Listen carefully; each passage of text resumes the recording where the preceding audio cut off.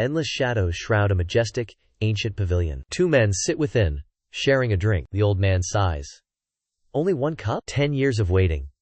Only one cup? Is your friendship truly this cold? This old man is Gui Lingzi. He pours wine. We were young then. He stares intently at his silent companion. His companion remains cold. Utterly stone-faced, the elder reflects. 40 years past? My first meeting with this man. He recalls those distant, faded memories. A young youth, radiating peerless heroic spirit. He begged Gui Lingzi for the regression technique. Gui Lingzi was absolutely stunned. The regression technique? A core art of the ghost sect. Crafted and guarded for centuries past, this forbidden technique was truly finished. Yet, he was forced to abandon it. 5 rare ingredients remained strictly essential. Gathering them was an impossible task. Hearing the youth's request, he smiled coldly. Very well. Bring me the required spirit items. Yin Thunderbell of Fenglei sect. Divine Illusion, Censor of Shenlong clan. Fire Carp Core. Demonic Spirit Soul. 5 million taels I can acquire. I thought these treasures were unattainable. He spent 10 years. Only one remained. He vanished into the dark void. I assumed him dead. Simply unbelievable. How did he gather such artifacts? The man raised his cup and took a sip. I thought that technique was truly cursed. It demanded such impossible, vile ingredients. I once truly considered ending your life. Gui Lingzi heard these words and fell into deep silence. When they first met, he was still young. Now, his temples have grayed. His presence is entirely changed. Did he sacrifice everything to gather ingredients for that regression technique? He took another drink to steady himself before speaking. Now tell me, why do you desire to return to the past? The man slammed his wine cup onto the table. His complexion shifted. His murderous aura erupted instantly. He gritted his teeth. Vengeance, he spat. Gui Lingzi was left utterly stunned. With your immense strength, is vengeance truly impossible in this timeline? Thang Yan did not deny it. That is correct. Gui Lingzi asked again, who is your enemy? Thang Yan replied with a grave expression. It is Huo Maki.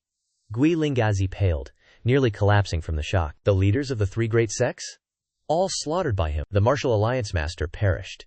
The evil sect leader fell. Even the heavenly demon died. Huo Maki is the world's absolute peak. He reigns over this entire era. He climbed to the summit over countless mountains of corpses. Gui Lingzi warned. He is unbeatable. Even returning to the past will change nothing. Thang Yan gritted his teeth, his resolve unshakable.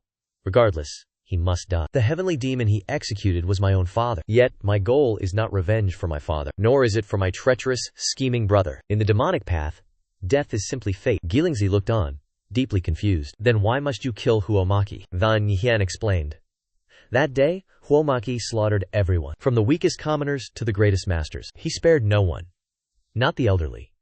Not even the children. He even slaughtered common pets and animals. Gui Lingzi interrupted him. Huo Mochi could never do that. I simply do not believe it. The youth remained completely calm. Believe it or not, I do not care. My current self cannot kill him. I must return to the past. Why kill children? I will demand answers. Persuaded, Gui Lingzi stopped his shuckle. If you succeed, may I ask one favor? The youth agreed. Tell me your request. Gui Lingzi stated. Seek me out, the youth asked. For what purpose? Stop my marriage. Even demons fear wedlock. The youth fell into a deep silence. He sat there, lost in his thoughts. A moment later, he erupted in laughter. I am serious. You must stop it. Tell me that I shall die alone. The youth fought to regain his composure. I understand. You have my word. Now, lead me to the ritual site. They stood up. The youth stumbled. Gui Lingzi reached out. Are you all right? A lost arm and eye. Cheap price. They quickly reached the 4 ritual artifacts. Gui Lingzi opened the box.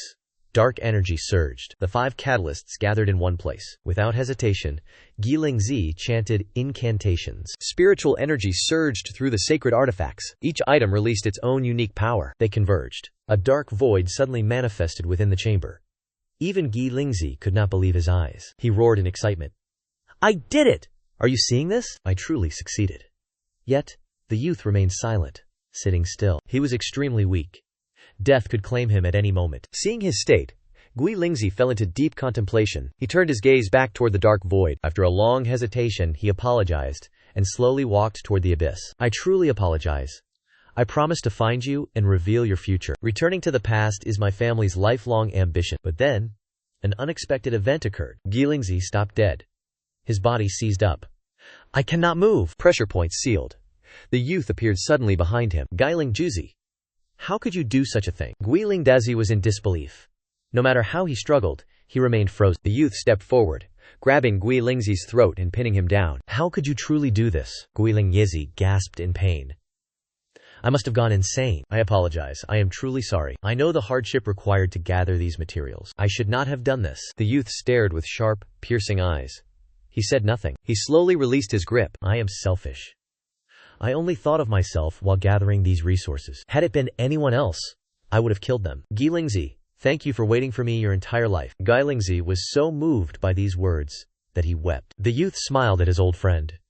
Gui Lingzi sobbed uncontrollably, tears falling like rain. I am sorry. His body suddenly stiffened and went completely still. The youth was stunned by this scene. He glanced behind him in a panic. Everything in the room had halted. Time had frozen completely. He could not comprehend what was happening. What kind of hell is this? Suddenly, a voice echoed in his ears. You have conquered every single trial. He turned to see an old man. Silver hair. Golden aura. Floating in midair. He asked with suspicion. Who are you? The elder replied. I can return you to the past. Who defies heaven's will? You believe treasures alone grant such power? The true essence is your grueling sacrifice. You sacrificed a lifetime. Forgiving the specter was the final test. It was the hardest trial. Yet you bypassed it easily. He waved his sleeve. Fulfill my wish.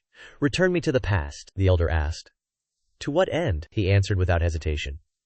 Kill the wicked. Save the innocent. The elder pressed on. Is that truly all you desire? He continued. I want to live a life with meaning. My hunger for the past stems from more than just vengeance. It is my deep regret. Then tell me. What is it you regret? The young man roared. Everything. My life was never mine.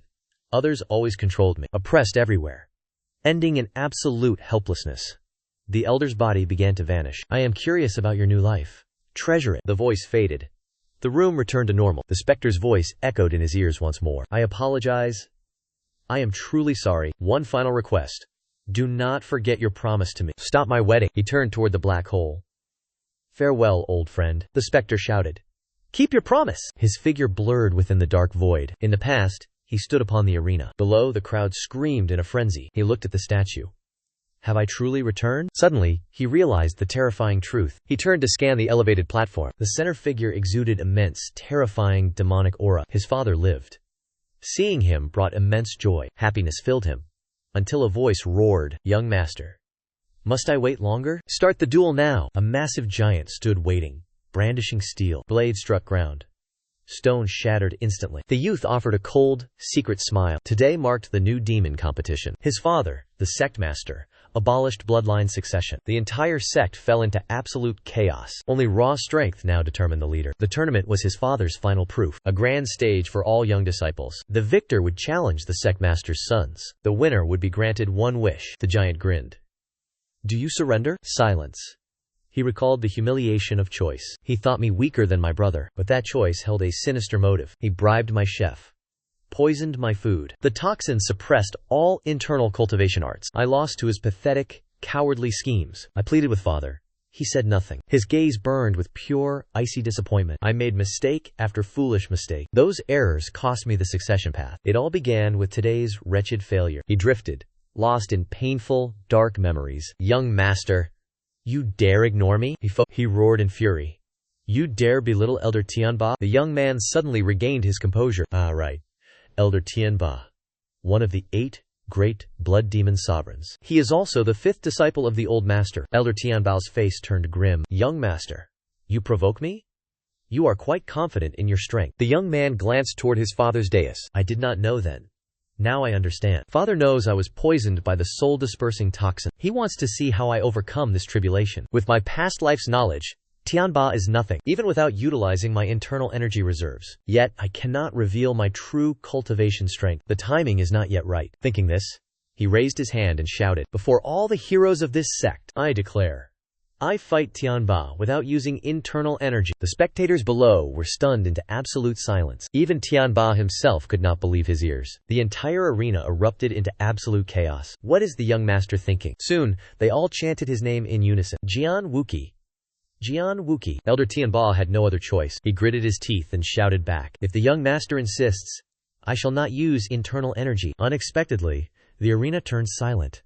The excitement vanished instantly. What is he saying? Neither of them using internal energy? How incredibly dull this will be. Truly boring and pathetic. Tianba gnashed his teeth in pure rage. Damn it, young master. This blade has no eyes. Be careful. Jian Wuqi felt his body. This youthful vessel feels strange. Will it obey me? Elder Tianba raised his blade.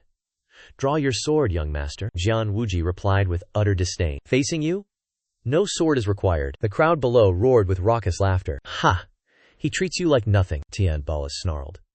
You are the sect master's son. I will not kill you, but I will claim your arm. He lunged forward, blades slashing through air. Jian Wuji remained unmoved. A simple sidestep. He evaded the strike easily. He thought, excellent. My reflexes are incredible.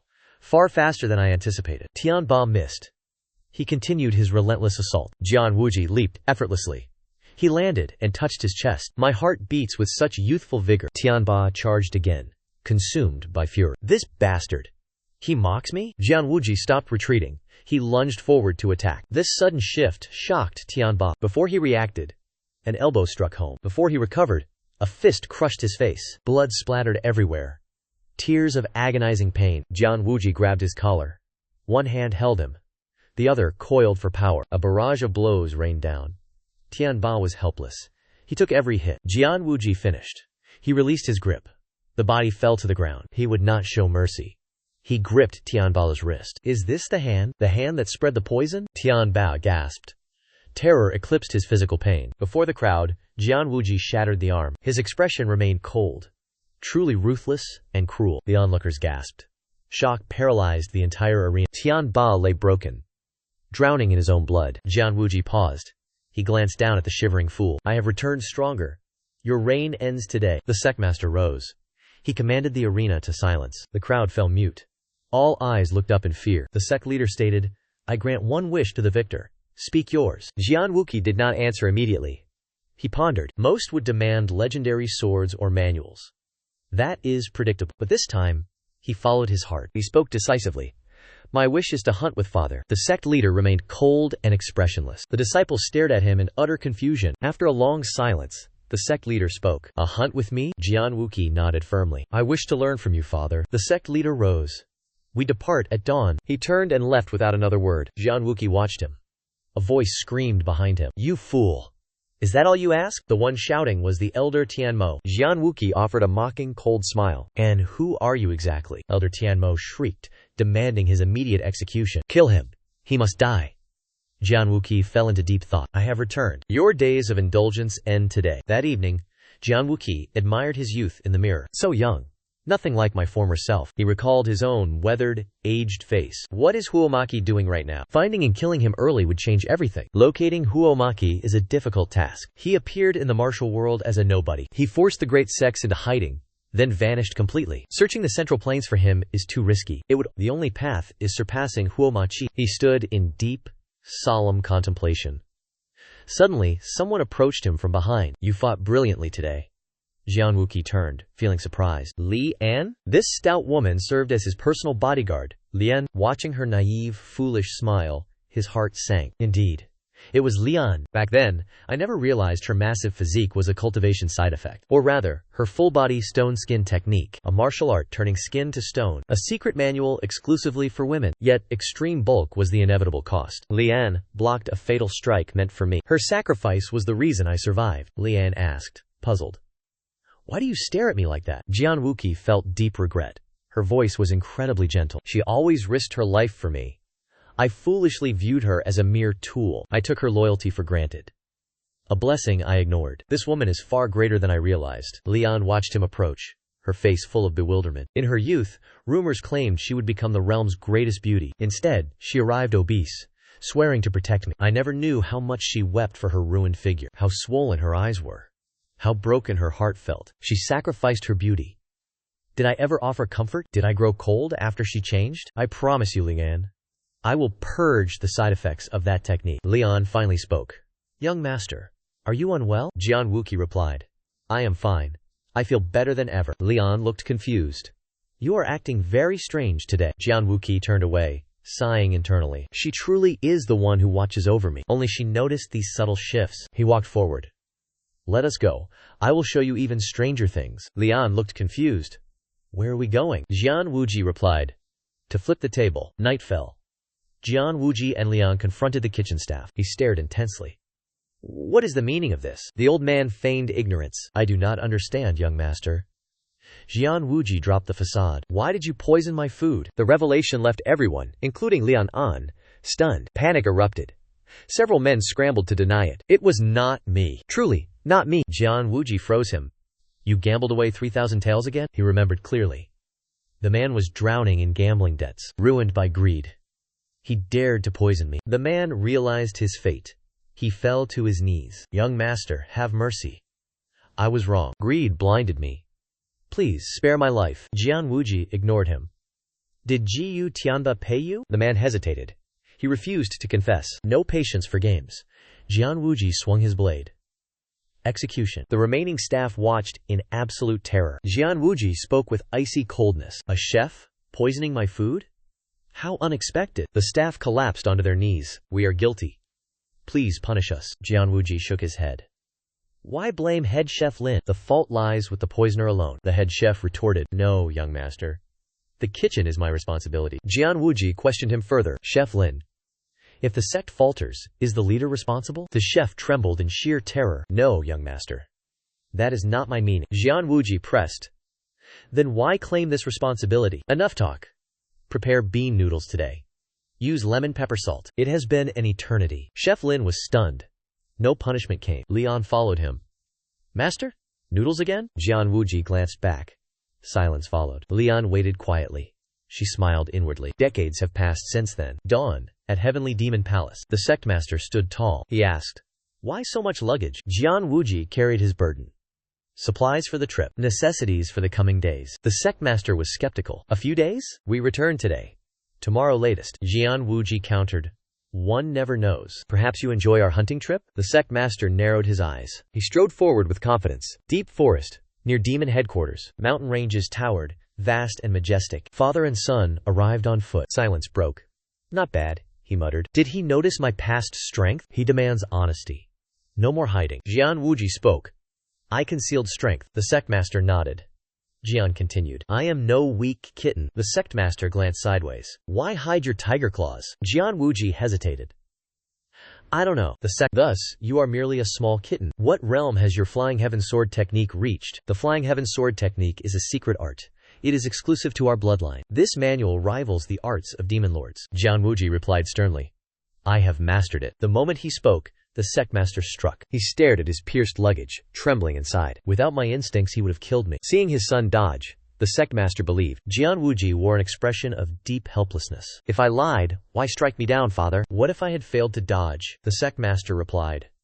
Punishment for all liars. If truly mastered, you must evade it. Jian Wuji grimaced, mourning his handsome, scarred face. The sect master fell into a deep silence. Was I too harsh just now? The sect master turned around after a moment. Reaching the peak at your age is commendable. They departed. Honored by his father, Jian Wuji smiled.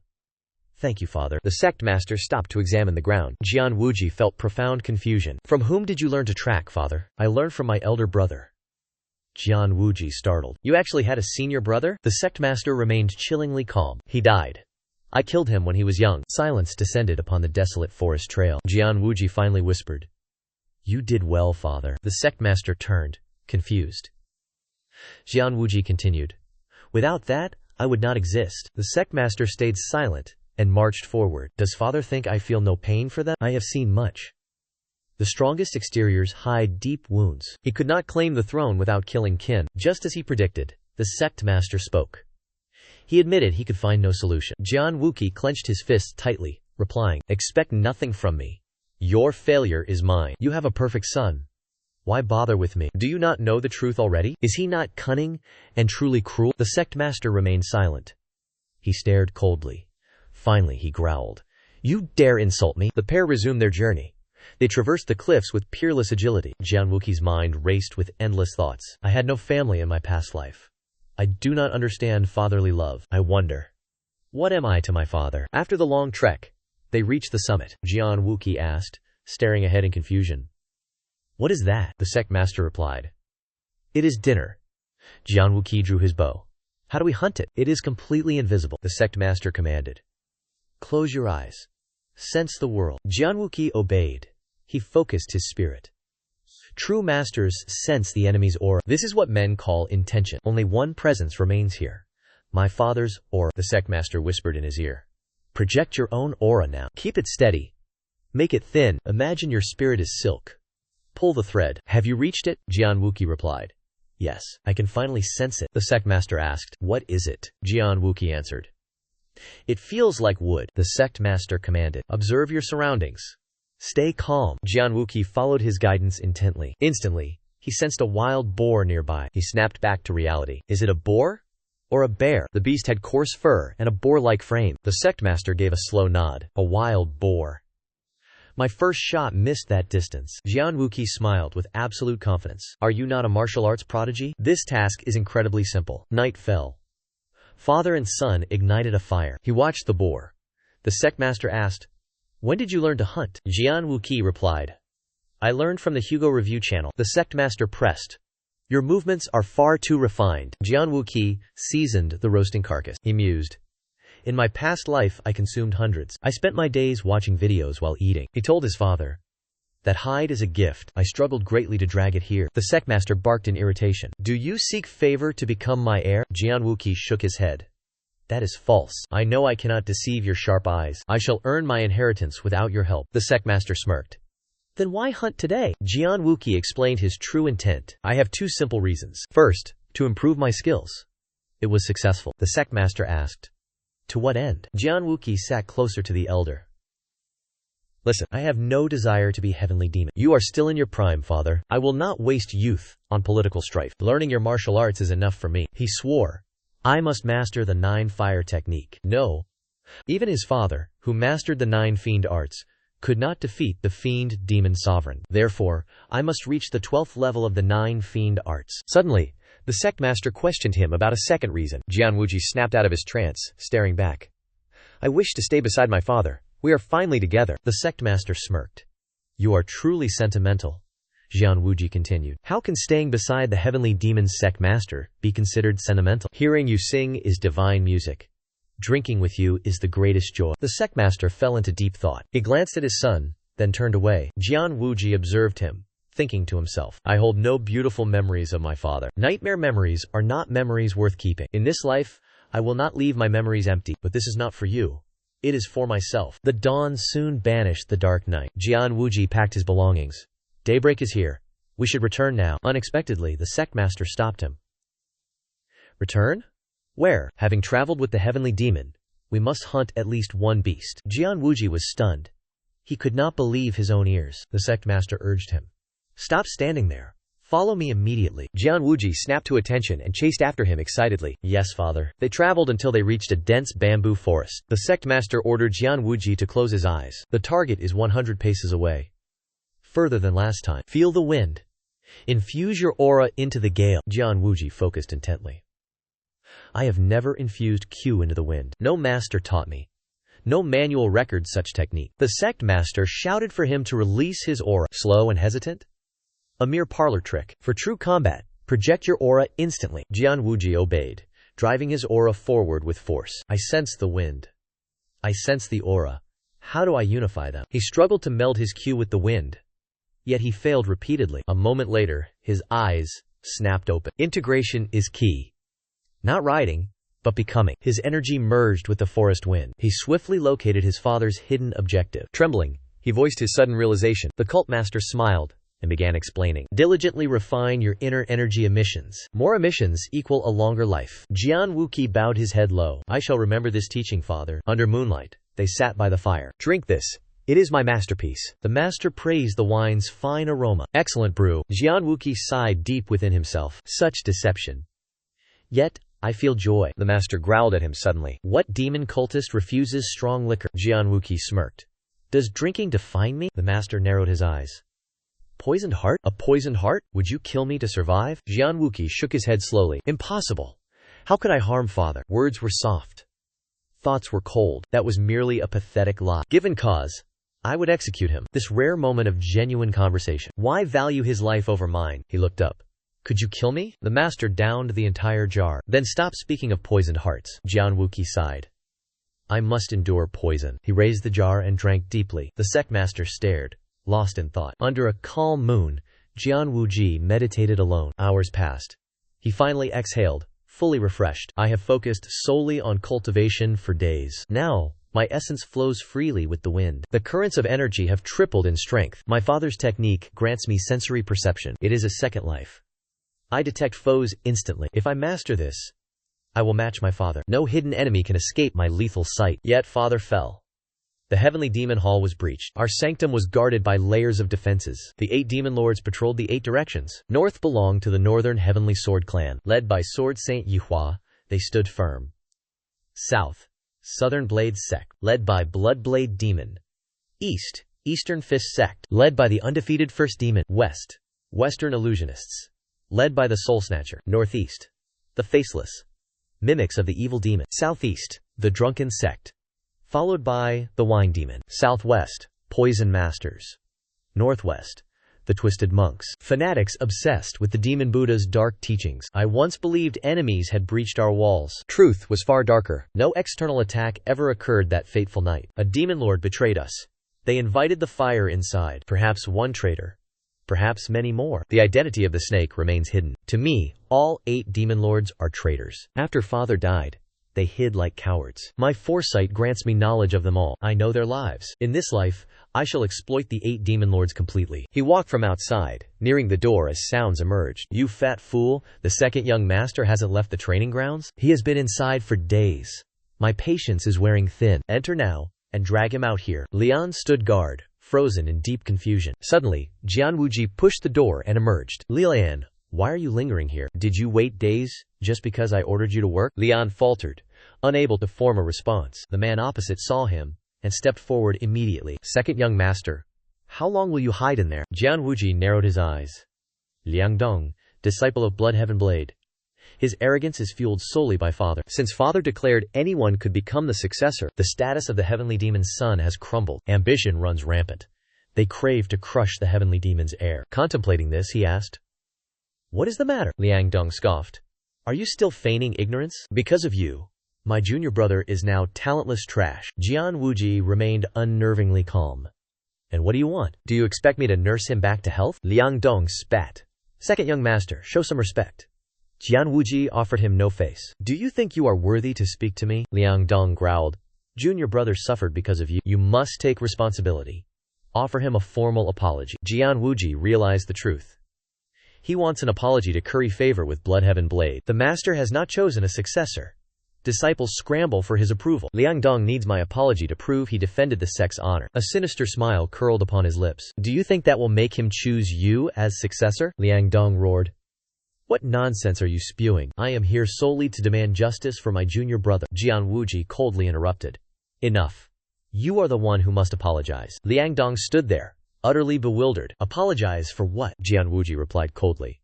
Apologize for insulting my subordinate. Apologize immediately. Lian herself was shocked by these words. Liang Dong stood akimbo, staring at her, confused. What did you say? Lian advised Jian Wuji. Young master, I am perfectly fine. Jian Wuji remained grim. He stepped forward. But I am not pleased. Lian fell into silence. Jian Wuji continued. Liang Dong, you insulted my subordinate. Kneel down and apologize right now. Liang Dong pointed and snorted. You want me to kneel before that fatty? Jian Wuji gritted his teeth. Dare you utter such nonsense again? Liang Dong shouted. Second young master, have you lost your mind? I would rather die than kneel. Jian Wuji laughed with ferocious intent. You seek death? Your wish is granted. I shall oblige. Without hesitation he drew his sword. Liang Dong and Lian were stunned by his decisiveness. Liang Dong could only mutter. Madman. Jian Wuji raised his blade, speaking coldly. Kneel and apologize to live. Fight me and die. Make your choice. Remember, your master will not be pleased if you flee. Liang Dong asked. You do this for that fatty? Jian Wuji replied. My subordinate is worth protecting. Seek your revenge if you must, but you shall not insult my own. Lian was moved. She stared at him, stunned. Liang Dong laughed wildly. You would die for that fatty? Jian Wuji sneered. My subordinate deserves it. Liang Dong drew his great blade. 2 youths stepped forward, panicked. Senior brother, stop this. Lian attempted to intervene, but he silenced her instantly. Both men gripped their weapons, locking eyes with cold hostility. Liang Dong snarled. You are the sect master's son. I will take your arm. Jian Wuji remained cold, unmoved. The onlookers watched with growing dread. Liangdong condensed his aura upon his blade. He slashed toward Jian Wuqi's head instantly. Jian Wuqi dodged the strike with speed. Before he reacted, the sword pierced him. Both factions were shocked beyond measure. Jian Wuqi scoffed, his expression cold. That mouth insulted my subordinate. You die for that foul tongue. Jian Wuqi claimed Liangdong's life. Blood sprayed onto the ground. Jian Wuqi remained completely emotionless. The two survivors rushed toward the corpse. Young master, can you bear this consequence? Jian Wuqi ignored the empty threat. Your tongue mimics your dead senior. Recount the events exactly as happened. Add lies? I hunt you tonight. Do not dream of escaping alive. Terrified, they carried the corpse away. Lian approached Jian Wuqi, whispering, Young master, what is your plan?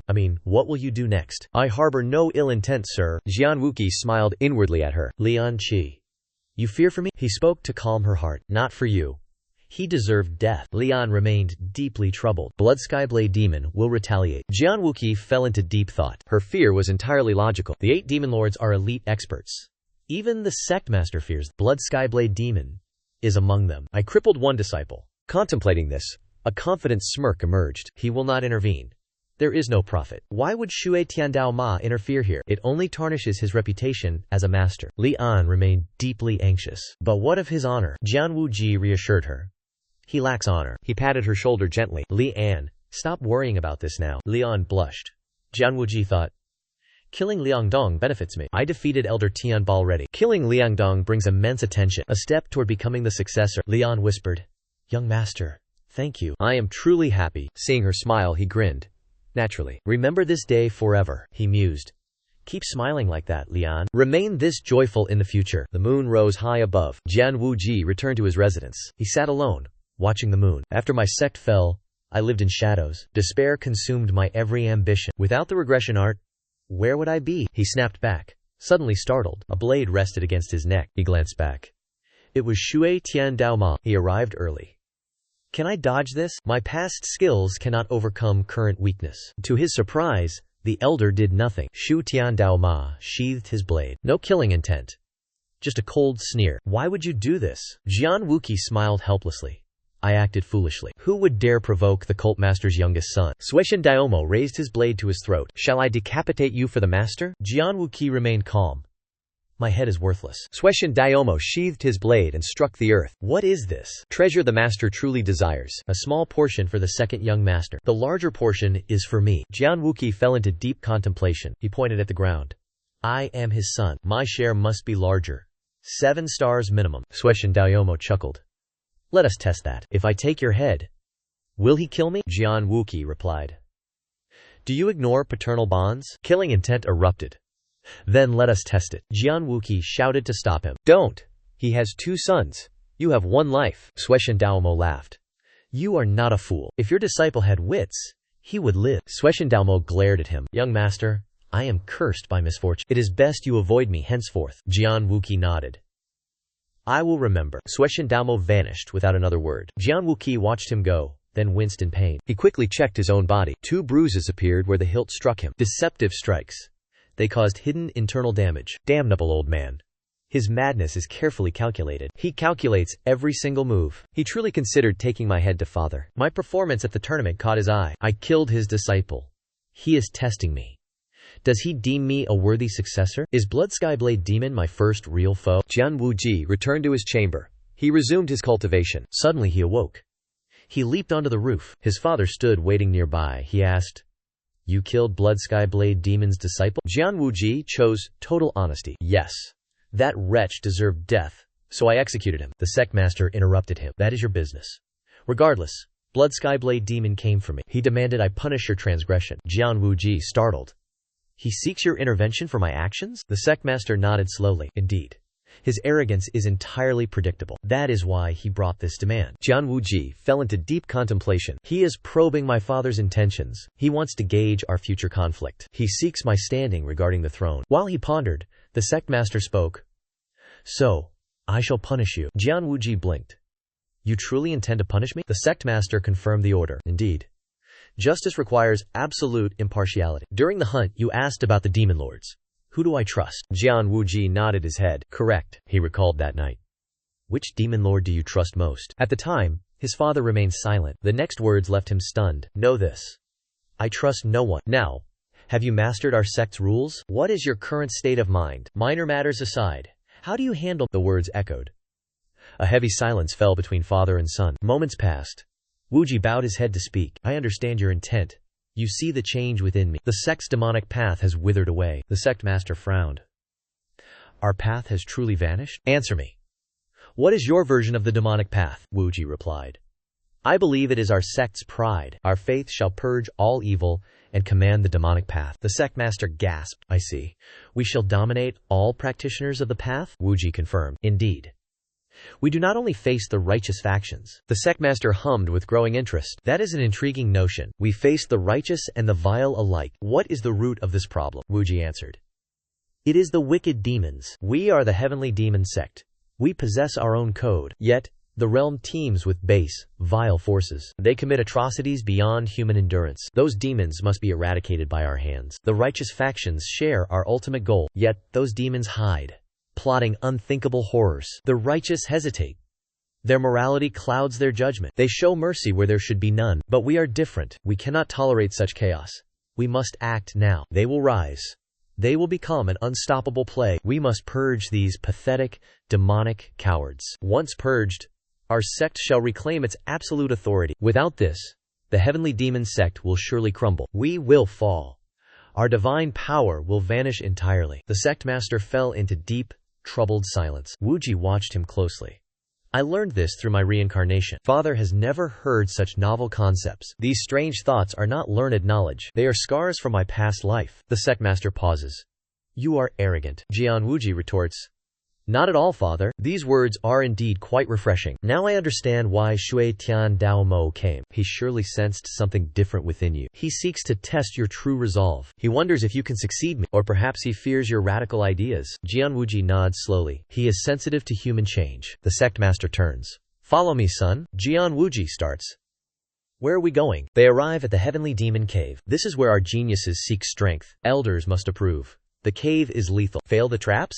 You will die here. Success rate is barely 50%. Countless geniuses have perished in this abyss. Even the ambitious eldest brother fears this. Yet to rule, one must conquer this. He asks, you want me inside there? At your age I entered this cave. How long did you stay inside, father? 2 months. Jian Wuji gasps. His talent is immense. He is our sect's eternal prodigy. Even he required 2 full months. That was incredibly fast. In truth, many take years to emerge alive. Most perish within these cursed walls. Jian Wuji hesitates. Must I enter now? The sect leader replied. Did I not say I would punish you for killing that disciple of the Bloodheaven Blade demon? Upon hearing this, Jian Wuqi's mind suddenly cleared. So, you wish to test and punish me by sending me into the heavenly demon cave? Do you think you can survive the treacherous traps within? Or will you perish inside that abyss? Contemplating this, a confident smirk tugged at his lips. I understand. I will escape the heavenly cave as swiftly as possible. The sect leader smiled, satisfied. I pray you emerge safely. Jian Wuqi immediately stepped into the depths of the cave. He pondered. What kind of place is this heavenly demon cave that claims so many lives? Inside the corridor, countless pillars glowed with an eerie, ghostly blue light. Jian Wuqi glanced toward a corner of the cavern. He focused his attention on a stone tablet erected there. 1. Slay enemies without using your sword or sword intent. 2. If you fail, you must wait 10 days to try again. 3.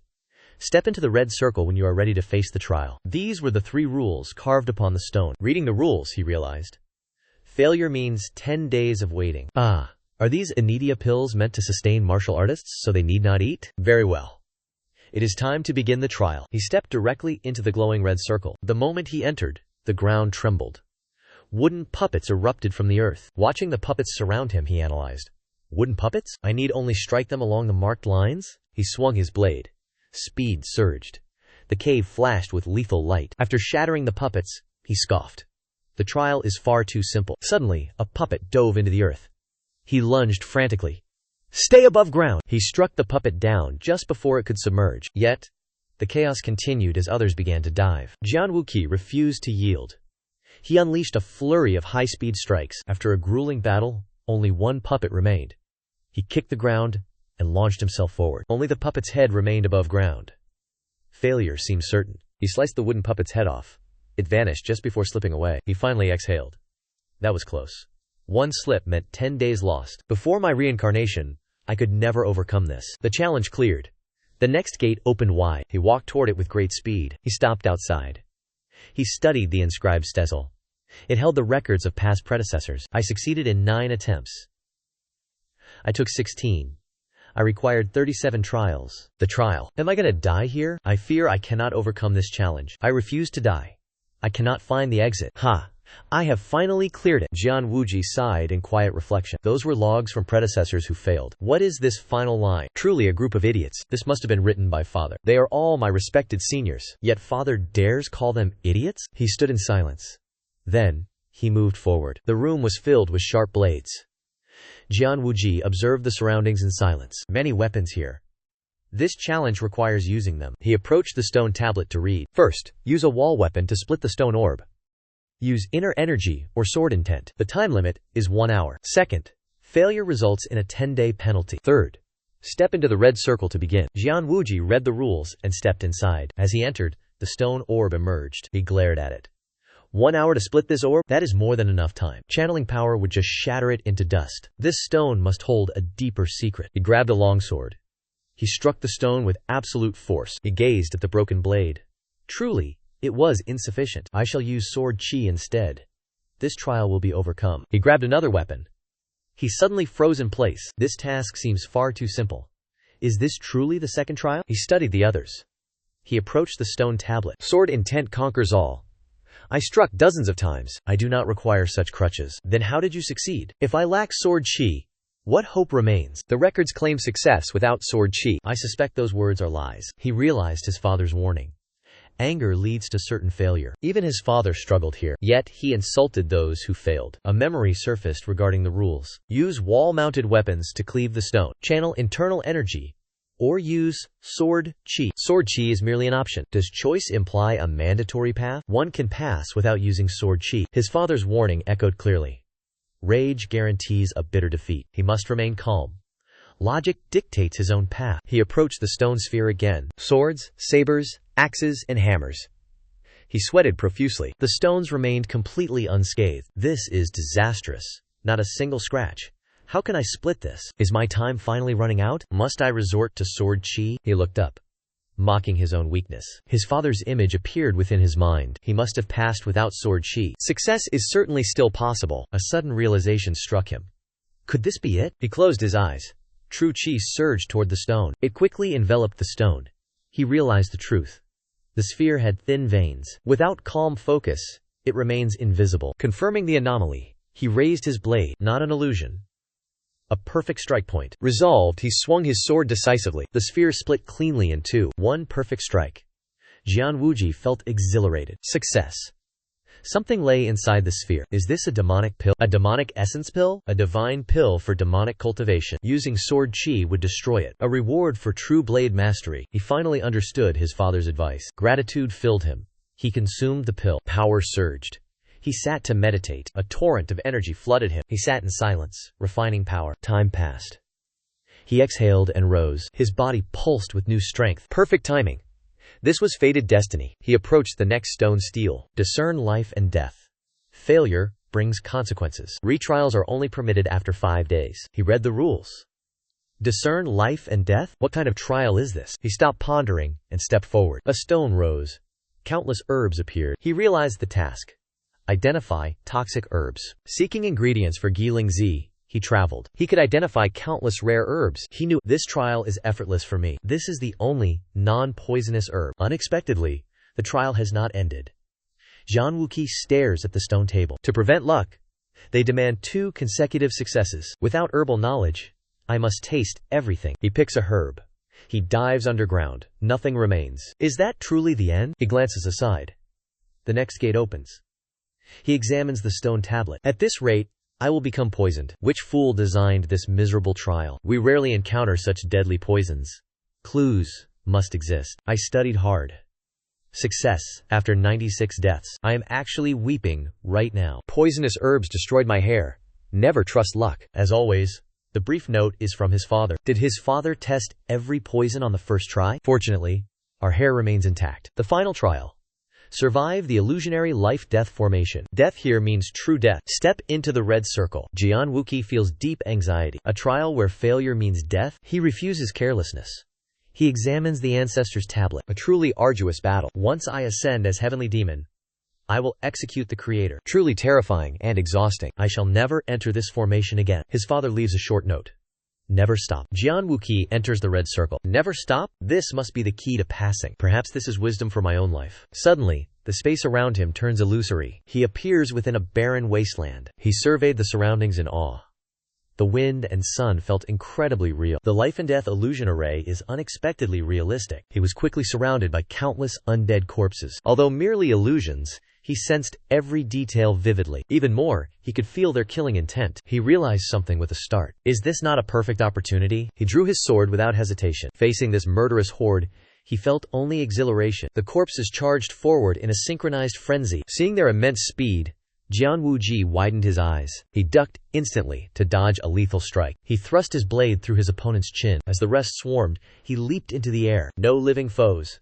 Strike without restraint. Thanks to the demon essence pill, my inner energy flows freely. Still, these corpses are far too numerous. As they surged forward, Jian Wuji stood still and sighed. Azure light exploded outward as the corpses converged upon him. In a blink, he shredded the horde into ruin. He lowered his sword and let out a breath. Is it finished already? If this is all, it is truly pathetic. A smirk formed.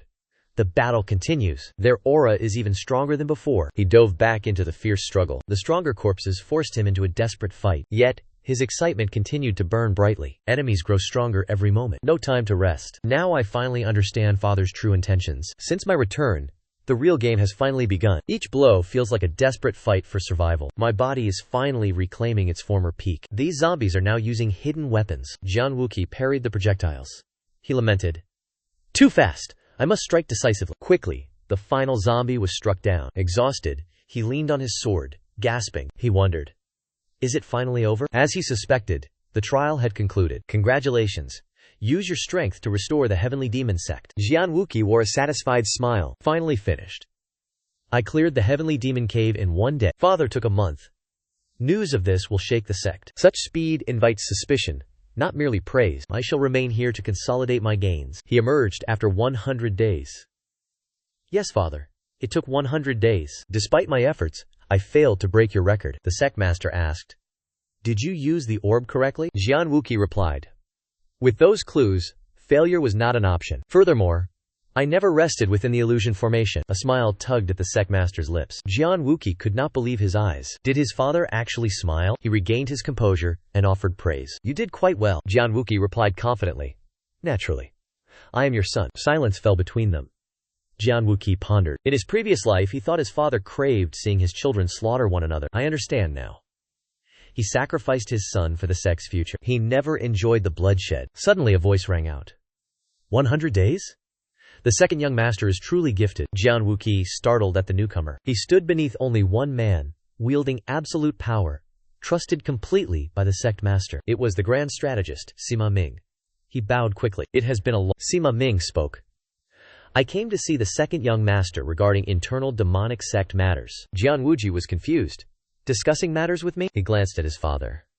Why does the grand strategist involve me? Is this not my father's true intent? Sima Ming continued.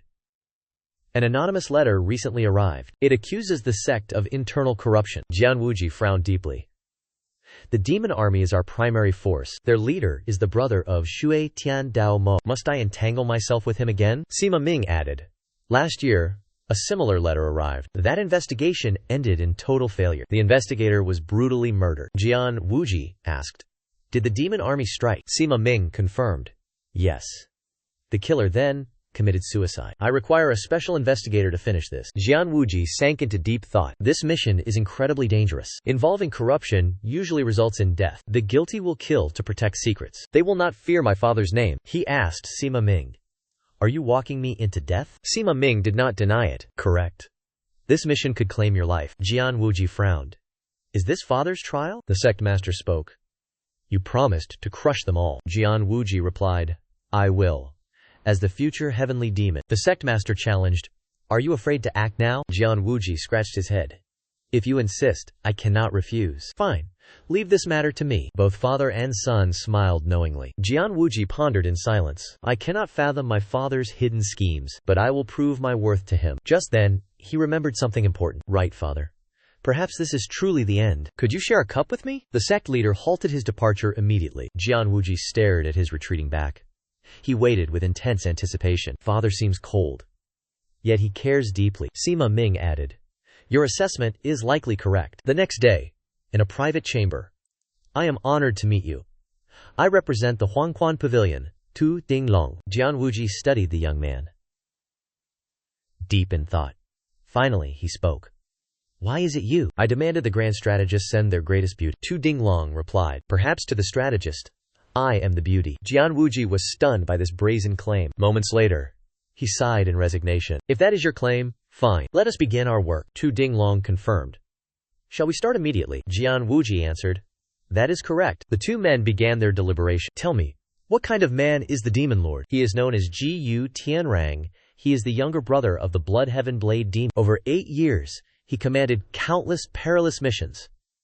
He succeeded every single time. He transformed a small faction into a legendary, elite army. Jian Wuji asked, did he manage all affairs well? Tu Dinglong nodded. Indeed, he did. Jian Wuji stopped walking.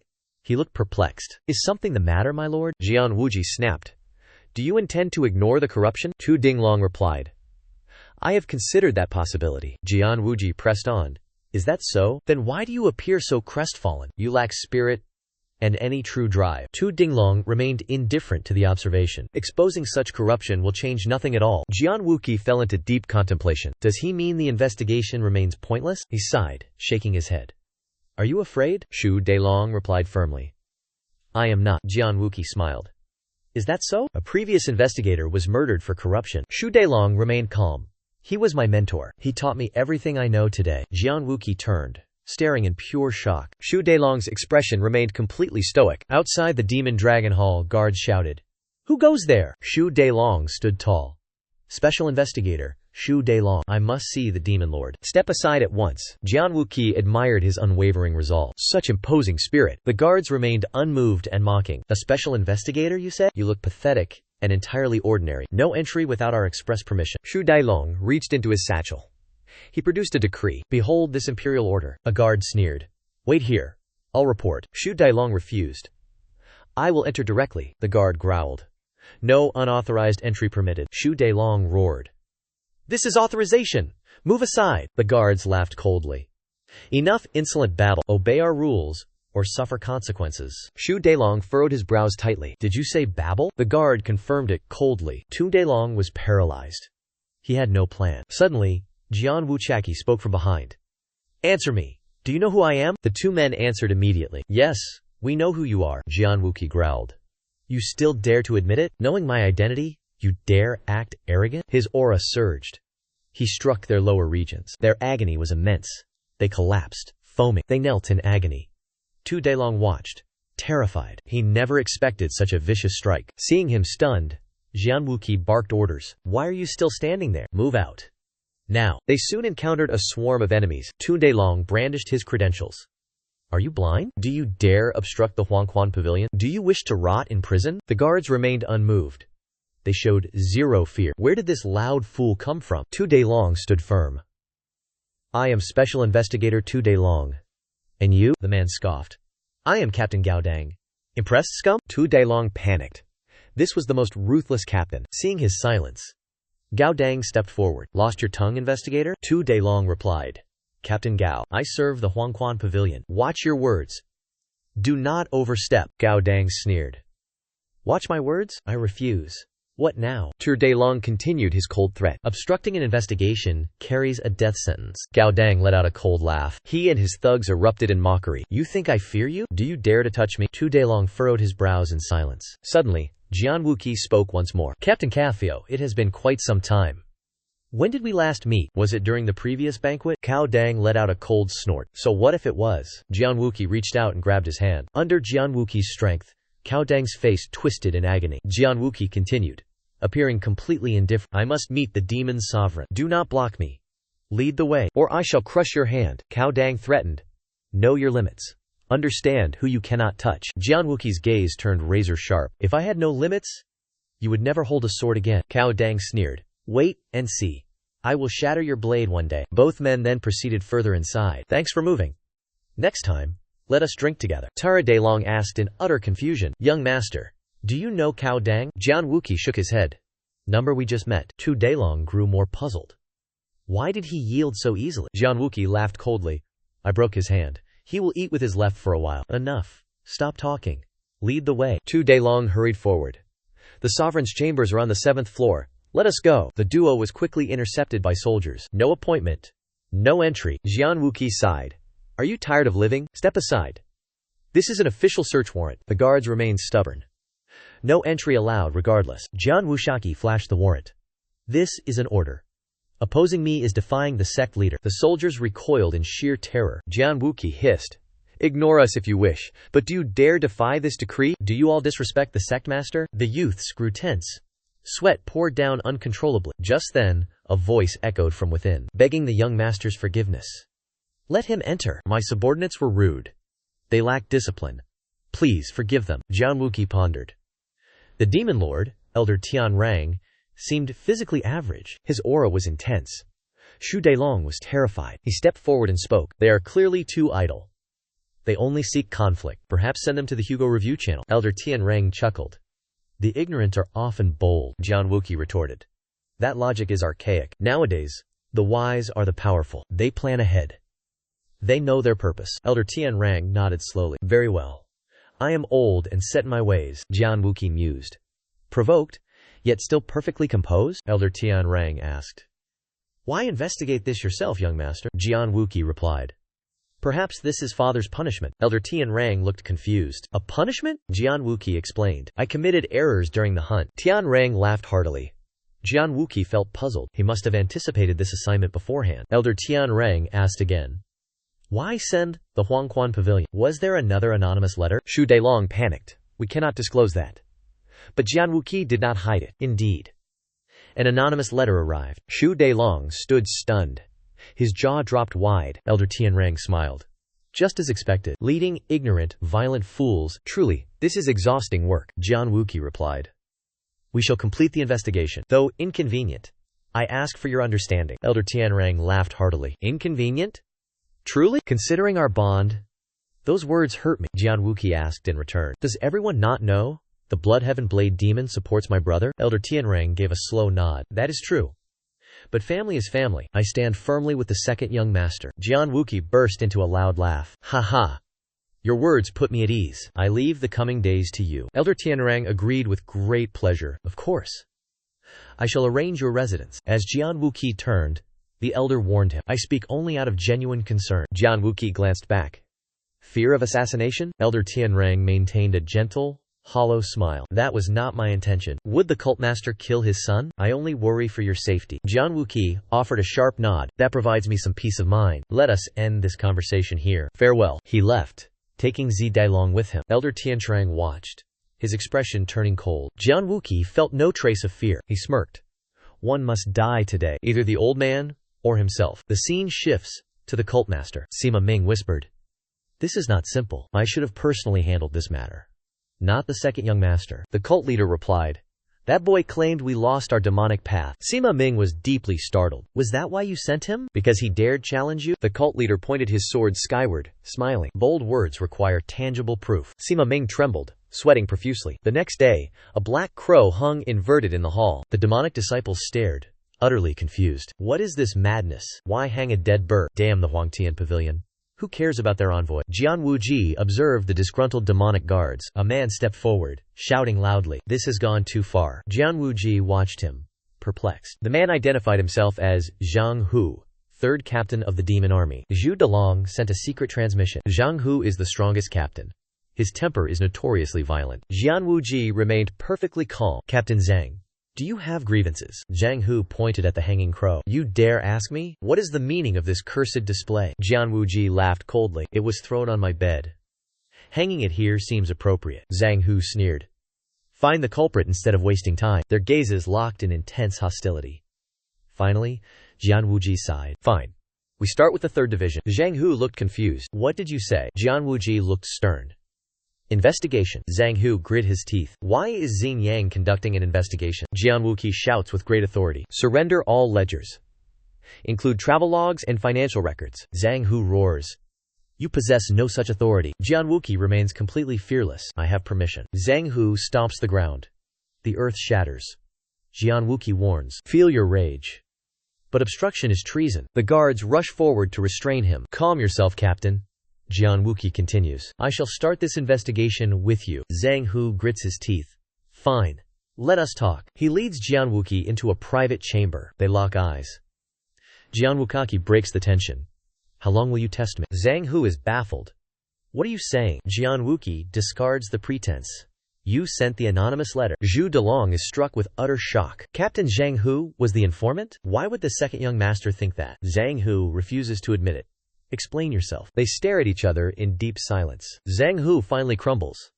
How did you know? Jian Wuqi explains the truth. You interfered in matters outside your jurisdiction. It was to divert the demon lord's suspicion. Furthermore, your subordinates possess unmatched discipline. When they hung the crows, they remained silent. Your concern for them proved your nature. Insight reveals all.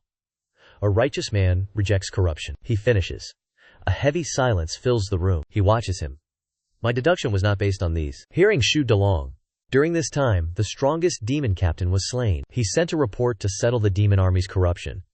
Ultimately, he was murdered by his own kin. Zhang Hu explained. I doubted the letter's efficacy, so I omitted the details. I never expected the second young master to lead the investigation. Jian Wuqi asked. How do you feel about my arrival? Zhang Hu grew solemn. It is embarrassing to admit this. I thought we were completely finished. Jian Wuqi did not show anger. Instead, he smiled. Is brutal honesty the trend these days? Regardless. I like it. Zhu Delong spoke. The second young master is younger than us. Jian Wuqi was startled. That is true, is it not? What exactly is transpiring here? Zhang Hu quickly revealed the entire truth. The demon lord exploits the army for greed. He accepts bribes to order assassinations. Jian Wuqi and his companion were both stunned by the revelation. Jian Wuqi pondered. I assumed he only took bribes from local sects. This is dire. Utilizing elites like the demon army is already a grave offense. Furthermore, they are not easily bought with mere coins. Zhu Delong asked in confusion. How could this be possible? Jian Wuqi interrupted. Many within the army are involved, including the first captain. Zhang Hu was shocked. How do you know that? Jian Wuqi explained. Just as I mentioned to the third captain, they were the first to block us and the loudest to curse the corpses. How did you discern this? Zhang Hu lowered his head in despair. During a previous investigation, my close comrade, the man who supposedly committed suicide after killing the envoy, sent the first report. He was my dearest friend. Jian Wuqi asked. How close were you two? Zhang Hu gritted his teeth. We were martial brothers. He was family. Jian Wuqi asked. Who do you believe killed him? Zhang Hu replied. The demon lord orchestrated it. The first captain dealt the blow. Jian Wuqi narrowed his eyes. This corruption was truly massive. It involved the demon lord and the sect. Even the envoy's assassination. Do Father and Sima Ming know? They have surely guessed the truth. That is why they sent me here. They must test my strength against the demon lord. He sighed deeply. You have a loyal friend. Zhang Hu sighed. If I were loyal, I would have fought when he died. Jian Wuqi stared at him intently. Captain Zhang. Thank you for your courage. Zhang Hu trembled. He could no longer hold back his tears. Jian Wuqi and Zhu Delong shared a look of sympathy. Jian Wuqi bowed his head. You represent hope for our sect. I desire a sect led by men like you. He died in the past. Not today. Saving lives is my path. Their conversation ended. The two men departed. Zhu Delong spoke. You defy all the rumors. Jian Wuqi seemed puzzled. What rumors did you hear? They say you are unfit for the heavenly demon position. My deepest apologies, young master. Jian Wuqi shook his head. Do not worry. I take that as a compliment. To be unfit is a blessing. This sect rules only through mindless violence. This sect must change now. Zhu Delong watched the youth, lost in heavy thought. Jian Wuqi contemplated. Without change, our clan faces total annihilation. We wait only for our inevitable demise. The next dawn, a Huangquan pavilion disciple rushed forward. Disaster! Please come quickly! He said nothing more. He sprinted after the disciple. Zhu Delong lay bleeding. Jian Wuqi shouted for them to cease. Zhu Delong! Who wounded you so gravely? Zhu Delong glanced behind him, trembling with concern. I am fine. My comrade is gravely injured. Jian Wuqi knelt to inspect him. His ribs are shattered. Take him to the infirmary immediately. Soon, only Jian Wuqi and the demon lords remained. Jian Wuqi demanded an explanation. What is the meaning of this? Are you the first squadron captain? Cao Dang admitted it coolly. Yes. It was me. Jian Wuqi barked back. Why harm the Imperial Heaven Pavilion envoy? Cao Dang retorted. We accidentally collided in the hallway. He refused to apologize. So I taught him a lesson. Jian Wuqi fumed. You collided? Even if he apologized, you would strike. Cao Dang did not deny it. That sounds about right. Huh? Jian Wuqi spoke abruptly. You are poison. Cao Dang looked confused. What do you mean poison? Jian Wuqi's expression turned icy. You treat your own subordinates like poison. Cao Dang remained perplexed. What nonsense are you spouting? Jian Wuqi asked him. Cao Dang, did you not kill sect warriors like this last year? The year before, you caused a tavern brawl. 3 men died. They were low-ranked warriors. The Demon Lord covered your crimes. Cao Dang sneered. Fools who disrespect the Demon Lord are everywhere. Jian Wuqi questioned him again. Are you aware of this fact? I have the authority to execute you immediately. Cao Dang's face twisted. The atmosphere turned deathly silent. After a moment, Cao Dang laughed again. Authority is worthless? If you lack the... Jian Wuqi narrowed his eyes, plotting silently. This is the exact poison I mentioned. An arrogant fool, trapped by his own pride. Normally, he should remain highly vigilant. Instead, he performs for his subordinates. Yet he fails to realize his true danger. Jian Wuqi immediately stepped forward. Witnessing this, Cao Dang's faction grew intensely nervous. Every single guard gripped their hilts, ready to strike instantly. Standing safely behind his men, Cao Dang sneered. Strike me, and you strike the entire demon army. I truly wonder where you find such foolish courage. Jian Wuqi mocked him. At least I never hide behind subordinates. Cao Dang raised his heavily bandaged right arm. I am merely injured. You are exceptionally lucky. Jian Wuqi raised his own hand. I will not use my right arm either. Let us battle fairly. Hearing this, the smirk vanished from Cao Dang's face completely. Run to the cult leader if you get wounded? Jian Wuqi chuckled darkly. Even if I perish, I demand no retribution. I swear it. Shu Delong urgently transmitted his voice, filled with anxiety. What are you planning to do? Cao Dang instantly unsheathed his blade, his face contorting with rage. Fine. Let us settle this in blood. Shu Delong sent another frantic voice transmission. Caution! Cao Dang is a master of the left-handed sword. Jian Wuqi analyzed calmly. He is clearly entirely confident in his hidden skill. Jian Wuqi drew his sword next. Both sides watched in absolute, breathless tension. Cao Dang initiated the assault, executing a ferocious slash. Jian Wuqi leaped aside, evading effortlessly. The fool pressed the attack ruthlessly. Yet, Jian Wuqi dodged every single strike with perfect ease. Finding a critical opening, our protagonist lunged forward in a lightning-fast counterattack. A single, clean strike severed Cao Dang's arm completely. The arrogant fool screamed in agonizing, horrific torment. However, his screams were cut short. Jian Wuqi slammed his heavy hilt directly into the fool's mouth. With merely 2 moves, Cao Dang collapsed, utterly crushed and incapacitated. Seeing their master fall, his subordinates drew their blades, roaring for immediate vengeance. Forward, brothers! Protect the captain! From behind, Shu Delong shouted in pure panic. Second young master, look out! Jian Wuqi completely ignored these worthless lackeys. None could perceive how his blade moved. Within a mere breath, blood sprayed violently across the ground. The entire squad collapsed simultaneously into pools of blood. Every witness present was gripped by unspeakable, horrifying dread. Jian Wuqi declared ice coldly. The crime of the deceased is high treason. Writhing on the earth, Cao Dang desperately wheezed, pleading for mercy. Jian Wuqi glared down. Do you know what became of the families you butchered last year? Cao Dang remained utterly speechless, paralyzed by fear. Jian Wuqi pressed on. You could never know. Because a worthless, good-for-nothing like you never cared. Fatherless, childless, widowed. Do you think they lived well? Cao Dang whimpered in terror. I was wrong. Jian Wuqi stomped down ruthlessly. Gore exploded instantly. Shut your mouth, you bastard. The crowd trembled in fresh horror. Jian Wuqi barked. Who are you to slaughter our cult's warriors? Moments later, inside a lavishly decorated chamber, several courtesans played instruments, singing haunting melodies. Before them, numerous dancers performed with wild abandon. Upon the raised platform, Elder Tianxiang poured wine for Jian Wuqi. It seems the second young master had a slight dispute with the youngsters. Jian Wuqi replied smoothly. Merely a minor collision. Elder Tianxiang sighed. Not entirely terrible. That captain was a vile bastard anyway. Jian Wuqi cursed internally. This old fool is pure, talentless garbage. He branded his own trusted subordinate a criminal, abandoning all thoughts of vengeance. Elder Tianxiang downed his cup, sighing with feigned emotion. I understand this was done for the investigation. Yet, executing a captain of the demon army seems rather excessive, does it not? Well, have you reached a final conclusion yet? 1 captain and 3 subordinates? Is that still insufficient? Jian Wuqi remained profoundly composed. I appreciate your immense concern, Elder. I desired a swift conclusion, But an unexpected complication arose. Elder Tianjiang frowned deeply. What sort of complication? Jian Wuji sighed heavily. A severe lack of evidence. An official investigation requires absolute proof to present to the higher authorities. Elder Tianjiang poured more wine. Simply fabricate some evidence and submit it. Jian Wuji countered. That is precisely where the trouble lies. An anonymous letter arrived, accusing the first squad of accepting outside contracts. This is not a matter I can easily overlook. I require genuine proof to conclude this investigation, he thought silently. Only when you surrender the evidence can I end this game. Moments later, at Zhu Delong's quarters. Why has the second young master arrived here? Jian Wuji questioned. I came to check on the wounded man. Why the shock? Zhu Delong glanced behind him, explaining quickly. The demon physician is currently treating him inside. Ah, yes. My deepest thanks for summoning the demon physician here.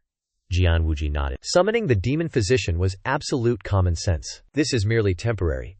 We shall walk this path together for a long time. Right at that moment, another voice echoed from within. Has the second young master arrived? The one speaking was the old demon physician himself, the peerless divine doctor of the demon cult, known to all as the demon physician. Not just anyone could obtain his miraculous medical treatment. Only the supreme figures of the cult received his care. Jian Wuji turned to him, inquiring about the man's current condition. The demon physician replied, Fortunately, it is not life-threatening.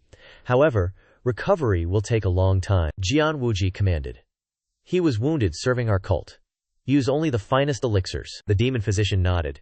It shall be done as you decree, young master. Jian Wuji suddenly froze, noticing the strange looks on their faces. Every single person stared back with joyful expressions, offering their profound thanks. Unaccustomed to such immense gratitude, Jian Wuji coughed off. Tu Dailong finally remembered to ask, What did the demon lord say? Jian Wuji replied, He wants a report.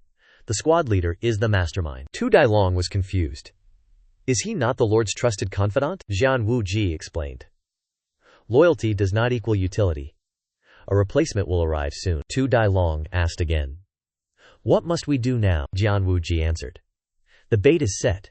Watch events unfold. Tu Dailong was deeply bewildered. A bait? Jian Wuji smiled. I will explain later. Tu Dailong asked. What is my task? Jian Wuji spoke coldly. Drink with me. Then watch the channel. Tu Dailong was stunned. Then he smiled. Today, drinks are on me. The next day, Jian Wuji studied ledgers while listening to the report. This was found at the demon lord's residence. A list of assassinations for hire. It was found at the squad leader's home. Jian Wuji smiled. The fish has bitten, he commanded. Find the smartest subordinate. Surely someone knows the truth. He is the true culprit. I must visit the demon lord again. Delay until the boy moves. He approached Elder Tianrang. I found evidence at the squad leader's estate. Elder Tianrang was thrilled. Excellent work. Since it is finished, let us celebrate. We shall drink at our usual spot. Jian Wuji shook his head. One final matter remains. Elder Tianrang frowned. What is it now? Jian Wuji explained. The demon faction provided this evidence. We did not find it ourselves. Elder Tianrang was confused. Does that truly matter? Jian Wuji replied. It matters greatly. The grand strategist is no fool. If this comes from them, my investigation is compromised. Elder Tianrang considered this. The logic seemed sound. How does the young master intend to proceed? Jian Wuji replied. I will feign an investigation. In the coming days, I shall stage a massive inquiry. I require your full cooperation, monarch. What say you? It must appear as a formal, legitimate inspection. I shall only examine some common records. Elder Tianrang waved his hand. Very well. My subordinates shall cooperate. Jian Wuji smirked.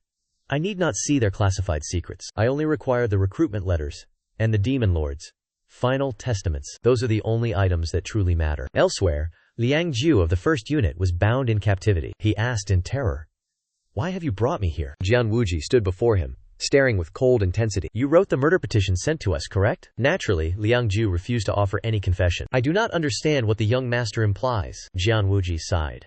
You follow orders. You know nothing. Therefore, honesty is your only path. Liang Jiu remained stubbornly defiant. I did nothing. I received no such orders. Jian Wuji continued. I understand your difficult position. You fear death at the demon monarch's hands. Very well.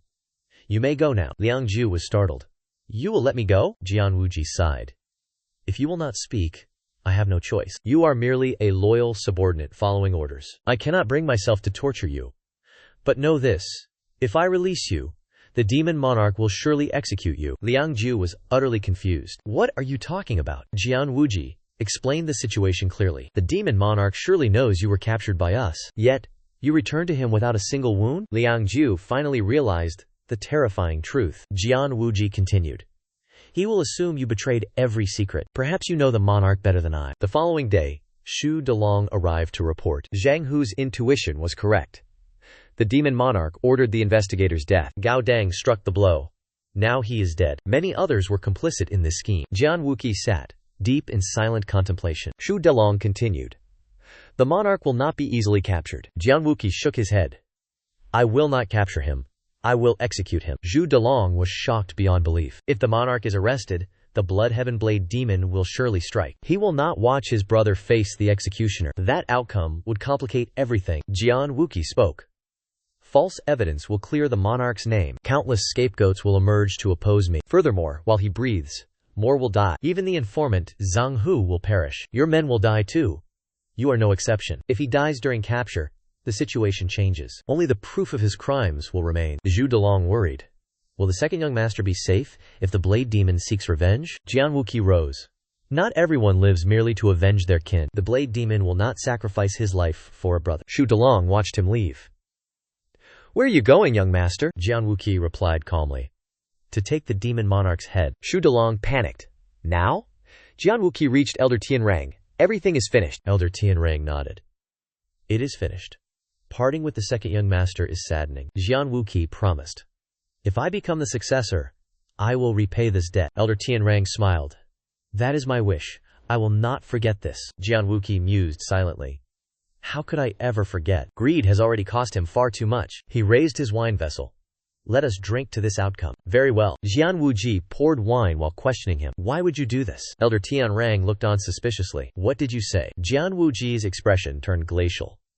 Your wealth could last 10 lifetimes. Why turn the demon army into mercenaries? Elder Tianrang frowned and set his cup down. You should ask the deceased team leaders. Jian Wuji shook his head.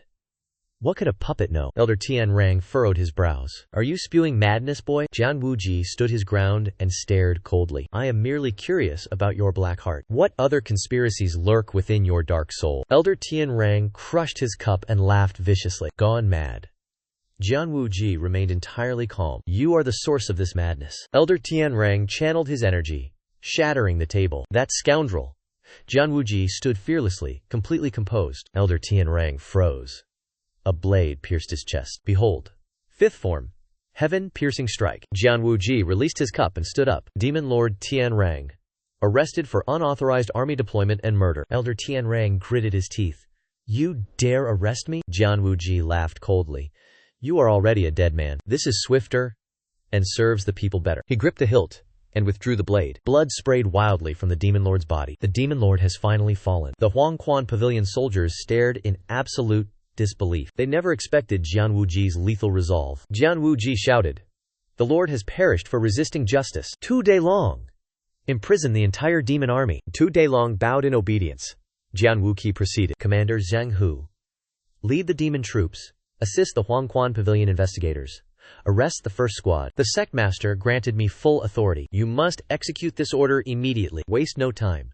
Finish the mission. Zhang Hu saluted loudly. Jian Wuqi returned to the sectmaster. The Blood Sky Blade demon had arrived. Everyone turned to watch him enter. Jian Wuqi approached with unwavering confidence. He met the blade demon's piercing gaze. He felt no fear at all. He saluted his father. Then greeted the blade demon. Senior. It has been a long time. The blade demon replied. Are you well, young master? I wish to know how this transpired. Jian Wuqi replied. The report contains everything. Simply read it. The blade demon refused. I want your direct testimony. Jian Wuqi frowned. The guards were watching intently. They wanted to see his response. He decided to speak. My investigation revealed your brother's grave crimes. He attempted murder during his arrest. I had no choice but to kill him. Surprisingly, the blade demon remained perfectly reasonable. It is fine. A criminal must face punishment. However, there is one detail. Even if my brother is a fool, he would not attack you while surrounded. That is sheer insanity. Jian Wuqi pondered. Indeed. He would have surrendered to seek his brother's help. I killed the demon commander to prevent further complications. He sighed. The reason for his actions remains unclear. Perhaps his pride prevented him from being captured by a youth. The blade demon pressed. I inspected the corpse. A single strike to the heart? Your cultivation is truly formidable. You dispatched my brother with one blow. Jian Wuqi hesitated. That was only due to my father's teachings. He was agitated. He could not use his full strength against me. The blade demon smiled. Thank you for your honesty, young master. My heart feels at ease. Jian Wuji feigned a sorrowful expression. It is nothing. I only ask for the elder's forgiveness. He wondered, why does he show no signs of anger? Losing his disciple and brother. Should his rage not be peaking? Sueshin Daomo turned toward the sect master. Their eyes locked in silent communication. After a moment, the sect master spoke. Go rest and prepare for the funeral. Sueshin Daomo bowed low. I thank the sect master for his grace. He turned around and departed the hall. Jian Wuji contemplated the situation in silence. Perhaps Sueshin Daomo wanted to tell his father, this is excessive. Must we handle matters in this cruel manner? Once Sueshin Daomo had completely departed, Sima Ming spoke up. Young master has suffered greatly. The evidence you gathered was extremely precise. The case is closed. Young master? Are you uninjured? Jian Wuji replied. I am fine. Thanks to your help, the case was solved. Sima Ming hesitated. Young master is truly. It is nothing. Just then, a servant approached, carrying a wooden box. The sect master rewards your merit. Within this box lies a legendary blade. Jian Wuji looked at the sword, his expression filled with shock. Sima Ming explained. The sect master grants you this black demonic sword. Jian Wuji gripped the hilt. This blade and the white demonic sword are sect treasures. He smiled suddenly. Father, should you not gift me the noble white demonic sword? The sect master replied coldly. The black demonic sword suits you. Jian Wuji drew the blade. Father understands nothing of my nature. Upon drawing the sword, his heart skipped a beat. No internal energy infused. Yet, such bone-chilling frost. The sect master watched his son. A faint smile graced his lips. Sima Ming glanced at him. Is he pleased to see the young master happy? Jian Wuji sheathed the blade and spoke again. Truly, this gift is far too generous for me. Sima Ming interjected. The demon lord remains our sect's greatest threat. You eliminated him with such efficiency. Did the sect master foresee this result? The sect master replied. I simply hoped he would survive his own arrogance. Jian Wuji contemplated these words deeply. He trusts me. That is why he sent me. Father knows I mastered the Emerald Heaven Sword. I refined the demon pill inside the cave. He believes I will not be easily defeated. Yet he never expected me to kill him. I understand why Father gifted me this blade. He warns the Bloodblade demon. Leave my son alone. With clarity, he bowed his head respectfully. Father, I thank you for the blade's protection. The sect master remained cold and stoic. You may depart now. Jian Wuji turned and left the hall. A voice whispered as he stepped outside. Such a beautiful day. Rest a while. Jian Wuji turned to see the Bloodblade demon. Does this old man intend to leave? He showed no fear. He approached calmly. The demon noticed the black sword immediately. He sat down, displaying the blade prominently. This summer is unusually scorching today. Suddenly, the Bloodblade demon roared. You insolent, wet-nosed brat. You slaughtered my personal disciple. I will shred your flesh, feeding your corpse to the dogs. Jian Wuji's face darkened with intense disgust. The demon smiled, retracting his murderous aura. That is what I should say. Right? He jabbed with his hilt. Jian Wuji parried. A shameless old dog, living far too long. Who do you think you are? Defying sect law, driven by your own pathetic, lowly desires? Defend this trash? I will break you.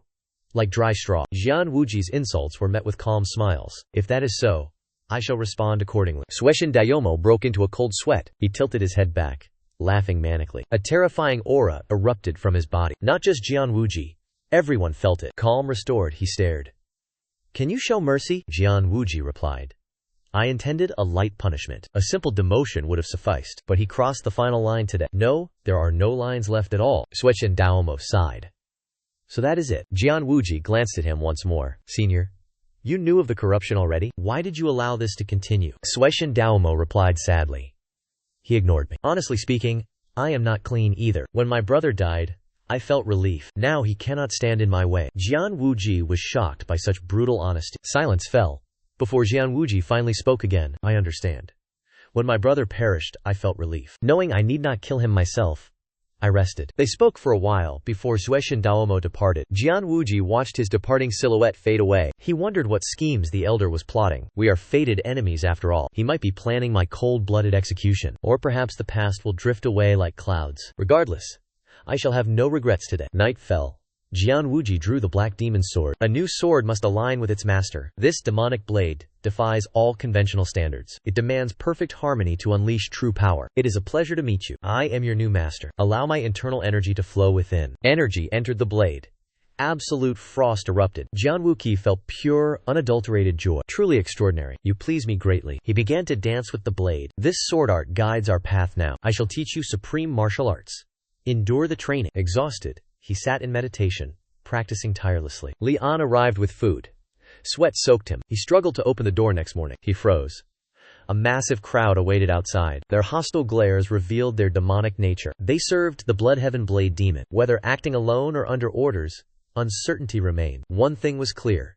They sought my destruction. Their demonic pressure could cause internal trauma. Do they hope to break my spirit? He activated the Heavenly Meridian Enhancement Technique immediately. This secret art strengthens meridians through external pressure. More attackers yield greater results. The perfect moment to strengthen his acupoints. Their auras clashed in violent opposition. The demons struggled under the mounting strain. Gold light shielded Jian Wuqi. He advanced. His technique surpassed the second stage, nearing third. Push hard. Through his relentless effort, his heaven vein strengthening technique ascended. The technique surpassed the fourth form, approaching full completion. Time passed. He finally opened his eyes. He stood surrounded by demons. Their demonic aura vanished. They were sweating profusely. They stared like he was a monster. Jian Wuqi scanned the crowd. He locked onto the blocker. The youth met his gaze. Panic filled him. He stumbled aside. He yielded the path. The others scrambled. They dared not stop him. Jian Wuqi said nothing. He walked away calmly. The demonic hordes acknowledged my strength. He reached the grand hall. His father was missing. Waiting silently, a voice echoed. Do you want to sit? Jian Wuqi startled. No. I refuse to be chained to that throne. The sect master passed him. More excuses, boy? Come here. As he approached, he ordered him seated. Jian Wuqi sat calmly. The master asked, How do you feel? He surveyed the grand, imposing chamber. He glanced at the Yaksha statue nearby. I expected exhilaration. Surprisingly. I feel absolutely nothing. The master nodded. Same here. So much blood. So many brothers killed for this seat. Yet, it feels like nothing. What are your thoughts on this? The demons are unrelated to the Bloodheaven Blade. They acted entirely on their own. You already knew? Jian Wuqi replied.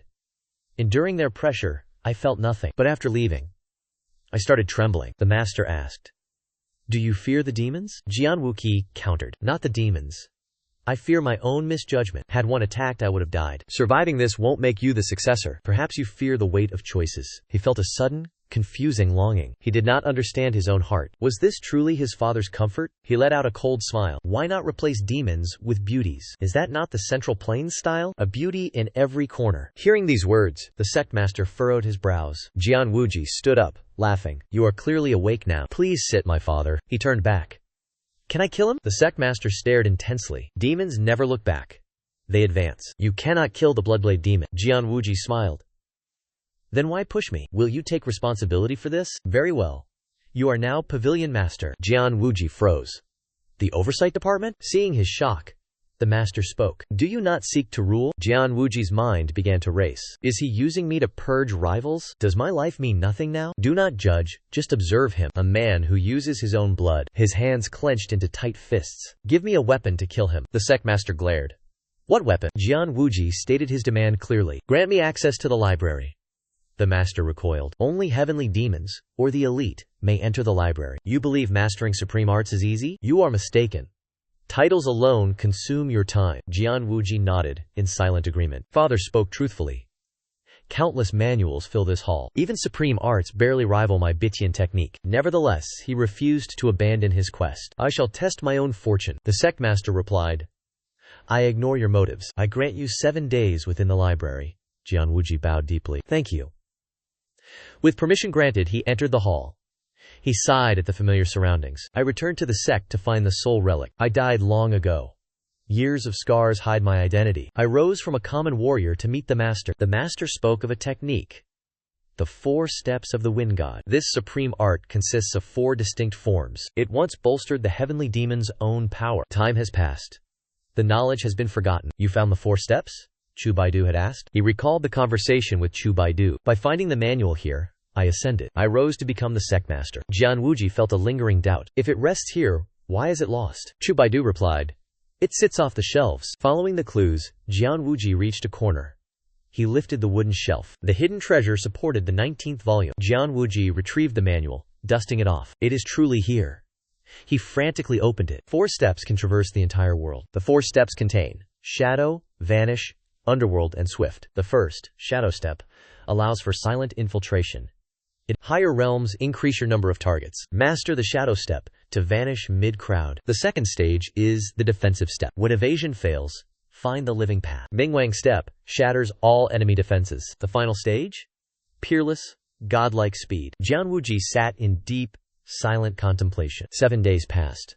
Jian Wuji returned home. The sect master asked, "What technique mastered?" Jian Wuji replied, "I learned a movement." The sect master demanded, "Which technique?" Hearing Wind God steps, he started visibly, "Nonsense.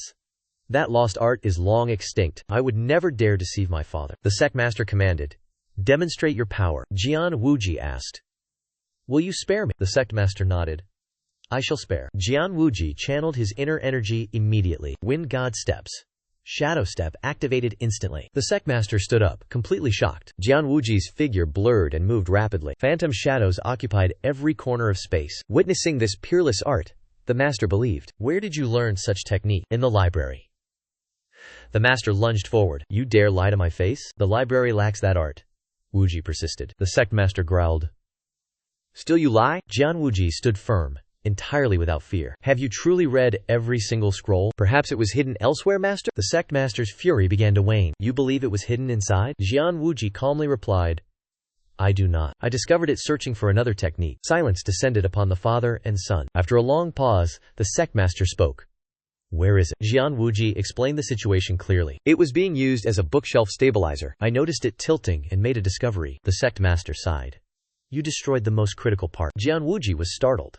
"How did you know?" The sect master turned back.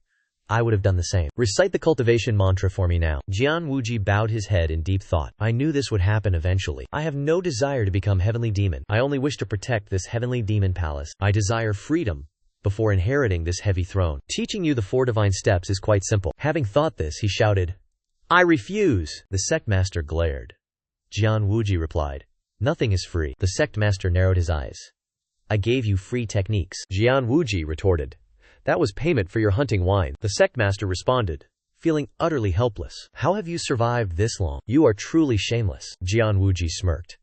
"I have endured much to reach here." The sect master asked, "What do you want?" Jian Wuji stated his demand with absolute gravity. "I wish to learn the heavenly demon shield. That art is reserved only for the sect master. It remains the secret technique of the demon. Learning it grants an entire extra life." The sect master refused, without a second thought. "Impossible! Only the successor may wield that power." Jian Wuji sneered.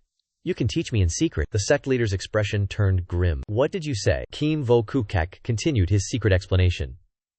"The heavenly demon body technique is whispered in shadows. If taught in secret, no one will know." The sect leader fell into deep thought. He remained silent, pondering the gravity of this offer. Kim Vo-Kukak bowed his head respectfully. "I shall take my leave now. Consider it carefully. Grant me your decision soon." As he turned to depart, the sect leader spoke. "The Wind God 4 steps must be taught first." Kim Vo-Kukak jolted, spinning around in complete shock. "You truly intend to teach me?" He remained unfazed, smiling. "Shall I teach you right now?" The sect leader's lips curled upwards slightly. "You possess no suspicion at all. Do you not fear I will steal your technique and vanish?" Kim Vo-Kukak replied calmly. "I trust you.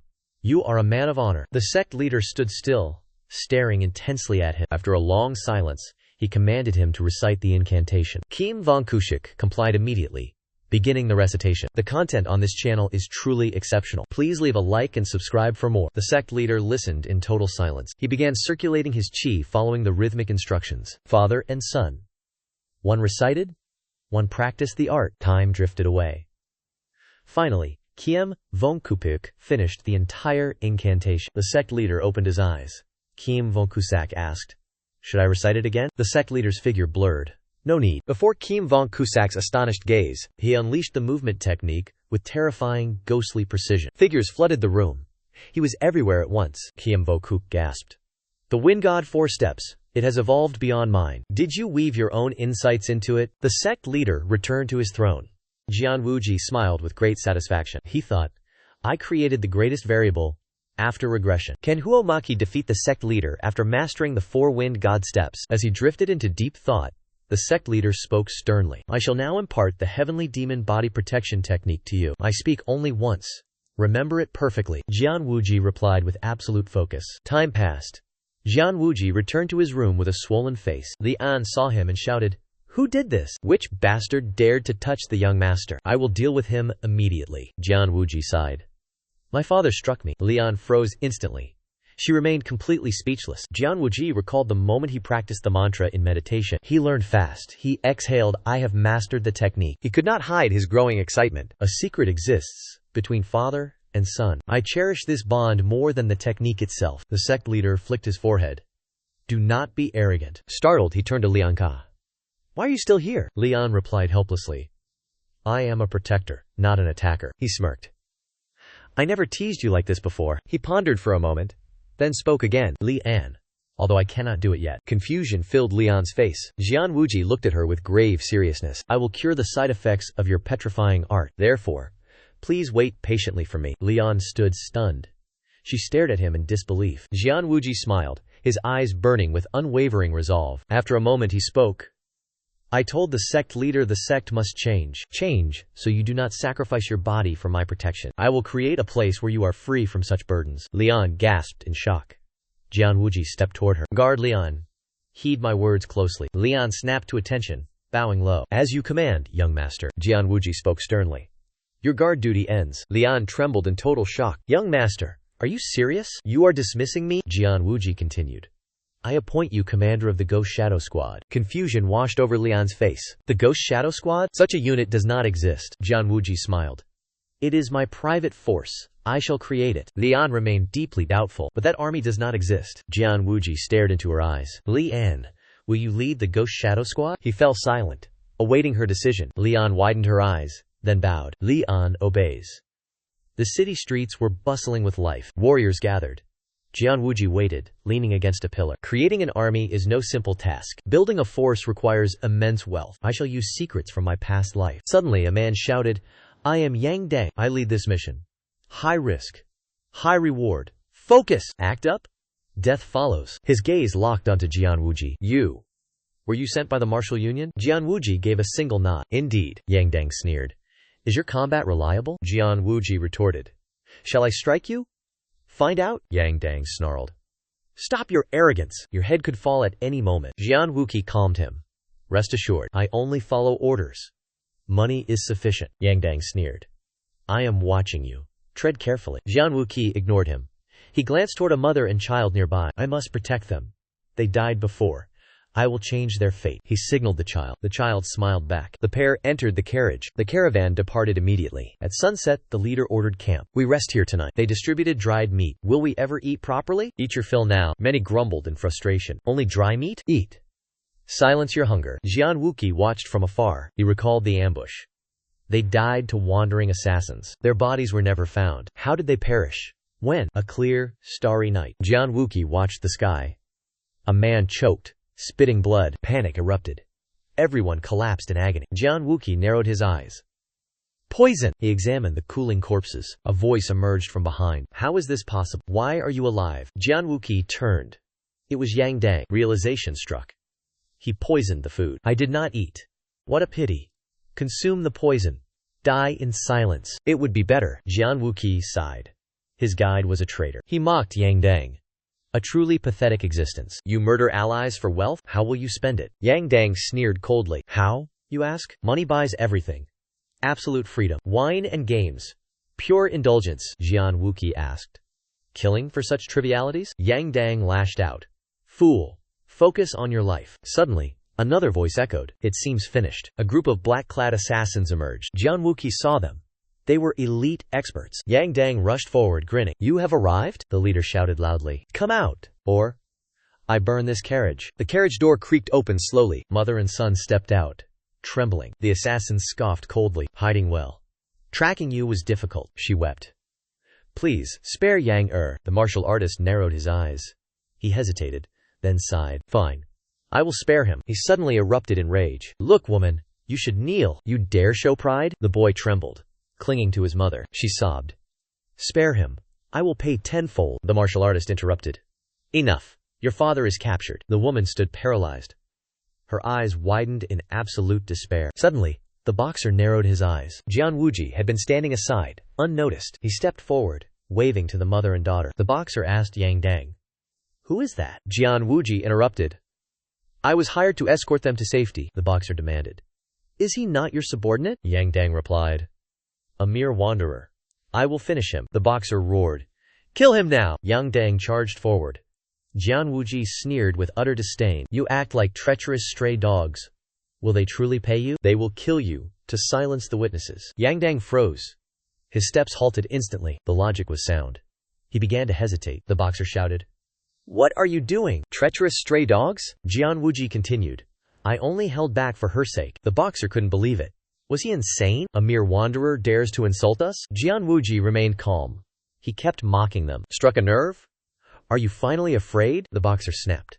He signaled his 3 henchmen. "Go, kill that wanderer." Jian Wuji laughed, pointing at Yang Dang. "Did you hear that? He wants you dead first." Yang Dang turned around in shock. "What?" Before he could react, the boxer struck him down. "Damn it. What a useless idiot. I should never have trusted a wanderer." Jian Wuji watched Yang Dang's body collapse. He fell into a deep, silent thought. He sighed. "That is the inevitable end for you." The pugilist roared in fury. "Boy! How long will you babble?" Jian Wuji remained unmoved. He stood there, deep in contemplation. He turned to the servant. "Cover the young Miss's eyes and ears." She obeyed instantly, shielding the young lady from the sight. The assassins lunged, blades swinging toward Jian Wuji's head. It seemed certain he would be sliced into pieces. Suddenly, he activated the wind god's 4 steps. Underworld movement. In a flash, he stood before the pugilist. Witnessing such godlike speed, the man was left utterly paralyzed. How could he have possibly moved there? More terrifying, he never drew his sword. Yet, the heads of the charging assassins suddenly vanished. Necks severed. Blood sprayed into the air. The servant stood frozen, her mouth agape in pure shock. Terrified, the pugilist stammered, Who are you?" Jian Wuji replied coldly, "I am the one asking." The servant spoke. "He is Quan Yuan, a traitorous family retainer. I am Jin Xilian, daughter of the Golden Manor Master." Xu Wudu pondered the truth behind her hidden identity. Her father, Jin Axiu, was the wealthiest merchant in Central Plains. The trusted retainer had betrayed and murdered her father. Now the daughter faced the same lethal fate. Seeing Jian Wuqi's back turned, Quan Yuan grew greedy. Opportunity. He lunged forward to execute a sneak attack. His strike was fast. Jian Wuqi did not move. As the blade neared, Jian Wuqi swung backward once. Quan Yuan's confidence shattered instantly. Even in death he could not accept reality. Like the others, his head was severed cleanly away. Jin Xilian gasped. Jian Wuqi sheathed his blade. They died blindly. She pleaded, "Young hero, please, I beg you to save us." Xu Wudu smirked. "Circumstances have..." Kim Tuluyan replied urgently, "We can pay any price. Please, save my father." Kiam Vakuk smiled. "Then let us depart." Time passed in silence. They reached their destination. A middle-aged man waited with his subordinates. Seeing the carriage, he erupted into laughter. "Ha! I have finally caught you two. My decade-long plan is a complete success." His expression soured quickly. He realized something. He saw Kiem Vongkuk, but not his own men. "Where is Quan Gayan?" Kiem Vongkusak replied coldly. "He is dead. I alone survived." The man stood in utter shock. "Quan Gayan is dead? Who killed him?" Kiem Vongkufak answered. "A mysterious, wandering young expert." The man pondered. "Young? And wandering? What madness is this? Why describe your enemy like that?" Kiem Vongkuk remained silent. Realization dawned. "It was you. You killed him." Kiem Vongkuk nodded in approval. "Your eyes are sharp." The mob drew their blades. They surrounded them. The man glared at him intensely. "You saved them. You should have fled. Why walk into the tiger's den?" Kiem Vongkuk sneered. "Tiger's den? Where is the tiger? Only disloyal, barking stray dogs here." The woman behind him trembled. She watched them, paralyzed. The man became cautious.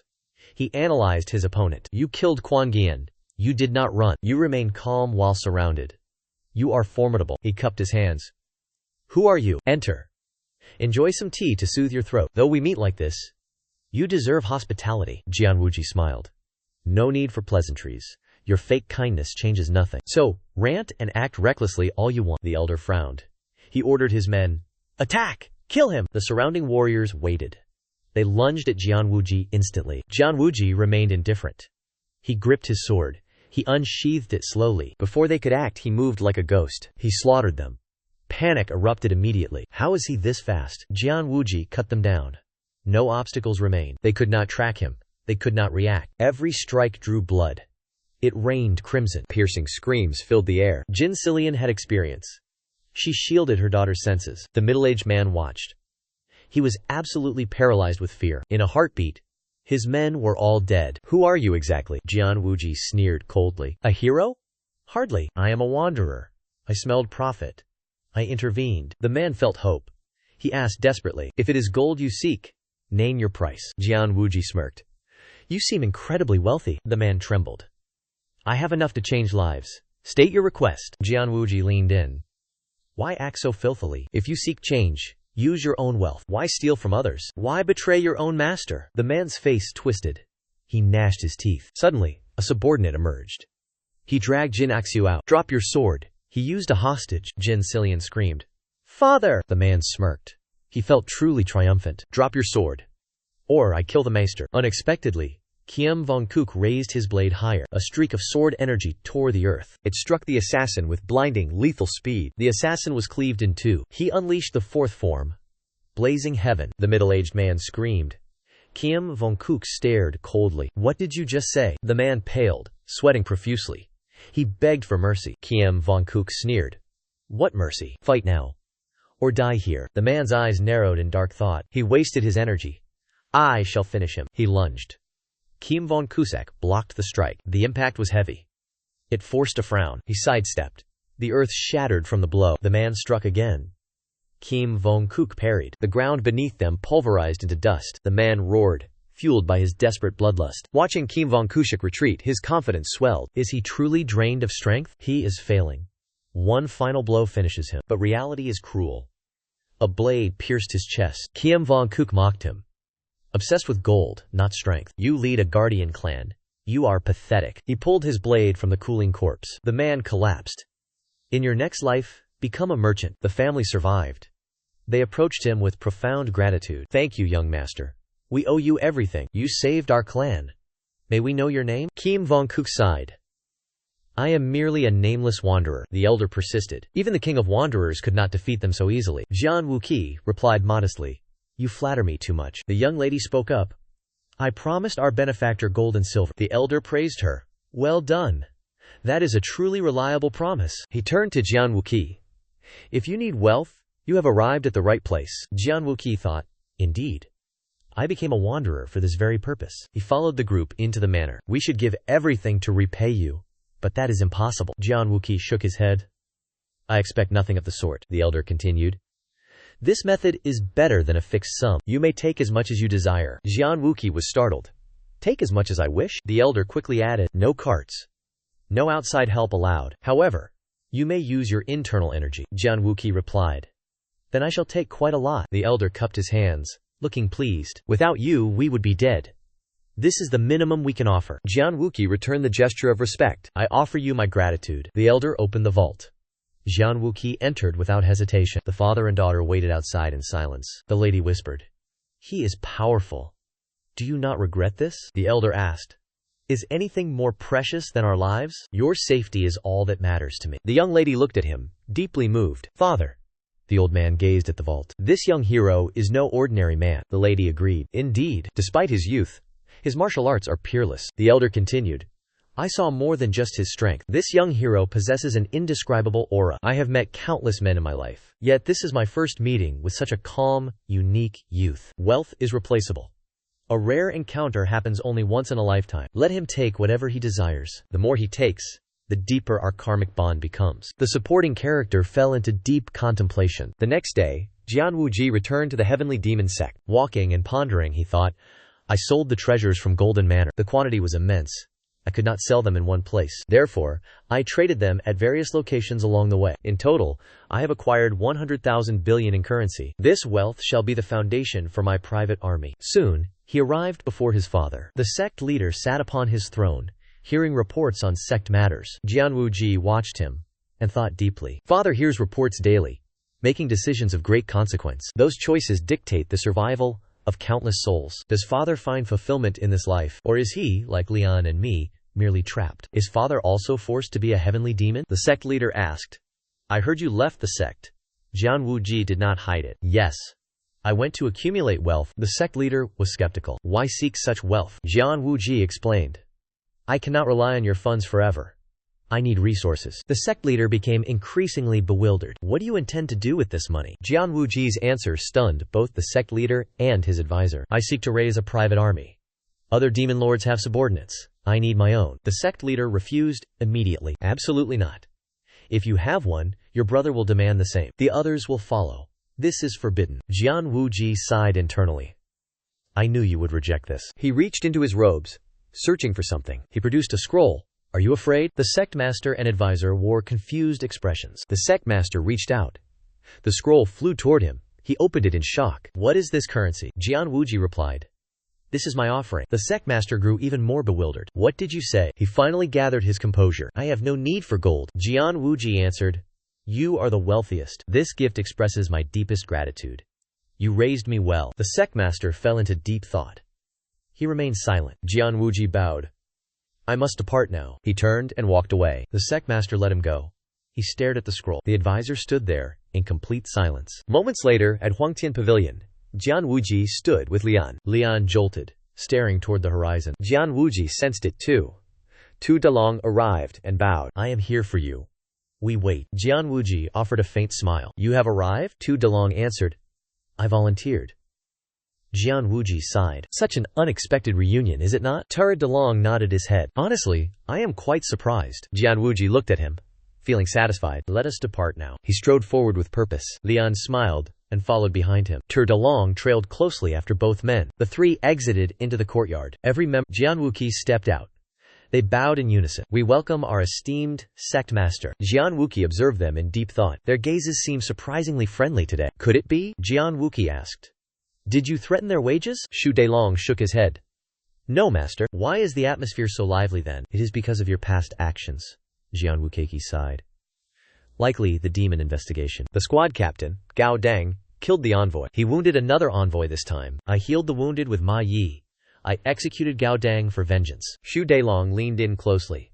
Any final words? Jian Wuki turned his gaze toward them. I know not if my leadership brings joy. Yet your heartbeats will surely race now. Shu Dalong froze, wearing a confused expression. The crowd roared. They pledged their loyalty. Huangtian Pavilion erupted with sudden, intense fervor. Jian Wuki read the letter. His face darkened. The atmosphere was perfectly peaceful. Did you bring this to kill me? This is the injustice you requested, master. Jian Wuki groaned. Why involve the Bloodblade demon? It matches your criteria perfectly, sir. Lian intervened. Young master, please endure this. The Bloodblade demon nears total collapse. Jian Wuki handed her the letter. I cannot ignore these recorded grievances. Read it. Can you stay silent? Li An took the letter to inspect. She sighed deeply. I cannot hold back. Scene shifts to Fengliu Pavilion. The man slammed his cup. Pure fury. Zhang Guai stepped forward. Stop drinking. You suffer. The man scowled. How can I stop? My son remains unconscious for 10 days. Yet, the culprits walked free today. The innkeeper frowned.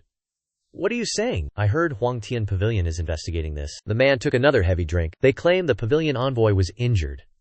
Injured during a sparring match. The innkeeper recoiled. How is that possible? The man slammed his fist down. That boy's father is Whiteblade Ghost. He serves under Bloodheaven Blade. He commands 100 blade demons. The innkeeper let out a sigh. Heavens above. The man gritted his teeth. Those Huangtian Pavilion envoys are bastards. No. They are even worse scum. The innkeeper whispered a warning. Lower your voice. What if someone hears you? The man snorted coldly. Let them listen. Let them come. Let them execute me. The innkeeper urged. Stay calm, old friend. The man growled. If my son dies, my wife dies. I will slaughter that boy. Then I end myself. Suddenly, a voice echoed behind them. You think you can kill him? The man turned. A young man stood there. Who are you? The youth replied. Who gives you the right to decide my fate? The man lunged up. Scoundrel! Save my son! We demand an apology! The youth bowed slightly. My apologies. I was wrong. It ends here. The man froze in total shock. The youth looked up. Are you satisfied? I have apologized to you. The man stood agape. He could not believe it. What is happening here? The youth sneered. His guards mocked him openly. Seeing their expressions, the middle-aged man grew enraged. He drew his blade instantly. Before he struck, the youth's fist arrived. One brutal punch crushed his face. Blood everywhere. He collapsed backward, taking the full blow. The youth ignored him and turned to the crowd. Do you all see this? He clearly attacked me first. The two underlings nodded their heads repeatedly. Indeed. We saw it. We are your witnesses. The youth lunged, raining punches upon his face. A warehouse guard dares report me to Huangtian Pavilion? It is all your son's fault. I told him to steal money. He refused. That brat feigned moral superiority. Am I the only villain here? If I do not beat him, who will? The middle-aged man gasped. You just confessed. The youth stopped, confused. Confess to what? Everyone heard why you beat my son. You admitted to assault, not a duel. The youth turned, eyeing the crowd coldly. Did anyone hear what I said? The crowd remained silent. No one dared speak. Even the store manager remained deathly silent. The youth smirked. No one heard, it seems. Facing that cruel, mocking grin, the middle-aged man closed his eyes helplessly. Tears streamed down his battered face. The youth sneered. Do men truly weep? Like father, like son. Ha! His two lackeys sneered with smug arrogance. Suddenly, a new voice pierced the silence. I have heard everything you said. The man approaching was none other than Jian Wuqi. The youth turned, shouting in fury. Who are you? Jian Wuqi's expression remained cold and emotionless. So quick to curse without knowing me? I can imagine how you were raised. The three men fell silent, staring in shock. Moments later, the youth bowed low. My apologies. I was reckless.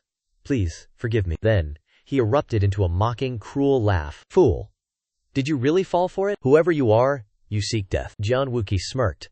The son of White Blade Ghost acts so wildly in broad daylight? The Blade Ghost's influence is truly formidable. The youth's face twisted in pure annoyance. What? The son of the Blade Ghost? The crowd in the tavern finally recognized Jian Wuqi. Second young master. Why are you here? Cold sweat drenched the youth's terrified face. You are the second young master? Jian Wuqi calmed him. Relax. I come as the pavilion master. Lian chimed in. Then he should be terrified. Jian Wuqi gave a slight nod. The youth stopped mocking and bowed frantically. I failed to recognize you. Please forgive my youthful ignorance. Jian Wuqi replied coldly. You show no signs of ignorance. The youth stammered. No, sir. I truly knew nothing. Jian Wuqi narrowed his eyes. This brat is cunning. He knows when to bow. The youth tried to retreat. I shall take my leave. Jian Wuqi blocked his path. Wait. I am here for you. The youth startled in shock. What? Why are you looking for me? Jian Wuqi's expression turned icy cold. I am investigating your violent assault. The youth stood there, mouth agape. But Huangtian Pavilion declared me innocent. Jian Wuqi replied. Correct. I am reopening the investigation. You extorted gold. That is robbery. You incited theft.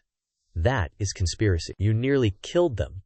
That is attempted murder. You assaulted the victim's father, too. Your crimes are mountain high. 20 years imprisonment. The youth remained completely stunned. 20 years? It was just a duel. Jian Wuqi cut him off. Have you forgotten? I am the pavilion master. I heard your confession. Terrified, the youth recalled the encounter. He gritted his teeth and snarled. Frame me? My father will destroy you. Jian Wuqi laughed coldly. Do not worry. Your father is far too busy now. He is under arrest for obstructing justice. The youth shrieked in rage. You think you can escape him? Once released, I will end you. Even in prison, I can kill you. Disregarding his screams, Jian Wuqi punched his gut. Tears and snot sprayed everywhere instantly. He collapsed, writhing in pure agony. Jian Wuqi glared. Threatening a master adds 30 years. The youth stopped his threats and begged. Please, spare me. Jian Wuqi narrowed his eyes. Enough. Cease invoking your father's name. Give me a reason to spare you. The youth stood completely stunned. What was that? Jian Wuqi then began his interrogation. Have you ever saved anyone? Or perhaps offered aid to the needy? Nothing at all? Recount one good deed you have performed. Even the most trivial matter suffices. I might consider it if you fabricate a moving tale. The youth remained silent and speechless. He had never performed a single virtuous act. Jian Wuqi observed him and continued relentlessly. Are you incapable of telling a lie? You lack virtue? So you cannot even imagine it? Why should I grant you mercy? The youth wept and begged for forgiveness. I shall lead a righteous life hereafter. Jian Wuqi swung his hand and struck him. Blood sprayed like heavy rain. The crowd watched in absolute terror. Jian Wuqi spoke. Do that after leaving prison. He squinted toward the youth's two companions. They panicked and hurriedly began to explain. We only followed our orders. True. Please, have mercy on us. Jian Wuqi warned. Speak honestly. Face the consequences. They dared not disobey, and shouted back. We will confess everything. Everything. Jian Wuqi commanded Xindailong to take them to Huangtian Pavilion. Guards seized them.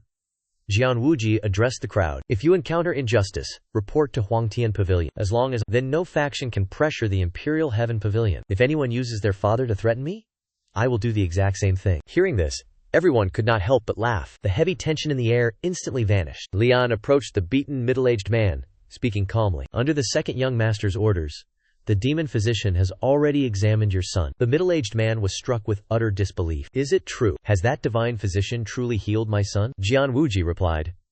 Your son is far more precious to me. I visited him before coming here. He has awakened. You should go see him immediately. Overwhelmed with profound emotion, the man wept again. Thank you, second young master. I shall never forget this immense grace. Seeing him attempt to kneel, Jian Wuji stopped him quickly. You dedicated your entire life to our cult. Therefore, our cult protecting you is only natural. The middle-aged man clasped his hands tightly. Thank you so much. Witnessing this, Lian and Xu Delong smiled warmly. The shopkeeper was also moved to tears. Jian Wuji smiled. This is unnecessary. Our cult owes you the gratitude. The next morning, Jian Wuji entered the courtyard. Below, the Imperial Heaven Pavilion crowd had gathered. Jian Wuji thought silently to himself. I expected the first reaction from Bloodheaven Demon Slaughter or perhaps the Saber Demons. Unexpectedly, trouble arose from the inner mansion. Special Investigator Kuai Ming clasped his hands, speaking aloud. I should have met you directly at the Hall of Punishment. However, our massive numbers forced this discourtesy. Jian Wuji was puzzled. What is the reason for this grand assembly? Kuai Ming replied. I heard you reinvestigated a closed case. A case we declared innocent. Jian Wuji did not hide it, nodding calmly. That is correct. Kuai Ming continued immediately. I believe that action severely damages our investigators' morale and authority. Jian Wuji eyed the crowd behind him. Do you all share the exact same thought? The massive crowd shouted in perfect unison. We do! Jian Wuji spoke flatly. However, my conclusion is different. I believe the Lianghu case itself brought severe shame upon our pavilion.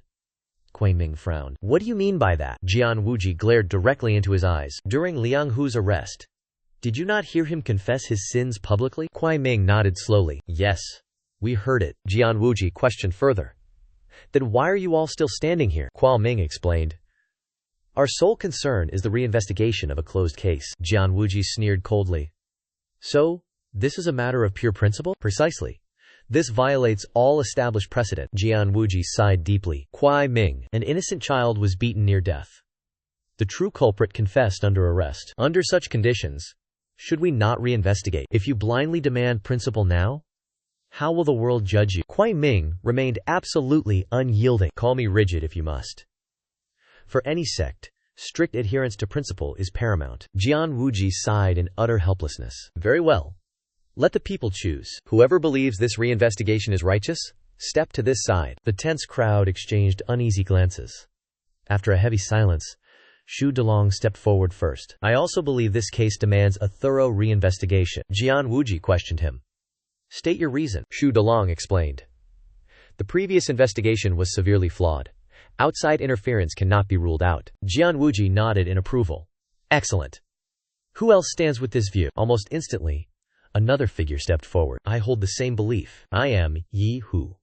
I have not had the honor of greeting you until now. You have my deepest gratitude. Jian Wuji nodded calmly. How is your body recovering? I am completely fine, my lord. Excellent. That is very fortunate. Meanwhile, Kuai Ming's faction stood completely frozen, refusing to step forward. Jian Wuji locked his eyes onto them, quickly fixing his gaze on a specific man. Investigator Tung Hoa. You handled this exact case, correct? What is your stance? The young man named Tung Hoa immediately tightened his expression. I investigated this case with utmost care. Jian Wuji interrogated him directly. Did you accept bribes from the saber demons? The youth's face turned instantly pale. He stood utterly speechless. Kuai Ming roared furiously. How can you make such baseless accusations? Jian Wuji unleashed a wave of terrifying killing intent. Do not interrupt me. Faced with this overwhelming pressure, Kuai Ming broke into cold sweat, shutting his mouth instantly. Jian Wuji turned back to Tung Hoa. Answer me. Did you take silver from the 100 saber demons? Tung Hoa beat in his chest, declaring, No. I swear upon my life, if you doubt me, investigate at will. A sharp smirk formed on Jian Wuji's lips. I already did. You indeed took no money. Kuai Ming lost his composure, speaking out once more. Are you conducting an internal audit on our investigators? Without special authority, an internal audit is strictly forbidden. Jian Wuji replied flatly. I launched a special investigation. I possess the cult leader's direct decree for external oversight. Hearing the cult leader's direct command, cold sweat drenched Kuai Ming like rain. Jian Wuji continued. I am truly curious. If no money changed hands, why cover up this case? Tung Hoa argued back. I did not cover it up. According to my findings, before he could finish, Jian Wuji cut him off. Did he hold your younger sister hostage to threaten you? My probe showed you are rare, utterly uncorruptible. I doubted it. so I dug deeper. Yet, it is truly shocking you possess such integrity. Why did a man of integrity let this case slide? I discovered your weakness. Your younger sister, your only kin. Kuai Ming listened and questioned Teng Hua. Did he truly threaten you using your sister? Answer me. Did he actually threaten you? Jian Wuji mused internally, realizing why Kuai Ming intervened. Teng Hua is the disciple Kuai Ming cherishes most. He seeks to shield Teng Hua from this calamity. Contemplating this, he spoke. Fear not for your sister. I dispatched guards to a secure, hidden location. Until this case reaches its final resolution, your sister shall remain entirely safe. Teng Hua hesitated, stuttering in disbelief. Do you speak the truth? Hearing Jian Wuji confirm it, he wept and knelt. I deserve death. Kuai Ming stood stunned, finding this impossible. Jian Wuji asked, even if threatened, you knew this was forbidden? Teng Hua nodded. Yes, master. I accept my punishment. Kuai Ming's faction fell silent. Jian Wuji commanded him up. Had this occurred under my rule, I would show no mercy. Since it predates my arrival, I grant a special pardon. Tears streamed down Teng Hua's face. You truly forgive me? Jian Wuji stared at him with gravitas. I do, but remember this well. Your past integrity saved your life today. That integrity is now tarnished by your actions. Therefore, begin your path anew. Overcome with emotion, Teng Hua shouted. Thank you. I am truly grateful. Jian Wuji then addressed the remaining crowd with authority. Listen closely to my words. Your families are now my own family. Harm them? I shall crush you. This pavilion tolerates no outside interference. Those who dared attack will face execution. Inform me of threats. I protect you. Do you doubt my resolve? Then trust in the sect master. I shall plead for your salvation. Your safety is my absolute priority. Report any external pressure immediately. Work with pride and dignity. Huangtian Pavilion demands safety for all. Evildoers must face total retribution. Not even the heavenly demon palace escapes. Even the sect master faces judgment here. I fear neither masters nor demon lords. I fear only becoming a coward. Failing to protect them is true cowardice. A maiden emerged. I pledge my loyalty. Tu Dalong blushed upon seeing her. Is that you, Su Jiang? Su Jiang approached Jian Wuji. Others whispered. They reached a consensus. They approached him. Soon, a crowd gathered. Only Kuai Ming remained. Jian Wuji stared directly at him. Your experience is vital to my vision. Lend me your strength. Kuai Ming was stunned by the offer. He shook hands. Thank you, Pavilion Master. His hands trembled. Jian Wuji gripped tighter. Kuai Ming mobilized men to seize Liang Tai. Kuai Ming sighed. He will fight back. He commands 100 deadly blade warriors. Jian Wuji kept a stern expression. Regardless of his intent, absence meant he would face charges of rebellion. The crowd watched him, tense with anticipation. Soon, Ghostblade Liang Tai confronted Jian Wuji. Young Master Jian? Jian Wuji corrected him with a stern gaze. Not young master. Address me as Pavilion Master. Liang Tai frowned at his cold attitude. Forgive my rudeness. Why charge me with rebellion? Jian Wuji remained unnervingly calm. I simply wish to see you. Liang Tai furrowed his brow again. I apologize for ignoring the summons. Reputation matters. My subordinates are watching me. Jian Wuji nodded. I understand. A minor matter. It is truly a trivial affair. Liang Tai continued. I thought you were reasonable. Managing the pavilion requires significant external support. Such matters are incredibly costly. Jian Wuji sneered. A bribe? How pathetic. Liang Tai added. Succession requires our full cooperation. Most support the eldest son. Jian Wuji replied. Help me then. Liang Tai cupped his hands. How remarkably generous. I will assist you. We shall discuss this further. Jian Wuji stared as he rose. Where are you going? Liang Tai stood there, completely stunned. What? Is this not already settled? Jian Wuji questioned him coldly. Did you not promise to serve me? Liang Tai sneered. Why make such cruel jokes? Jian Wuji looked deadly serious. Does this look like humor? You threat. Liang Hu's expression hardened. Such threats have never passed my lips. Your words are irrelevant. The coerced testimony has been accepted. Our sect mandates. Huangtian Pavilion witness accounts are absolute. This rule upholds the authority of our investigators. Your ignorance is expected. I just learned this myself. Blame your own deceit. You thought lies would save you. Confess now. 10 years imprisonment. Deny it. 20 years. This matter is not open for negotiation. Liang Tai gritted his teeth. Sect master. Have you finally gone insane? Jian Wuji replied with zero hesitation. If madness is required, I shall comply. Dealing with your kind demands ruthless measures. You have half an incense stick to decide. Liang Tai calmed himself. Why are you doing this? Jian Wuji let out a cold snort. Why, you ask? Your son tortured my friend to death. You threatened investigators to silence this atrocity. And you still ask why? Liang Tai roared. I am no small fry. Give me respect. Have you not always turned a blind eye? Jian Wuji sighed. Such arrogance. Truly pathetic. Truly terrifying. What are you implying? Jian Wuqi continued. Those days are over forever, Liang Tai snarled. The blood heaven blade demon will kill you. Jian Wuqi remained calm. He cannot touch me. I have slain demon lords. You are nothing. Liang Tai snapped. He shattered the desk. Jian Wuqi chuckled. Planning to threaten my family now? Liang Tai stood frozen. He had no response. Jian Wuqi stood up. Time is up. Confess now. He walked away, ignoring the man's desperate screams. Perhaps our decline was not the fire demon's fault. A mediocrity like Bai Daogi dares threaten Huangtian Pavilion investigators. Even daring to threaten me. Qi Gang has fallen. Is fire demon Qi truly to blame? He exited the pavilion. He froze instantly. Blood heaven blade demon waited. Tension filled the air. He drank moon-viewing wine, draining the cup dry. He glanced at Jian Wuji. He smiled. Enter, second young master. Or, pavilion master? Jian Wuji remained silent. He stood still. The elder spoke again. Drink with me. Jian Wuji obeyed. He sat opposite him. Blood heaven blade demon struck. I warned you, correct? Frequent contact brings you no benefit, Jian Wuji retorted. You seek me out. Their gazes locked.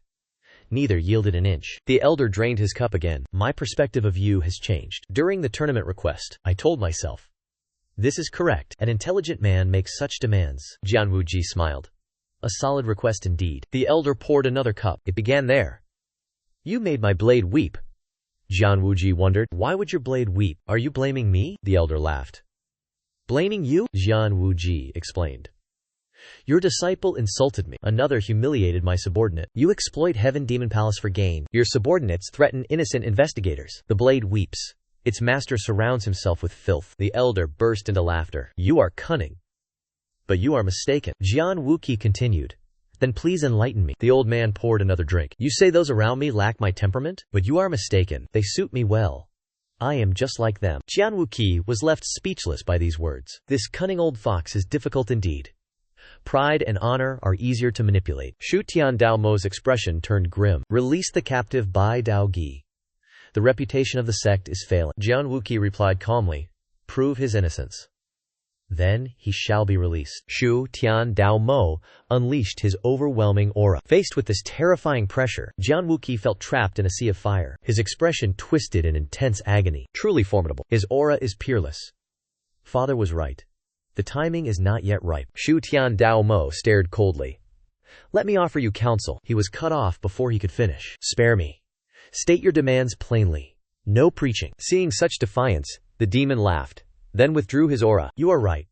Finding someone both honest and sharp is rare, Jian Wuqi continued. But be warned. Stagnant water eventually rots. Who lingers in filth? Submerged too long. You lose the current. We cannot remain in filth forever, can we? Why not let the stagnant waters flow away? Do not cling to what must be discarded. Shui Tian Dao Mo fell into deep silence. He raised his cup. Drink this moon with me. Jian Wuqi stared at the cup in silence. After a moment, he accepted the wine. Shui Tian Dao Mo poured with a sigh. Very well. I shall let the stagnant waters flow. Jian Wuqi nodded. A wise choice. But from this day forward, you shall become my flow of water. Jian Wuji pondered deeply. You wish for me to be your water? Are you truly serious? The elder stared at him, expression stern. If you desire to become a heavenly demon, drink. I shall support you. Jian Wuji felt immense shock. Who expected Bloodheaven Saber Demon to choose this path? You are famous for supporting my elder brother. Why abandon him for me? He voiced his suspicion. Did you not pledge loyalty to my brother? The elder chuckled. That was before I witnessed your sheer madness. Jian Wuji frowned. Truly insane. This old man would sell anything for ambition. I killed his brother, crippled his kin, abused his subordinates. Yet here he stands, offering his allegiance to me. Remembering this, he spoke again. I have already killed your brother. Bloodheaven Saber Demon remained unmoved. Once apart from parents, siblings are merely strangers. You think people weep when family perishes? Do not be so foolish. A splinter hurts more than another's suffering. The succession remains undecided. Even if decided, the choice can change. Jian Wuji raised his cup. Your support is an invincible army. But why choose me? Your fearless insanity convinces me to gamble my fate on you. Jian Wuji sighed. So, I am chosen simply for my madness? Bloodheaven Saber Demon smiled, appearing gentle. Indeed. Use that madness to devour everything. Jian Wuji narrowed his eyes, staring intently. Were I younger, I would feel pride and trust your every word. I know the dirty tricks elders use to manipulate the youth. Do you wish to become a heavenly demon? A trap? A lure to make me follow his lead. Realizing this, he set down his wine cup. I appreciate your offer, but I have responsibilities to fulfill first. Blood Heaven Saber Demon froze, utterly stunned by this rejection. Jian Wuqi continued, Father, what will I think of this? Will you claim I neglected duty for power games? The Blood Heaven Blade Demon countered. But what if you succeed at Huangtian Pavilion? If the sect master keeps you there, will you waste your life as a pavilion master? You have one path. Become heir, or remain ignored. Siding with me gains his favor. My choice alone elevates your status before everyone. Jian Wuqi fell into deep contemplation. That is true. But you ignore sect discipline. This is not my desire. It is Father's will. Considering this, he spoke once more. Grant me time. I shall drink only after deciding. The Blood Heaven Blade Demon rose. Correct, that is proper. Only fools drink under duress. He swung his blade downward. Jian Wuqi reacted. He blocked instantly. That strike lacked killing intent. It was mere courtesy. I will await your answer within 5 days. Jian Wuqi replied with solemn gravity. You will have my answer in 5 days. Blood vessels bulged in the demon's eyes. 3 days only. He spoke and vanished into the air. Below, Jian Wuqi sheathed his sword. That cutting fox.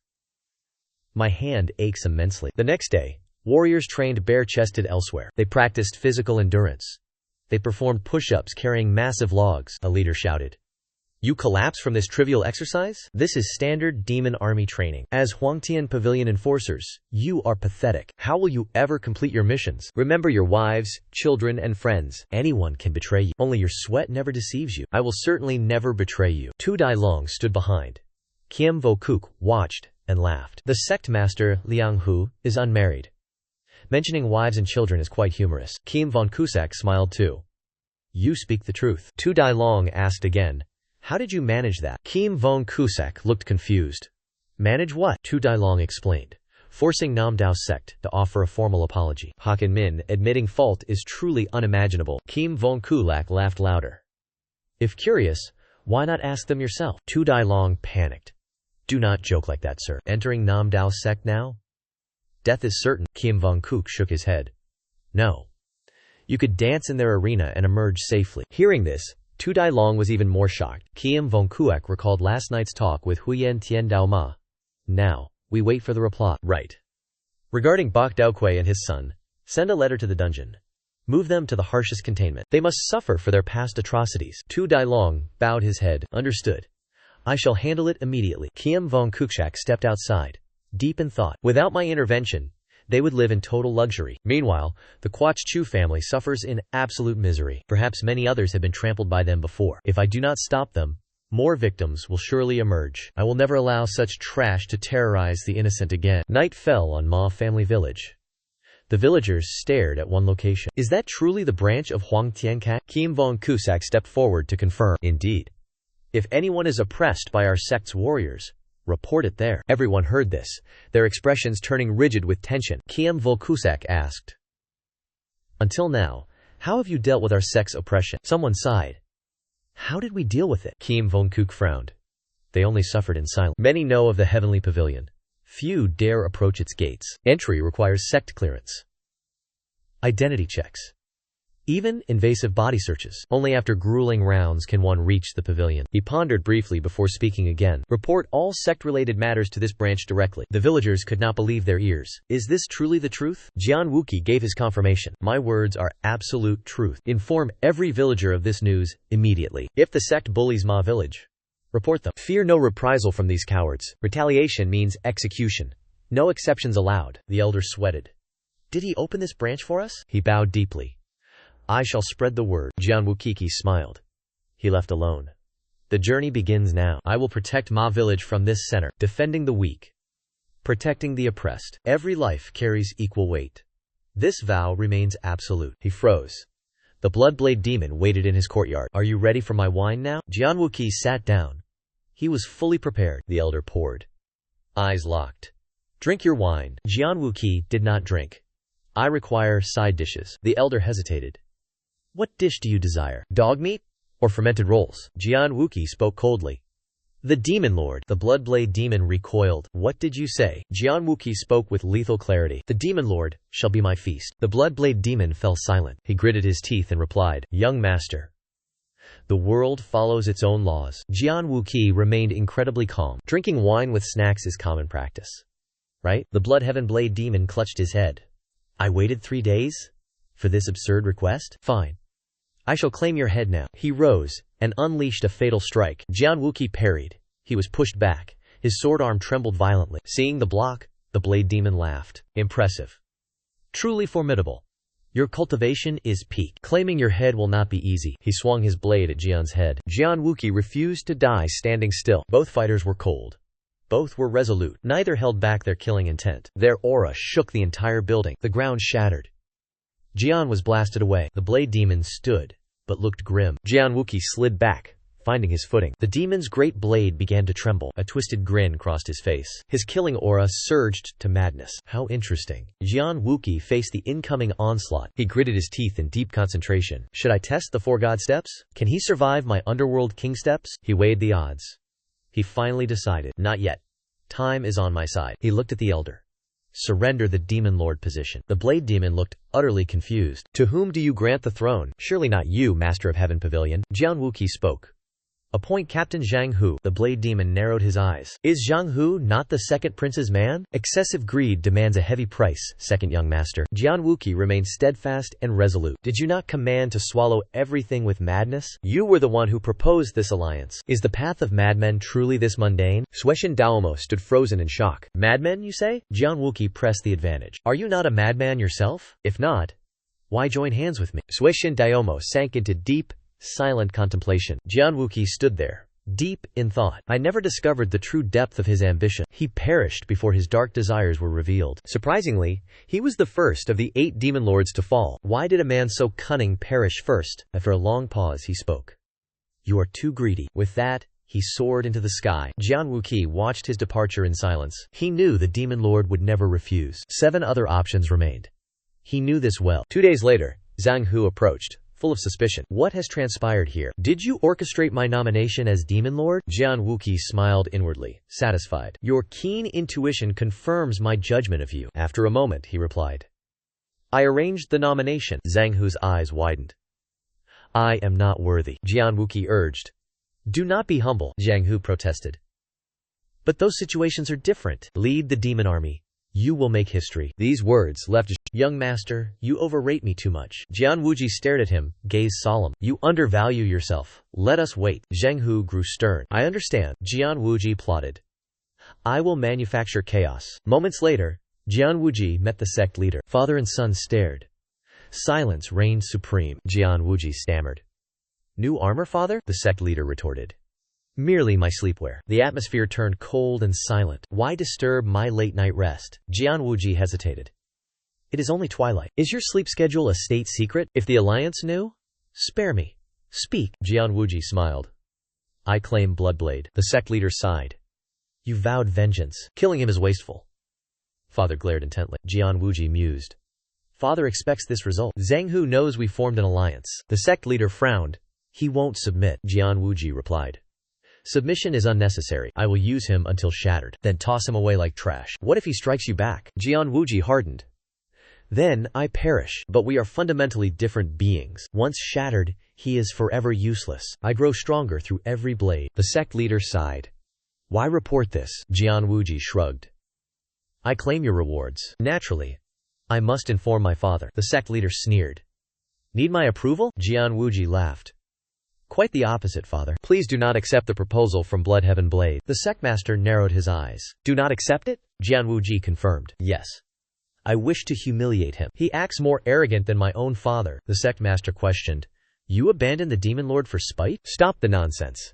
Speak your true intentions now. Jian Wuqi sighed. You are truly perceptive. You are right. I must ruin his plans. The sectmaster asked. Is that worth more than the demon lord? Jian Wuqi looked solemn. Could one say so? I will make the demon lord mine. I will control everyone. The sectmaster fell into deep contemplation. He turned around to dismiss his guest. How ridiculous. Leave this place at once. Jian Wuqi stood, watching his retreating figure. He thought, Father, your pajamas are funnier than me. Shortly after, Blood Heaven approached the sect master. Your intentions were predictable. But the second young master rises. The sect master countered. Is that not your own doing? The old man bowed. He is your masterpiece. I only noticed. The sect master sighed. He is still a naive child. Blood Heaven Blade laughed. A naive child? I humbly request to mentor him into perfection. The sect master nodded. With your guidance, the boy is truly fortunate. You have my full permission. Blood Heaven Blade was overjoyed. Many thanks. Please see this through with me. The sect master was puzzled. What do you mean? Blood Heaven Blade's expression hardened. Leave the demon lord appointment entirely to me. The sect master frowned, recalling his son's words. Establishing the demon lord is truly difficult. The Blood Sky Blade demon continued. This matter was also the second young master's intent. The sect master sighed heavily. I have helped the boy enough already. You know this well. I must consider my eldest son too. The Blood Sky Blade demon persisted. Cultivating disciples taught me one vital lesson. If you help, see it through. Half measures only bring disgrace and ruin. The sect master remained firm and cold. Unlike you, anyone defying my will, I crush them without hesitation. Do you have anything left to say? The demon dared not speak again. Then, I shall take my leave. The sect master allowed him to depart. The demon was baffled by this hesitation. Why waver at the final moment? He sought out Jian Wuji immediately. The sect master favors the eldest son. Jian Wuji showed no surprise. Is that so? We have made a grave error. If I fall, you cannot change fate. The demon was visibly shocked. Do you doubt my strength? Jian Wuji shook his head slowly. Raising Zhang Hu is currently impossible. Jian Wuji stared him down. Blood Heaven Saber Demon poured another cup. Forced efforts bring no results. Jian Wuji questioned him further. Will you surrender so easily then? Enraged by those words, Blood Heaven Saber Demon barked.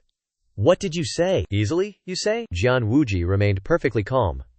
Did you not offer me your assistance? Blood Heaven Saber Demon snapped. You insisted on pursuing the impossible. Jian Wuji stood his ground. Then you should have refused from the start. You should never have recommended Zhang Hu the next day. Blood Heaven Saber Demon froze speechlessly. Jian Wuji drew his blade, slashing the ground. You claimed this was the limit of my father's gratitude. I believed those words. Yet, your limit with him is merely this. The Saber Demon's face darkened. Jian Wuji sneered internally. You are right. Continuing his psychological manipulation, he added, if it were me, I would succeed. Blood Heaven Saber Demon barked back. Then go ahead and try. Did you not claim I failed? Then you must surely succeed. Jian Wuji asked. If my method convinces my father, what will you do? Blood Heaven Saber Demon sighed. Try it. It will only backfire. Jian Wuji pondered silently. The Saber Demon believes father will reject me, simply because father rejected his own request. He understands my father quite well. Realizing this, he narrowed his eyes. Are you challenging me right now? Blood Heaven Saber Demon's face contorted. A challenge? Sounds perfect. Let us do that. Fail. And you shut your mouth and obey me. And cease your constant whining about bait. Jian Wuji countered. And what if I succeed? Their eyes locked in intense confrontation.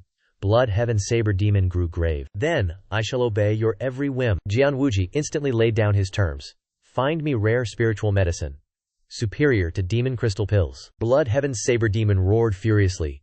Do you know how rare such medicine is? Jian Wuji replied with absolute calm. I know. That is why I demand it. We sail the same ship.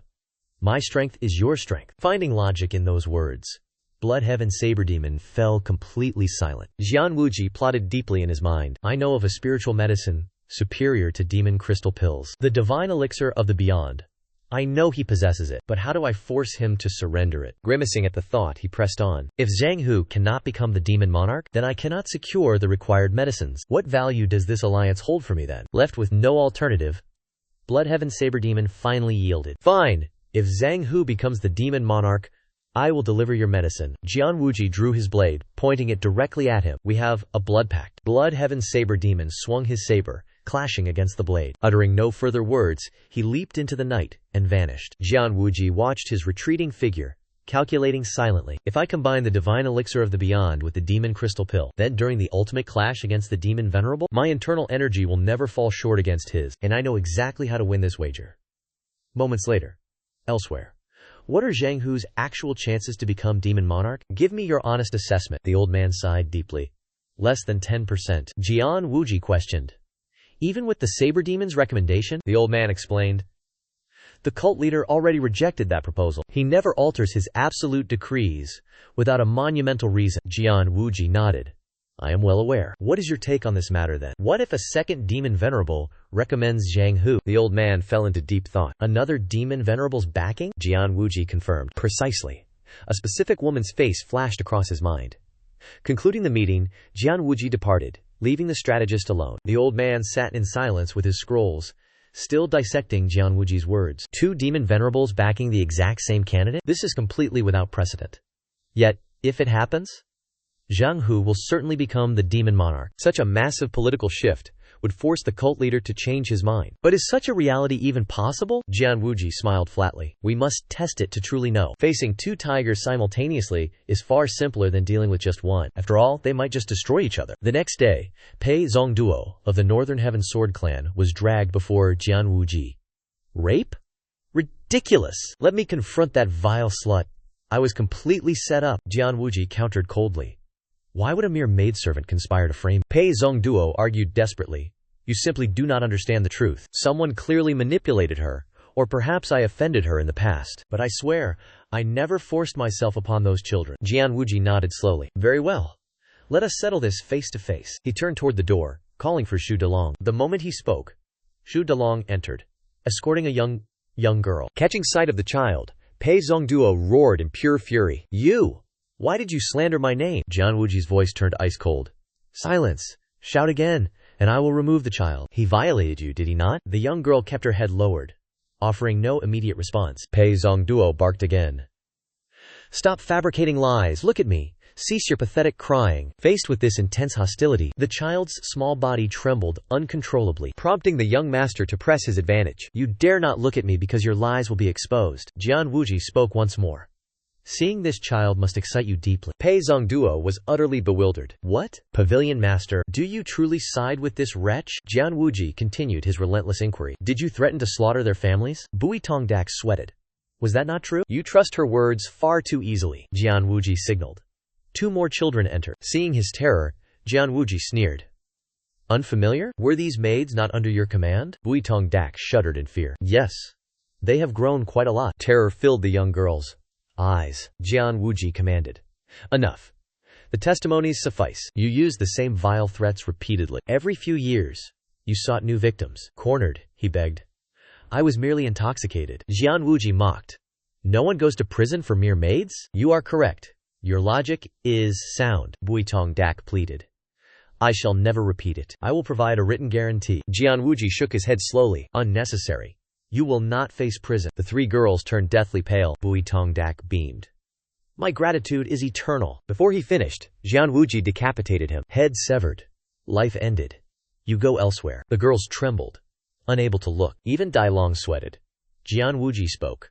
Your abuser is dead. Your families shall remain unharmed. You need not fear him ever again. I know the scars remain within you. Yet, do not forget this day. Let his retribution eclipse your dark memories. Remember his final moments. He sighed inwardly. This is all I can offer them. The eldest woman bowed in gratitude. Thank you for avenging us, young master. All 3 sisters wept in each other's arms. We owe you everything. Jian Wuji sighed.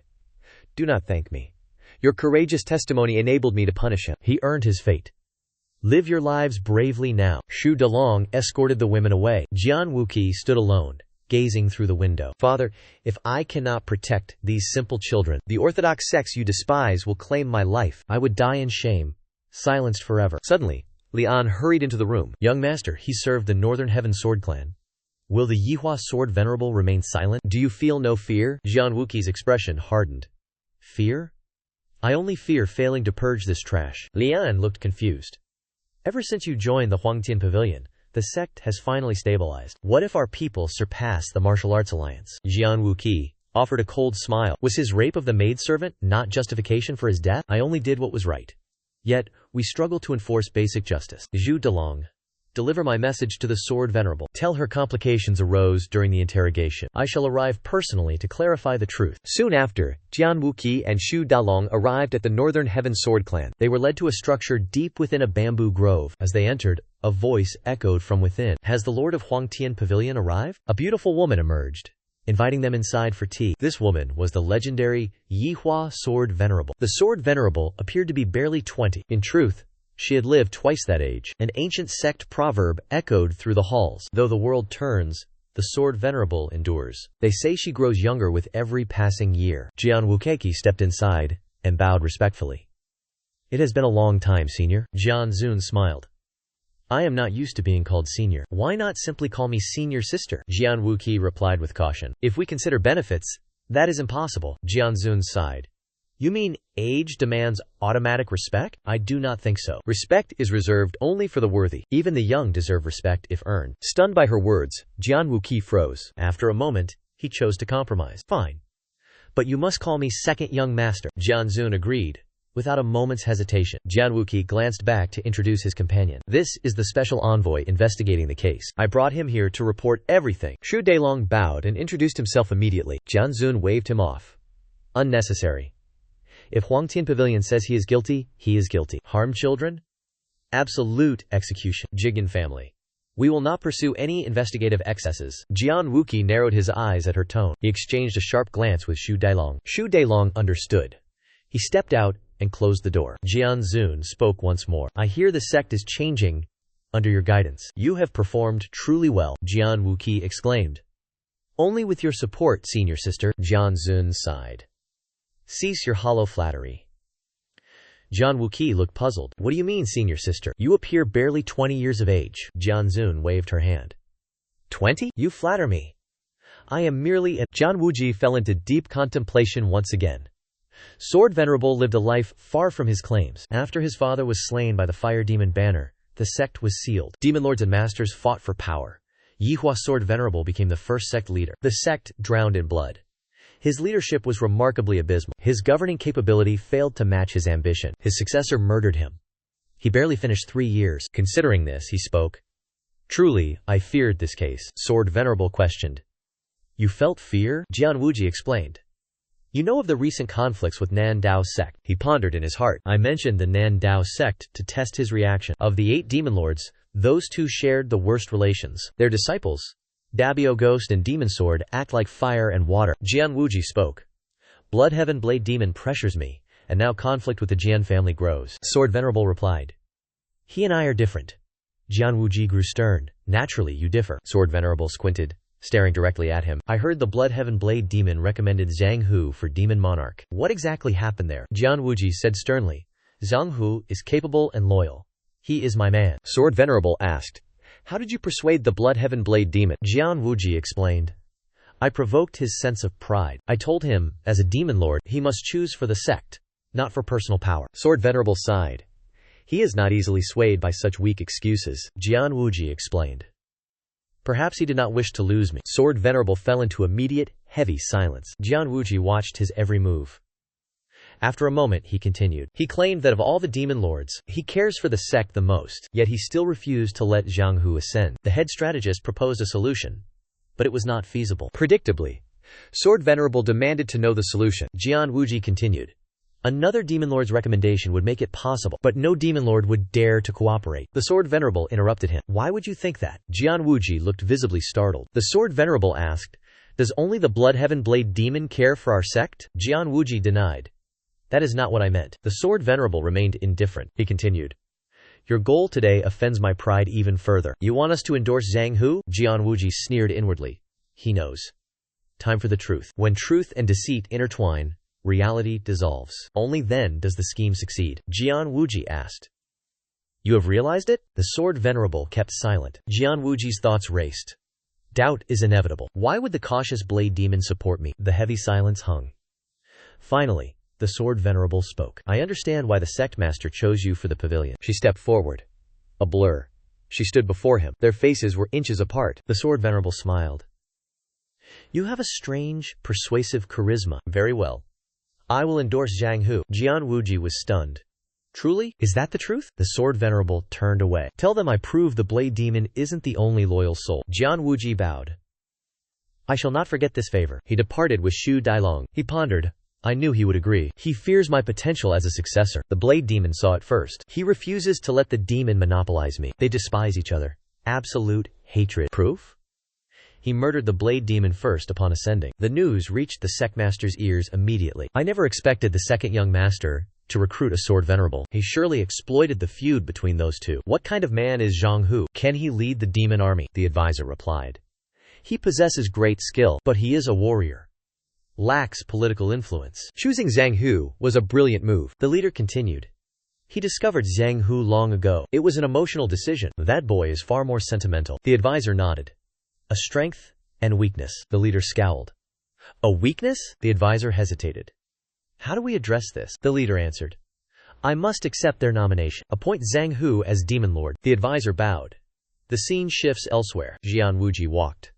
A voice called out, I struggle to repay this immense favor. It was Zhang Hu, the new Demon Lord. Jian Wuji turned. He remained stone cold. He looked at him. You cannot repay me. Zhang Hu was left stunned. What do you mean? Jian Wuji explained. 2 reasons for your promotion. First, you fit the role perfectly. It serves the sect, not our interests. Zhang Hu's expression remained completely unchanged. I have received too much. I am indebted. Jian Wuji glanced at him again. Second reason, I require the demon army's absolute power. These reasons seem to conflict, do they not? Your rigid nature. I have no intention of forcing my commands upon you. Therefore, you need not worry. Zhang Hu made his decision instantly. If you think I would abandon my kin for the collective, you are mistaken. Jian Wuqi was visibly stunned. What? Zhang Hu spoke with a stern expression. You certainly remember our very first meeting, right? I wrote that letter for my comrade. Speaking of this, he tightened his fists. To exact vengeance, I risked my very life. From that you knew I value loyalty. Therefore, I pledge my loyalty to you, young master. This loyalty of mine shall never waver. Naturally, I remain loyal to the sect and the Demon Lord. Yet my true devotion belongs only to you, young master. Jian Wuqi was momentarily frozen. His thoughts raced at breakneck speed. A truly loyal subordinate. After careful reflection, he flashed a smile. Very well. I look forward to your assistance. Zhang Hu cupped his hands. I await your guidance. Scene shifts to the Bloodheaven Blade Demon. He stood tall, arms folded in deep contemplation. A figure approached him quickly and spoke. With that blade, you act as a guardian? The Bloodheaven Blade Demon glanced at Jian Wuqi. A guardian? Young master, stop joking. Jian Wuqi smiled.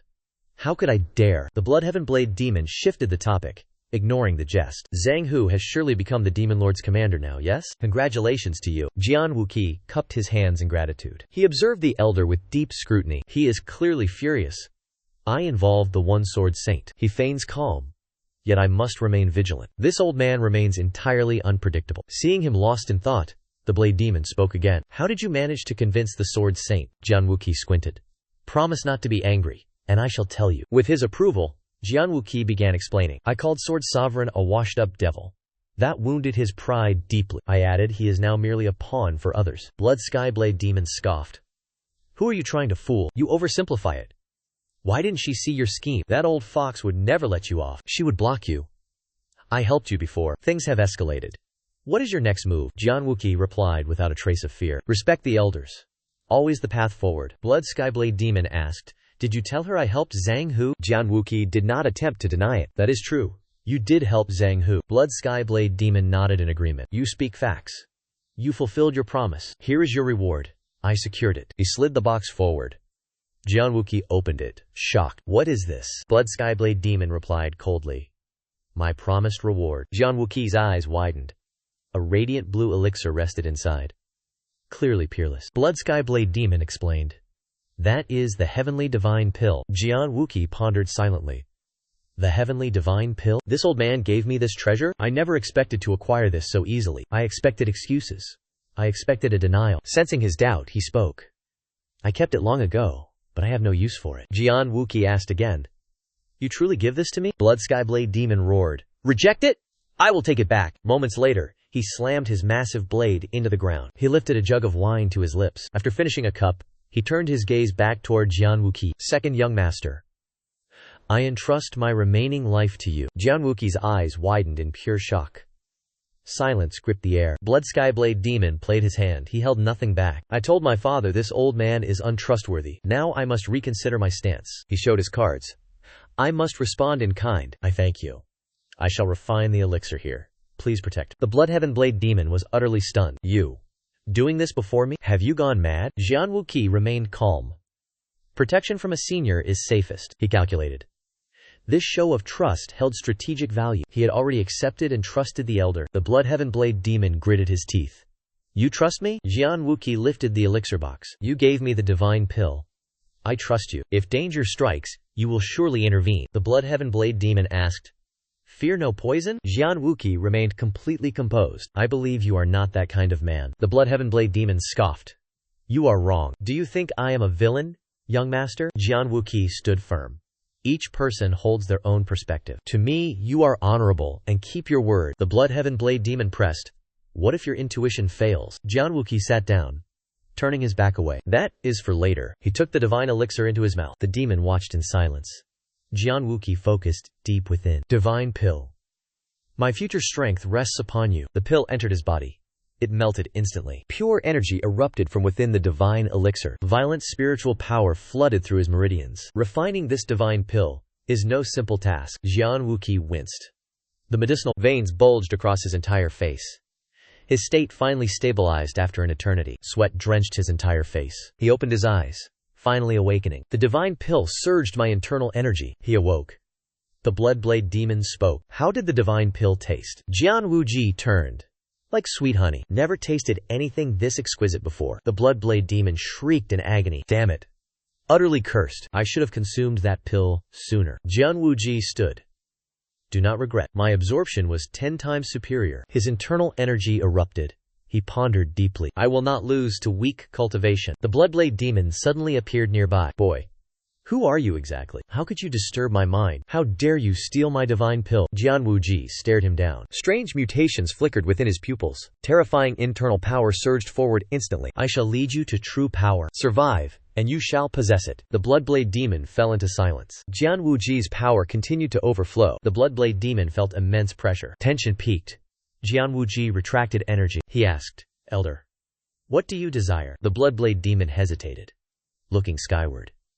At my age, what is left? I simply exist out of pure habit. Jian Wuji probed.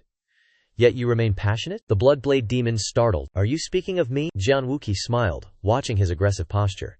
He looked like a mere youth. I can feel a burning flame within him. Suishan Daomo sighed deeply. Is that so? Hearing Jian Wuqi confirm it, he nodded slowly. Then that is good. I feared my passion had finally cooled completely. Jian Wuqi fell into deep thought. I understand his mind. Despite his boundless ambition, he remains unfulfilled. Yet, time heartlessly washes everything away. Thinking this, he turned toward the boulder. He held the wine jar before him. Senior, please, pour the wine. Suishan Daomo widened his eyes in confusion. Wine? But I have lost this wager. Jian Wuqi smiled. You gave me the heaven god elixir. You won this bet. I humbly accept this drink from you, senior. He pondered to himself. Can this truly work? From now on, he will be mine. Suishan Daomo took the jar, musing. Moments later, he poured. Their eyes locked.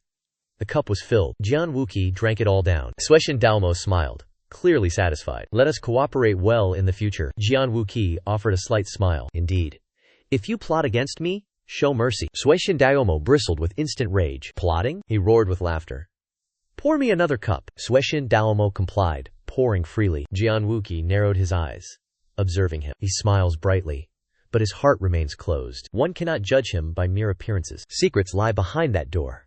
Our fates remain unwritten until it opens. Perhaps I burn in your flames. Perhaps you fall by my blade. Perhaps we remain eternal allies. That day will decide our destinies. Jian Wuji returned and practiced his swordsmanship. His inner energy surged, amplifying his strikes. His speed reached a new peak. I can rival the first sword saint. But uniting the demonic path? Still insufficient. I need more experience and internal power. Lost in thought, a voice suddenly echoed. Your power has grown. The sect master arrived. Jian Wuji smiled. I retrieved the heavenly pill. The sect master remained unmoved. Jian Wuji faltered. Why are you not surprised? I secured the heavenly pill. The sect master replied calmly. You promised me that. I knew it. I knew the demon held that pill. Jian Wuji asked. How did you know? The sect master sighed. I gave it to him. Jian Wuji stood frozen. You gifted it to him? He remembered the demon's words from last night. Every word he spoke was true. The sect master ignored his shock and queried. What did you wager against the demon? Jian Wuji spoke firmly. I wagered myself. The sect master sighed. The demon lost. My conquest begins now, Jian Wuji declared. The 8 demon lords will pay. Silence suffocated the entire room. Jian Wuji felt a lingering doubt. Strange. Yet, why did he remain completely silent? He pondered this and asked his father. Why do you just listen? The sect leader calmly replied. I believe you might actually succeed. Jian Wuji sighed. You finally recognize my true worth. The sect leader said no more. He ordered further training and turned away. Jian Wuji watched him, smiling. Thank you for making Zhang Hu the demon lord. The sect leader paused. It was the two demon venerables who recommended him. Jian Wuji's next words made the man's entire body tremble. I will certainly find happiness. Only my joy brings peace to those around me. The sect leader glanced back at him slightly. Is that so? Happiness is merely a cheap, pathetic emotion. Just remember that fact. Walk this arduous path, but abandon all hope for happiness. Jian Wuji shouted with great intensity. I disagree. No matter how difficult the path, I will find my happiness. The sect leader made no reply and departed. Jian Wuji stood alone, determined to prove him wrong. The next day, Jian Zun stood amidst a sea of flowers. A voice of praise suddenly echoed from behind. These blossoms are truly magnificent. Jian Zun replied. Legends say only with age does one truly appreciate beauty. For a young master like you, that remains a distant future. Jian Wuji pondered this silently. No. With more age, even admiring flowers becomes a burden. He quickly produced a jug of wine and spoke politely. I sincerely thank you for the favor you bestowed. As a token of gratitude, I brought this wine. Jian Zun refused gracefully. I accept your intent, but I abandoned wine long ago. Jian Wuji was startled by this revelation. Is that truly the case? I offer my deepest apologies. He spoke the words, yet his heart harbored different thoughts. I knew he never touched the wine. I brought it to hide my secret knowledge. It was forced.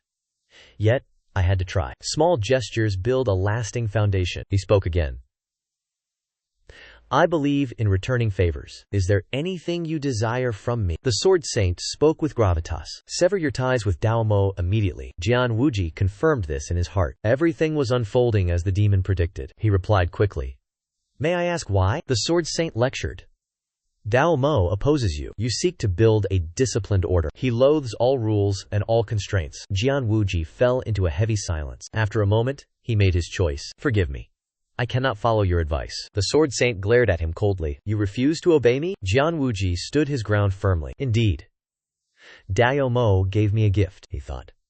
I rarely speak of this. Yet, I will reveal everything today. I desire both the demon and the saint. The sword saint asked. What is it? Jian Wuji replied. It is deeply personal. The sword saint sighed. We are not close? It seems I was merely mistaken then. Jian Wuji feigned a troubled, heavy sigh. You did me a kindness.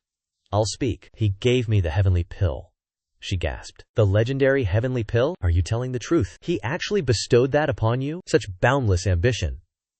Did he truly act thus? Jian Wuji wore a grave, solemn expression. He values me more than divine elixirs. The sword saint sank into deep contemplation. Jian Wuji bowed low. I am truly grateful. If you need me, send word. If that is all, we meet again. He turned. The sword saint called out. What is your opinion of Blade Demon? Jian Wuji answered without a single hesitation. Eccentric, violent, and utterly reckless. I disliked him. Now he is tolerable, the sword saint asked. Only for pills? Jian Wuji nodded. I cannot deny that. The sword saint countered. Blade Demon is dangerous. Abandon him. Then I shall assist you, Jian Wuji retorted. Prove your worth then. The sword saint paused. Prove my worth? What is your true intention here? Prove you offer more than Blade Demon. He granted me a heavenly divine pill. To sever ties, I need valid reason. The sword saint sighed with deep emotion. Is the sect's grand future not enough? Jian Wuji shook his head. Dreams and loyalty. These pathetic tools to command blind obedience. I hold such men in utter contempt. Suddenly, the sword saint's lethal aura erupted. Jian Wuji stood firm, entirely without fear. My opinion of you matters little, senior. I prepare for my own grand conquest. I must show me what I can easily choose. Show me something worth more than the heavenly pill. Place something more precious in my hands. Sword saint remained silent, his gaze cold. Jian Wuji narrowed his eyes, deep in thought. Was Dao Mo not the right choice? The absolute opposite is true. It must be the blood Dao Mo. That is why he wavers like this. Finally, Sword Saint withdrew his oppressive aura. What is it that you truly desire? Jian Wuji clenched his fists, saying nothing. I have no desires at this moment. Sword Saint narrowed his eyes, remaining silent. Jian Wuji stayed calm, pondering his next move. To Sword Saint, those words echoed clearly. I have Dao Mo. I need nothing else. He bowed low. I shall take my leave. He turned and walked away decisively. He smirked. My refusal creates his impatience. Night fell. Blood Dao Mo waited outside. That old hag. What did she say? Jian Wuji spoke clearly. She demands our severance. Dao Mo sneered. As I expected, I knew she would act this way. Did she provide a reason? Jian Wuji explained the situation calmly. She claims our paths are fundamentally incompatible. Dao Mo gritted his teeth. Total nonsense. Jian Wuji replied. I choose the better offer. Dao Mo let out a furious roar. What did you say? Jian Wuji glanced over. Would you not? Dao Mo stood speechless. Unable to argue, Jian Wuqi curled his lips upward, continuing. The elder holds the advantage. Does she possess something more valuable than the heavenly divine pill? Dao Mo felt a sense of uncertainty. It is possible. To destroy me, she would stop at nothing. Jian Wuqi continued the conversation. Why did the relationship between you and Yihua Jianzun sour so deeply? Dao Mo sighed.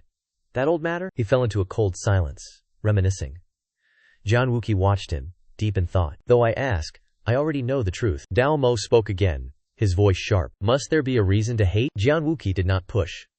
Will you share a drink with me? Returning empty will only breed bitterness, senior. Dao Mo glared.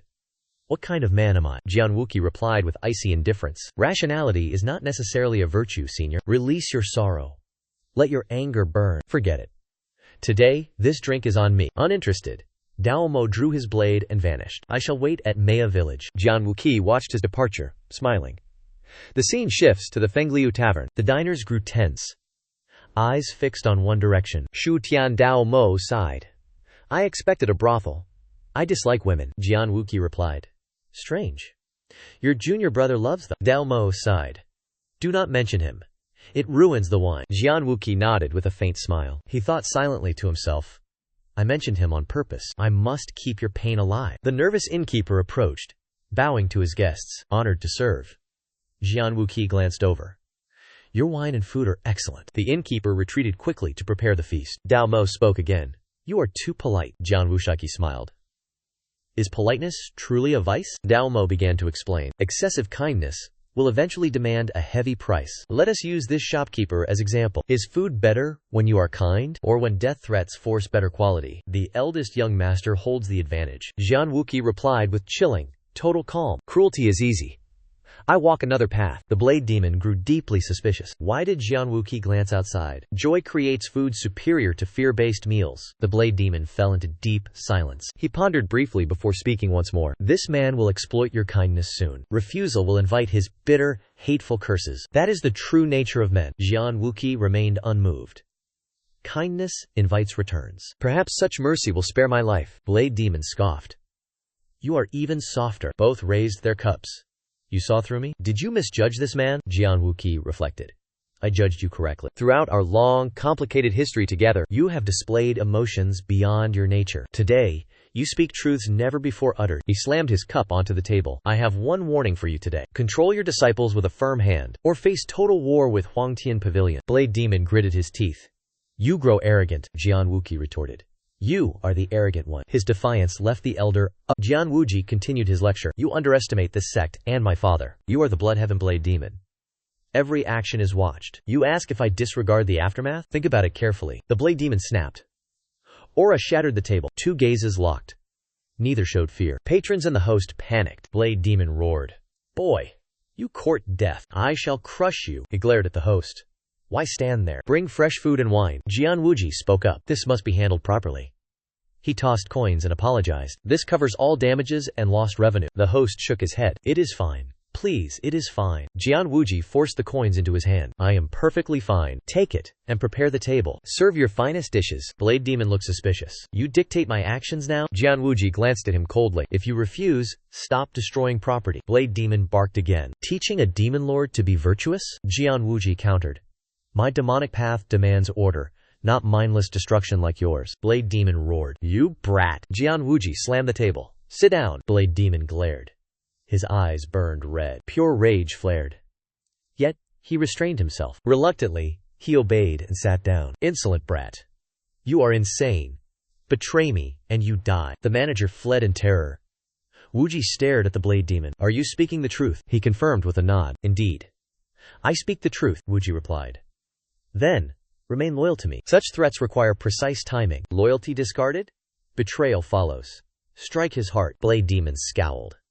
He stayed silent. Wuji poured him a drink. He remained unmoved, watching intensely. Wuji toasted him with respect. Blade Demon scoffed. He accepted. Wuji pondered deeply. A silent toast. Our souls are connected. The Sword Saint watched the moon. Her subordinate approached. The second young master drinks with the Blade Demon. Such arrogance. Sword Saint glared. Speak carefully. Cowards gossip behind backs. The man nodded. I will remember. The second master is not that man. It is but a small ripple. Her next words stunned him. What if this storm drowns the martial world. That greedy demon gifted a divine pill. His life is pledged. He sees the future sovereign within him. The youth was confused. Sword Saint, do you see it too? She stood silent, deep in thought. The second young master defies all expectations. But gifting such a rare, divine elixir? This realization gnaws at my heart. Does he perceive what I cannot? That old fox sees something I missed? The youth observed her heavy silence. We end here. I have a new man for you. Hearing this, the sword sovereign turned around. She then began walking toward the hut. The youth could only stand there silently. Saying nothing more, the scene shifts to Jian Wuji. He had just parted ways with the Blood Heaven demon blade. Gazing at the room ahead, he sighed softly. My first time inside father's private training grounds. This is 10,000-year cold iron. These marks? He approached the wall, running his hands across it. Torturing the 10,000-year cold iron? Truly reckless. The sect leader interrupted. Enough talk. Perform the wind god 4 steps. Jian Wuji complied. He channeled qi. His figure flickered, appearing and disappearing instantly. The wind god 4 steps contains 4 main forms. It possesses over 900 complex variations. Execution and power depend entirely on the user. He stopped, looking at the sect leader. Why that look? Did I perform something incorrectly? The sect leader sighed. You reached this realm already? Jian Wuji pondered this realization deeply. Perhaps you finally acknowledge my true strength. We discussed the path of martial arts together. You listened to my insights and accepted them. The sect leader spoke. Correct. Focusing power on your right foot is accurate. Jian Wuji felt joy. Father's logic is remarkably sharp. The sect leader commanded. Close your eyes. Listen to my teachings. As he closed his eyes, the master began explaining. Sword techniques were transmitted directly into his mind. A moment later, he jolted back to reality. My wind god 4 steps reached a new level. He bowed deeply. I thank you for your profound guidance, he thought silently. I will repay this by slaying Huomakaki. This truth remained hidden. I shall repay you with wine. Then we visit Hugo Review K. Truyen together. The cult leader stood up, sighing. Cease this nonsense. Stay for dinner. Hearing this, Jian Wuji gasped in sheer disbelief. Witnessing his shocked reaction, the cult leader asked, What is it? Jian Wuji replied innocently. This is my first time dining with you, father. The cult leader's expression turned visibly awkward upon hearing those words. He turned away swiftly. Does such a trivial matter surprise you? Shortly after, a lavish feast was laid out upon the table. The cult leader reminded him. Eat more if you are not full. Jian Wuji used his chopsticks without hesitation. Silence returned. Neither spoke. Jian Wuji plotted silently. You must wonder why I am not joking today. Father, you cannot know. This feels like my pre-regression days, dining with you. I never yearned for this before. Yet, now I finally understand. Deep within my soul, I have always craved this exact moment. The cult leader suddenly broke the silence. Is the food to your liking? Jian Wuji smiled. Will you change chefs just for me? The cult leader sighed. Unnecessary. He put down his chopsticks, changing the subject. What is your true purpose for seeking me out today? Jian Wuji hid nothing, replying bluntly. A request. Grant me another family member. The cult leader was astonished. Do you wish to wed? Jian Wuji shook his head calmly. No. I wish to bestow the Soaring Heaven Sword technique upon my guard, Lian. He pondered internally. I will teach Lian the Soaring Heaven Sword technique, which I mastered. She requires absolute power to command the Ghost Shadow Squad. The conflict is clear. This manual is reserved strictly for heavenly demon bloodlines. The cult leader questioned him directly. You slander your biological brother, yet you consider a mere guard as family? Jian Wuji confirmed with absolute certainty. Correct. She is far more vital than family. She will achieve monumental greatness. The cult leader asked once more. That is your signature technique. Are you certain? Jian Wuji replied gravely. My true ultimate technique shall be the 9 Flames Demon Manual. He calculated silently. The 9 Flames Demon Manual is not for ordinary heavenly demon bloodlines. That supreme technique is reserved solely for the rightful successor. The cult leader stared at him intently. Your confidence is truly boundless. Hearing the cult leader's approval, Jian Wuji widened his eyes in absolute disbelief. Did you truly agree that easily? The cult leader continued.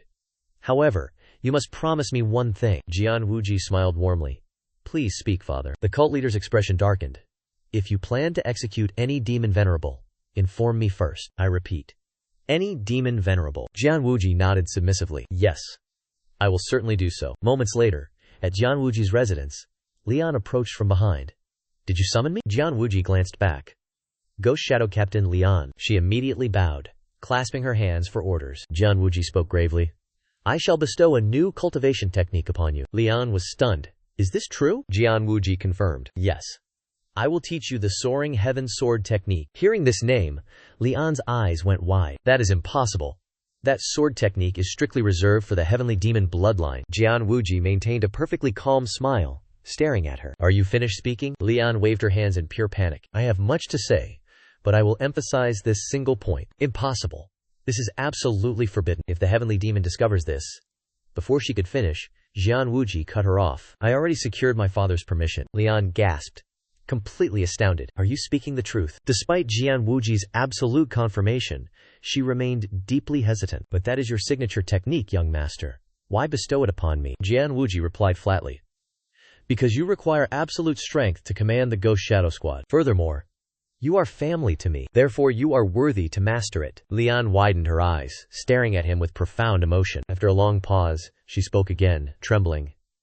But how can I take your technique? How could I ever be worthy? Jian Wuji closed the distance between them. Lian's entire body shook as she sobbed. No one has ever valued me this much. Jian Wuji placed his hand firmly upon her shoulder. You are important to me, Lian. Hearing his words, her tears flowed even harder. Jian Wuji spoke no further, standing by her side in silence. Shortly after, he began instructing her in the martial path. Following that day, I focused entirely on training her alongside my duties at the Yellow Springs Pavilion. Guided by my instructions, Lian rapidly mastered the soaring heaven sword. Her comprehension was swift.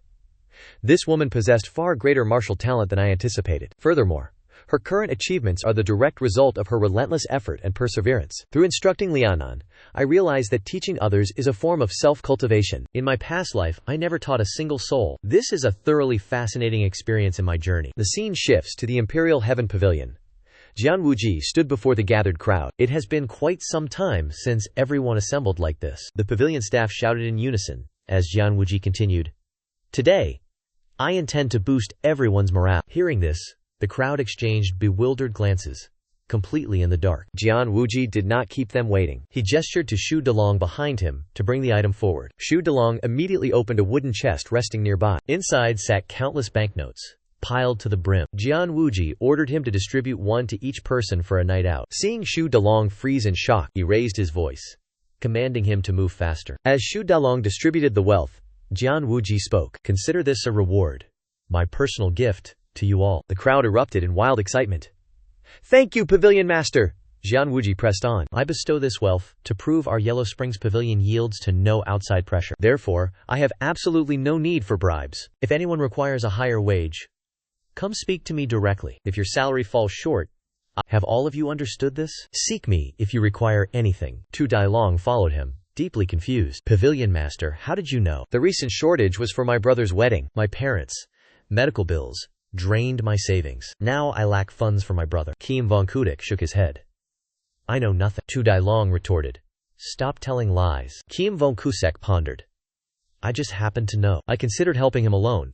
Eventually, I helped everyone. He glanced back. Does it matter? Leave it be. Tu Dailong persisted. It matters greatly. I am loyal. Are the others loyal too? Kiem Vongkusak smiled. Do not let greed blind you. Perspective changes once money is involved. Tu Dailong remained deeply concerned. Master, hear me. This world is a treacherous place. One mistake means total consumption. Kim Vongkudek was startled. Tu Dailong bowed deeply and departed. Kim Vongkudek watched him leave. The scene shifts to the Southern Blade sect. Why has the young master come here? Have you devised a way to capture me? Kim Vongkushek chuckled at the Dao Ma. What is the meaning of this? Have you committed a grave sin? The Dao Ma replied. My life is pure evil. Kim Vongkushek nodded. Not for today. The Dao Ma snapped. Then why are you here? Kim Vongkushek presented a small box. This is for you. The Dao Ma frowned. What is this? Does it release poison when opened? Kim Vongkuk smiled. Prepare for a surprise. That is precisely what I intend. The Dao demon, startled. What do you mean, young master? Jian Wuqi offered no explanation. Just opened it. The Dao demon complied. Opened it quickly. Upon opening, he felt sudden shock. A first-grade poison-repelling bead? I have seen this artifact before. Why bring it? Jian Wuqi answered coldly. It is for you. The Tao demon froze. Say what? Jian Wuqi continued. Happy birthday to you. Today is your birthday, is it not? The Dao demon stroked his beard. Today is my birthday? Jian Wuqi looked puzzled. You do not remember? The Dao demon shook his head. I have forgotten that day long ago. How do you know of this? Jian Wuqi flashed a smile. Information is easily found in Huangtian Pavilion. I know much more about you. The Dao demon nodded slowly. Pray, tell me more then. Jian Wuqi felt a momentary surprise. That was merely talk. Happy birthday nonetheless. It is time for my departure. As he turned, the Dagyo demon spoke. Did you truly come only to gift? Jian Wuqi glanced back. Indeed. Do not overthink this matter. The Dao demon pressed on. Will you just leave like that? Jian Wuqi smiled. I am quite busy. Meet me at Fengliu Inn tonight. I shall wait for you there. He spoke, then swiftly departed the area. Dao Mo did not stop him. He watched him leave, then stared at the wooden box. A birthday gift? Twilight began to descend upon the world. Jian Wuji walked back to his dwelling alone. Entering the courtyard, he spotted a figure sitting upon Dao Mo's stone. It was not Dao Mo, but the sword venerable. Seeing him return, she called out, Young master, you worked hard. Let us have a drink. Jian Wuji frowned. His expression remained unreadable. He pondered her true intentions. After a moment of deep thought, he stepped forward and sat opposite her. Very well. Senior, did you not once claim you never drink alcohol? The sword venerable explained. This wine is not for me. It is for you. Jian Wuji raised his cup to accept her offering. Without a hint of caution, he downed the drink immediately. The sword venerable was stunned by his decisiveness. What if the wine contained poison? You drank without any inspection? Jian Wuji replied. I did not check, but I was prepared. The sword venerable was baffled. Prepared? Jian Wuji covered his mouth, then produced a small object. This poison-neutralizing bead prevents toxins. Holding it while drinking neutralizes any poison present. The sword venerable stared in shock. It was a high-grade, poison-neutralizing bead. Jian Wuji explained himself coldly. Forgive my bluntness, senior. You despise me. Why would I trust your wine? The sword venerable narrowed her eyes. When Dao Mo offered wine, were you using the bead then? Jian Wushi shook his head. No. The sword venerable gritted her teeth. You trust him, but not me? Jian Wuji countered. With Dao Mo, much had transpired before the first cup was ever poured. The sword venerable snapped. Did Jian Wuji ever deny it? Not even once. Sword venerable frowned. You recommended Zhang Hu twice because of me. Jian Wuji narrowed his eyes. Senior, was that choice truly for me? You recommended Zhang Hu, but not for my sake. It was to sever my ties with Senior Bloodheaven Saber Demon. I desire a close alliance with you. Therefore, I will drink your wine without using the anti-poison pearl. Sword venerable snapped. Cease these fake words. You already consider the Bloodheaven Saber Demon your true confidant, correct? Silent, Jian Wuji gently set down the anti-poison pearl. He lifted the flask, poured a cup, and drained it without hesitation. From start to finish, his expression remained perfectly calm. Not a single ripple of emotion showed. The two narrowed their eyes, staring in absolute silence. Jian Wuji plotted within his mind. She is a person who refuses to be compared to the Bloodheaven Saber Demon. Driven by her immense pride, she always believed I would choose to trust her over him, and naturally she is not someone who would resort to poisoning wine. After a long silence, Sword Venerable finally spoke. State your true desire, young master. His sudden response caught her completely off guard. Help me become the successor of the demon cult. But do not demand I sever ties with Senior Saber Demon. Sword Venerable frowned again, falling into deep thought before standing up to depart. In this world, only parents grant aid without demanding a steep price. Jian Wuji paid her words no heed, countering calmly. Tonight, I shall drink at the Windflow Tavern. If you desire, join me there, Senior. Sword Venerable offered no reply, vanishing swiftly into the night. Jian Wuji returned to his courtyard alone. The moment he entered, he froze in surprise. The cult leader stood like a towering monument upon his roof. A look of sheer helplessness flashed across his face as he thought, what kind of day is this? Two demon venerables appeared, and now my own father stands before me. Shaking off his shock, he spoke aloud. What brings you to such a humble place, father? The cult leader replied flatly. I merely came to see your living conditions. Jian Wuji marveled silently in his heart. This is the first time father has ever visited my residence. Come to think of it, this era brought our first hunt together. It also brought our very first shared meal. Now, his first time visiting my home. With him, there are truly too many firsts. Snapping out of his daze, he gestured politely. Please step inside, father. The cult leader refused flatly. Why enter a single man's room? Jian Wuji offered to fetch a chair. The cult leader declined. Unnecessary. I sat enough today. Hearing this, Jian Wuji leaped onto the roof, standing shoulder to shoulder with him. True, the demon physician once said, prolonged sitting destroys health. It shortens your lifespan. The cult leader asked, do you desire longevity? Jian Wuji replied, Naturally. Too many things remain untasted. I will experience everything before death. What about you, father? Besides conquering the world, what do you wish to try? The cult leader shook his head instantly. Nothing. A sudden silence fell between them. Jian Wuji pondered deeply. Father claims he wants nothing. Yet it sounds as if he carries too many heavy burdens. Burdens that leave him zero time for anything else. Realizing this, he spoke.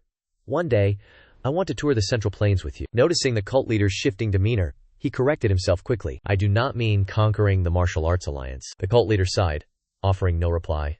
Jian Wuji continued. Just viewing ordinary lands. Will you travel the world with me in the future, father? I heard the snow mountains are wonderfully cool in the summer. Father and son stood together, watching the distant horizon fade. Night fell.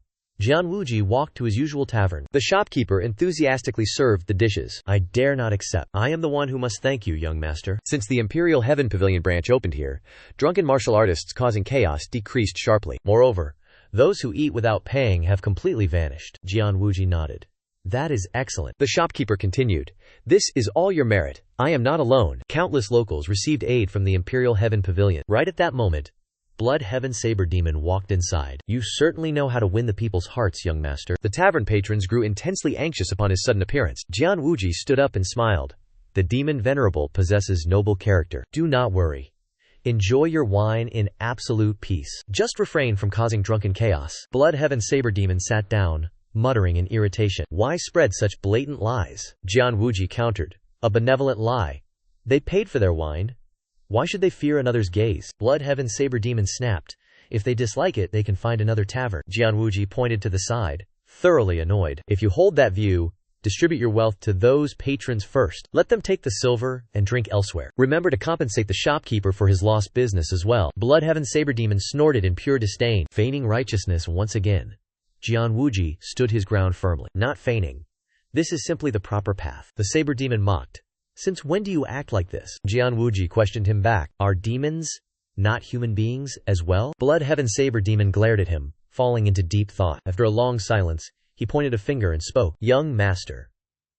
Times like these leave me thoroughly bewildered. I cannot tell if you belong to our cult or the martial arts alliance. Jian Wuji lowered his head, sighing as memories resurfaced. I never truly believed I belonged to the demon cult. In my youth, I abandoned the cult to roam the Central Plains for a lifetime. I encountered countless souls, gaining vastly diverse experiences. Shaking off his thoughts, he raised his cup.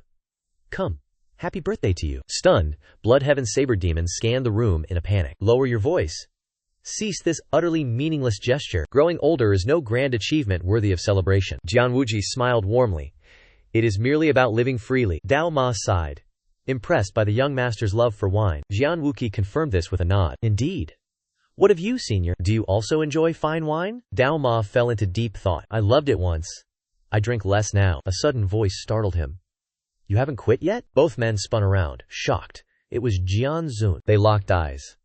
The tension was immense. The patrons trembled again in sudden fear. Jian Wuji rose quickly, pulling out a chair. Welcome, senior. Please, take a seat. Jian Zun said nothing, brushing past Dao Ma. They took their seats. Silence returned, heavy and cold. Finally, Jian Zun turned to Jian Wuji. Why have you summoned me here today? Jian Wuji replied. Today is Dao Ma's birthday. One should offer well wishes on special days. I wanted us all to gather together. Jian Zun stood up, ready to leave. Meet me alone next time. Dao Ma spoke up. What exactly are you dissatisfied with? Jian Zun glared coldly. You ask that now? Do you truly not understand? Dao Ma's expression turned grim. If I knew, I would not ask. What has provoked your sudden rage? Jian Zun's fury only grew sharper. It is you. You are the cause. Dao Ma roared back, refusing to yield. What wrong have I committed? Before the words were finished, Jian Zun shouted. Shut your mouth. Say nothing more. They fell silent, blades of eyes clashing. Jian Zun finally spoke. You are selfish and foolish. The blade demon grew agitated at these words. What did you just say? Sword Saint ignored him, continuing. Will you swing your blade like your own character? Very well. Let us see you try. Drink until drunk and babble like before. The demon's blade arm trembled. The air grew heavy. Jian Wuji observed Shen Si from the side. Those two would not truly fight. A rule exists among all demon lords. Absolute prohibition against mutual combat. He spoke. Midnight is distant. Both, calm yourselves. Sword Saint turned, radiating killing intent. What are you doing, young master? Do you mock me with this scheme? Jian Wuji replied calmly. I shall explain the Sword Saint's presence here. Honestly, I require the saint. Reconcile this day. I know not why you are bitter enemies. Sword Saint sighed, her hostility dimming slightly. If a mere cup could mend this, the tension would not exist. Jian Wuji continued. Meet repeatedly, until all matters are resolved. Argue, pull hair, speak until the rage fades. Sword Saint interrupted. You are far too ambitious, young master. I stated earlier. The Blade Demon and I cannot walk the same path. With that, she turned and departed. The demon finished his wine, cursing. This celebration is a complete nuisance. He shattered the table, left, and Jian Wuji compensated the innkeeper. Perhaps he should cease his penchant for destruction? The innkeeper chuckled. Carpentry brings more profit these days. Once settled, Jian Wuji quietly exited the tavern. He mused. I foresaw conflict between these two legends, yet I cannot allow them to flee forever. Buried emotions must finally come to light. Face one another. Dispute. Even wage war until they realize their hatred is merely trivial. He returned to his quarters to rest, slumber broken. He sensed a presence. Eyes snapped open wide. He rose instantly. Who calls for me out there? He grabbed his blade. He walked outside. In the courtyard, the Sword Venerable waited in silence. Sword Wuji stepped out. Seeing her, he felt profound shock. She stood with her back turned to him. She spoke coldly. You sensed me despite my suppressed presence. Truly, you are no ordinary man, Sword Wuji replied. I merely had a restless sleep. The Sword Venerable remained unbothered. She continued speaking. Young master, you once told me a truth. You despise those seeking loyalty through empty dreams, lacking real strength. Sword Wuji offered a nod. Indeed. She continued. I also hold contempt for those with flowery words but zero power. Sword Wuji asked. You think I am like that? Her hand gripped her hilt. Why not test it? She drew her blade. Decisive and swift, Sword Wuji tensed internally. The Sword Venerable. Not a single opening visible. His lips curled upward. I despise another type of person, the Sword Venerable doubted. Another type? Who? Sword Wuji's face hardened. The strong who lack mercy. The oppressors forcing their will. I loathe those lacking imagination. Only capable of causing pain. The Sword Venerable erupted. Her aura surged violently. She glared coldly. A few compliments. Now you grow arrogant? Sword Wuji met the pressure. He stood perfectly calm. If I win, what will you do? The Sword Venerable narrowed her eyes. What did you say? You think you can defeat me? Sword Wuji's. Indeed. The Sword Venerable's eyes flashed with crimson light. Defeat me, and I shall grant your request, even if it demands my life. Jian Wuqi contemplated. He is truly confident in his inevitable victory. The Sword Venerable challenged him. Very well. What if you lose? Jian Wuqi replied boldly. I accept any terms you dictate. The Sword Venerable grew stern. Sever your ties with the Bloodblade Demon. Jian Wuqi fell into deep thought. Her confidence was not unfounded. Aside from my father, she remains the strongest. He pondered this. Are you not curious about my terms? The Sword Venerable spoke calmly. Not at all. It is of no concern to me. A cryptic smirk played on Jian Wuqi's lips. Today, you shall witness my Black Demon Sword's true power. He drew his blade without hesitation. The Sword Venerable remained composed. I shall grant you 3 moves. Jian Wuqi showed no false humility. I accept your generosity with gratitude. My blade strikes now. He grew anxious. This will be difficult. Yet I will not use the Wind God steps. I shall end this within your 3 moves. He lunged forward, executing the first form of the Heaven Flying Sword technique. The Heaven Slash landed with immense force. The Sword Venerable raised her blade to deflect it. One strike. Her calm expression shattered instantly. Dust erupted around them. Jian Wuqi was forced backward. The Sword Venerable soared through the air. She was shocked to see him still standing. Jian Wuqi stabilized his footing. He raised his sword again. His blade danced, creating countless deadly illusions. He unleashed the second form, the Heaven-Changing Slash. Sword Cly rained down, targeting the floating Sword Venerable. She was no weakling. She dodged and parried with grace. She landed flawlessly upon the earth. Her eyes turned sharp. Before she could recover, more sword Kia surged toward her. She gritted her teeth. She prepared to strike back. A powerful sword strike erupts. It shreds the opponent's defenses. He frantically raises his blade. He barely dodges the strike. Jian Wuji frowns deeply. Did she break her vow? Jian Zun stands there helpless. What is this? Jian Wuji studies his blade closely. I had no other choice. This sword technique is relentless. Mere defense is not enough. Offense is the only defense. A dark vortex surrounds his blade. Sky Sword Technique. 3rd form. Heaven's Descent. She stands her ground. Metal clashes.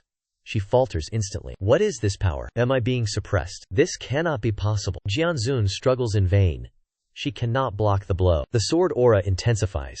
It overwhelms her completely. Jian Wuji observes with cold intensity. Jian Zun's eyes widen in terror. The strike ends.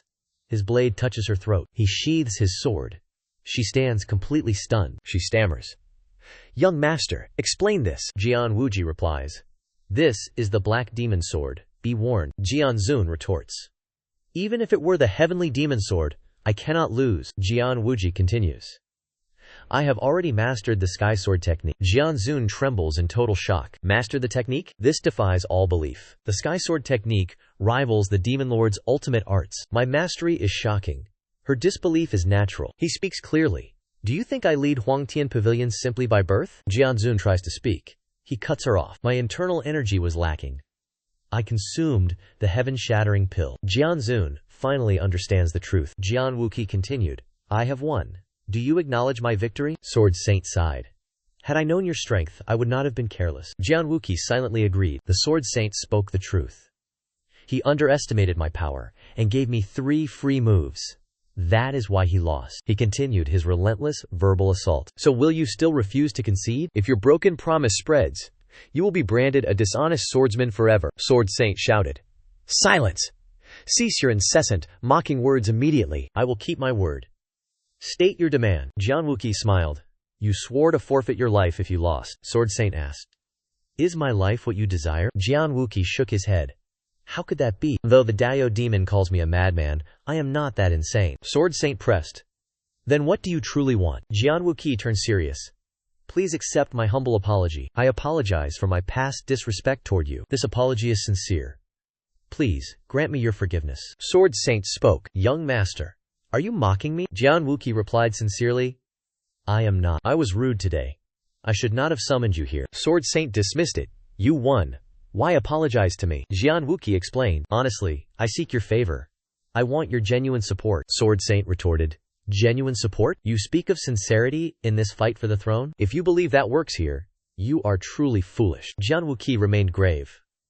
"It depends on the individual. If an enemy throws mud, I bury them in it. If they douse me in filth, I return the favor tenfold. But with you, I refuse to act that way. You are the most honorable. Your aura is elegant and noble." The Sword Saint felt itchy from this flattery. "Is that truly so? Do you think I am that person?" Jian Wuji confirmed it. "Yes.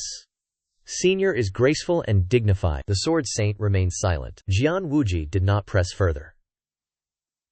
"Farewell." He turned and walked toward his room. He pondered deeply while walking. "My words were nothing but pure lies. Yet, those events have not happened. If meeting me changes her dark destiny, could her bloody future finally fade away? Could flowers bloom in her desolate eyes?" The Sword Saint stood there, lost deep. The next night, she returned. "I accept." Jian Wuji noted her unstable, weary state. "Defeated yesterday. Is she possessed now?" He paused, then offered his thanks. The Sword Saint continued. "I lost yesterday. I admit defeat. Fight me once again today." Jian Wuji refused without a thought. "I refuse that request." The Sword Saint was confused. "Why would you refuse?" Jian Wuji explained. "I cannot win again." "You went easy. My victory was luck." The Sword Saint asked. "You mastered it?" "Your internal energy is profound. I lose." Jian Wuji shook his head. "Simply luck. I do not mistake luck for strength." The Sword Saint gestured to herself. "Very well. If I win, I ask for nothing. If I lose, I accept your terms." Jian Wuqi frowned. He pondered deeply. Truly foolish. Utterly naive. Now I understand her pathetic downfall. Only bloodshed and ruin followed her. Pride blinds her. Does she fear me? Such a laughable thought. He clasped his hands. He spoke clearly. "Senior, yesterday's victory remains my secret. Do not struggle. Defeat is certain. Rest well today. Your face looks exhausted." As Jian Wuqi turned, she uttered 4 words. Pure, crushing humiliation. Those words stopped him cold. "There is no need. As I said, victory was pure luck." Jian Zun spoke with cold authority. "Losing the duel? My pride demands vengeance. The humiliation burns. It festers." Jian Wuqi realized the grave truth. "Impossible. I cannot allow this shame." He cut her off abruptly. "It is understandable. It is a loss of face. Even I, a man, would feel shattered." Jian Zun sighed. "A mortal might accept it. But a sword saint? Better to die." "Do you understand why I returned?" Jian Wusaki nodded. Jian Zun pressed on. "Will you duel me once more?" Jian Wuqi remained resolute. He shook his head. "I refuse." "Cannot you let me keep this luck?" Jian Zun sighed. "I swore a vow. I lose to no one. Except him." Jian Wuqi listened. His mind raced. That person? The one Jianzun holds sacred? Deep in thought, his eyes widened suddenly. Could it be? The Sword Sovereign spoke again. That is correct. I gave my word to the sect master. Do not defile my pure, unwavering devotion. Jian Wuqi shook his head. No, but why is father so revered? Mentioning the sect master, her expression softened instantly. Jian Wuqi fell deep into heavy contemplation. Perhaps invoking father was her final trump card. I cannot refuse her request any longer. He finally relented. Very well. A promise must be kept. Her smile grew even more radiant. Her behavior filled Jian Wuqi with growing doubt. Is it truly this simple? She remained silent, gesturing for him to attack. He drew his blade. I shall use my full strength. The Sword Sovereign readied herself. That is exactly what I desire. Blades drawn. Eyes locked. Tension spiked instantly. Both warriors studied their opponent with absolute focus. She lunged. He dodged. He countered immediately. They separated briefly. He lunged forward with footwork techniques. She shifted her stance to parry his assault, a surprise strike. She blocked his downward blow perfectly. Her effortless parry left him visibly shocked. Before he could react, she twisted her blade. He stumbled. He somersaulted in mid-air and landed gracefully. Her blade met his face. He narrowly dodged the strike. He struck her blade, sending it flying wide. A stalemate. They charged forward in a deadly dance. Steel met steel. They retreated to reset the distance. They moved into the forest, trading blows and thoughts. Victory is irrelevant. The Sword Saint felt it too. Killing intent vanished. Pure sword mastery remained. Truly extraordinary. He is worthy. He has mastered the sword path. I am delighted. This pure martial exchange, far more exhilarating than any life or death struggle. Time blurred. The two finally ceased their movements. Both were exhausted, drenched in thick sweat. Jian Wuji bowed. You held back. I concede this defeat, the Sword Saint replied. Was it not a draw? Jian Wuji shook his head. No, that was my absolute peak. The Sword Saint smiled. Young master, my gratitude. Jian Wuji stared. Stunned, she vanished into the distance. The Sword Saint changed. Her scowl vanished. Pure satisfaction remained. Jian Wuji stood frozen. He exhaled in relief. The following night, she returned to find him. After yesterday's draw, I slept through the entire day. When I suffered defeat, I could not sleep, but after drawing, I entered a deep slumber. I wonder, have I ever slept so peacefully? Jian Wuji grew suspicious. Do you suffer from chronic insomnia? The Sword Saint confirmed. Indeed. I have never slept soundly before. Do you know what I concluded? To sleep well, must we duel every day? Jian Wuji froze. Cold sweat poured down. The Sword Saint pressed on.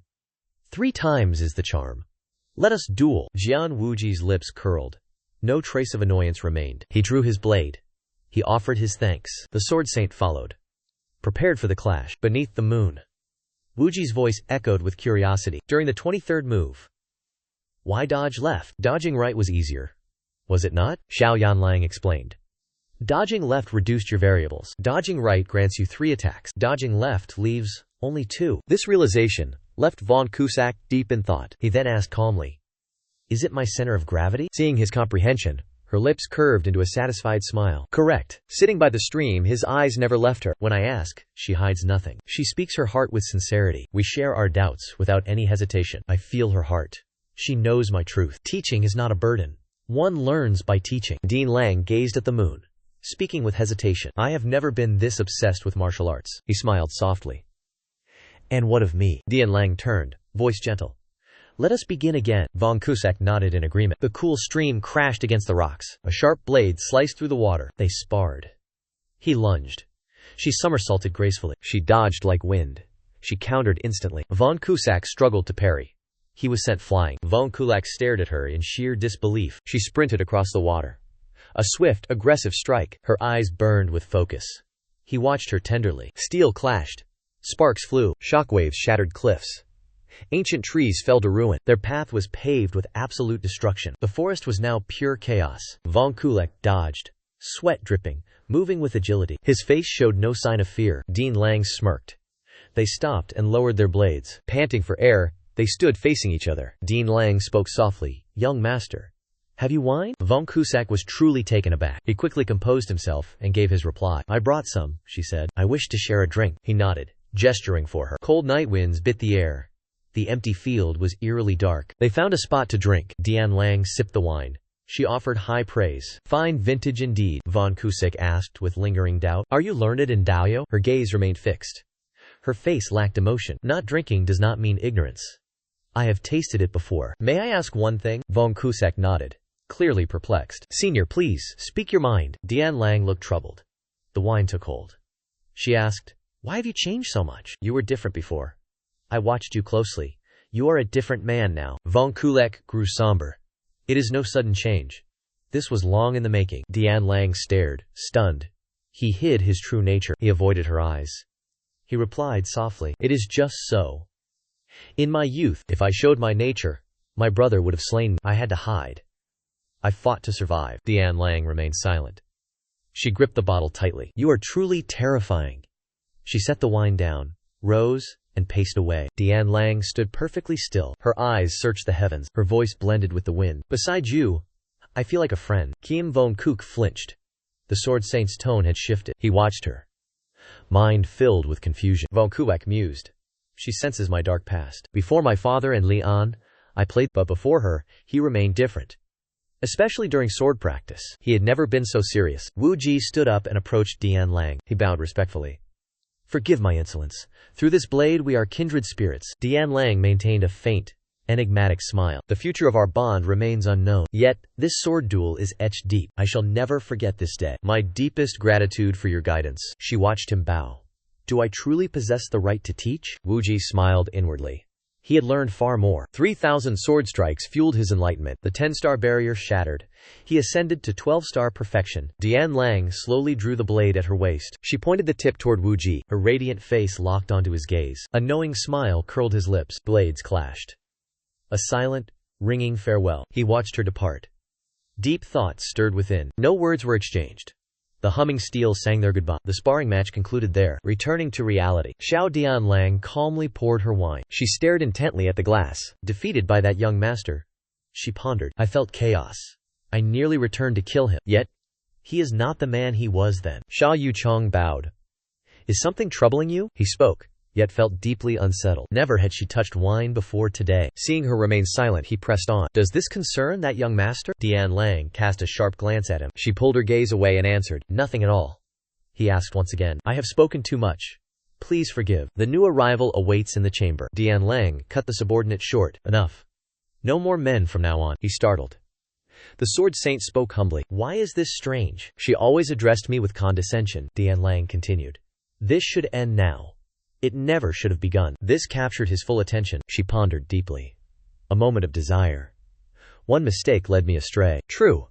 I forgot my last encounter. Just one instance of indulgence. Once became twice. Twice became 3 times. It ends here. Wu Chong bowed low. Respectfully, he spoke. Let me dispose of him today. There shall never be another time. She cut him off. No next time. Never repeat this again. Do you understand? Wu Chong bowed. I shall remember this. Dian Lang waved. Leave. Touch them, you die. Wu Chong backed away. Rest assured, master. He turned and exited the room silently. Wu Chong felt deep resentment, using men to curry her favor. My status is finally secure. Yet why that cold, piercing gaze? I am the true successor. I, second young master. Since he arrived, she has changed. Deep in the forest, a group gathered. They gazed, confused. How could this happen? One man gagged and ran away. Rotting corpses were piled high before them. The masters slowly approached Wu Ji. Hu Ming frowned deeply, reporting the grim discovery. Over 10 buried corpses had their hearts ripped out. Wu Ji flinched. Cold realization dawned within him. This was surely a soul-stealing dark art. This forbidden technique harvests vitality from living hearts. Only the soul-sucking demon lord possesses such power. While searching for the demon's soul secret realm, rumors emerged of him refining demonic energy through slaughter. Jian Wuji pondered, eyes narrowing. Was the rumor true? DeLong broke the silence. These victims were not martial artists. Wu Ji asked sharply. Were they commoners? He replied.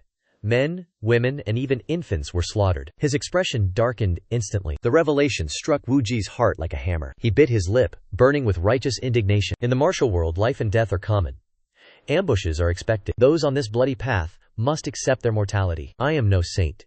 Yet slaughtering the innocent, especially defenseless children, is absolute demonic brutality. Senseless, vile carnage. If the rumors regarding the demon lord hold weight, he has committed these atrocities for decades. Thousands have likely perished by his hand. Wu Ji's gaze burned with sudden, iron resolve. A strange, mystical light flickered before his eyes. A silver-haired elder materialized before him. The elder offered a calm, gentle smile. Wu Ji stared intently at the mysterious figure. Closing his eyes, he whispered to himself, "Personal vengeance is vital, and my life is precious, but this evil must be stopped first." Suddenly, a subordinate appeared. He presented a folding fan and spoke urgently, "Please inspect this item. This spirit aura is used by necromancers. It was discovered alongside the corpses." Jian Wuqi studied it with focus. "This involves the soul-absorbing demon lord. Why would they leave this ghost fan? Where's the woodcutter?" he demanded. The subordinate answered, "We are hunting him. He fled when we were distracted. Clean this place.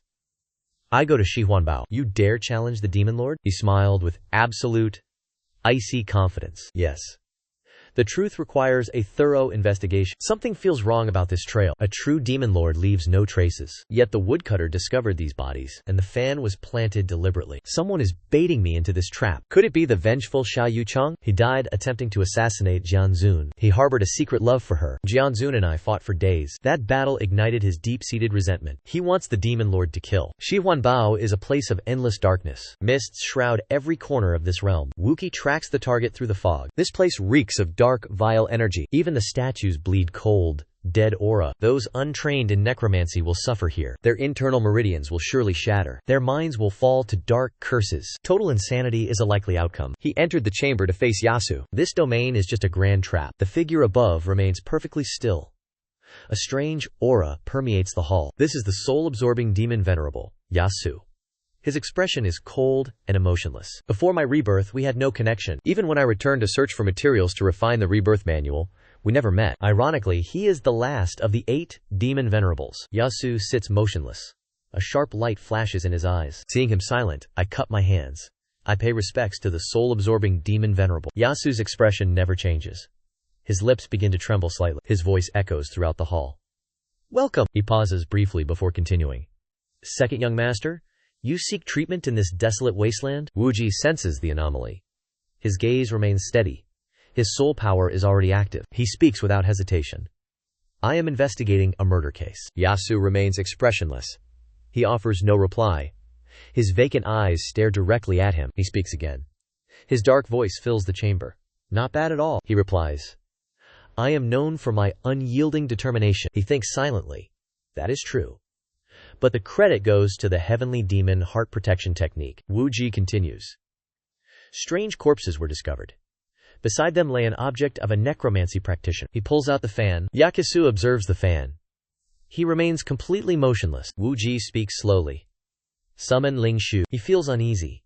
I emphasize the corpses were strange. The soul-absorbing demon venerable asks nothing. It is clear. He already knows everything. To the right of Yasu, Ling Shu bows. "I have arrived." Soul-absorbing demon venerable. Hearing this, he demands, "Where is the ghost fan?" The subordinate panics. He begins to stutter. I lost it yesterday." Wu Ji flicks his wrist. He throws the fan forward. Ling Shu catches it. "This is mine. How did you get it?" Wu Ji remains perfectly calm. "Dead bodies were found yesterday. This item was lying beside them." The atmosphere turns deathly silent. He thinks to himself. Ling Shu does not ask where or how they died. He speaks up. "Given the current situation, come with me for questioning." The two men remain silent. Ye Tua's expression darkened instantly. Ling Shu finally bowed. "Understood. Take me away." The Wu Ji palace envoy replied. "Your cooperation is appreciated. We shall meet again." He and Ling Shu turned and left the great hall silently. Ye Tua watched their retreating backs. He remained in complete silence. Scene change. DeLong spoke solemnly. Interrogating him will be extremely difficult. He only claimed to have lost the ghost fan. Wu Ji sat opposite him, lost in deep, calculating thought. One look reveals the truth. His fear and loyalty to the soul-devouring demon lord are absolute. Without concrete evidence of murder, we cannot hold him much longer, Wu Ji replied coldly. Regardless, he is merely a subordinate. To solve this, I must capture the soul-devouring demon lord. DeLong sweated. Be careful. That is the soul-devouring demon lord. Wu Ji remained calm. He let out a soft sigh. Do you recall my words upon accepting this post? If my own father errs, I shall arrest him without hesitation. DeLong gasped. Jian Wuji's eyes burned with unwavering resolve. DeLong looked away, bowing his head in silence. After a moment he nodded. I understand, sir. Wuji's lips curled. A look of approval appeared. A subordinate rushed in. Master, the sect leader has arrived. DeLong turned pale. Wu Ji remained stone-faced. Wu Ji stared at the man. To what do I owe this visit? The sect leader sipped his tea, completely unbothered. He set the cup down. I am merely passing through. Wu Ji drank. Impossible. My father has something to say. The sect leader set his cup down and glanced outside. He paused, then spoke. Do not touch the soul-devouring demon lord. Wu Ji frowned, voice rising. And why is that? The sect leader stared coldly. Your current martial arts cannot kill him. Wu Ji scoffed. Wait for an opening. One sword strike. If that fails, the sect leader advised caution. Killing him is easy. Mastering him is difficult. Wu Ji clenched his fist. His voice trembled uncontrollably. Is the soul-absorbing demon lord truly this formidable? The elder closed his eyes. He sighed deeply. The sect leader frowned. He spoke with gravity. He is both weakest and strongest. Wu Ji was bewildered. He grasped the hidden meaning. I understand now. Master an art resisting illusions. Or reach an untouchable cultivation realm. Wu Ji softened his tone. Father, can you help me overcome this? The elder sipped tea. It is impossible in this short time. But have you not seen it? I learned very quickly. Not quickly enough. 2 ways exist to stop soul absorption. First, master the 9 fire demon technique. Results depend on one's talent. For you, 5 layers will neutralize his illusions. He slammed the table. He interrupted the elder. I reject the second way. Teach me the first. The elder sighed again. He continued his explanation. Or, reach great completion in the heavenly demon shield. Both are currently impossible feats. Therefore, you must retreat for now. Wu Ji's expression darkened. His eyes burned with resolve. Is the soul-absorbing demon lord vital to our sect? The sect leader explained the truth. Among the 8 demon lords, he frightens the righteous path. You remain calm while he harvests souls? Father, did you know? The elder set his tea down. I have only just learned. Wu Ji thought, did you prefer those who harvest hearts? But as leader of our sect, purging our strongest weapon against the martial alliance brings immense pressure. This is not your burden. I shall handle it myself. Father, you commanded me to report before killing a demon lord. The sect leader remained silent. He offered no response. Wu Ji spoke with iron conviction. Let me be clear, soul-absorbing demon lord, you are the first of the 8 to die. He knew the soul-absorbing demon lord lived the longest. His destiny will now be utterly reversed. The elder heard his words, face twisting in pure disdain. Wu Ji continued his cold narration. This is not mindless, chaotic slaughter. It is far worse than madness. He kills with a cold, calculated mind. Every action follows a cruel, logical sequence. Even if for a grand cause, it remains unforgivable. He sacrifices lives merely to gain power. Such a monster is no longer human. Father, leave the 8 demon lords to me. You placed the sword in my hand. Let me swing it until the end. The cult leader remained silent. Wu Ji stared at him, unblinking. He wondered how much his father truly understood. I walk your path, father. But on this, I must diverge. On a long journey, paths must sometimes split. We shall meet again. The cult leader frowned, lost in deep thought. His hand tightened upon his knee. The cult leader stood, turning his back to Wu Ji. Amidst his confusion, the leader spoke. This matter is not so grave. Wu Ji stared at his father's retreating silhouette. The leader explained. Prove your strength. You shall fill the void left behind. Wu Ji realized the truth. Father has given his blessing. The cult leader departed without another word. Jian Wu Ji smiled, his heart filled with satisfaction. I thank you, father. This is no severance between father and son. We still walk the same path. The next day, Jian Wu Ji returned to Shihuan town. He entered slowly, standing alone in the grand hall. Yesu watched from above, eyes piercing. Wu Ji contemplated. To kill the soul-absorbing demon lord, I have chosen the 3rd path. This requires 2 specific preparations. I must stop his reckless actions. Yesu stared down, questioning him. What is your business? Wu Ji replied calmly. Ling Shu is innocent. No evidence exists. He asked coldly. If releasing him is enough, why are you here? Wu Ji stood amidst the grand hall. He spoke with brevity. I have something to report. The master replied. Speak. The demon lord performs the soul-shattering art. Yasu feigned ignorance. The soul-shattering art? I have never heard of it. He stared into the master's eyes. Cease this technique immediately, he demanded. The master dismissed his insolent words. Second young master. I do not understand you. The dismissal echoed. Wu Ji clenched his fists. Jian Wu Ji grit his teeth, radiating killing intent. Refuse me? I die. Hearing the threat, Yasu laughed loudly. His voice thundered throughout the hall. Refusal means death? Refusal means death. Wu Ji sweated in rage. He clenched his fists, activating the heavenly demon protection art. Yasu ceased his mockery. Standing below, Wu Ji shouted. I am not the Demon Lord's killer, the declaration echoed. The master grew furious. Jian Wuji continued. I will convince father. The master stared in shock, bathed in golden light. Wuji's voice resonated. You think it impossible? I shall visit daily. I will beg father to execute the soul-absorbing demon lord. Yasu remained silent. His eyes glowed with lethal intent. If refused, I will return tomorrow. Heart-plucking damages our sect's reputation. Execute him. Wuji watched the master's distorted face.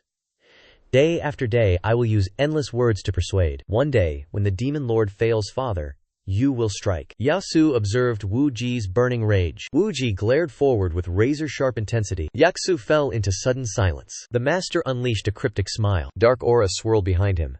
Wuji glowed, a beacon in the suffocating gloom. As Wuji channeled his power, Yasu's voice pierced the air. Did you know? Your former world was merely an illusion. This place is the true world you inhabit. Wuji stood silent.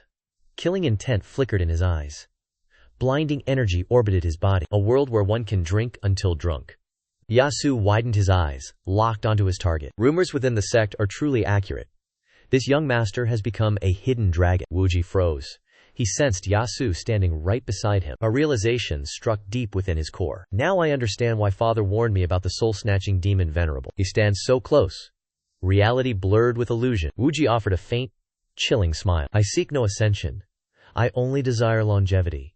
I wish to savor this world. My pursuit of strength serves only that purpose. Yasu was stunned by these ironclad words. His hair drifted gently in the breeze. This ideology mirrored the demon venerable's own philosophy. I strive for strength, just to avoid death. A truly magnificent ambition. The figure faded, leaving only black smoke. He glanced toward a lingering presence. A green field appeared.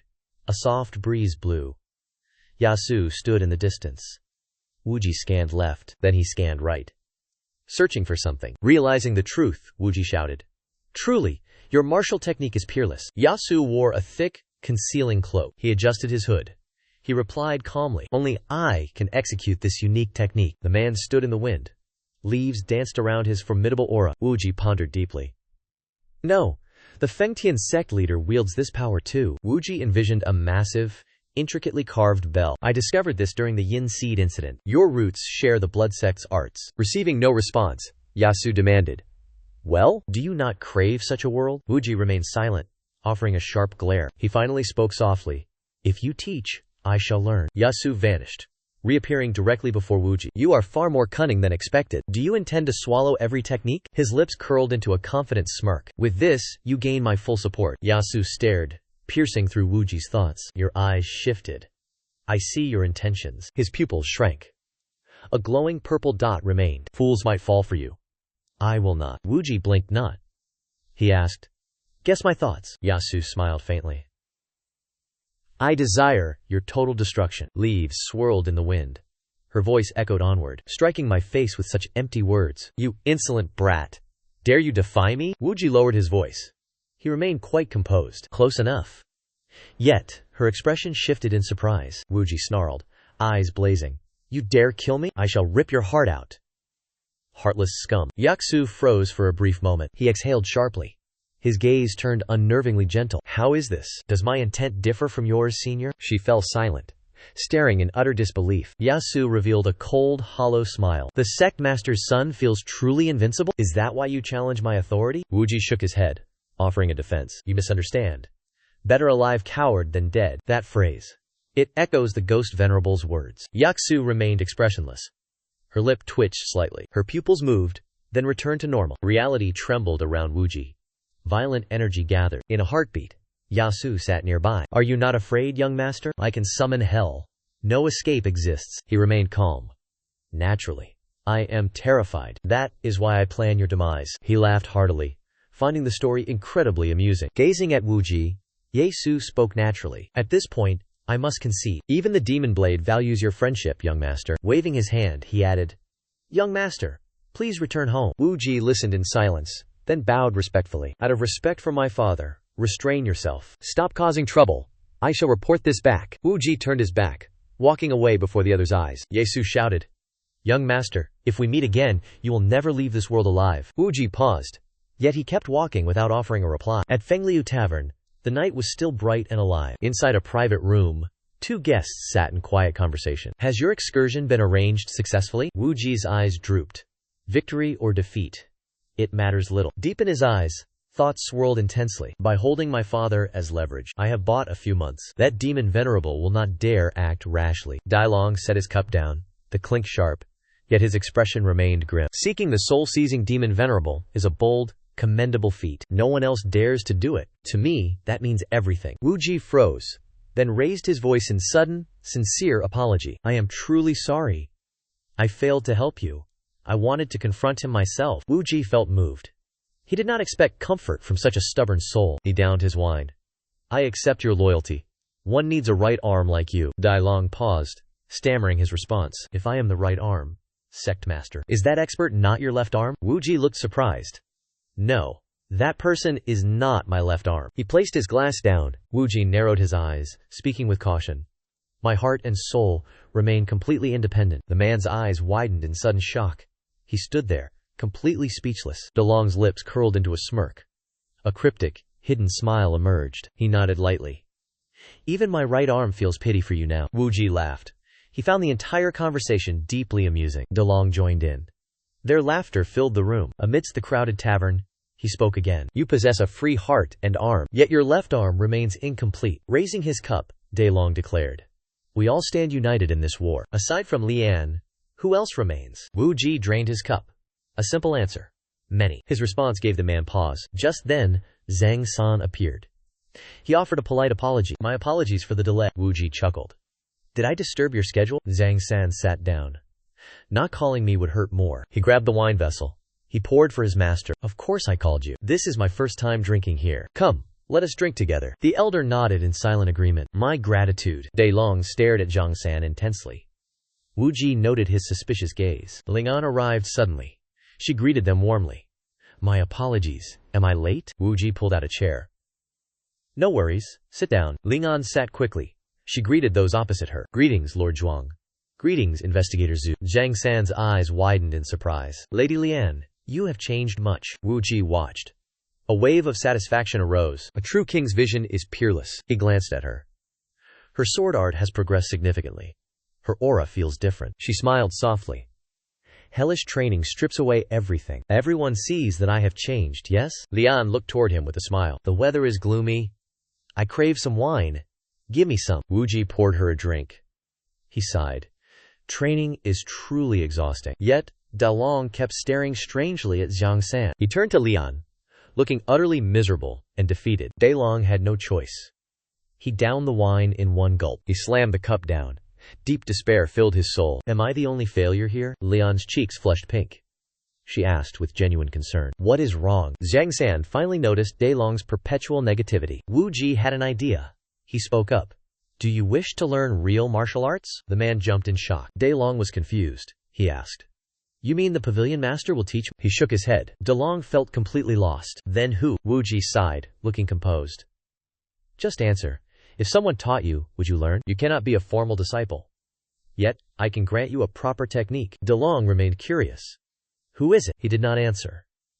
Instead, a mysterious smile played on his lips. Scene change. Outside, the busy street. Footsteps slowed to a halt. The crowd noticed the stranger. Their faces drained of color. It was the Blood Sky Demon Blade. He stepped forward. He voiced his irritation. Insolent fool. How dare you summon me here? Outside the tavern, the sky darkened.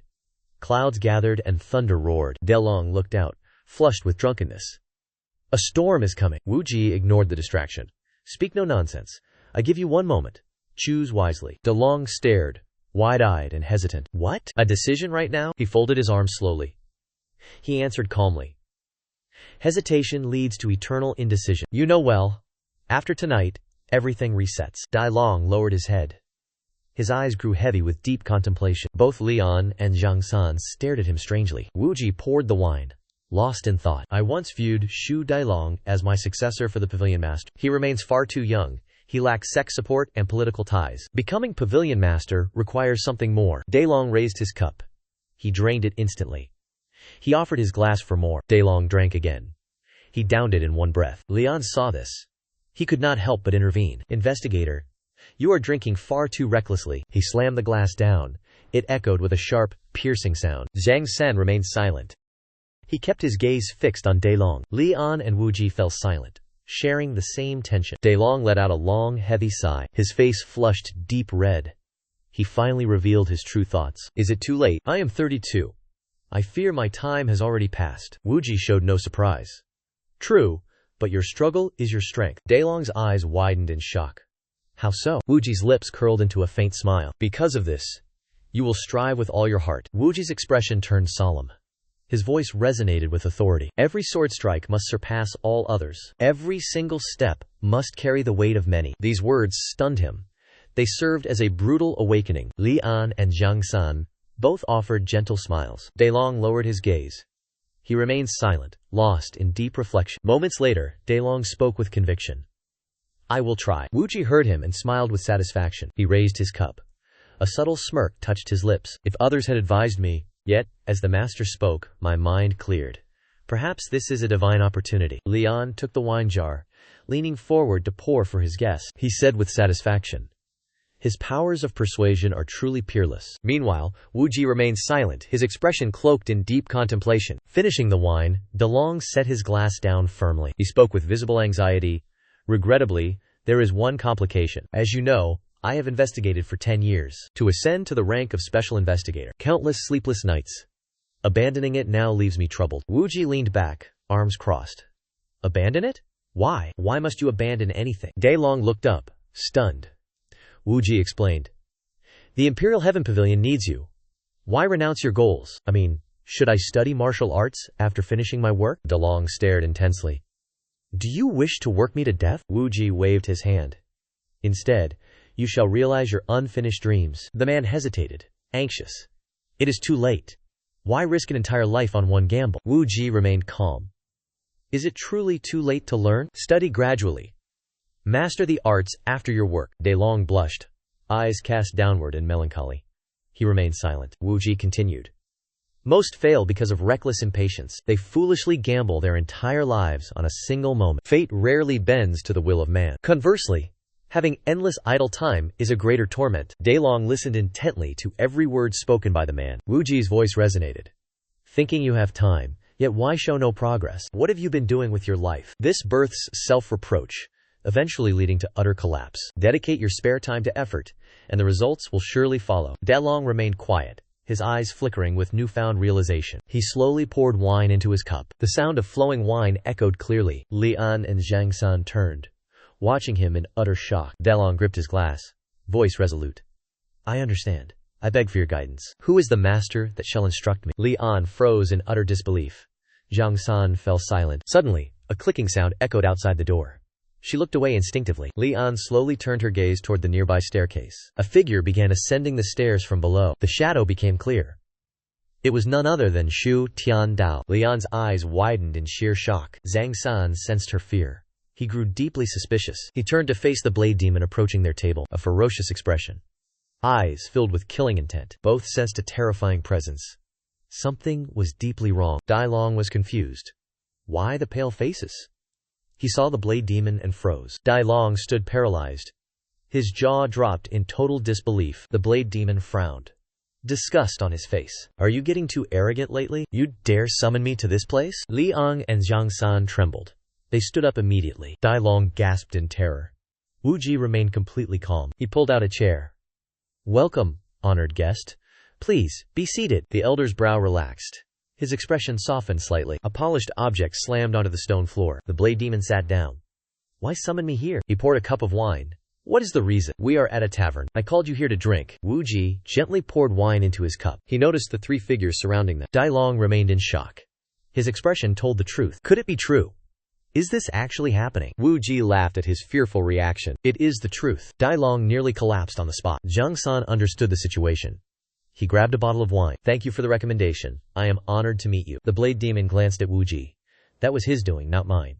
Thank him instead. Wu Ji waved his hand. I have enough. Senior, please accept my gratitude. Truly, without your help, this would have been impossible. The elder looked stunned. He stared forward, lost in deep thought. Dao Mo raised his empty cup. I only recommended you because you possess the potential. Zhang San nodded in respect. Many thanks, Senior. Wu Ji watched him drink. When the cup hit the table, he spoke cautiously. Actually, I have a request for you, senior. Dao Mo spoke with cold brevity. State your business. He glanced at Dai Long. Please. Guide my friend in the way of the blade. The elder froze.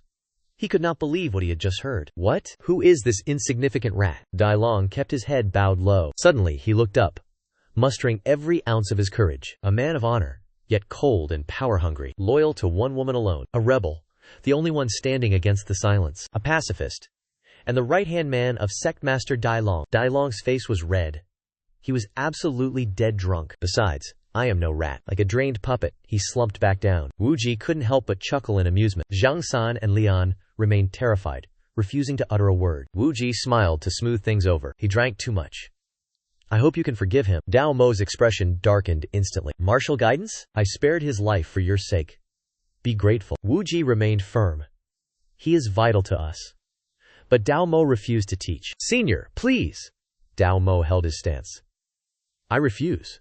Why me? Wu Ji replied with calm confidence. Senior, you possess the most peerless cultivation. I wish for my friend to learn from the best. Dao Ma was stunned. His heart was wavering. The blood heaven Dao Ma frowned deeply. He looked annoyed. He turned away with disdain. I never teach outsiders my sacred arts. Unexpectedly, Wu Ji showed no shame. Then please, take him as your disciple. The elder was struck with absolute shock. What did you say? Wu Ji persisted. Your current students lack potential. They are too soft. They lack true ambition. What about this friend? What is your verdict, senior? Dao Ma stared at Dai Long coldly. I refuse, Wu Ji countered. You only do as you please? Try doing something that you actually despise. Dao Ma snapped. I said I refuse. They clashed aggressively. Wu Ji demanded why. There must be a reason. He glared back. Refusal needs no reason. Suddenly, Dai Long spoke up. I also refuse. The room went silent. All momentum stopped. Zhang San and Lian stared in disbelief. Dai Long stood there, his face flushed red. Dai Long sneered. You think I want this? Lian trembled in sheer, utter terror. Investigator, please. Stop this at once. Before he could react, Dai Long roared. I do not want this. Stop dreaming. Never. The others paled. Even Wu Ji fell silent. Dai Long bowed deeply. Esteemed master? A question? Wu Ji growled. Speak. Your actions are lethal. He uttered words that darkened his face. Why did you cast me toward him? Such cruelty leaves my heart forever bitter. Tears streamed down his trembling face. Dao Ma could bear no more. Absolute silence. Wu Ji watched on in cold silence. He finally offered a cold response. He only desires to master martial arts. Dai Long wept. He pulled his hair. Zhang San remained silent, feeling deeply conflicted. Wu Ji sighed, a bitter smile surfacing. He turned back to face Dao Ma. Grant him half an hour of guidance? A few days or years? Even one. Wu Ji bowed, waiting for the verdict. Dao Ma glanced toward him with coldness. He remained silent, then questioned Wu Ji. Do you truly trust that drunkard? Wu Ji met his gaze with resolve. I place my faith in you, senior. Dao Ma's eyes widened in profound shock. Wu Ji's gaze held no hidden malice. He sank into a deep, heavy silence. Dao Ma and Dai Long shared similarities. Outcasts. Yet they burned with true passion. Dao Ma spoke firmly.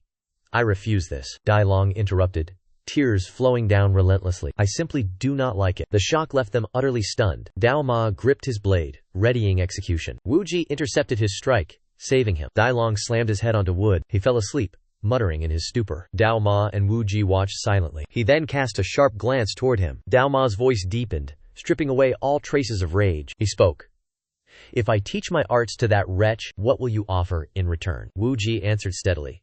I will resolve the grudge haunting your heart. Dao Ma widened his eyes, staring intensely at the young man. Soon, Wu Ji respectfully filled the elder's cup with wine. He wondered, does the Bloodblade demon truly seek peace with the Sword Saint? Dao Ma downed his drink, while Zhang San and Lian watched cautiously. Wu Ji poured his own cup and drained it in silence. They sat in stillness, exchanging only the ritual of wine. Empty bottles littered the table, yet the food remained untouched. Zhang San and Lian had already collapsed into a drunken stupor. Dao Ma stared at Wu Ji and asked, were those words merely a joke? Wu Ji met his gaze and responded firmly. My words are true. I seek a fair exchange for your wisdom. Dao Ma sensed no deception and watched him in deep silence. He pointed to a distant structure and asked about its purpose. The structure was one of Wu Ji's many storefronts. Wu Ji replied, it functions quite well. That was not the answer the elder desired. He clarified. Does it enhance your reputation and standing? Wu Ji smiled inwardly, realizing the truth. He thinks I seek only fame and shallow glory. Yet, he answered respectfully, it serves a truly vital purpose. Deep down, Wu Ji harbored a different truth. Protecting the village is as critical as slaying a demon lord. I fear he could never comprehend my path. Wu Ji looked at him, his eyes filled with desperate hope. Great master, I humbly request your protection for them. Dao Ma furrowed his brows and scoffed in disdain. You have done it all. You offload that boy. Hearing the inquiry, Wu Ji answered honestly. I remain incredibly busy with many matters. Dao Mo could not fathom the nature of his exhausting labor. He pressed him, asking what occupied his time. Wu Ji slammed his cup down. Every day is spent purging non-human filth. I scramble everywhere for allies. I must appease my father. Dao Mo fell silent. He leaned in to probe further. Is your right hand not me? Wu Ji nodded. If you desire the right hand, I will swap you. Dao Mo did not expect such a blunt answer. He pointed at Wu Ji. You are insane! Pairing me with sword venerable? Wu Ji offered a mysterious, knowing smile. You said as much when we first met. You said my madness could bet on destiny. To consume all with wild abandon. Have you forgotten so quickly? Dao Mo fell into a heavy silence. The Dao Ma had to concede. He clicked his tongue and reclined. Dao Mo sighed. Your madness knows no bounds. Wu Ji never failed to surprise. Let us be mad together. Life is fleeting. Why hesitate? Dao Mo lunged at him, ready to discipline him. Daring to address your elder like that? Wu Ji admitted it. Because I am a madman. Dao Mo grit his teeth, left speechless. Wu Ji calmly pushed the wine jar forward. I shall be away for 2 months. During this time, please watch over my subordinates. Dao Mo narrowed his eyes at him. Dao Mo gave him a sharp reply. Understood. He finished by taking a sip of wine. Wu Ji fell silent. Such a quiet request brought him peace. That single word felt incredibly reassuring. Delong turned pale. He kept screaming, "Thirst consumes me." Suddenly, a voice echoed nearby. Dai Long cracked his eyes open. Seeing a teapot, he reached out. He gulped down the cool water. His head throbbed with intense pain. Never touching alcohol again. Never. Truly never again. Dai Long stared blankly into space. He scanned the room, utterly confused. Who spoke to me just now? A page turned. He focused intensely. Dao Mo stood reading by the window. He studied every single ancient page. Dai Long gasped, his pupils constricting. Kneeling, he stammered. Why is Demon Venerable here? Dao Mo replied. This is my room. Dai Long blinked. Why am I here? Still reading, Dao Mo answered. You demanded I carry you home. You clutched my robes, begging mercy. Dai Long turned pale, utterly speechless. Did I truly do that? The book snapped shut with authority. I forgot when others last entered here. He glared, eyes piercing like blades. A villainous aura consumed the room. You court death? Lacking courage, boy. Cold sweat drenched Dai Long's skin. Terrified, he stammered out a question. Why place me on your bed? Dao Mo stared, silent and cold. He sighed. You recall absolutely nothing. Dai Long trembled. What happened now? Dao Mo spoke. You refused common guest chambers. Call me a heartless master, you say? He sat on the floor, lamenting his treatment. He wept, recounting his perceived suffering and misery. Dai Long bowed his head, trembling in fear. Dao Ma questioned. Is life truly that arduous? I suffered only to restrain my killing intent. Dao Ma finished, and Dai Long turned pale. He leapt from the bed. Forgive me. No more wine. Dao Ma remained calm. Why quit such fine wine? Abandon your madness. That is the true path. Dai Long pleaded. I will change. Please forgive me. I simply drank far too much yesterday. Dao Ma's face remained a mask of indifference. He opened his book. Now, be gone. Dai Long stood stunned, unable to believe it. He bowed tentatively and replied, Understood. He turned to leave, then suddenly stopped short. He grabbed a book. My favorite. Have you read it? Veins bulged on Dao Ma's forehead in anger. He glared coldly. I despise those touching my belongings. Terrified, Dai Long flung the book away. It spiraled through the air and hit the ground. He stared at the book near Dao Ma's feet. Panic surged. He lunged toward the fallen book. He inspected the pages. His face drained white. Forgive me.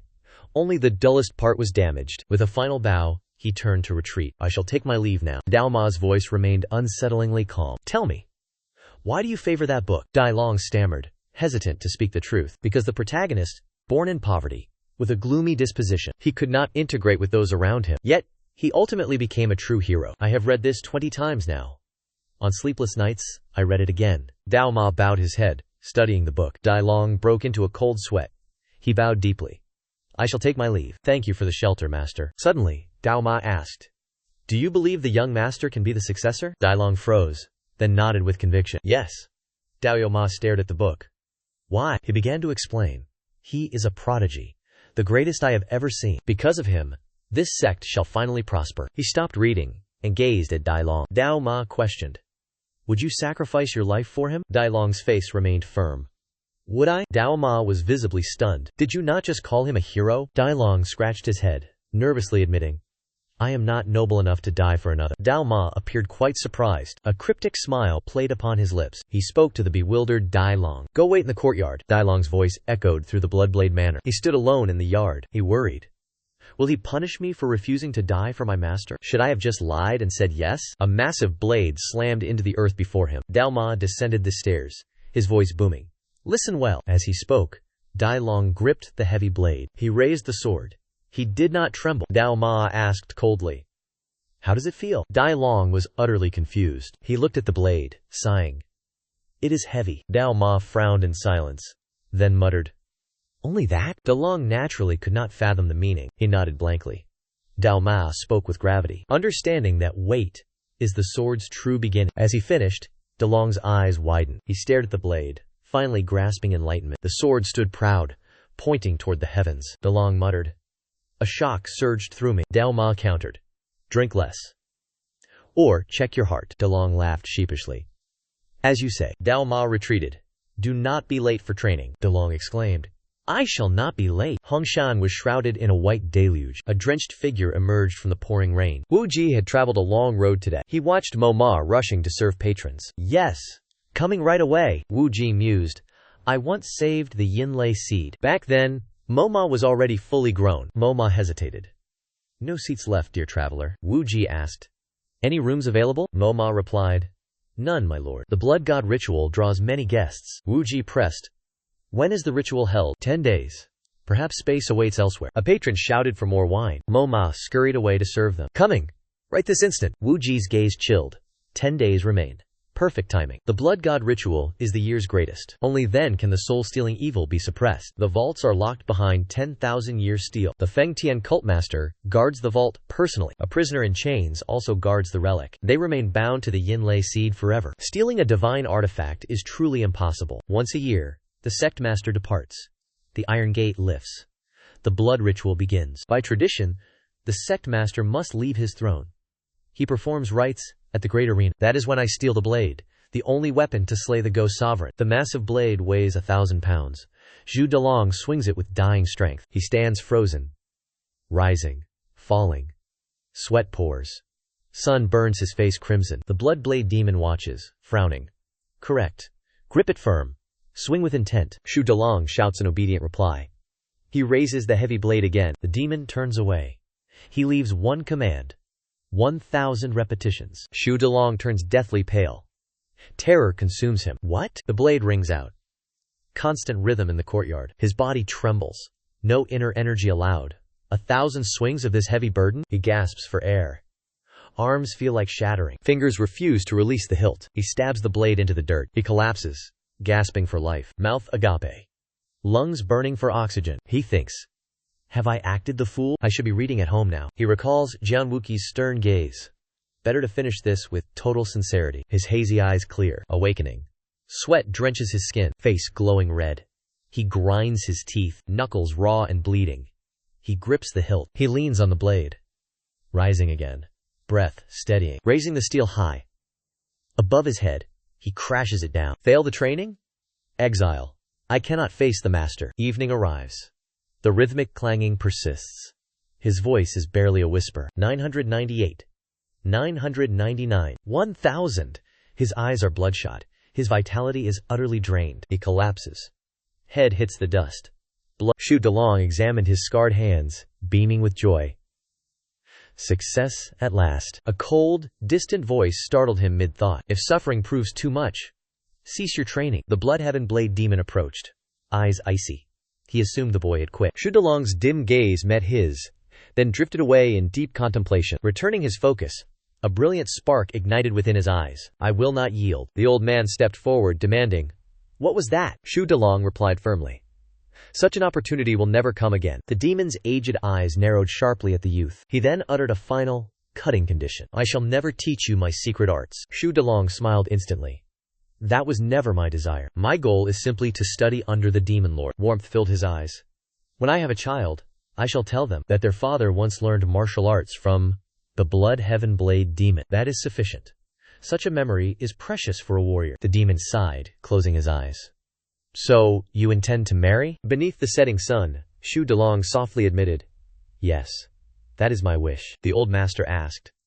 For what reason? Shu Delong looked up, eyes burning with profound longing. I desire to raise a child and provide the fatherly love I never received. Silence fell heavily between the two men. The demon suddenly asked, What if your child hates you as you hated yours? Shu Delong pondered the weight of the question, then replied honestly, Then, I ask you to train my child using this very method. A complex emotion flickered in the demon's cold eyes. Without a word, he roared, 1,000 more!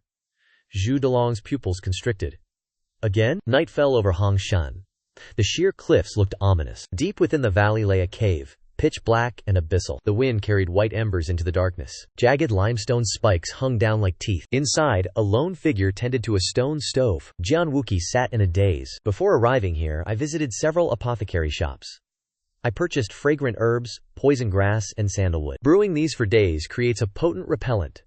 It paralyzes the senses of any suppressed expert. Once applied, my scent becomes utterly undetectable.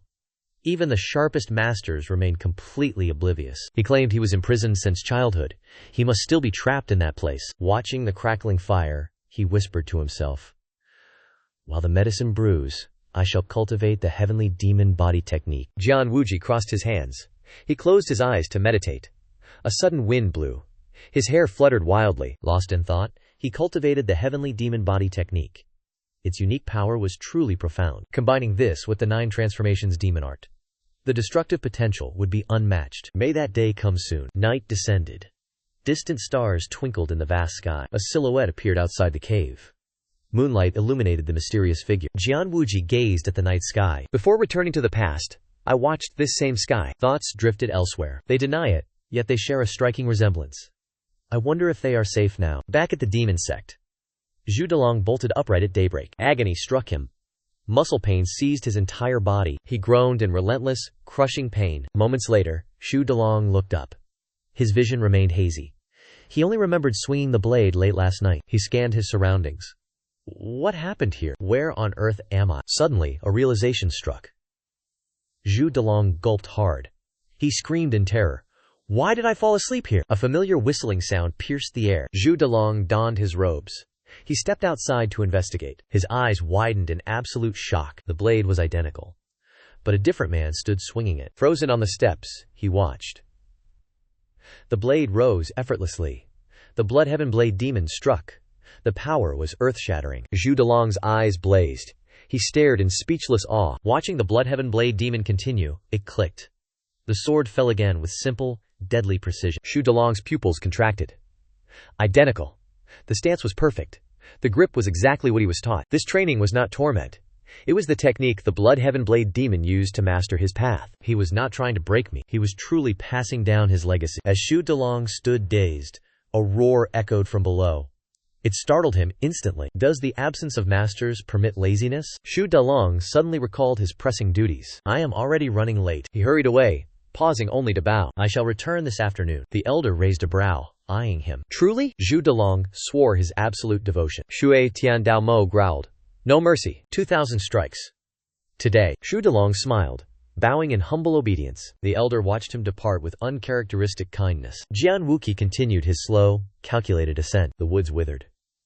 Darkness consumed the path. 5 days remain until the blood sacrifice. I must verify this secret tunnel's integrity. He approached the massive, jagged stone slab. He triggered the mechanism beneath the rock. The secret entrance instantly slid wide open. An ingenious design. Truly masterful work. Even now, the craftsmanship remains unparalleled. A flawless path, hidden from all eyes. He drew an emerald orb, illuminating darkness. He applied the elixir to his skin. He descended the long, winding stone stairs. He reached the door. He released consciousness. His spirit sense slipped through the frame. It glided forward through the hidden chamber. Jian Wuqi stood outside, eyes tightly shut. His consciousness drifted through the cold shadows. He sensed a figure cloaked in darkness. His eyes snapped open. As his spiritual sense approached Ling Pai Su, Jian Wuji sensed a truly extraordinary aura. He withdrew his sense from that man. He probed the surroundings instead. Near the bell with eerie carvings, Jian Wuji realized the target was nearby. With a calculated gaze, Jian Wuji turned and departed. His expression remained cold and detached. Confirmation acquired. I strike when the blood god ritual begins. Bustling streets hung with crimson fabric everywhere. Citizens joyfully welcomed the festival season. Streets teemed with crowds, singles, and wanderers. Families strolled while merchants worked through the night. Smiles adorned every face. The atmosphere was electrifying. Jian Wuji poured white liquid over his body. Drenched in mystery, he sat in silent meditation, eyes shut tight, awaiting the 36th bell strike. The plan begins now. The crowd outside stared in confusion. They gazed upward, hearing the echoing chime. Jian Wuji's eyes slowly opened. A single spark ignited within them. The bell ringer swung rhythmically. Jian Wuji waited patiently. As the striker retreated, he whispered, 36th strike. As the bell pealed, Jian Wuji unleashed his movement technique, Feng Shen footwork. He struck 5 pressure points on the man's back. The man gasped in shock. He collapsed before Jian Wuji. He approached the thunder bell. Time was running out. Behind the bell stood a blood-red Buddha statue, a peaceful face, eyes sealed in mystery. Jian Wuji reached out with 2 fingers. He pressed the statue's eyes. Mechanisms clicked. Eyes snapped open. Jian Wuji jabbed directly into the pupils. The stone eyes bulged. He had 15 minutes to finish. Moments later, he held 2 vials of blood-red liquid. Blood eye pure water. A secret sacred fluid, reserved for Fengtian sect masters. Apply to the eyes. See through all evil blood arts and soul manipulation techniques. Its origins trace back to the blood sect. The modern Fengtian sect is its successor. Jian Wuji did not hesitate to apply it. This holy water breaks the soul-stealing technique. He dripped the red liquid into his left eye. His eyes slammed shut instantly. He bit his lip, suppressing an agonized scream. Finally, Jian Wuji regained his composure. He clutched his face, teeth grinding violently. He opened his eyes. They burned blood red. Slowly, the crimson hue began to fade. A satisfied smile curved his lips. He replaced the vials and shut the statue's eyes. The statue appeared unchanged. He was content. No one will notice. The secret remains safe. Nearby, the unconscious bell ringer groaned softly. He woke, confused by his surroundings. Jian Wuji had already vanished.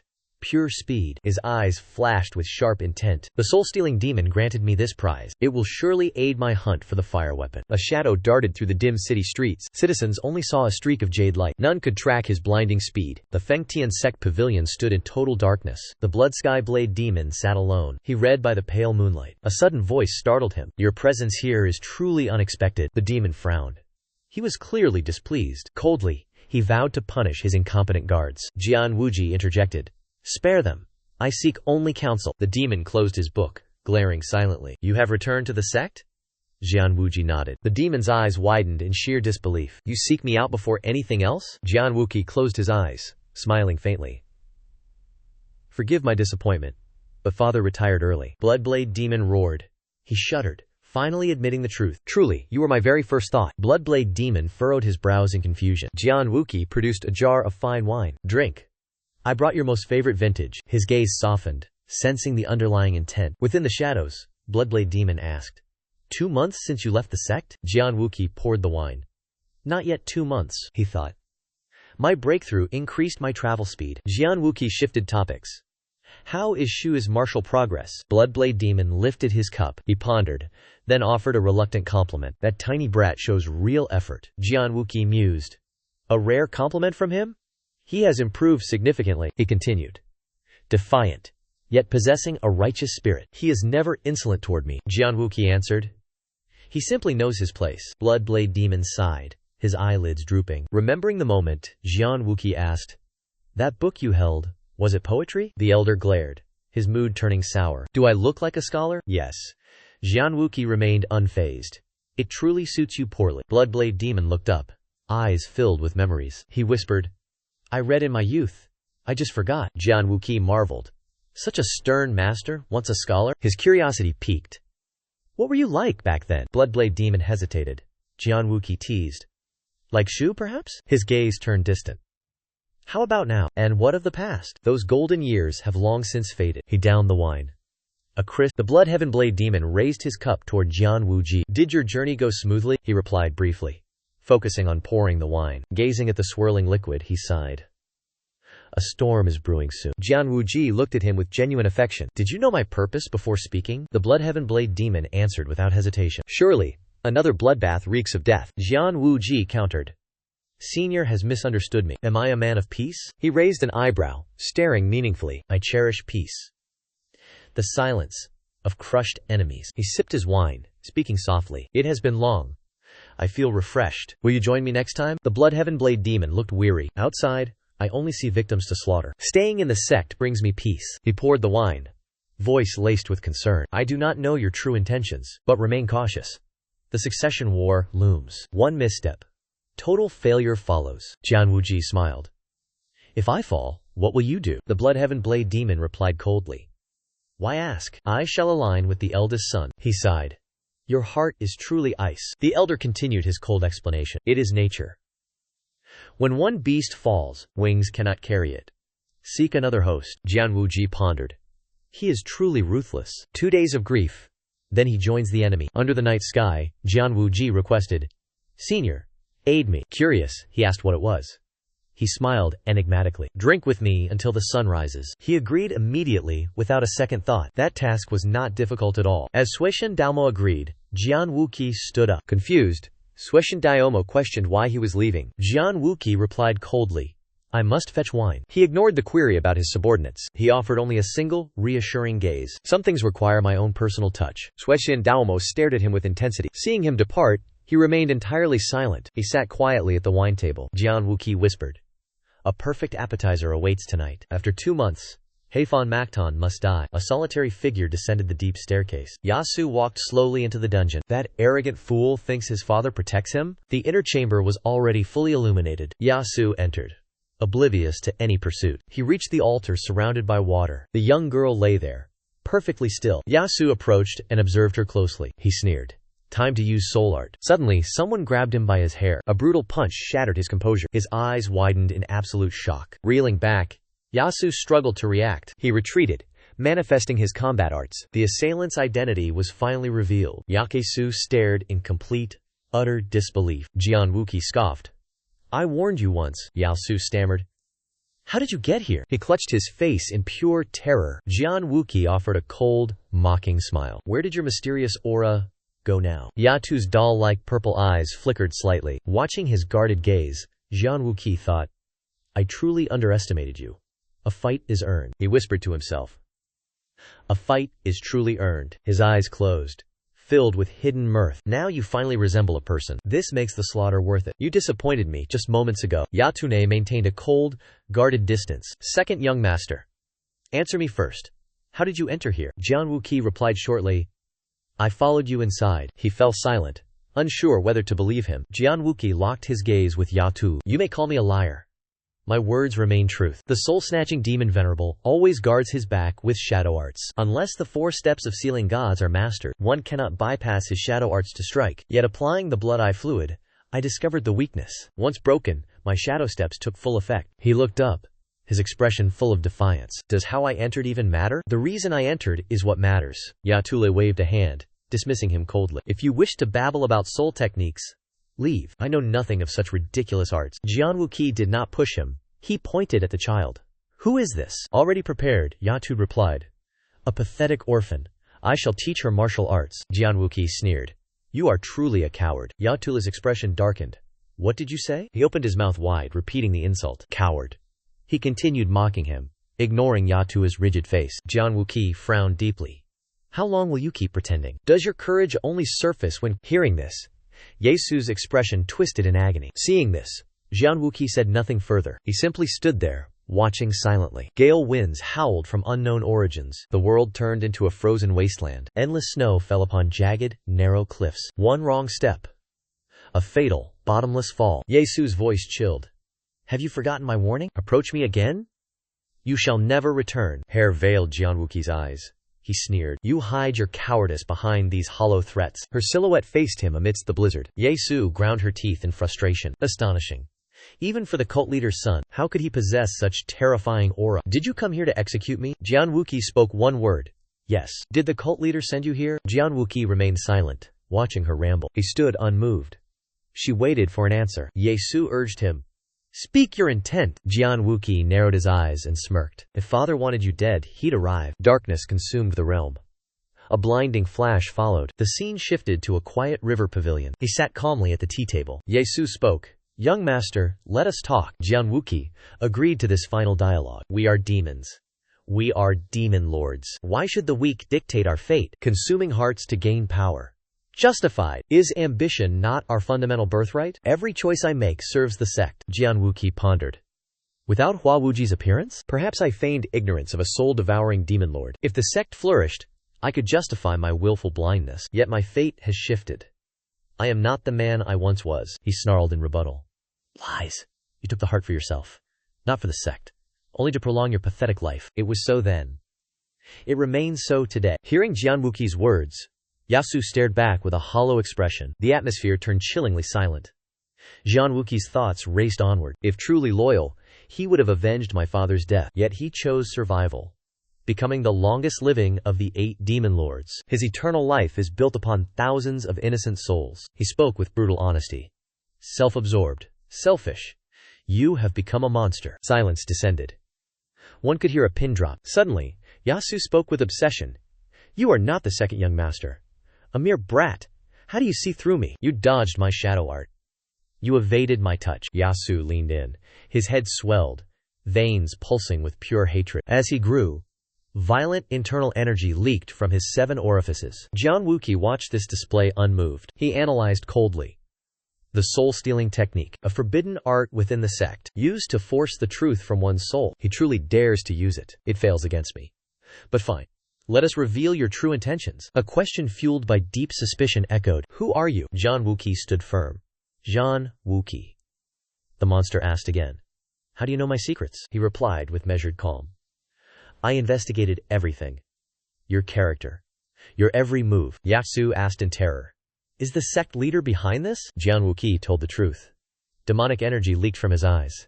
He smiled. This confirms it. He still fears my father most. Yasu regained his arrogance and probed further. Why have you come here? Jian Wuqi responded coldly. I came to kill you, the monster asked urgently. Did you tell anyone you were coming here? He replied with the truth. I told no one. Hearing this answer, Yasu laughed heartily. Instantly, he returned to normal in the void. Yasu gloatingly warned him to prepare. Young master, your world ends today, Jian Wuji snarled. Will you survive my death? Yasu smirked.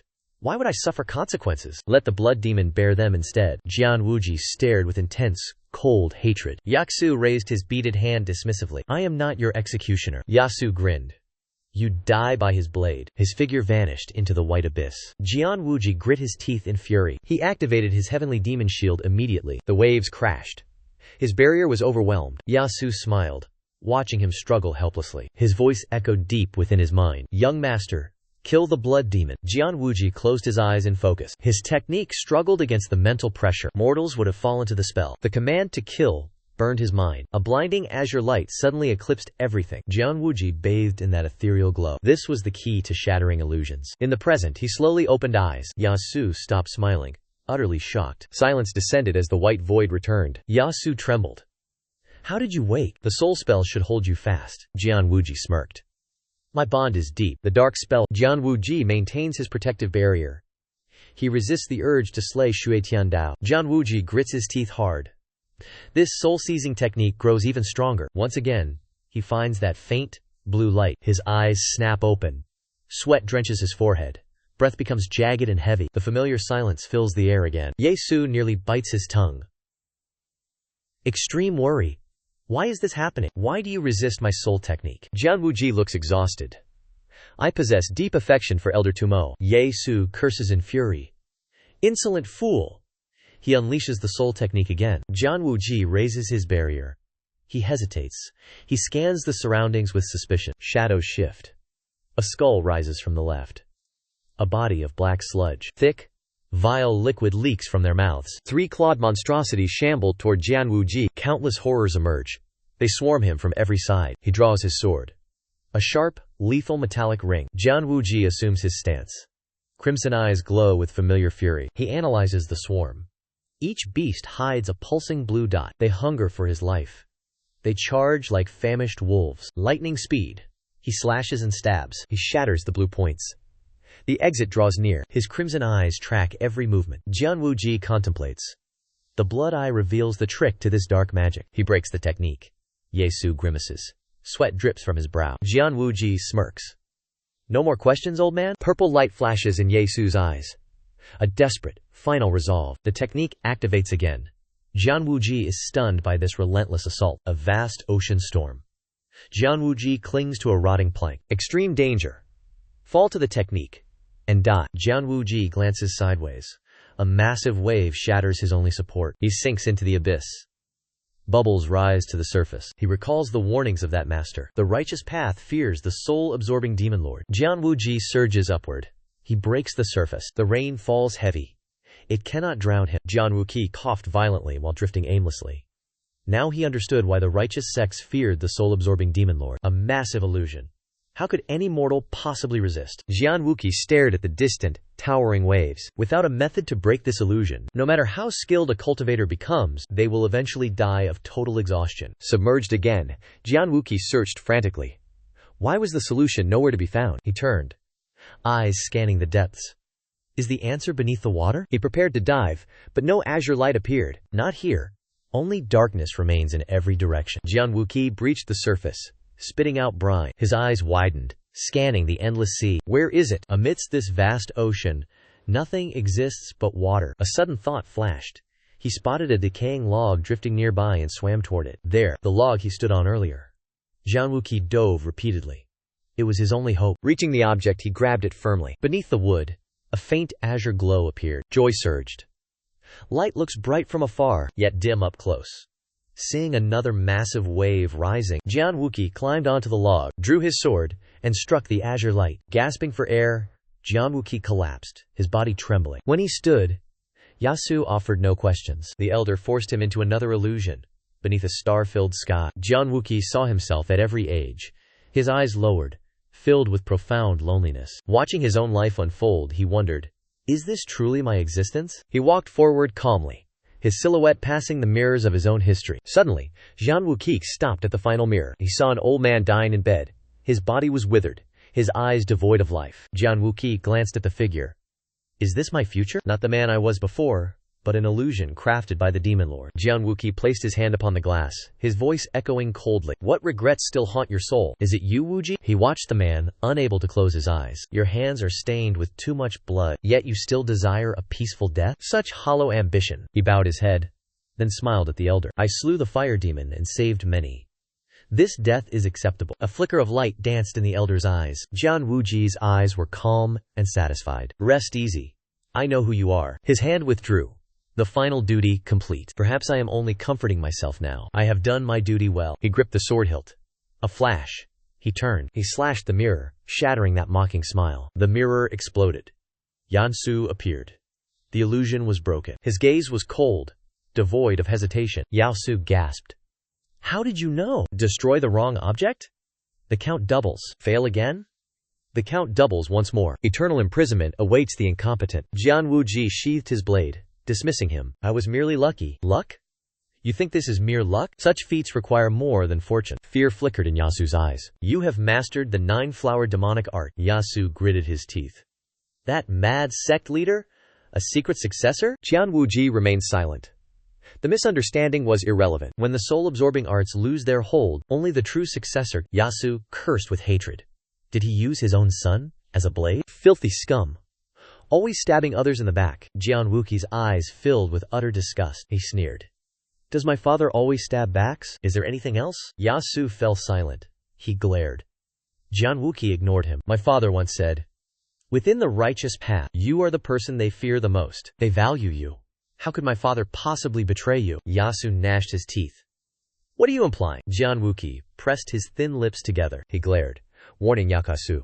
Do not speak foolishness. Until the very end, my father hesitated to kill you. He roared in bitter, rising agony. Why then did you act like this? Jian Wuji lowered his eyes, clearly deep in hesitation. He spoke slowly. I have pondered this deeply. I farmed, traded, and studied within the library. I trained at the dojo. Life was simple. Why was I kidnapped? Why have my heart torn out? Is this not unjust? Yasu realized the truth. He stepped closer, lips tight. The world is unfair. If you feel wronged, become a master. Jian Wuji stood stunned. He looked up, deciding his fate. Jian Wuji's eyes were cold as ice. Then take this grievance upon yourself today. Yasu remained deep in thought. A hopeless case. He let out a cold, mocking snort. As you say, I crave eternal life. Did I not foresee this very day? The day the demonic sect leader betrays me. Yasu's mouth opened wide. Jagged teeth gnashed together. His skin tore apart. A horrific, cracked face emerged. Do you know why I mastered this forbidden art? Was it merely for a sliver of inner energy? Prepare yourself. I will tear that 9 flowers demonic art to shreds. Yatune towered upward like a giant. His robes were charred to nothing. Jian Wuji sensed a grave omen. Dark demonic qi? Has the soul-devouring demon lord mastered this? Dark demonic arts are infinitely more brutal. Most practitioners are consumed by demonic qi. They suffer total qi deviation, a cruel, bloodthirsty path towards certain death. The heavenly demon sect strictly forbids it. Jian Wuji observed the swirling aura. Killing you is unnecessary. The backlash will finish you. Yatu's confident voice echoed everywhere. Backlash will never claim my life. My soul-great technique keeps it suppressed. He narrowed his eyes. Was that his true goal? Jian Wuji unsheathed his blade again. Face the monster! Yatule raised his withered hand. He snatched the surrounding demonic qi. It morphed into a spiked weapon. I will kill you. Then I'll slay your father. Jian Wuji offered a mocking smile. You are a coward. You lack the resolve. In his past life, he kept this hidden. Suddenly, Yantun struck. A massive wave of force erupted. Jian Wuji parried. Shockwaves shattered the earth. His hand trembled. His eyes hardened. Twisted flesh and dark aura fueled his madness. Jian Wuji swallowed hard. If he hadn't wasted energy earlier, I would lose. I must use my strongest technique. A blue light shimmered on his blade. He unleashed the heaven-breaking strike, shattering the stalemate. Jian Wuji's eyes burned with battle intent. Daito's massive body split open. Kiem Vokuk wondered. Was his soul severed? Simultaneously, a voice echoed. Human annihilation. Kiem Vonkulek scanned the shifting horizon. Thousands of blades descended upon him. He dodged. Turned back. Danton's twisted corpse struck again. He gritted his teeth. Barely dodged. Without his movement technique, he was dead. The annihilation technique ignited. Threads of silk crisscrossed, hungry for his flesh. Just as escape seemed impossible, his form shattered like a fading mirage. The true Kiem Vonkusak emerged, lunging from the side to strike Danton. His blade recoiled. A jade-green light flared brilliantly. Heaven's flight. Second form. Mutation. Hundredfold sword kui surged. Day 2 erected a barrier. Attacks proved useless. Kiem Vonkusak broke into a cold sweat. He watched intently. The spiked weapon whipped through the air. Sword kui shattered. Demonic power oozed from Daitoma's lips. A massive orb of pure destruction coalesced. Kiem Vokuk countered. Third form. Dark sky. A torrent of black ki erupted. Power collided. The impact shook the heavens. Kiem Vonkuak watched silently. His eyes traced every movement. 3 strikes failed. Daito grew furious. Dato's shoulder was pierced. Seconds later, the wound healed itself. A slash cut Kiem Vonkusak's cheek. He remained deathly silent. Daito opened his maw. He roared with absolute annihilation. Deep purple magic engulfed Kiem Vonkumak. No escape remained. He braced for impact. The demonic force struck his position mercilessly. Seconds passed. The area turned into a desolate crater. No soul remained. Dato closed his mouth. The rage faded. Victory was supposedly his. Yet, a chilling voice echoed. A powerful demonic art indeed. Daito shuddered. Kiem Vokuk descended. Fourth form. Celestial strike. He sliced Daito vertically. He lacked experience against such demonic arts. The strike landed true. Daito recoiled in absolute terror. The wound refused to heal. Daito questioned him. Why hold back your 9 lotus demonic art? Kiem Vokuk remained cold. This is enough. Yasu Jihi sneered coldly. That arrogance will lead to your death. Jian Wuji lunged forward, unleashing another blade strike. The 5th form of Heaven's soaring sword, Heaven's mandate, slashed across Yasu's throat. Yet, the severed neck began to stir. The flesh reconnected, healing to its former state. Jian Wuji gasped in shock. Can even Heaven's mandate not take your head? Yasu's expression turned monstrous. Dark energy surged from his eyes, his skin withered, his body hulking. Jian Wuji stared in absolute disbelief. You have truly become a monster. Wuji gritted his teeth, charging forward. Yakusu brandished his weapon, ready for battle. They clashed, ascending higher into the heavens. Prolonged combat is foolish. He analyzed the situation. Decapitation failed. His life force is hidden elsewhere. Wuji locked his gaze on Yasu. Just as he sought the core, Yasu struck. Wuji frowned, sensing the extreme danger. Yasu denied him any respite. He unleashed a devastating technique. A massive vortex spiraled toward Wuji. He watched the cyclone approach like lightning. Suddenly, Jian Wuji's eyes turned blood red. He observed Yasu through this vision. A strange red light pulsed on his chest. Behind the light lay his heart, his fatal weakness. Wuji identified it. Seizing the moment, he dashed forward instantly. Using the King of Hell movement, he pierced the vortex. He skillfully dodged the swirling, lethal energy. Yakusu struck relentlessly, desperate to stop him. A stray strike grazed his cheek, leaving a scar. The distance between them rapidly vanished. Despite his mounting wounds, he did not falter. Wuji broke through, reaching Yasu directly. He executed the 8th sword form, Yellow Springs. He pierced straight through his heart. A blinding flash pierced the sky. Wuji landed with heavy, thundering force. Yasu stomped the earth hard. A minor tremor shook the ground. His body was shredded. Blood drenched him completely. He gasped for air. Wuji steadied his breathing. He cast a freezing, lethal glare. Both fighters stood in silence. They locked eyes for a moment. Yasu, chest punctured through, spoke first. "How did you do it?" Wuji smirked. "Your heart is too big. Piercing it was easy." Yasu collapsed. His body hit the floor. A booming sound echoed out. Yasu reverted form. He muttered in agony. That was not the 9-fire demon art. Wuji admitted it openly. A fusion technique. Dark King Steps. Plus, 5 Thin Swords 8th form. Yasu was stunned. He asked, bewildered by the name. Hearing it was the legendary Dark King Steps, Yasu stood in shock. How can you use the God-sealing 4 steps? Wuji remained completely calm. It seems heaven decrees you must die. He knew the truth. Without those steps he would have perished. Wuji was shaken. Yasu possessed a lethal killing move. Yasu did not answer. He stared blankly. Sweat poured like heavy rain. He growled. "Boy, in the next life, I will kill you." Wuji narrowed his eyes. He stared with hidden meaning. A second later, Wuji spoke. "If there is another life, live it long. Beyond this path, there surely exists a better way." Yasu fell silent. He was absolutely speechless. He continued to watch the figure below. "Unlike the soul-devouring demon, I leave no final curse." Yasu lowered his head. His eyes lost all their light. His image faded away. He dissolved like dust in the wind. Wuji sensed something. He looked toward the sky. Outside, Yasu sat cross-legged. He bowed his head in deep thought. Wuji stood opposite him.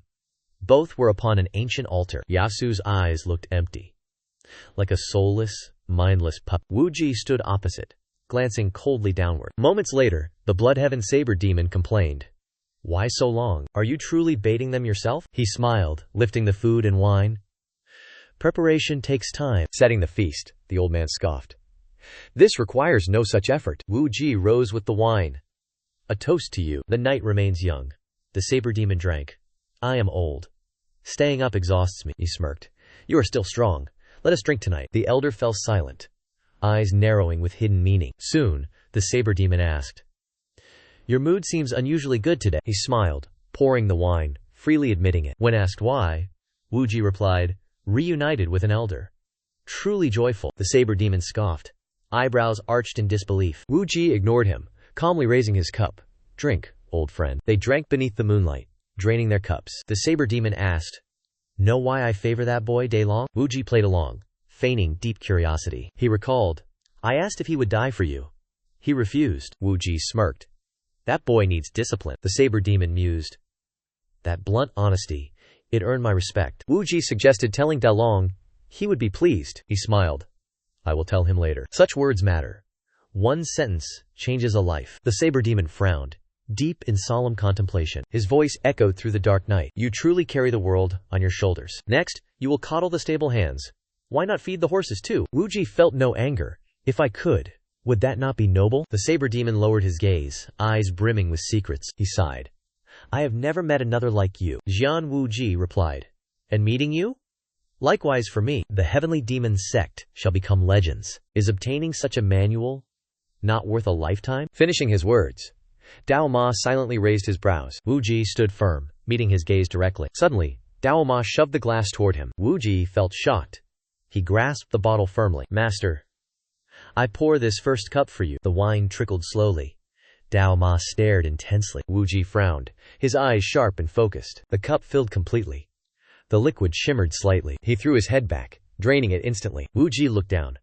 Perhaps he truly sought loyalty. Wiping his lips, Dao Ma spat 2 words. "Is the left envoy or right higher ranked?" The question left him bewildered and stunned. "In that case, take the higher position." The sudden statement lacked any clear context. Wuji stood frozen, turned to solid stone. He roared with laughter, mocking the absurd situation. Exhausted from laughing, Wu Ji sneered coldly. You look quite dignified today, old man. Dao Ma blinked, muttering a soft curse. You complete lunatic. He unsheathed his blade and let out one a roar. Look at my face. Say it again. Wu Ji laughed once more, clearly amused. Huiqian Dao Ma shouted loudly. Why only laugh? Quickly, tell me I am handsome. Wu Ji scratched his head in confusion. I should not flirt while heavily intoxicated. Dao Mao smirked. He had found a sycophant. Silence lingered. He stood there without a word. Both men fell deep into thought, then laughed. Their laughter echoed through the cold night. The next day, Jian Wuji stands inside the great heavenly demon hall. The sect master gazes down from above. Boy, how did you kill the soul-absorbing demon lord? Wuji stays silent. He bows his head in deep thought. Father, what are you implying? The sect master frowns with a grave expression. Below, Wuji stares back with a calm gaze. The elder rises. He claims the demon lord died from the yin demon curse. Do you expect me to believe that? Wuji hears this. His face darkens instantly. Wuji laughs lightly. I wish I could answer you with a heroic tale, father. I wish I could claim credit for his demise. But you overestimate your own son. I lack the strength to curse a demon lord to death. The sect master remains pensive. A heavy silence fills the hall. Wuji hides the truth. He cannot explain obtaining the blood-eye crystal. It would only become a burden for his father. The sect master would be forced to ignore the crime. Thinking this, he chooses to maintain the deception. I spent last night drinking with the sword demon senior. He can personally testify to my whereabouts. The sect master remains skeptical. Did you and the bloodsword demon kill him together? Wuji retorts loudly. Is this not heaven's own retribution? He speaks coldly. The demon lord was a monster who harvested the living. Witnessing this, the elder narrows his eyes in silence. The sect master turns away. With the demon lord dead, the others will surely act. He walks away. Only a cold, retreating back remains for Wuji. Wuji's gaze turns frigid. The 8 demon lords are bound by survival. One death is a threat to the entire collective. The remaining demon lords will not let this slide. The next morning, at the Northern Heaven Sword family, Sha Yuchong bows respectfully, inviting his guest inside. I shall lead you to the sword venerable. He turns immediately, guiding Jian Wuji through the bamboo forest. Wuji glances silently at Yuchong. In this situation, you are surely the most shocked of all. I was the one meant to die. Yet, the soul-absorbing demon lord perished first. Cao Vu Trung, do you realize? You are the one who truly killed him. Without your meddling, I would never have discovered the soul arts technique. Arriving before a small house, Vu Trung spoke out once again. Please, feel free to converse at your leisure. Tia Dean Lang saw them arrive and offered a gentle, welcoming smile. Vo Kuk bowed respectfully, inquiring about her well-being with practiced grace. She replied calmly, then asked if his recent journey had been successful. Vo Kuk answered vaguely, claiming he had only gone out for some air. Hearing this, Dian Lang narrowed her eyes, deep in silent contemplation. She sensed something hidden, casting a cold, piercing glance his way. A moment later, Dian Lang finally broke the silence. Every meeting shows your peerless progress. I am tempted to challenge you now. Von Kushek smirked. We should arrange a spar in the near future. She accepted readily. Whenever you wish, I am ready to oblige. Suddenly, he carefully produced a mysterious object. It is a humble gift. I found fragrant flowers and brought back these seeds. Dean Lang's eyes widened. She was clearly stunned by this unexpected gesture. She accepted the gift, admitting she had never received such a token before. Von Ku confessed honestly that this was his first time giving one. Tio Dean Lang smiled softly, holding the bag of seeds up to the light. He watched her every movement in total silence. Inside the house, a steaming pot of tea sat waiting upon the table. Dian Lang spoke. Have you heard? The soul-absorbing demon lord is dead. Vo Kusak feigned ignorance, claiming he had heard only rumors. She bowed her head, lost in deep, calculating thought. Dian Lang's expression darkened. She shot him a piercing, icy glare. Did you have any hand in his death? Von Kurak remained silent, pressing his lips together in cold contemplation. Personal feelings aside, his death will put all other demon lords on edge. Their survival rule is absolute. When one falls, the rest follow. Wuji spoke with chilling, icy detachment. Ma Yi concluded he died of yin fire. No demon venerable believes that foolish lie, Yan Lang retorted. His eyes burned deep. He denied the deed with absolute conviction. Yan Lang glared at Wuji. Wuji stared right back. Yan Lang sat down. Wuji asked coldly, why do you suspect me, senior? She did not hide it. From your first step, the calm lake became a raging ocean. Soul-absorbing venerable drowned in those waves. He held his cup. I am just a fisherman. I seek no one's death. Yan Lang lowered her eyes. True. You caught the blade already. Can you not let go, senior? She looked up. Only if I release the catch. I will not enter the Daoyo demon's trap. Yan Lang spoke with measured calm. Jian Wuji smirked. He bowed his head. She watched him with intense, unwavering focus. Yan Lang drank. Fate is truly unpredictable. The soul-absorbing venerable was always cautious. He cherished his life. Yet he died first. Wuji's gaze turned deep and contemplative. Yan Lang's voice echoed through the room. Ta Huang Town will face chaos soon. A succession war begins. The venerable had 5 direct disciples. He died without naming an official heir. The strongest will seize his throne. Wuji analyzed the situation in silence. He asked suddenly, "Who do you support?" She wondered why he felt such curiosity. He grinned. "Would it not be better if our side prevailed?" Hearing our side, Zhao Yan Lang faltered. Jian Wuji smiled. "We are comrades in the Tao." Her eyes widened. A strange, hidden light flickered. Yan Lang smirked. "Comrades. Then we are aligned." Night fell. Thick clouds obscured the pale moonlight. Wuji meditated. He sensed a sudden, ominous presence. He rushed outside. The blood sky blade demon waited. "You have arrived late.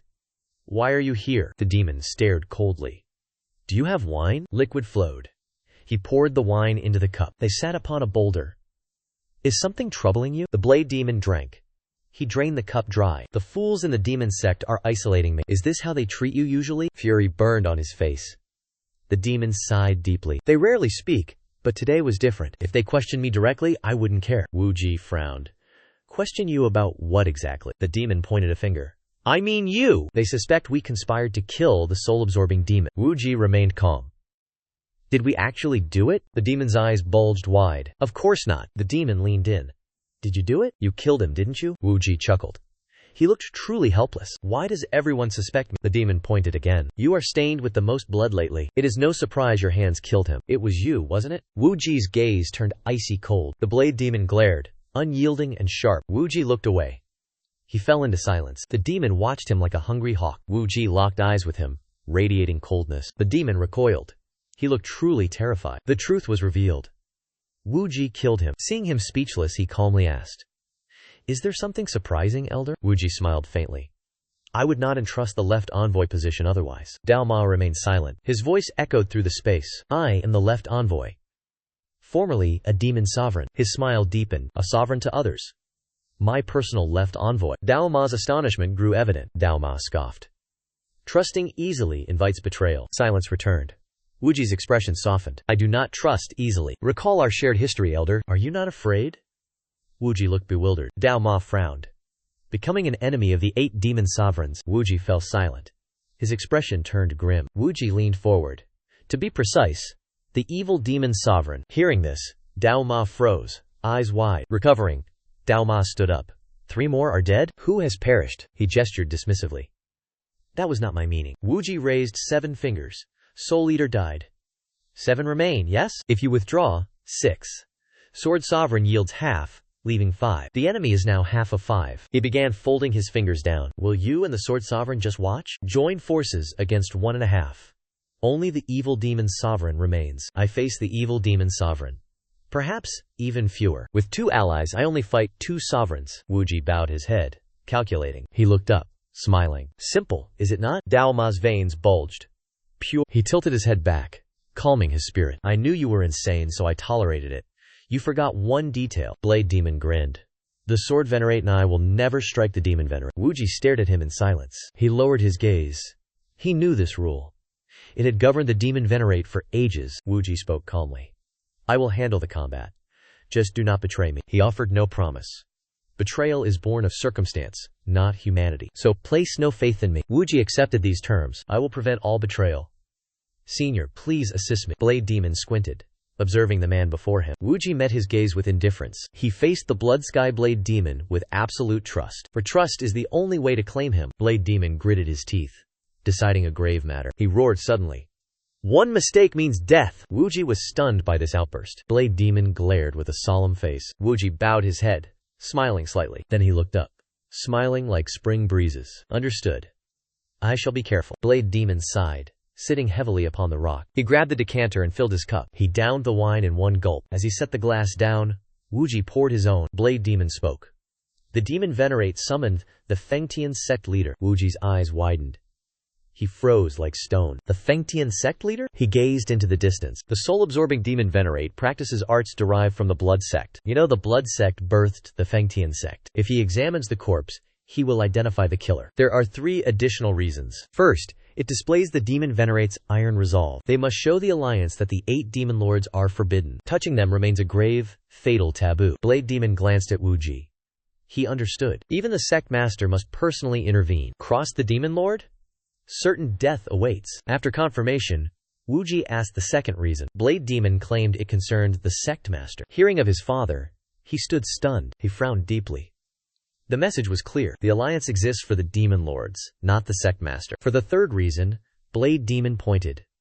Because of you, if you killed the soul-sucking demon, the sect master will investigate. He will uncover your methods and true nature. Hearing this, Wu Ji fell into deep contemplation. His distant gaze lost all focus. The sect master might discover the Blood Eye's essence. The murder must remain a hidden secret. If revealed, the vengeance is not the worst outcome. Their total opposition will block his succession. Blade Demon observed him. Wu Ji suddenly smiled. Senior, are you well? He was shocked. Why involve him? Wu Ji smirked. Are we not accomplices now? We drank all night. They will suspect us both. Blade Demon raised a brow, deep in thought. He sighed. I simply drank and fell asleep. Wu Ji asked, who is meeting the sect master? Blade Demon answered immediately. The Demon Buddha. The Demon Buddha shares a deep bond with the sect master. They intend to bring the sect master here at any cost. A plan formed. Kill the Demon Buddha? Or the sect master? As he left, his expression turned bone-chillingly cold. Kill them both? That invites total war with the martial world. Internal strife invites the righteous sects to eradicate our cult. Meanwhile, the evil alliance hungers for blood. Nothing but a mere opportunistic scavenge. Wu Ji could not hide his excitement. Let us paint the night red together. Dao Mo stood up. Die alone yourself. Wu Ji laughed. Have we not shared life and death? He drew his blade. Every man for himself. Dao Mo signaled, then turned away. Wu Ji watched, a cold smirk appearing. Next morning, Tian Mo Palace. Father, you summoned? The sect master spoke. Leave the sect immediately. Go inspect the Huangtian Pavilion branch. He knew his father sought to protect him. If I leave, the 8 demons will suspect. They already suspect. They summoned the Fengtian leader. The Fengtian leader is dangerous. He knows you killed the soul devourer. He will uncover your dark truth. Wu Ji insisted. I did not kill him. Could the martial alliance be responsible instead? The alliance fears open war with us, Wu Ji asked. Would you leave right now? The sect master replied. I would not. Wu Ji's voice darkened. I am your flesh. The sect master hesitated, his eyes narrowing. You are my son, not my clone, Wu Ji asserted. I can mimic your aura. The world will believe my perfect disguise. The sect master's gaze turned bone-chilling. Wu Ji stared back, his eyes cold. The master relented. Remember this one thing. The Fengtian leader must not die. Wu Ji smiled bitterly. You never cared for me, only for sect leader Fengtian. The sect leader turned away. No demon lords may die. Do not kill anyone. He struggled to explain. I did not kill him. Watching his father depart, Wu Ji whispered. How can I possibly kill sect leader Fengtian? I understand the Fengtian sect completely. To me he is truly invaluable. A living treasure. Jian Wu Ji smiled faintly. 2 methods exist to hide the blood eye essence. 1. Rebirth. 2. Replacing the eyes entirely. Only one person in this world knows how. The very Ma Yi standing before Jian Wu Ji. Ma Yi squinted. Speak your business now. You brought rare elixirs. This must be urgent. Wu Ji nodded. I require your assistance, senior. He did not waste time. Please, perform the divine eye technique. His request was grave. Ma Yi stood frozen in absolute shock. The divine eye is an ancient, forbidden art. It drastically enhances sight and perception. Darkness or haze mean nothing to these eyes. How did Wu Ji discover this secret? He stared at Ma Yi in silence. Wu Ji recalled this from years ago. When he returned, Mao Yi was long dead. He learned the truth from Hao Ba. Hao Ba betrayed the technique to Chu Bai Dao. Ma Yi fell into deep contemplation. Finally, he spoke. The sect leader told you? Wu Ji shook his head. You assume my father revealed it. But according to the memory of Hao Ba, my father refused the divine eye technique. Ma Yi frowned. The Paradise Guanyin herb is required. This technique can only be performed once. Are you fully aware? Wu Ji knew clearly. He craved the divine ocular technique, the elder asked.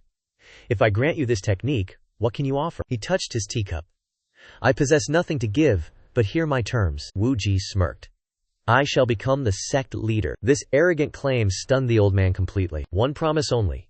Once I lead, your desires will be fulfilled. He promised with cold, calm certainty. The elder went silent.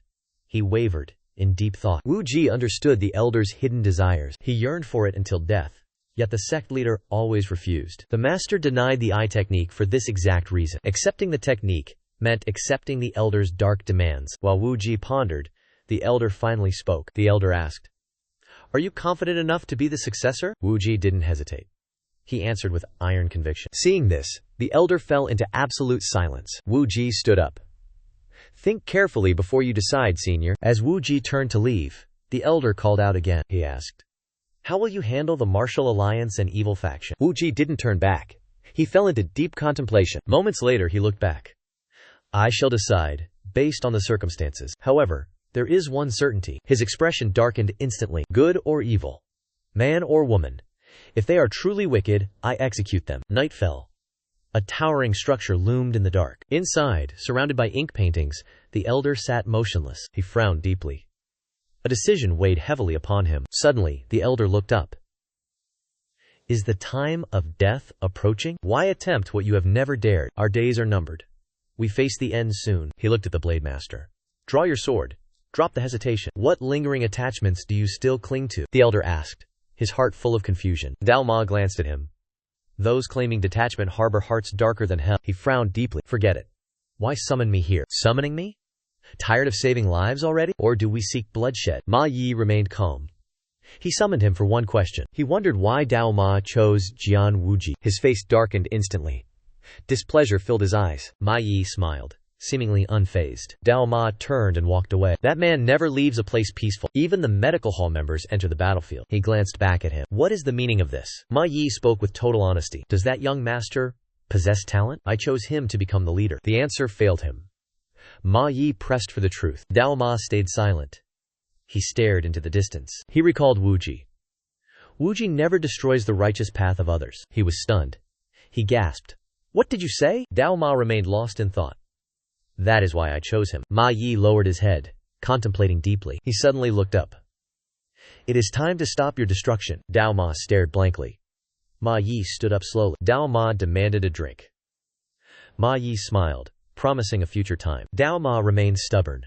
Old men like us have no future time. You are paying today. Ma Yi ignored him, walking straight away. Dao Ma snorted coldly. He is too diligent to die easily. Moments later, elsewhere, Wu Ji opened his eyes wide. He remained. Wu Ji soon arrived where Ma Yi stood. Senior. You have arrived? Mao Yi wondered. He masked his aura. How did the boy know? Wu Ji smirked. Fate brought me awake. Hearing this, Ma Yi could not help but laugh. He looked upward. I spent my life saving others. Wu Ji nodded. A truly honorable path. Ma Yi pressed his lips tight. He spoke again after deep thought. I am no saint. I save lives only to kill another. Wu Ji frowned. What do you mean? He knew the answer long ago. Ma Yi joined the sect for that exact reason. He lifted his withered, aged hands. As a physician, murder defies the heavens. To balance my grave sins, I have saved as many souls as possible. Ma Yi looked up. His eyes drifted into the distance. He reached the point. If you become sect master, will you kill him for me? Wu Ji accepted. His gaze remained unwavering. They stood silent. The atmosphere felt heavy. Ma Yi spoke low. Why agree without asking his name? Wu Ji replied calmly. Any target of yours must be pure evil. I trust you, senior. These words sent him into deep contemplation. He asked, do you know what lies within my heart? Outer appearance often outweighs inner virtue. The title of Ma Yi is not easily earned. His voice echoed through the empty manor. Wu Ji remained firm. I trust the effort behind your name. Ma Yi fell silent. He stared at Wu Ji's sword. The room was filled with medicine and scrolls. Flickering torches cast long, dancing shadows. The dim light barely illuminated the vast chamber. Thick incense smoke hung heavy in the air. Wu Ji's eyes were shut. Dozens of needles pierced his face. He lay upon a bed. Two smoking incense burners flanked his head. The physician slowly turned to observe the figure resting. He recalled warning that killing the target was treacherous. One mistake would claim countless innocent lives. He pleaded with Wu Ji to execute the task without collateral damage. Wu Ji replied coldly. When I grow stronger, I will execute him, without unnecessary sacrifice. Hearing this, the physician turned back. If I die first, will you still keep your word? Wu Ji agreed without hesitation. When the blade pierces his heart, I shall whisper your promise. That death was a sword sent by the physician. Recalling that memory, the physician fell into a momentary silence. Once more, the physician turned to watch the motionless Wu Ji. He remained unconscious, his body pierced by countless acupuncture needles. The next day, Jian Wu Ji's eyes snapped open. He had awakened from a nightmare. He sat up slowly, clutching his aching head. Is it finished? A sudden voice echoed, asking his condition. Wu Ji was startled. Seeing the physician, Wu Ji smiled. I feel excellent, the physician inquired. And your eyes? At this question, the smile on his face deepened. Wu Ji's gaze sharpened upon the physician. I see clearer than ever before. He spoke no lie.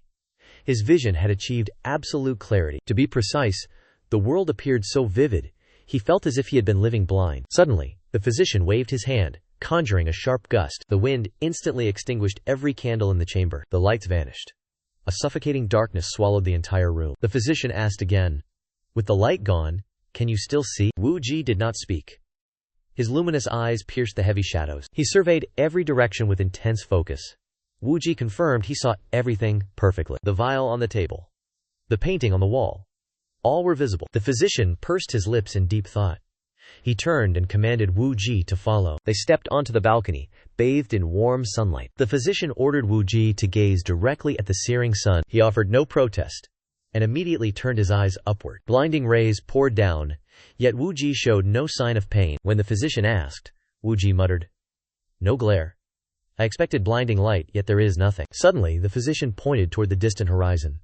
Look into the far distance. Wu Ji's gaze instantly locked onto the vast, sprawling mountain ranges. His vision was perfectly clear. He observed an ant crawling on a branch. Wu Ji gazed at Ma Yi with excitement. I am not joking. The elder smiled faintly. I know. Your joy is simply infectious. He bowed deeply, offering sincere thanks to Ma Yi. The elder remained calm. The treatment was successful. Your eyes are reborn. Wu Ji maintained his respectful posture. You sacrificed your life's secret technique for me. I shall honor my promise to repay you. Ma Yi nodded. If you become sect master, I will name your enemies. Wu Ji used the ocular technique to erase the blood eye mark. The results were miraculous. From the general to this eye technique. My destiny is tied to the Feng Tian sect. My gratitude to the Feng Tian sect master, he whispered to himself. Somewhere else, a blade pierced the air. Lian wielded it. She retracted the blade. She inhaled deeply. She unleashed a flurry of fierce strikes. Lian skidded to a halt. She panted. Sweat drenched her clothes. A voice startled her. Play with me. She knew it was Wu Ji. I must finish 20 sets. He chuckled. 20 sets? For one move? Lian focused. 60 sets daily. This is evening practice. Insanity. You are truly obsessed. She swung her blade. I am sick. Without practice I cannot sleep. He invited her for wine. She refused. He asked how many remain. Lian steadied her breath. 8 more. Your presence only delays me. He raised an eyebrow, amused. Lian focused intently on her technique. He corrected her posture with authority. Move faster, he commanded. She obeyed instantly. Lian's cheeks flushed deep crimson. Perhaps exhaustion. Perhaps shyness. Wu Ji watched her with gentle eyes. He sheathed his blade. The lesson concluded. I shall cultivate the heavenly demon technique. Wu Ji entered a seated meditative stance. Against the soul-absorbing demon lord, this technique was paramount. Every repetition revealed a new mystery. He closed his eyes. His focus deepened. The technique resonated with his soul. It felt like breathing. A living art. Wu Ji cultivated for ages. He opened his cold eyes. Lian had finished. She watched him closely. Have you finished your training already? Lian confirmed her progress. Wu Ji rose. Let us drink. I starve. She revealed she had fasted 3 days. He froze. Disbelief clouded his mind. Lian replied. You meditated for 3 days. He questioned her. He could not believe. She explained. You arrived here 3 days ago. Seeing your focus, I stayed away. Cold sweat dripped. Was he truly entranced? He remembered nothing of the time past. Jian Wu Ji inhaled. His spirit surged. His internal energy flowed with absolute precision. Lian smiled. A breakthrough, perhaps? He glanced at her. A grand feast awaits. She cheered. He replied. My success is yours. She wondered why she deserved such credit. He explained. Your persistence forced my meditation. Lian laughed. Then treat me well. Wu Ji smiled. Anything you desire. They stepped outside quickly. He asked if Lian was hungry. She smiled shyly. I ate already. How could I starve for 3 days? Before she finished, her stomach rumbled loudly. She blushed in shock. I swear I just ate. Wu Ji smiled softly.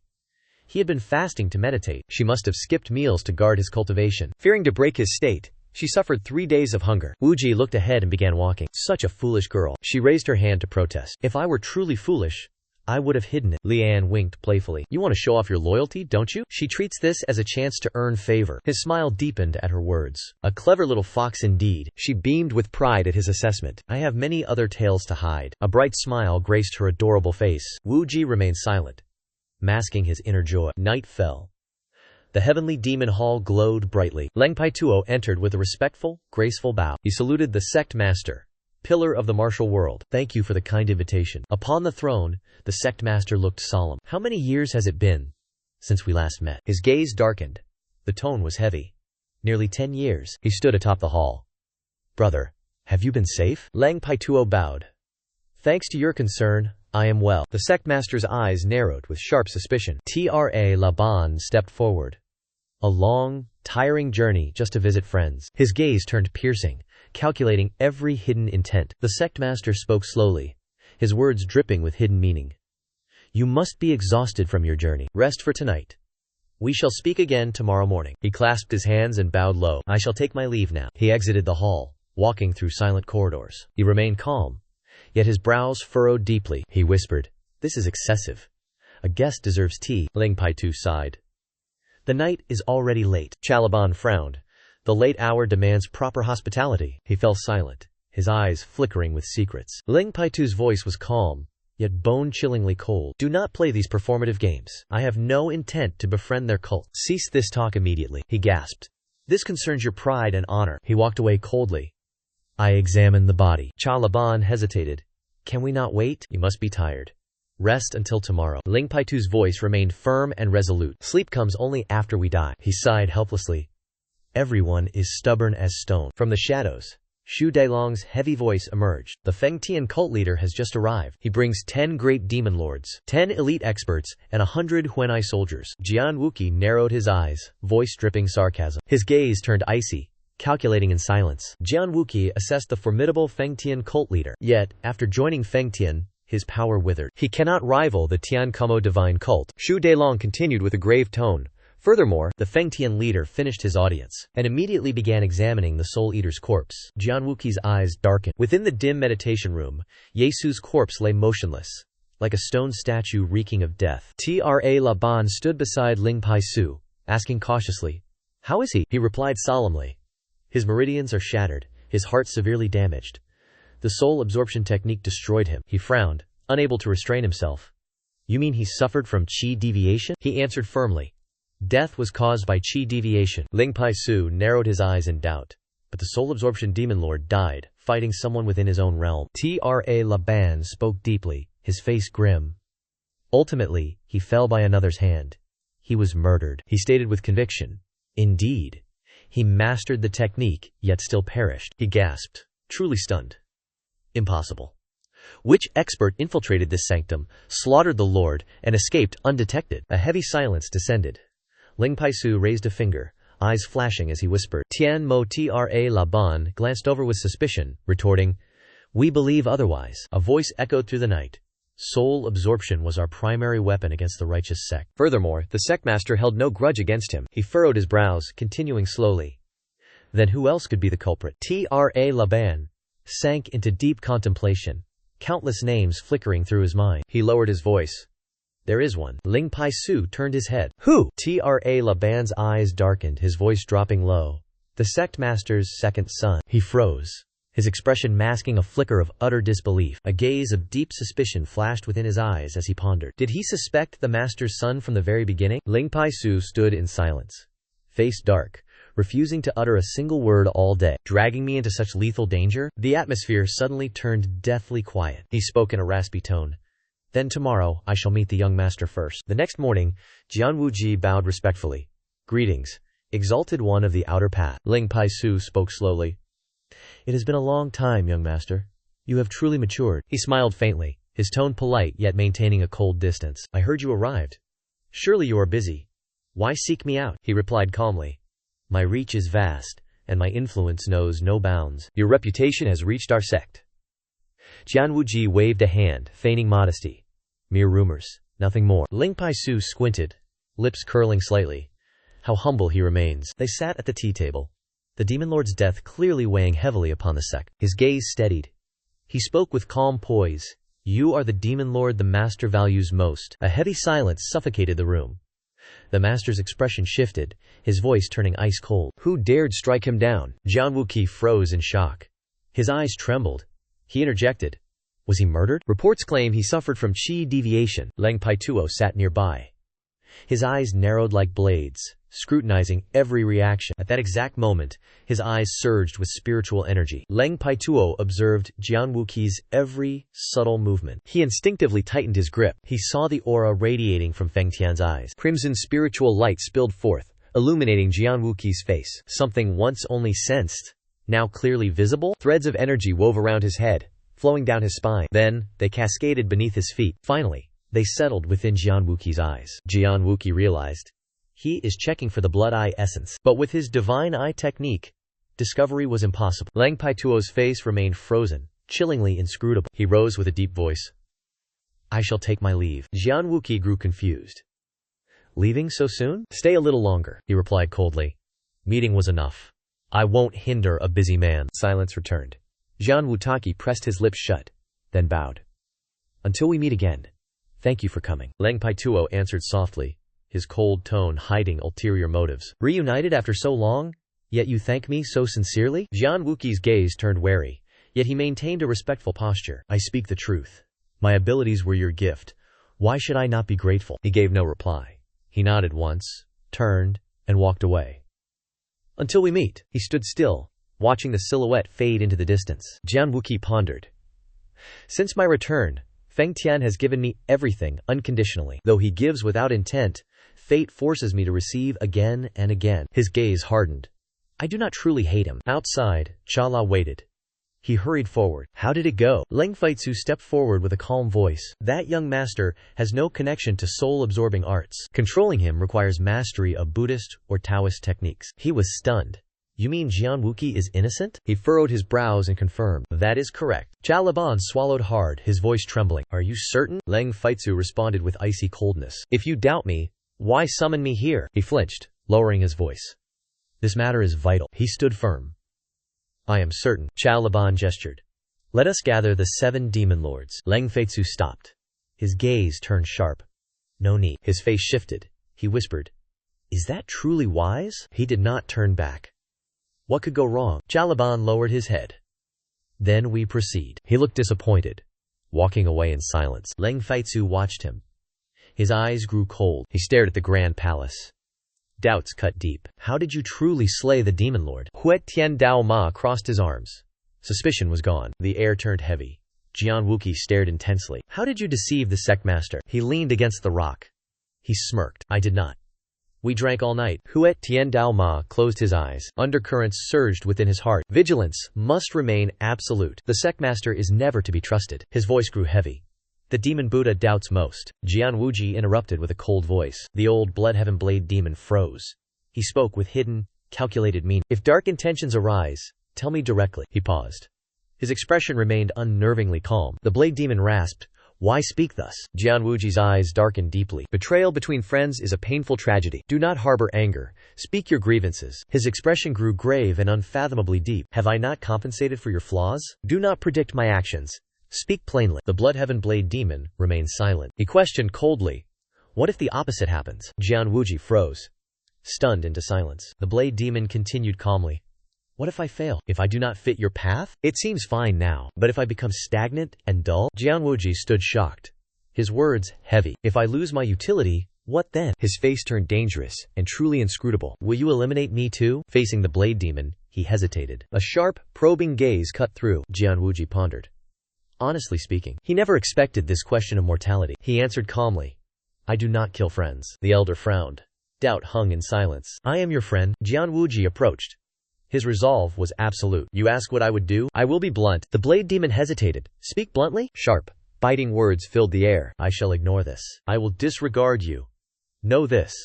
Your actions displease me. You are archaic. Utterly tedious. He paused. Jian Wuqi spoke heavily. Where is your former charisma? Reclaim it. He spoke calmly. We shall reconcile. We will find mutual satisfaction. Huet Tian Dao Ma raged. He questioned sharply, what if no solution exists? What if I refuse to change? Jian Wuqi watched on, unmoved. He lowered his voice. If change fails, we endure. We savor faded memories. Who is wrong? Just fight. Violence ends all frustration. His expression remained calm. His eyes held resolve. Huet Tian Dao Ma froze. His gaze flickered. Only leaves rustled nearby. An eerie, deathly silence. Silence deepened. A falling leaf echoed. They locked eyes. Silent combat. Jian Wuqi stood resolute. Huet Tian Dao Ma frowned. His expression chilled. His lips curled slightly. He erupted into thunderous laughter. He watched silently. Unmoving. Huet Tian Dao Ma stared upward. Something inside him shifted. He spoke heavily. One past statement must change. Jian Wuqi's eyes deepened with thought. Which statement is that? Huet Tian Dao Ma murmured. My life was only misfortune. That is wrong. He stared, stunned. He stood motionless. The elder turned coldly away. Jian Wuqi pondered. I heard him clearly. He watched the figure fade. His heart opened. He looked toward the night. I will listen again. The heavy burden lifted. Hearing hearts open is how I mature. It shall become my greatest weapon. No less formidable than the 9-flower demonic art. Jian Wuqi's expression shifted. Violent killing intent surged. Huomaki. What sounds do you hear now? The moon rose high, illuminating the silent space. Jian Wuqi sat still, sensing something truly abnormal. Feeling that aura, Jian Wuqi calmly asked, why visit me in the deep night? Leng Paisu stood in the moonlight. Sternly, I have matters to discuss. He frowned deeply. Why come here alone tonight? Jian Wuqi gestured respectfully. Please enter. Leng Paisu whispered. This is critical. Let us speak elsewhere. Darkness surged, engulfing them both. Suddenly, brilliant light flashed. He spun around, eyes alert. What is this? Leng Paisu asked calmly. Does this technique not look familiar? Jian Wuqi's eyes darkened. Pure killing intent. He feigned ignorance. I have never seen this technique. Leng Paisu raised an eyebrow. Did you not see this space when battling the soul absorption demon lord? You slew the demon lord within this very realm. His expression remained suspiciously calm. I do not understand your words. Leng Paisu pressed hard.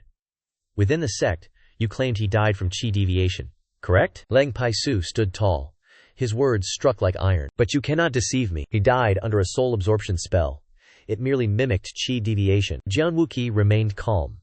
He challenged him. Do you possess any evidence? The elder spoke with heavy authority. I have no proof. I cannot fathom your methods. But you killed him. Jian Wuqi interrupted instantly. Why would you think that? Leng Paisu's eyes grew cold.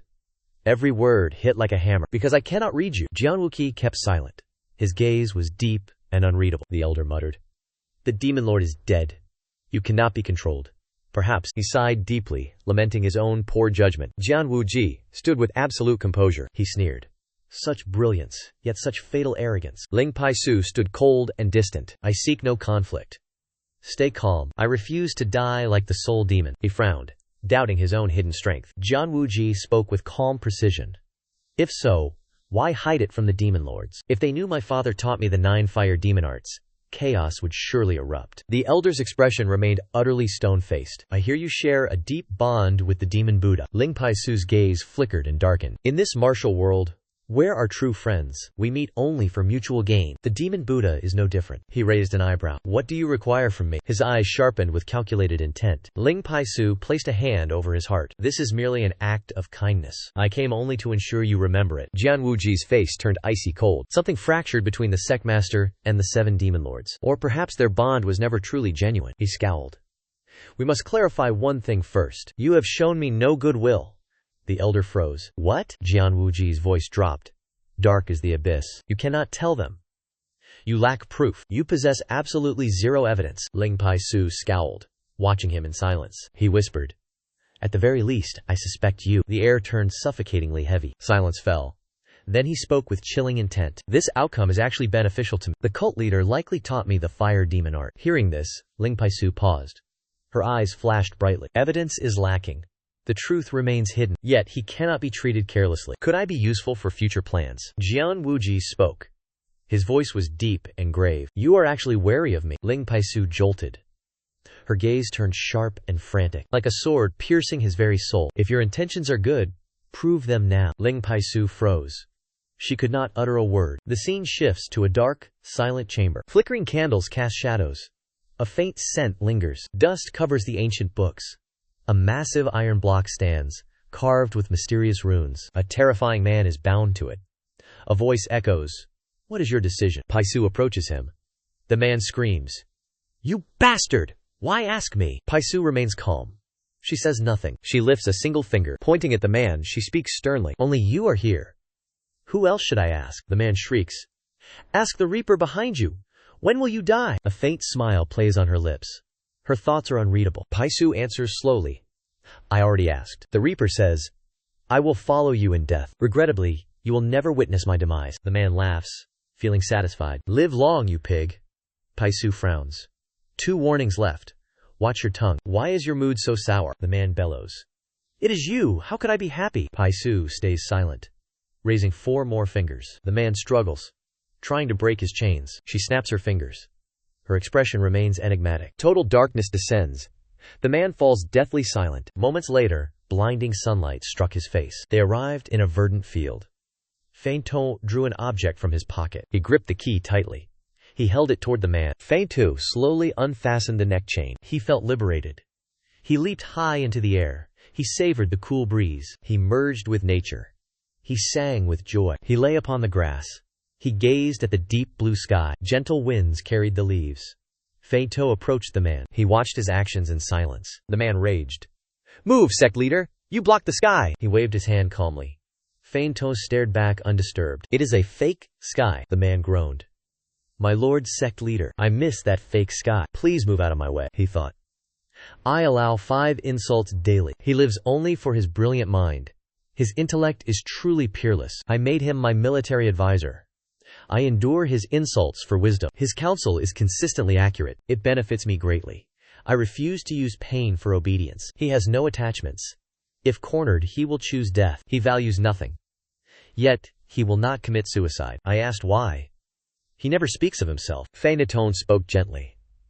"Following your advice, I showed sincerity to the second young master." The man remained silent. He showed no reaction. He continued. "Will the second young master truly inherit?" He felt suspicious. He claimed the second young master killed the soul-seizing ghost lord. Feinton confirmed. The man spoke. "With such power, who else could inherit?" He hesitated. "His strength is indeed formidable. However," he speculated instantly, "you fear the second young master will kill you." Paisu's eyes widened in sheer astonishment. He spoke calmly. "To deny fear is a lie. Who would spare anyone after slaying the demon lord?" The man replied, "I must cling to the young master." Paisu asked, "What is your reasoning?" His expression grew grave and deeply contemplative. He asked, "Does the cult leader know the killer?" He remained utterly confused. The man spoke decisively. "The current heavenly demon is a peerless being. He is a man of vast hidden ambition. Why would such a man remain silent?" Paisu did not know. The man shouted, "Think! Do not wait for answers." Angered, he retorted, "Did you just insult me?" The man softened his tone immediately. "Not at all. My voice was merely loud. I am simply telling you to think." Paisu frowned and answered coldly, "I have no desire to. Thinking is your duty. Otherwise, why keep you alive?" The man seethed, yet remained completely powerless. He insisted. Silence from a titan hides a killing blow. Paisu narrowed his eyes and pondered deeply. To unify the central planes, he concluded. The heavenly demon surely orchestrated this entire affair. He knows. Yet he plays the ignorant fool. Nihun was the strongest of the 8 demons. He was feared just like the cult leader. Yet, he permitted his son to kill him. This is a calculated purge of the 8 demons. Once the 8 demons fall, who is his target? He grew anxious, already sensing the terrifying truth. The man whispered, "He will clear his rear before attacking. They will force us forward. War is inevitable." Paito felt uneasy. His tone turned aggressive. He warned that the heavenly demon cult is changing. Fail to perceive this shift? Certain death. Nihun Matan ignored the shifting winds. He perished. We must choose.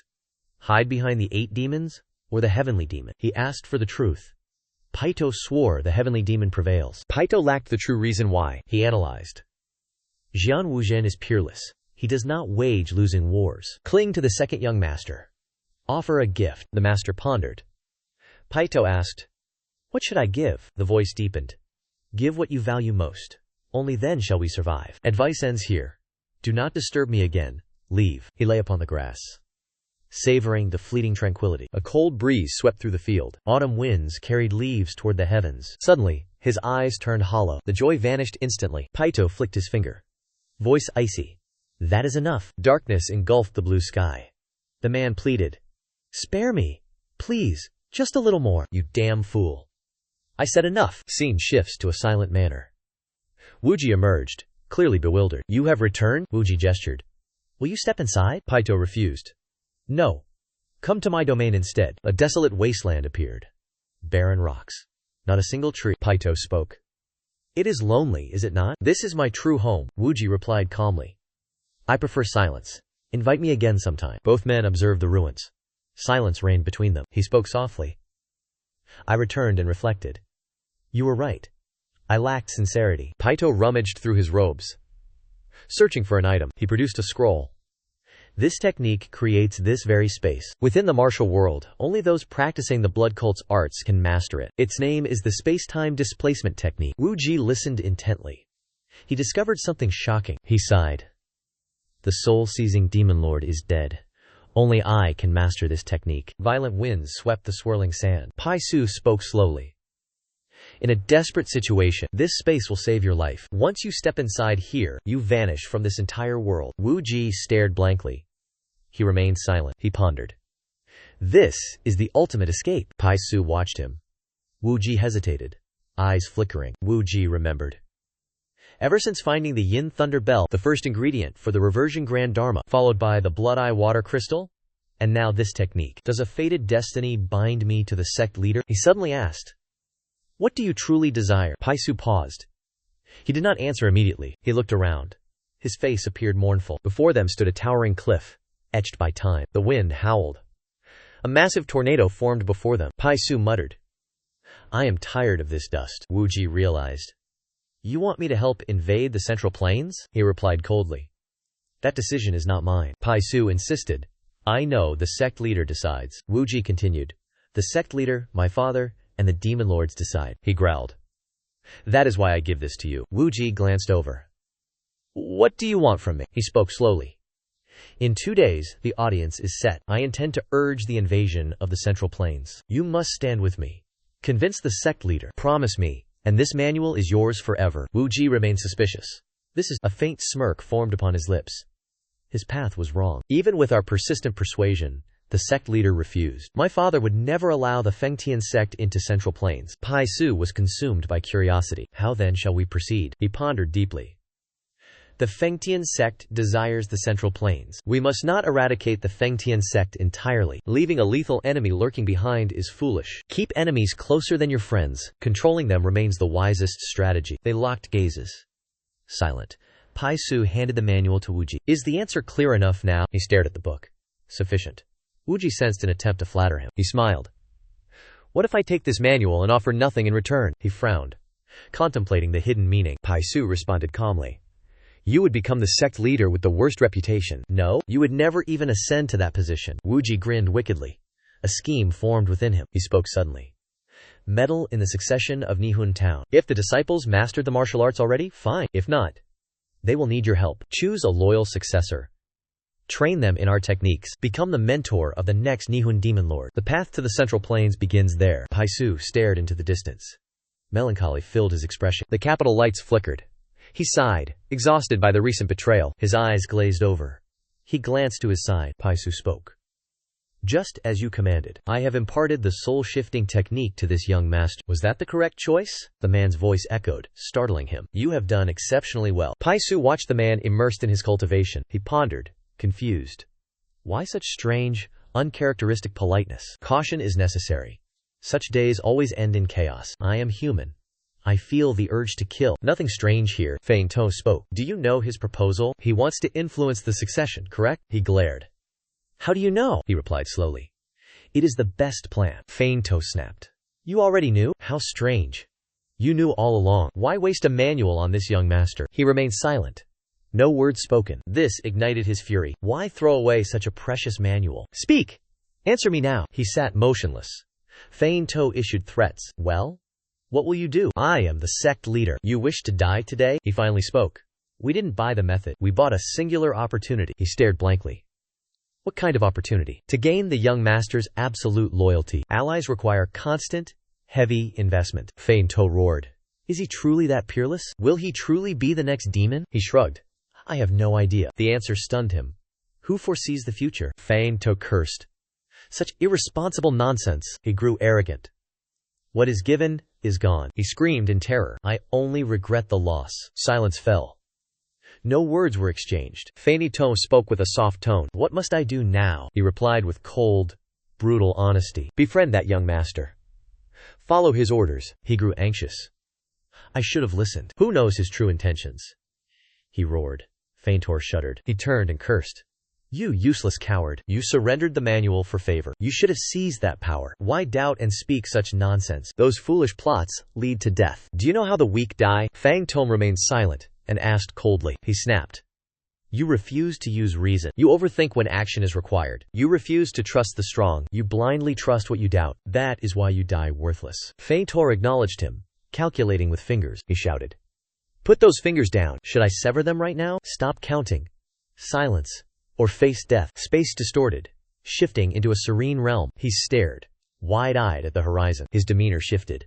Sect master, speak freely. Fang To watched, shocked. A vast capital appeared. Wuji raised his hands, eyes closed. Sweat poured down. Sweat surged. Wuji trembled, yet remained focused. Seconds passed. Wuji grit his teeth.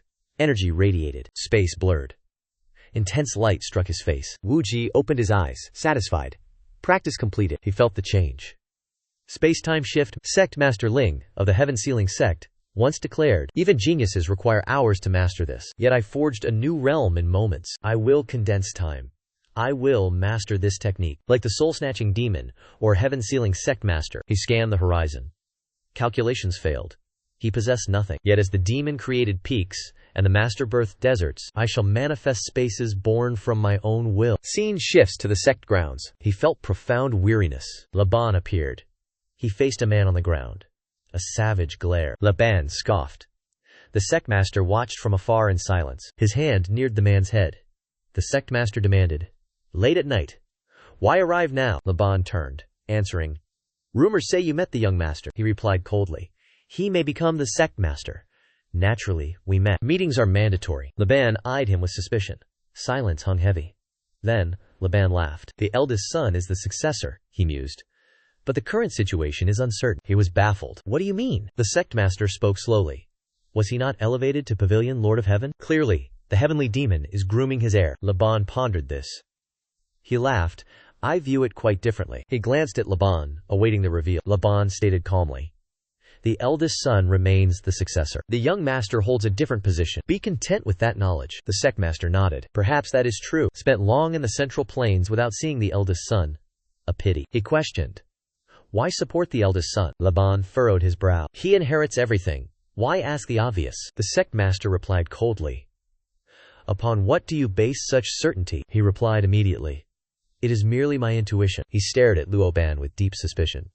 Su Tao remained vigilant. I know you do not rely solely on intuition. You simply refuse to discuss the young master. Can we truly call ourselves friends? Suddenly, Luoban called out to him loudly. He spoke sternly.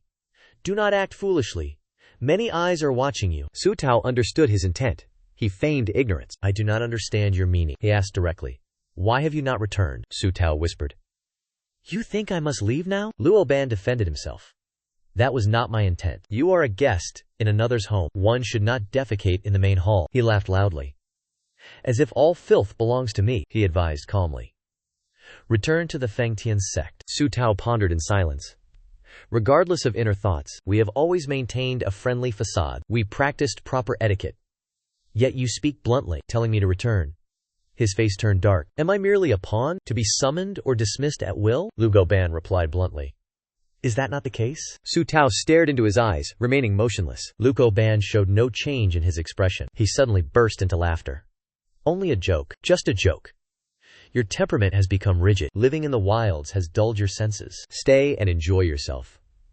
Live here with me forever. Su Tao showed no joy. He finally replied. Is that so? Withered by the desert winds. Humanity turns dry and brittle. That is the nature of the outer realms. Let me offer you a drink. Sit and talk. Su Tao agreed. They departed that dark chamber. He stopped to observe the man below. What do you think? The man replied with slow deliberation. He is restless. He senses the master's intent. Pai Tunic questioned. Is it worth such anxiety? He scoffed. His vigilance proves his true fear. He asked, "What must I do now?" The man replied coldly, "Think for yourself. Stop asking." Paitun raised his voice. "My life is at stake. Stop acting superior." The man raised his shackles as a demand. Paitu looked on with utter weariness. He arrived instantly at the lush green field. His expression revealed genuine, deep fascination. The chains fell, granting him absolute freedom. Paitu wondered, "Why do you cherish this?" He paused. His eyes held unspeakable sorrow. He replied, "Try living chained for one day. Try it. Switch roles." He immediately refused. He gazed afar. "The cult will use you." Paitu panicked. "What do I do now?" "We must build a path to Central Plains. Seek the young master. He holds the answer." He suspected. "Do you already know the way?" He replied, "I must offer tribute for guidance." Paitu raged. "Why must we grovel?" He countered. "Who else can you trust?" He sighed. "The demons abandon my cause. Only the Bloodblade aligns with him. The rest favor the successor. They remain neutral." He spoke firmly. "Then rot in the outskirts. Come and go at their beck and call. Live out your life in pathetic comfort." Paitu fumed. The man concluded, "Victory is remarkably simple. Choose the right path. Trust it completely." Simple indeed. Yet simplicity is often impossible. The defeated never understand the outcome. Success rests on keeping those simple principles. Paisu roared. "Cease your incessant lecturing," he continued. "Fail your principles? Then depart." Paisu gnashed teeth. He went mad. "I despise constantly serving this young master. Honestly, I regret this beyond measure. Even gifting him the space-time technique hurts. A wasted investment." "I could not sleep," he remarked coldly. "Your heart is narrow." Paisu awakened. He felt the wind. They stood silent. Paisu felt awkward. He seethed internally. Why endure his insults? His words incite more rage than demons, yet they spark a strange pleasure. I concealed my true nature so perfectly. Or did I? Someone sees my core. I feel understood. Paisu spoke. "Regret remains. You demand more sacrifices from me?" He replied coldly. "Trust your chosen path. Give it all. Yield everything." Paisu flushed red. "I refuse." The man scoffed. "Go polish your artifacts. That fits a sect leader's worth." Paisu vowed. "I will plant the sect." The wind chilled them. He spoke again. "Likely impossible." Paisu erupted. Teeth gritted. If he cursed, it would help. Scene shift. The streets are crowded. An elder spoke gently. "Welcome, honored guest." Wu Ji replied, "I am hungry." Passing through, the elder smiled. "I shall prepare your favorites." He turned away, his expression twisting in disgust. The elder returned. "May I ask a question?" Wu Ji nodded. "Ask whatever you wish." The elder whispered, "Why dine in this humble shop?" Wu Ji's gaze hardened. He stared, voice booming. "Still do not understand?" Trembling, the elder replied, "Please, enlighten me." Wu Ji answered, "Fine wine. Perfect food. Ideal atmosphere." Wu Ji added, "The host is pleasant. Any reason?" The elder bowed. "That is enough. I'll prepare everything." The elder rushed away to prepare the meal. Alone, Wu Ji watched him, thinking, he knows nothing. This village is the foundation of my path. Feng Tian and the 8 devils matter little. Without this place, regardless of my vast power, I am nothing. Suddenly, Wu Ji looked stunned. A drunkard shouted, "Looking at me, are you? You cur!" The weak man trembled in fear. "I was not looking." The drunkard insisted. Denying lies? A heavy blow landed. "You dare lie now?" The wife wept, pleading for him to stop. "Please. Cease this violence." He shoved her aside without a second thought. "Get lost. A mere woman knows nothing." Silence. The child rushed to his fallen mother. "Mother, are you harmed?" Bystanders watched, helpless, paralyzed by absolute fear. The mother and child wept, utterly miserable. The brute roared, "Silence! You refuse to stop?" The woman clung to his arm, pleading for mercy. The man staggered, frothing at the mouth. He launched into the air, shocking everyone. He crashed hard, suffering immense pain. He groaned incessantly, dripping with sweat. The bullied couple stood in confusion. The wife trembled. "Why help us?" The husband stuttered. His son swelled with pride. They supported each other and departed. The aggressor struggled up, his bones shattered. He remained dazed and confused. "Scoundrel! Where did you hide? Find them! Kill the woman too! Does anyone know his name? Speak at once!" A voice echoed. He jumped in fear. "Is this really worth such effort?" He spun around and shouted, "Who was that young brat?" Wu Ji stepped forward, admitting everything. His tone dripped with cold irony. "You dare strike a father here?" The man hissed. "Brat! You seek death!" "I was beaten. You are next." Wu Ji mused. That was my doing. I struck from afar to protect them. Let the child remember a hero, he asked coldly. Is slaughter truly necessary? The man roared. Die! Pay his debt! Wu Ji replied. Fine. I intended to. He walked slowly. Fear did not exist. The brute lunged, aiming for blood. His hand neared, then froze solid. Wu Ji raised his. He struck firmly. The man's wrist snapped under Wu Ji's hidden strength. Tears streamed down. Pain flooded every single nerve. He glanced coldly.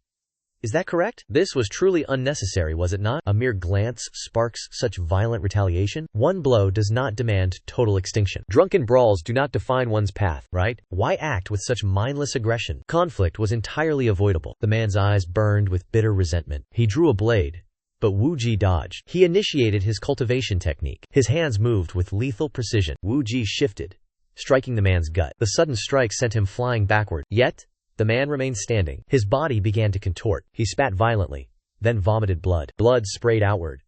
The crowd watched, terrified. 2 guards approached to demand answers. Wu Ji commanded, "Take him to Huangtian Pavilion. Investigate all his crimes." The soldiers obeyed without hesitation. The bloodied brute was dragged away. The crowd marveled at Wu Ji's peerless power. He declared loudly, "Our sect forbids demonic acts. If such trash appears again, report it." The crowd cheered, offering endless praise. Relief filled the air. Wu Ji returned inside. A familiar voice halted his stride. Were those words truly sincere? Pai Su appeared, staring intensely at Wu Ji. She questioned, "You claim demonic origin permits cruelty?" He remained silent. His face was frozen. They entered and began pouring wine. The table overflowed with exquisite, fragrant dishes. Pai Su muttered that even demons should not embrace evil as their nature. Such words? Unfitting for the young leader of the heavenly demon sect? Wu Ji remained calm. He despised rigid constraints. The youth are all like this. Truly, I am a relic of the past. He spoke plainly. Keep an open heart. Even the Bloodblade demon feels younger now. Pai Su drained his cup. He asked, "Have you attempted the time-space displacement technique?" Wu Ji did not hide it. He admitted he had used it. Pai Su nodded. Failure is common initially. Do not be troubled. Wu Ji slammed his cup down. His expression turned deathly serious. I have already succeeded. Pai Su could not believe his ears. He asked again. Wu Ji spoke with absolute confidence. It is a profound, spatial miracle. I shall dedicate my life to this martial art. Pai Su was bewildered. You truly mastered it? Did you not merely attempt a trial? He pressed further. How long did cultivation take? He replied slowly. Only 2 hours. Pai Su struggled to swallow his wine. Wu Ji smiled. This art perfectly suits my talent. Pai Su hesitated. 2 hours? If not for your word, I would doubt it. Even for a genius, 2 hours is impossible. He remained silent. Acknowledging this, Pai Su asked, May I witness it one day? Wu Ji did not refuse. Pai Su offered a toast. He thanked him sincerely. He poured more wine. Lost in deep contemplation, Pai Su downed the wine instantly. Wu Ji was confused. Why did you seek me out today? He stared into the distance. Pai Su whispered, I have a favor. Wu Ji remained composed. Speak your mind. He locked eyes with Wu Ji, weighing his hidden thoughts. Pai Su revealed the truth. The demon Buddha wants me exiled. Wu Ji asked. Why? He replied bluntly. Because of you, Pai Su went to him. He fears our alliance. Therefore, give me a reason to stay. Wu Ji mused. He surely came for more. He began to beg. What will you offer in return? The master feigned misery. Why calculate between us? Wu Ji remained cold. No bond exists between us. Only one transaction. The sect leader cut to the point. What do you want? He spoke without hesitation. Of all the treasures you brought, I shall claim one for myself. Rage ignited in the master's eyes. Have you lost your mind? Wu Ji emitted pure killing intent. With the demon lord dead, who dares enter the central plains? Hearing this, the master could not argue. The night was deep. Silence swallowed the surroundings. The two men walked forward with speed. Wu Ji sneered. He actually accepted my terms, offering such a priceless artifact. He is desperate for this alliance. Why go to such lengths? Why seek an alliance with me? Elsewhere, a man meditated. Wu Ji asked, Who is that? The master replied, A subordinate guarding the Yin Thunder Bell. Wu Ji grew suspicious. He lacked the gaze of a servant. He did not bow to the sect master. A true subordinate would never act so brazenly. The master spoke up. You must not touch the Yin Thunder Bell, or the Blood Buddha. Wu Ji understood the implication. It was the legendary treasure of the Fengtian sect. The master inquired. Seeing it, what are your thoughts? Wu Ji smiled. His gaze swept across the chamber. He paused, lost in deep contemplation. Like a demon, whispering within the storm. "Is it you again?" The silence seemed to speak. He scanned the area with absolute precision. Wuji stared at the seated man. The man locked eyes, sensing the intrusion. Wuji appraised him from head to toe. The sect master gestured. "Choose." Wuji stepped forward. "I shall not be modest." Wuji scrutinized every single item carefully. A sudden realization sparked his interest. Wuji pointed to a small, hidden artifact. "Grant me this item." The sect master froze, stunned into silence. Wuji watched intently. The sect master's face betrayed pure disbelief. He remained silent, observing the unfolding scene. Wuji's focus shifted to the man behind. A shock. He dares intervene now? Truly beyond all human expectation. The sect master sweated. "Do you realize what that is?" Wuji smiled. "Not exactly. But I am drawn to it." He sighed deeply, clutching the egg tenderly. He touched the shell. "What now?" It cracked open. A violent force erupted. The sect master growled. "The blood god pill. You know it? A legendary elixir, famous across all realms," Wuji answered. "It is a rare treasure," the sect master scoffed. "Rare?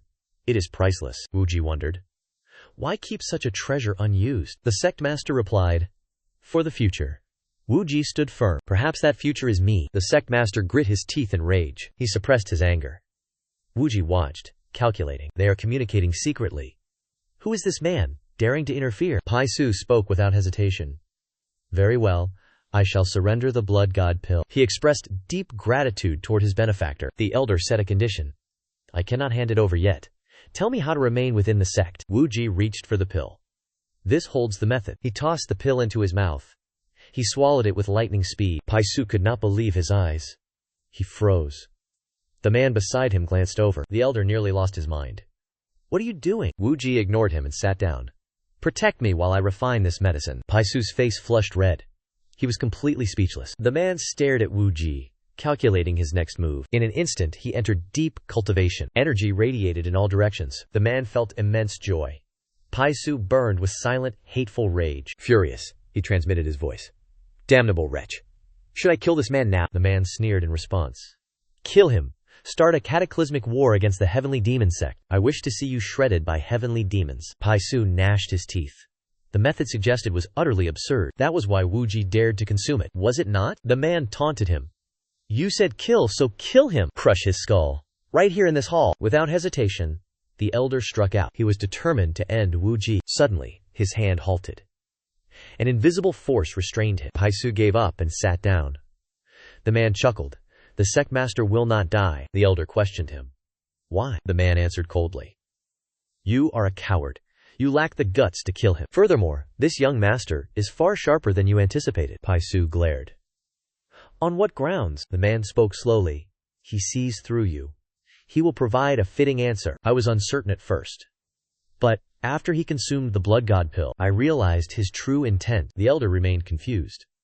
He pressed for an answer. "What is his method?" The man spoke coldly. "Wait until he finishes circulating his energy. Perhaps you should discover it yourself." Pai Su grew furious. "Tell me the truth!" He refused firmly. "Impossible. Your expression betrays your emotions." He began to boast. "What are you talking about? In my youth, I never lost a wager." The man countered rapidly. "No gambler dares oppose the Fengtian sect heir." Sensing the weight of his words, Pai Su froze. He watched Wuji gathering his cultivation power. Suddenly, the man behind called to Pai Su. He sighed in frustration. "Good grief. Are we actually friends?" The man spoke calmly. "Give it all. Nothing matters." Pai Su asked, bewildered. "Are you truly serious?" The man analyzed the situation. "I once judged this young master by rumors." Witnessing him now, the rumors were vastly understated. Shocked by these words, Pai Su remained guarded. "If I give everything, what is my reward?" He spoke plainly. "You gain a life in the Central Plains." Pai Su questioned.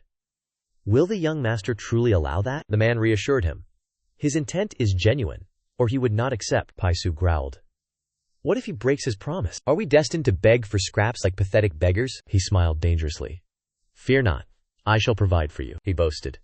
"Selling these shackles will earn enough to feed you." Pai Su grew weary. He ceased the conversation. He lamented. What if the young master falls and loses his life? The man remained unnervingly calm. "Such is the gamble of fate. You gain." Pai Su raged. "Did you intend to destroy me?" He laughed gleefully.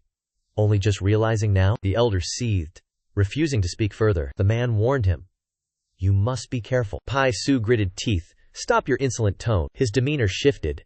turning strangely warm. I understand you. Sacrifice is required. We are equals. No path is effortless. Those words sparked a sudden awakening. The man pointed. Like that arrogant young master. Pai Su watched Wu Ji, deep in thought. Letting go proved incredibly difficult. Damn it. Such bitter regret. Hours passed. Wu Ji cultivated, sweat dripping constantly, a sign of waking. Brows locked together. Radiance exploded outward. Pai Su gasped. Energy flooded the room. Wu Ji remained unmoved. Hair and robes whipped violently, like a descending deity. Eyes snapped open. He sensed his body changing. Pupils still burned with crimson intensity. Wu Ji frowned, struggling to recall memories. Pai Su froze. He dared absorb power immediately? How deep is his inner energy? He hides nothing. He demands my absolute loyalty. Wu Ji approached Pai Su, expressing profound gratitude. Audacious. He dared circulate qi before me. Consuming the pill? Did you steal it? No. It was a calculated trade. Pai Su startled. A trade? Explain yourself clearly. I heard no mention of a method. Wu Ji replied. I spoke before consuming it. The sect master stays. I must consume this. The truth remained far beyond her comprehension. He proposed. Tomorrow, inform the sect leader at Huangtian Pavilion that the spirit pills were stolen. This move caught Pai Su completely off guard. Seeing his shock, Wu Ji continued with cold resolve. Until the stolen pills are recovered, you shall remain imprisoned within this place. I am the master of Huangtian Pavilion. I will investigate until your goal is reached. He fell silent, obeying Wu Ji's every command. Even his departure date would be decided by them. The shackled man heard everything. Soon, they were left alone. Pai Su asked, his relief visible. Did you anticipate this? He replied slowly. The moment he consumed the blood god pill, I knew he was suspicious. Did he know what it was beforehand? He surmised. Surely he knew. Would he consume it just for the bottle? He explained. Because he has reached that level, the sect leader bestowed such a gift. Pai Su closed his eyes, lamenting. Regardless, the blood god pill is a tragic loss. He snapped, I have said it 100 times. It was not a bribe for his solution. Pai Su retorted. If we lose everything and fail, we both perish. The man emphasized every single word. You promised to die after killing me. Pai Su could not endure it. He screamed in agony. The scene shifts to the next morning. Skies above the sect leader's palace are clear. Wu Ji walks alone toward the city gates. He mused. Perhaps my father knows everything, but me telling him myself is a different matter entirely. Suddenly, a cold voice rang out. Young master, please enter the training grounds. Wu Ji thought calmly.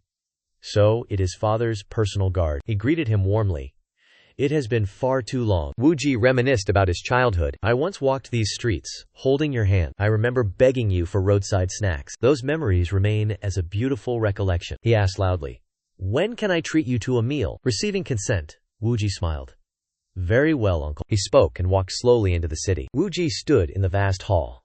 Something suddenly shocked him. A vortex appeared. It threatened to swallow him. The sect leader struck with his blade. Panic gripped his mind. Evasion meant certain death. He chose to counterattack. The elder flew backward, eyes fixed on Wu Ji. His eyes held absolute confusion. The elder retreated suddenly. Wu Ji remained extremely cautious. The sect leader leaped into the air. Massive power descended. He gritted his teeth to resist. Determination burned bright. His boots skidded across the floor. A deafening roar erupted. The elder unleashed a terrifying technique. Advanced maneuvers failed. He dodged every lethal blow. Steel clashed against steel. The battle raged without end. The sect leader frowned, lost in thought. Wu Ji gasped for air. He was completely exhausted. The elder finally spoke. Your power has progressed, he replied calmly. Progression is only natural. In this sect, I train the hardest. No, I am only the second. Li An works the hardest. The sect leader sighed deeply. He snapped. Why not third? Wu Ji froze. He stared at his father. He smiled. Father, you must succeed. Wen Kun asked. Why have you come? Wu Ji spoke plainly. The Fengtian sect leader wants an alliance. Conflicts with the 8 demon lords have surfaced. Are you aware, father? The sect leader gazed into the distance. Silence followed his heavy stare. The demon lords are arrogant. Dragging him here is an insult. They should have approached him personally. If they wanted his service, they should beg. Wu Ji answered. Their pride has offended the sect leader. The elder pondered. Small slights grow into great catastrophes. He observed the sect master's expression closely. Deep anxiety consumed his heart. He understood his father's hidden agony. Part of him wanted to ignore the conflict. Let the demon lord and the Fengtian sect master destroy each other. Then, eliminate the remnants of Wuzhong City. Yet, if the sect's core collapsed now, the martial alliance would strike. Thus, the 8 demon lords were a necessary evil for his father. He asked curiously, "Why approach me instead of my father?" The sect master replied slowly. He feared his father. He thought the boy was easily manipulated. Wuji was stunned. How does he intend to use me? He calculated. Pretend ignorance. Probe for information. The old man stared intently. Ask your strategist. He feigned confusion. I have no strategist. The sect master walked on. Then you must find one. Wuji was perplexed. How could he find one as brilliant as Sima? The elder sighed and stopped. He criticized from behind. That is easy to say, Wuji thought. Finding a brilliant strategist like Sima is my primary mission. The sect master lowered his voice. But have you not managed well without one? He denied it immediately. I am grateful, but most of it was luck, Wuji mused. Truly, it was only my past life experience. I am no master tactician. I need a strategist with keen insight to assist me. He persisted. Father, please answer this one question. What does the Fengtian sect master truly desire? The sect master stopped. He answered briefly. To enter the Central Plains. That is his singular, burning ambition. Wuji remained silent. In his past life, the Fengtian sect master never reached the Central Plains. The fire demon banner ravaged the entire martial world. He never dared set foot in the Central Plains. He perished at the very fringes. Yet, because I returned, his destiny has shifted. He never approached the Central Plains. But now he seeks our sect. The sect master continued. Since ancient times, the blood sect in the outer regions has coveted the Central Plains. Though they never succeeded, the desire to conquer the Central Plains flowed within their blood. Wuji chuckled softly. Now I see why he approached me. He struggled with his own conscience. Though I already knew, I acted as if this was news. Sometimes we must feign ignorance. It is not about bloodlines, but respect for one's father. Most parents long for their children's concern. My father is no different. Wuji watched his father walk away. Sensing his gaze, the sect master turned sharply. He offered a meal. He accepted the invitation. Time passed. The sky turned a golden hue. The sun slowly set. Wuji sat in total silence. His mind raced with heavy thoughts. Laban spoke. My treasure was stolen. How could I sit idly by? I came to check on the investigation of the Huangtian Pavilion incident. A thief truly infiltrated our walls? Wuji was deeply confused. The truth? What do you mean by that? The man complained. How can one believe a thief entered the inner sect? He stated plainly. Is it not harder to believe the sect master staged this? Laban had no reply. He stared at Wuji in silence. Wuji maintained a calm, steady demeanor. The man spoke again. If a thief truly breached the inner sanctum, the sect's reputation will suffer a fatal blow. It must be handled in absolute shadows, correct? Wuji smiled. What are you implying? Laban voiced his concern. Perhaps we should return him to the outer sect. His presence here will not capture any thief. Wuji mused. This was clearly a probe. Mafo suspects this is a fabrication. He believes I am an accomplice. Wuji spoke calmly. I am merely a pavilion master. Will he listen to me? Laban insisted. The sect master believes you will be his successor. He asked immediately. I have never seen any sign of that. Why would you think that? The man answered without hesitation. He is not one to seek out others. Laban insisted he was used to others coming to pay him homage. He seeks you out personally today. He clearly deems you his successor. Wuji lowers his head, probing my reactions. He desires to pierce my soul. Even my father failed to do so. The man urges the young master. Return him to the sect now. He speaks suddenly. No. He must never return. Laban asks, displeased. What mean you? Wuji answers, unhesitating. Will he not tarnish our sect's reputation? He remains resolute. Keep him here. Silence is guaranteed within our walls. I shall hint at this. Want the treasure? Then stay silent. His words are ironclad. Laban dares not defy him. The scene shifts. Dailong speaks with conviction. The soul-snatching demon lord has 5 disciples. Liang Dao and Than Tian are the top candidates. Wuji ponders, then asks, within the town? How are those 2 viewed? He answers honestly. They possess age, experience, and raw power. Liang Dao leads in strength. Than Tian holds the people's hearts. He asks, curious, why is that? Dailong hides nothing. Than Tian is young, beautiful, and gentle. Liang Dao is savage. He has wounded many. Even death has followed him. Yet, while the demon lord lived, he was favored. His succession odds were high. The situation has shifted. Wuji commands a detailed investigation. Every technique, asset, and ability. Every social tie must be documented. His face darkens. Why? Suddenly, Wuji asks, who will the sect leader choose? Dailong wonders. Will he choose either? He speaks sternly. I have sent you the files. Confused, he asks why. Wuji commands. You shall seize the throne. Dailong is stunned, rendered speechless. He trembles. He answered coldly. Am I a murderer? I will not slaughter everyone. Hearing this, Dailong sighed. Wuji spoke slowly. Everyone wonders who I will kill next. That is my current image. He looked at him, bewildered. Is someone else worried, master? Hearing that word made Wuji stop. Dailong explained. It is the blood-heavenly demon elder, though he forbids the title, he thought.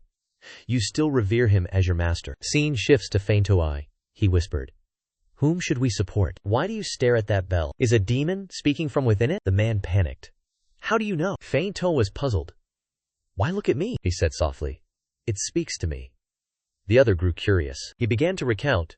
Why live like this? The atmosphere grew eerily silent. Fein To asked. How did you respond? He replied. I blamed a greedy, narrow-minded human. And what about now? He stated firmly. It is not just that human. Fein To pressed him for answers. What did it say? The man fell silent, sitting completely still. He grew frantic.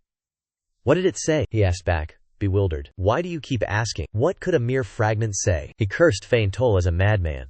Fein To reddened with rage. Fein To growled. It would be strange if I were sane. Soon, I will sit there and speak to the demon. He began to scream. Why endure such humiliation? For what reason? For you have watched it closely. The man suddenly uttered the name. Than Thien. Fein To started. He should have announced it first. The man sneered in defiance. He observed that look. Fein To whispered. Why choose Than Thien? In my opinion, Luong Dao seems like the successor. The man replied coldly. Then choose that person. He carefully observed the expression on his face. The man glanced at Fei Tu, then suddenly slumped, appearing exhausted. He persisted. Why must it be Than Thien? The man did not hesitate. Follow your judgment, and choose Lu Tong Dao. A sect leader cannot always obey others. The sarcasm left Fein To feeling deeply agitated. He coughed a few times, signaling the other. Fein To decided. Very well. Follow your judgment, and choose Than Thien. The man was stunned, refusing to believe his ears. He bestowed upon the man a gaze of absolute trust. The man scoffed and turned his head away sharply. Fein To probed. How can I take her as a disciple? Seeing his silence, he pressed further. If you don't know, what now? The man grumbled. Bound in these chains, is expecting such knowledge not excessive? Fein To closed his eyes in deep thought. That is fair. He looked at the man with a hint of surprise. The man remained silent, focused on finding a solution. Fein To worried inwardly. We have discussed so much, yet never once was the breaking of chains mentioned. That is the forbidden word. It must never be spoken. Breaking the chains means he will leave this place immediately. Who in this world stays here willingly in this state? He hesitated. Should I find Than Thien and demand she become my disciple? The man retorted loudly. Forcing someone to be your disciple? How overbearing. I permit you to become my disciple. How is that? Would she truly agree to be a disciple under such terms? Fein To felt a headache rising. What must I do then? The man spoke coldly. Shift your perspective and consider it. An inscrutable old man suddenly arrives, demanding you become his disciple. If you were the sect master, would you submit? He reacted violently. Naturally, he refused. The man replied calmly. Others would refuse too. Empty words change nothing. Fei Su grew frustrated. Do you mean a price must be paid? I am the master. I teach martial arts. The seeker pays the price. He spoke with contempt. That is outdated thinking. The desperate must pay. He erupted in fury. I loathe this. I no longer wish to give. I demand to receive. I have always preferred taking over giving. Force them to bring offerings. Make them kneel all day begging. He glared at Fei Su with pure disgust. He emphasized the cost. It is not for Than Thien. It is for the young master. He stood in utter shock. What? That young master? He confirmed it. The young master covets these sacred artifacts. He eyed several pieces during his last visit. He spoke slowly. The young master will provide the answer. Fei Su's expression darkened. That young master again? He remained silent. A tacit confirmation. Outside, the night deepened. The world fell into silence. Scene shift. Von Kukek focused on the ancient pages. He wondered aloud. This concerns Luong Dao and Than Thien? Dailong nodded. While investigating Than Thien, I found anomalies. Von Kuk felt curious. He immediately asked. What kind? He recounted slowly. Than Thien met Savu Trung multiple times, Dailong continued. They had no connection. I found it suspicious. Doubt consumed him. Von Kurek fell into deep thought. Savu Trung suffered soul manipulation. He tried killing Enhat Hoa Swordmaster. He died from the backlash. No one knew the caster's identity. He realized the truth. It was Than Thien. Von Kusek seethed. Dai Long trembled in fear. What was that? How could you possibly know that? He pondered silently. Xia Yuchong once loved Hua Jianzun. What if Qingshan was exposed while consorting with her? The one who leaked the burial ground and hid the stolen fan is certainly Qingshan. Only a disciple of Nihun Mazun could know such dark secrets. She would only risk revealing such critical information if she were intimate with Xia Yuchong. Having deduced the truth, Wu Ji suddenly stood up. Dai Long asked in confusion. Where are you heading? He smiled coldly. Seeking the holy artifact. The scene shifts. Pai Su spoke cautiously. I have reviewed your documents. Thank you. Wu Ji sipped his wine indifferently. It is nothing. What suddenly caught his sharp gaze? The man sitting on the ground suddenly turned to face them. Wu Ji demanded. Have you found a way to enter the succession trial of Ni Hunzhen? Pai Su replied sorrowfully that no path had been found. He urged him. You must hasten. The Mazun will soon select an heir. The elder replied slowly. As you know, that man and I are bound by chains. Even meeting you, the heirs of Ni Hunzhen, is forbidden. Pai Su asked. Among the candidates, who should I choose as my disciple? Wu Ji paused, deep in thought. He spoke without hesitation. Qingshan. Hearing the name, the elder remained stoic. His eyes held deep contemplation. Wu Ji noticed. He stared at Pai Su, speculating internally. His expression shows no shock at my answer. Perhaps he already conspired with the chained man. The elder spoke. I agree, Qingshan is suitable. But there is no way to persuade her. Wu Ji grinned. What if I force Qingshan to seek you out? Pai Su was stunned. You can make her come? He was utterly serious. She will beg to be your disciple. I will personally deliver her to your feet. The elder remained calm. If you can achieve that, I have no further demands. Wu Ji stated his price. Give me a divine artifact. Firing To immediately erupted in pure fury. You are truly shameless, he replied calmly. Not shameless. Simply inevitable. Using sentiment to manipulate others without payment belongs to your father's era. The elder grew cold. I too am of that era. Wu Ji raised a hand, placing it firmly against his chest. The man before you belongs to the modern age. Stay a relic. Rot in the past. Hearing this, Fei To stared, face darkening with suppressed rage. This matter involves dealing with the young. Grant me full authority over this task. I shall deliver results beyond your expectations. The divine artifact will not be wasted. Fei To studied him, weighing the intent, finally breaking his silence. He nodded slowly. Very well. I accept your proposal. Wu Ji watched him, calculating. He had finally ensnared the old fool. Wu Ji spoke. She must seek apprenticeship herself. The sect leader dictates her rank as demon sovereign. The elder scoffed. If you fail, do not beg me for artifacts again. Might as well take them all. He feigned sorrow. If only I possessed such power. For our sect's sake. The meeting concluded. Wu Ji immediately requested to depart. He bowed deeply, showing feigned, hollow respect. Wu Ji's gaze suddenly swept across the room. A man sat motionless, sensing the cold, lingering stare. Eyes locked. Wu Ji searched him with predatory scrutiny. Scene shifts to Bo Thien Sword Clan. Wu Zhong welcomed the master. Ta Von Enhan. Have you been well? He replied formally. Your concern is noted. I am well. The two walked forward, pacing in synchronized silence. Wu Ji watched him, his guard raised high. He hides his hatred well, despite failing to use the demon sovereign. Today, I use Than Thien to draw you from your lair. Dian Lang appeared, greeting them both with a hollow smile. Wu Ji spoke in praise. You look younger, she replied shyly, masking her true thoughts. Dian Lang pulled him along. Come here, look at this. It is the seed you gifted me. Wu Ji was surprised. It has grown so large. She smiled softly. Life is truly mysterious. He paused upon hearing her words. Wu Chong stood silently behind, his face masked in deep sorrow. Wu Ji smiled dangerously. He sensed something. He deduced that Xiao Wu Chong's aura was fading. Since arriving, I have monitored his body's changes. Wu Ji sent a mental transmission to Dian Lang. Can you bring us wine and snacks? I must reveal some news to him. I will explain the reasons later. She agreed without further objection. Dian Lang stood and spoke to Wu Chong. Bring wine. I desire a drink with this young master. He dared not disobey. He immediately complied. Wu Chong thought bitterly.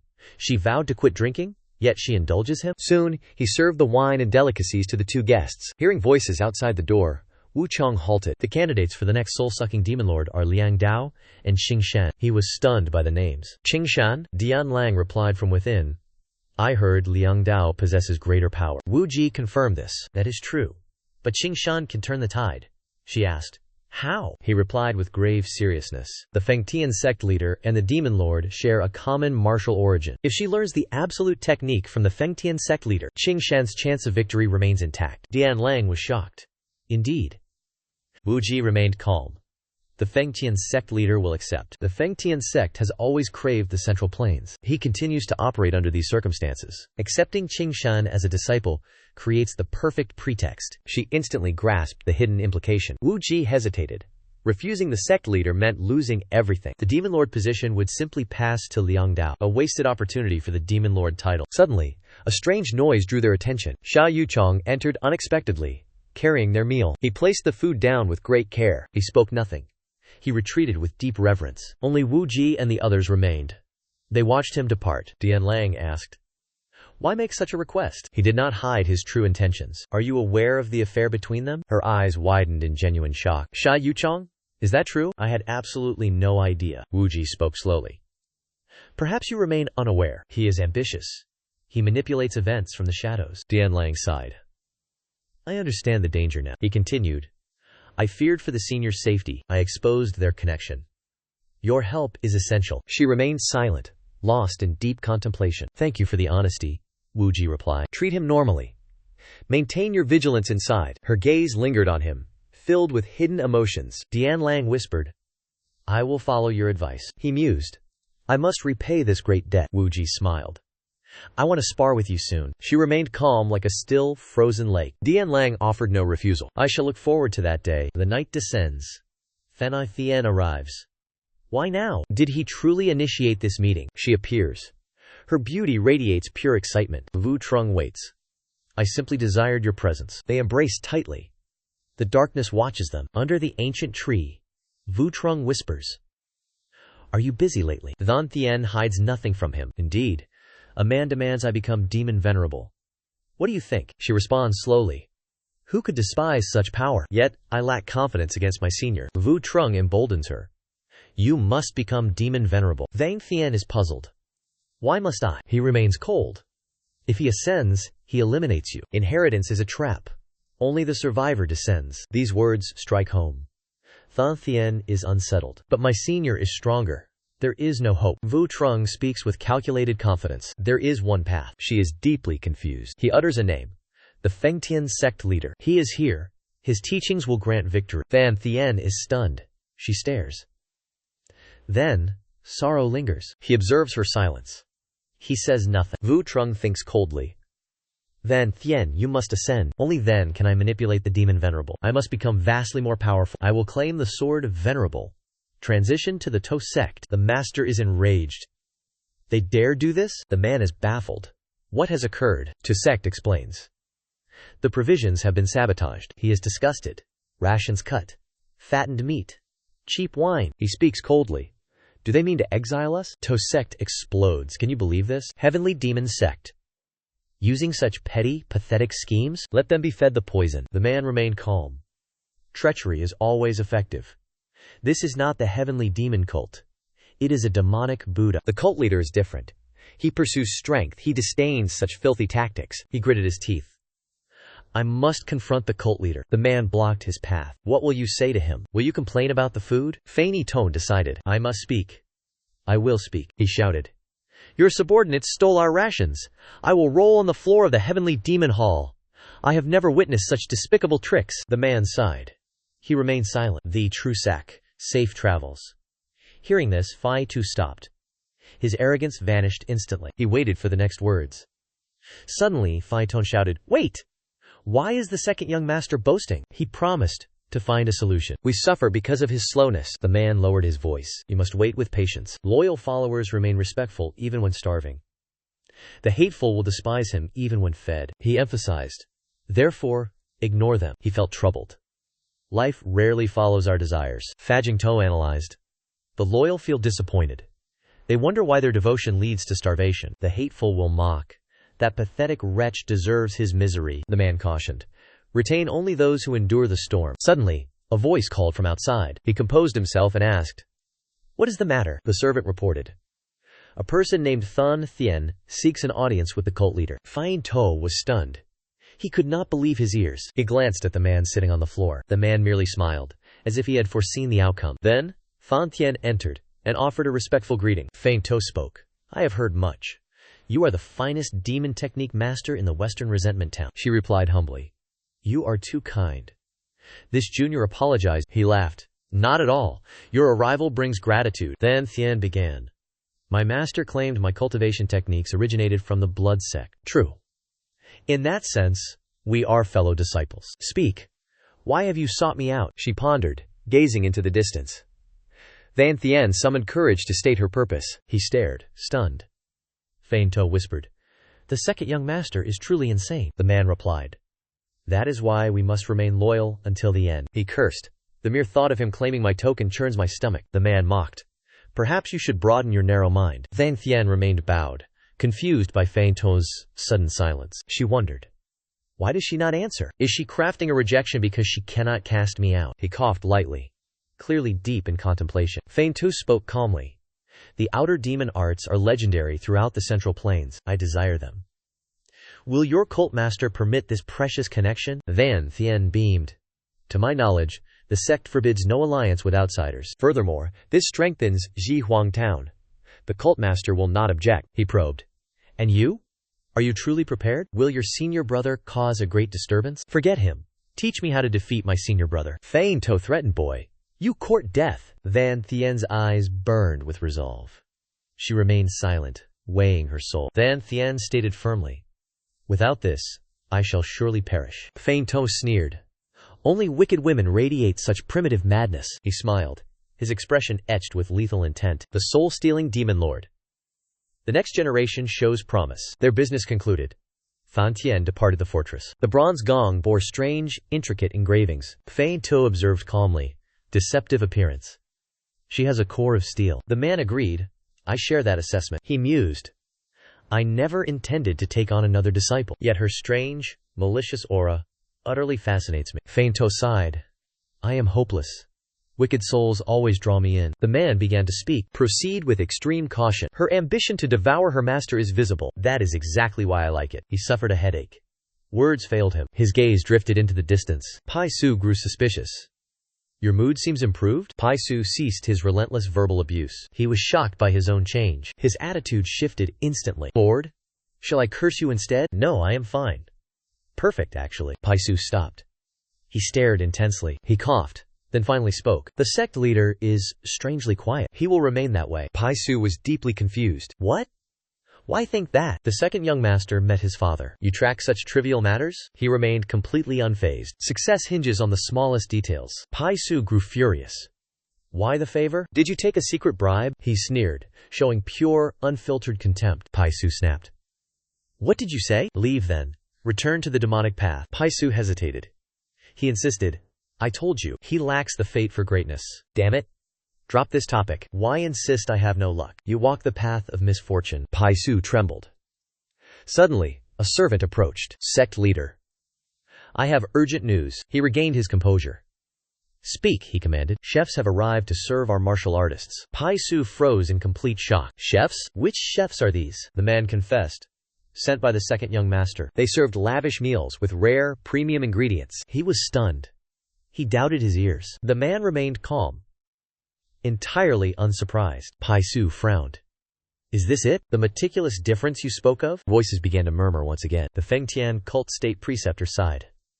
Youth is magnificent. In the demonic cult, a legend is rising. We are witnessing a historic moment now. Hearing this, Pai Su fell into deep thought. He closed his eyes and whispered softly. In this historic moment, I lost my treasures. The preceptor turned and spoke to him. Consider this. The treasures serve a greater purpose, Pai Su retorted. As you said before, I am not the protagonist of this story. I refuse to be a mere tool for others, the preceptor advised. Be diligent like the young master. He raised his voice. I am diligent enough, the preceptor sighed. Diligent by asking me everything? Stung by truth, Pai Su could only click his tongue. As the conversation stalled, the preceptor spoke again. Sectmaster, I recognize your efforts. Pai Su was visibly startled. He spun around.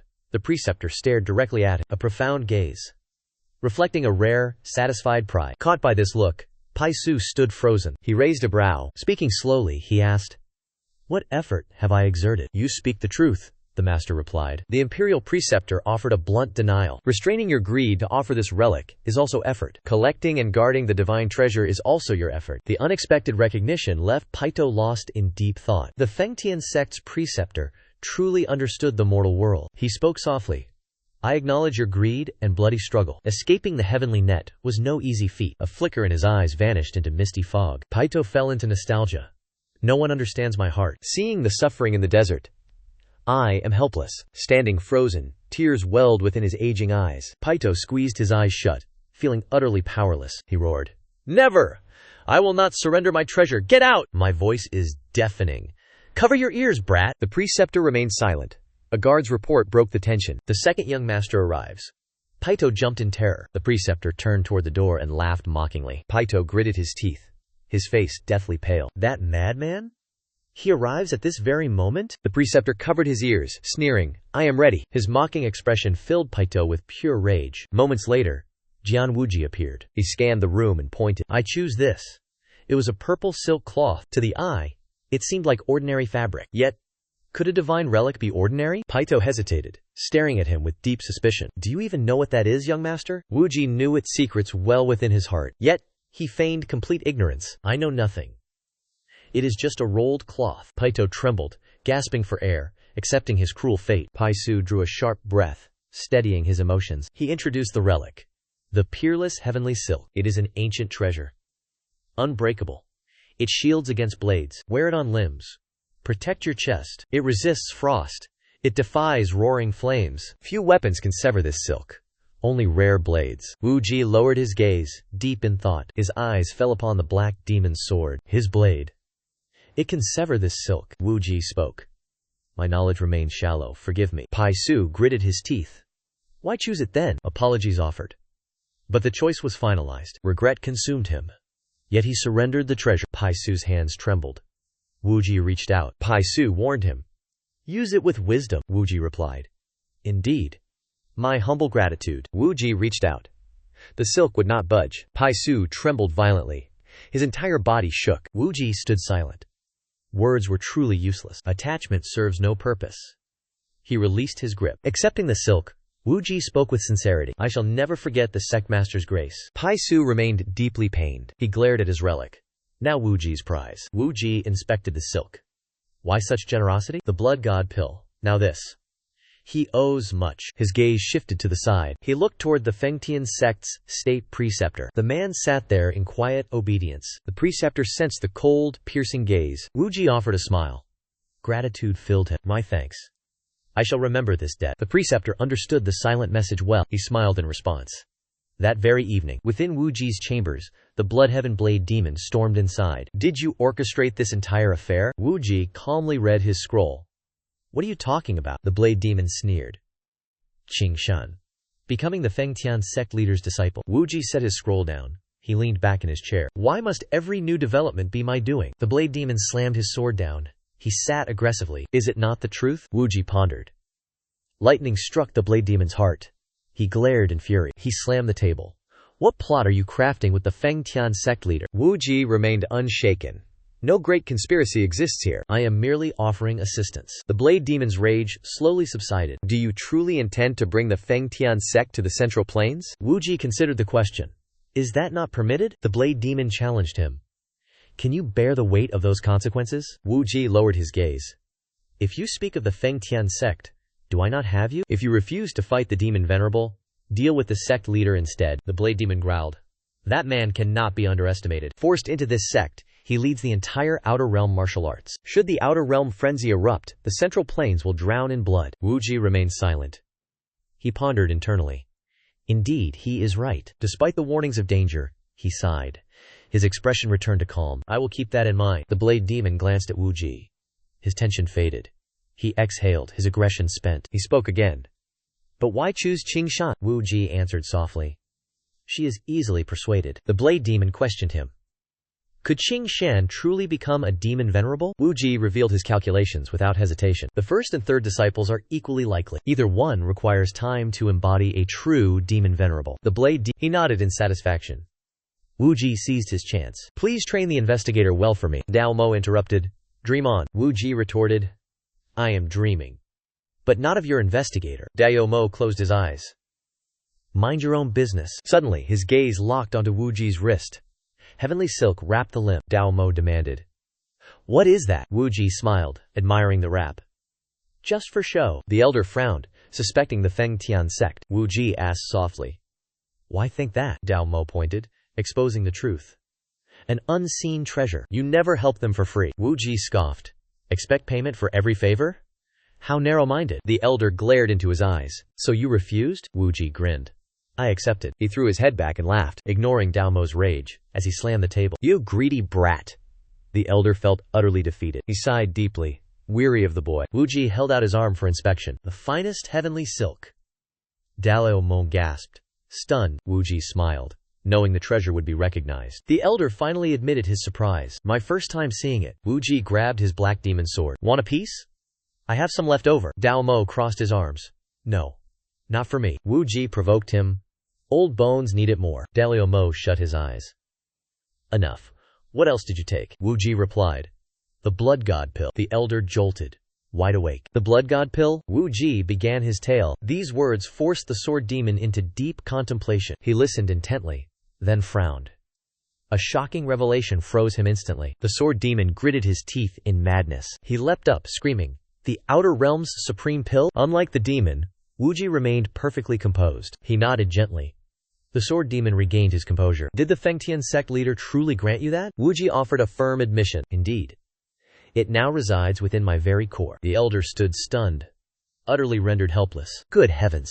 Your inner energy has surpassed my own. Wu Ji gazed into the distance, his lips curling faintly. In truth, before consuming the blood god pill, with only the demon pill and heavenly pill, my inner strength already rivaled the demon lord. With the blood god pill, I now reign supreme. Seeing Wu Ji's silence, the sword demon furrowed his brow. He spoke.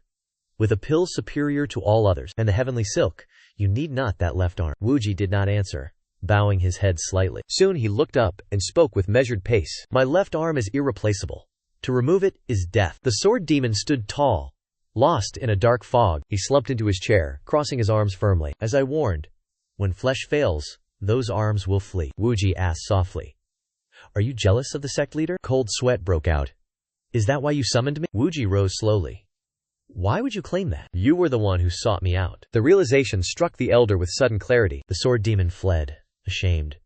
Wu Ji sighed, shaking his head. At the window, the elder stood, voice thick with rage. Seeing me will only bring you deep disgust. Wu Ji remained unmoved, dismissing the elder's petty concern. Since when do you care for others? The blade demon felt completely bored. Yet, Wu Ji spoke with absolute truth. He turned back into the room. Xiao Yanlang approached with a serious gaze. Seeing the blade demon, she began mocking. The blade demon? Did you orchestrate this meeting? Wu Ji stood up to pull her chair. You two are truly identical. How could I prepare for both? Neither of you sent any warning. Please, have a seat. Yanlang cast a sharp, judgmental glance. The blade demon remained completely silent. They sat apart in cold silence. Sensing tension, Wu Ji asked, Senior, why come? She replied, I have grave news. The blade demon stood. I shall leave. Yanlang stopped him. Your presence is required. The demon Buddha requested my aid. Wu Ji asked with deep curiosity. What was his request? He wants me to support Liang Dao. Wu Ji pondered the 8 demon lords' rules. If the Maazun dies without successors, a majority vote decides the new ruler. Yanlang spoke. You once made a promise. Support your allies in the martial path. He smiled. You still remember that? The blade demon. Wu Ji admitted it. That event truly occurred. He showed no mercy, pointing directly at him. It seems you have allied with everyone? Except me? Wu Ji quickly denied it. How could that be? Senior, you are my first arm. Dianlang was filled with curiosity. Your first arm? He politely admitted. You are my left arm. I currently seek my right arm. She listened in silence, deep in thought. Wu Ji stared, pulling his lips upward. Dianlang understood. She nodded. Then what? Who do you intend to support? He answered instantly. Without any hesitation. Qing Shan Dianlang felt no surprise. I suspected that. Your intent differs from Ma Feng. Very well. I shall support Qing Shan. Her reaction stunned Wu Ji. Across the room, Dao Ma stood aside, silent. Wu Ji realized the sword saint favored him. She attended this meeting with Shu Tian Dao Ma. She never questioned why it must be Qing Shan. You trust me completely. Wu Ji bowed deeply. Many thanks, senior. Dao Ma asked calmly. That makes 2 votes, correct? Have you convinced any other demon lords? He pondered. To crown Qing Shan, 4 of 7 votes are required. Wu Ji fell silent. Not yet, he questioned further. What is your plan? Out of options, he begged for aid. I plead with you both. Convince one more demon lord, I asked sincerely. Rewards are guaranteed, Dao Ma retorted. If Qing Shan becomes demon lord, what is our gain? Wu Ji smirked. Compared to you two, I gain more. He grew enraged. Surely I gain more? He remained calm. My success brings yours, senior. Dao Ma leaned back, letting out a long sigh. Wu Ji knew the truth. He would agree regardless. He just enjoyed the delay. Dian Lang pondered, then spoke with gentle intent. I shall persuade the other demon lords. With luck, one will support Than Thien. Seeing her resolve, Dao Ma sighed wearily. You make me look pathetic. Dian Lang glared, the surrounding air freezing. You have nothing left to lose, correct? His eyes widened, his heart visibly trembling. Dian Lang's gaze turned sharp and resolute. Dao Ma stared back. Cold light gleamed. Von Kulik watched silently, granting them space. They must process this without killing intent. Dao Ma turned his head away abruptly. His expression softened with subtle warmth. Dian Lang smiled. Vo Kuk voiced gratitude. Thanks for revealing truths and seeking allies. My gratitude is vast and deep. Dian Lang rose, dismissing the praise casually. No favor owed. We shall meet again. She departed, leaving their gazes behind her. With nothing left, Dao Ma spoke up.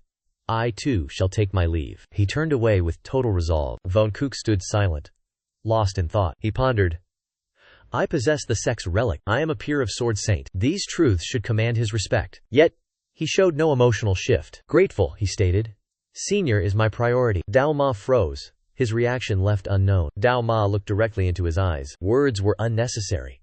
The meaning was clear. Von Kulik understood the hidden warning perfectly. Dao Ma smiled, hidden by silver whiskers. Confidence is good, but victory is difficult. The Buddha demon faction is moving aggressively. Von Kulik vowed, Senior, please grant me aid. Dao Ma turned and replied.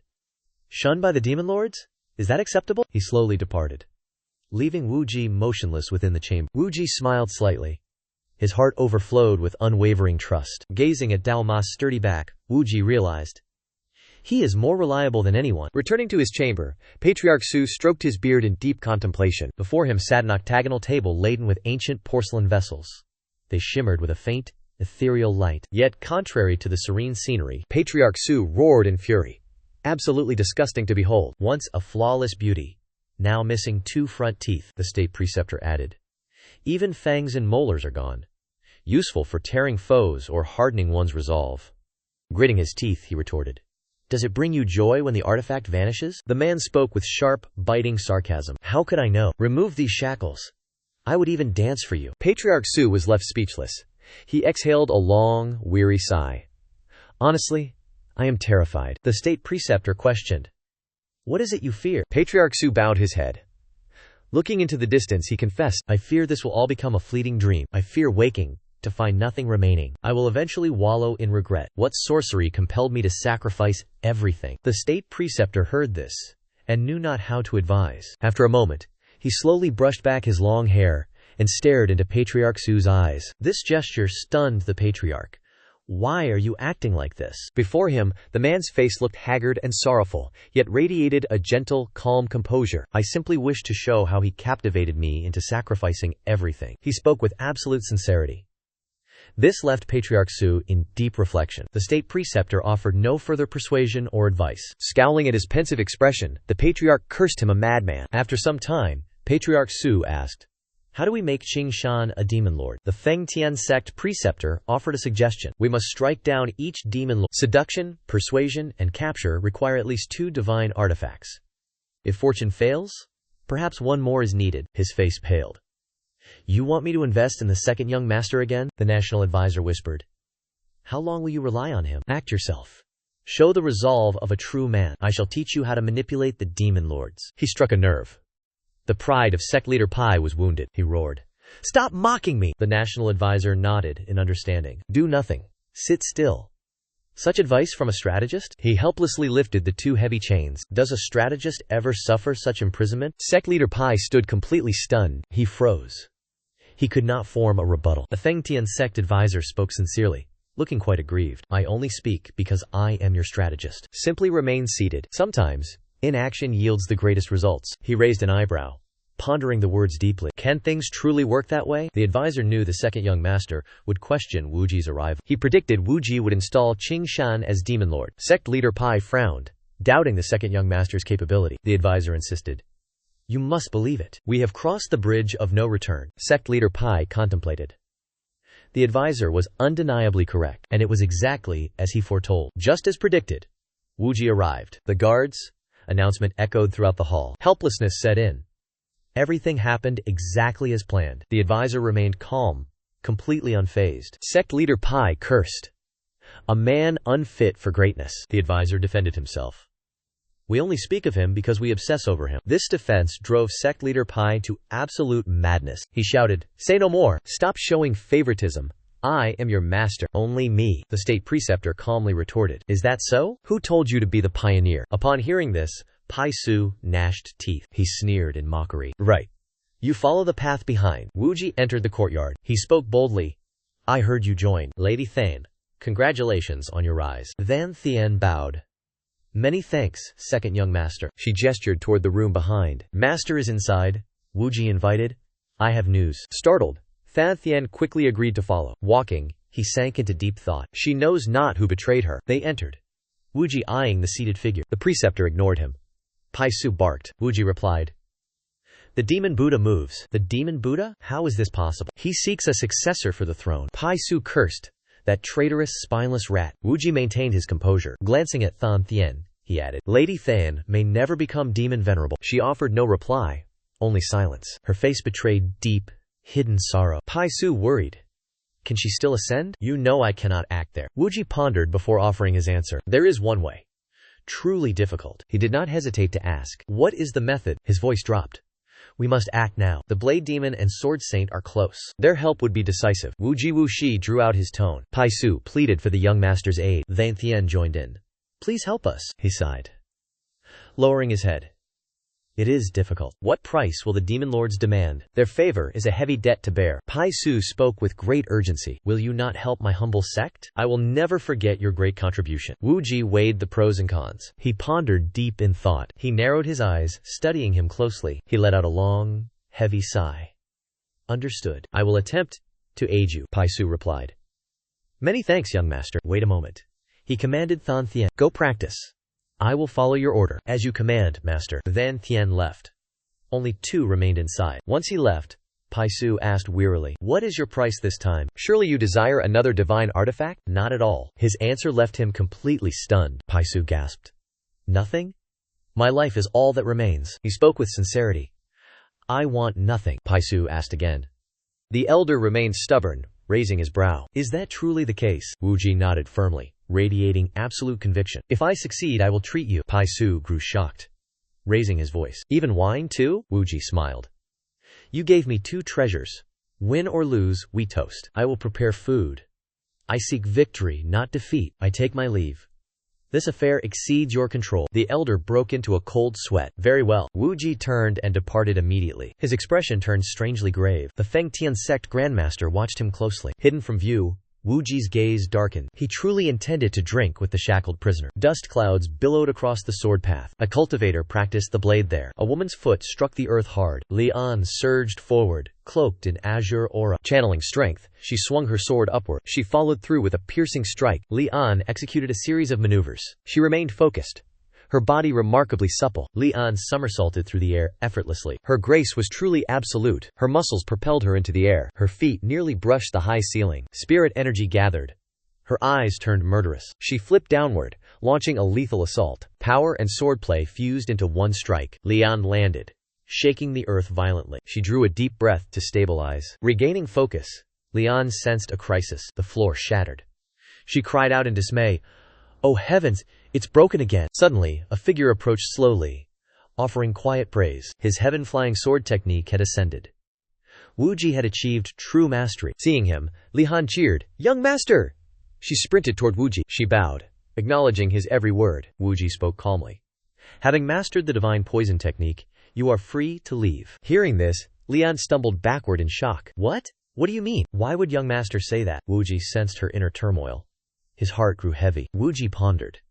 Is she not also bound by invisible chains? I am shackled by a mandate to slay the fire demon. The Bloodblade and the Sword Sovereign are forever linked by chains of fate. What of my father? Bound like a man chained to the Yin Thunderbell. Perhaps father is trapped within the Grand Tutor's position, shouldering the heavy burden of protecting the sect. Wuji finally spoke with deliberate care. You are now free to choose your own path. Leave this sect.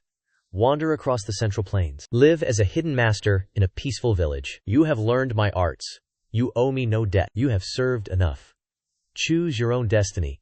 Listen to my sincere advice. Li Han fell silent, biting her lip. Her resolve began to harden. Li Han bowed deeply. Being by your side, I find true happiness. Wandering as a hermit is merely a passing dream. I am happiest serving you every single day. I am no fool.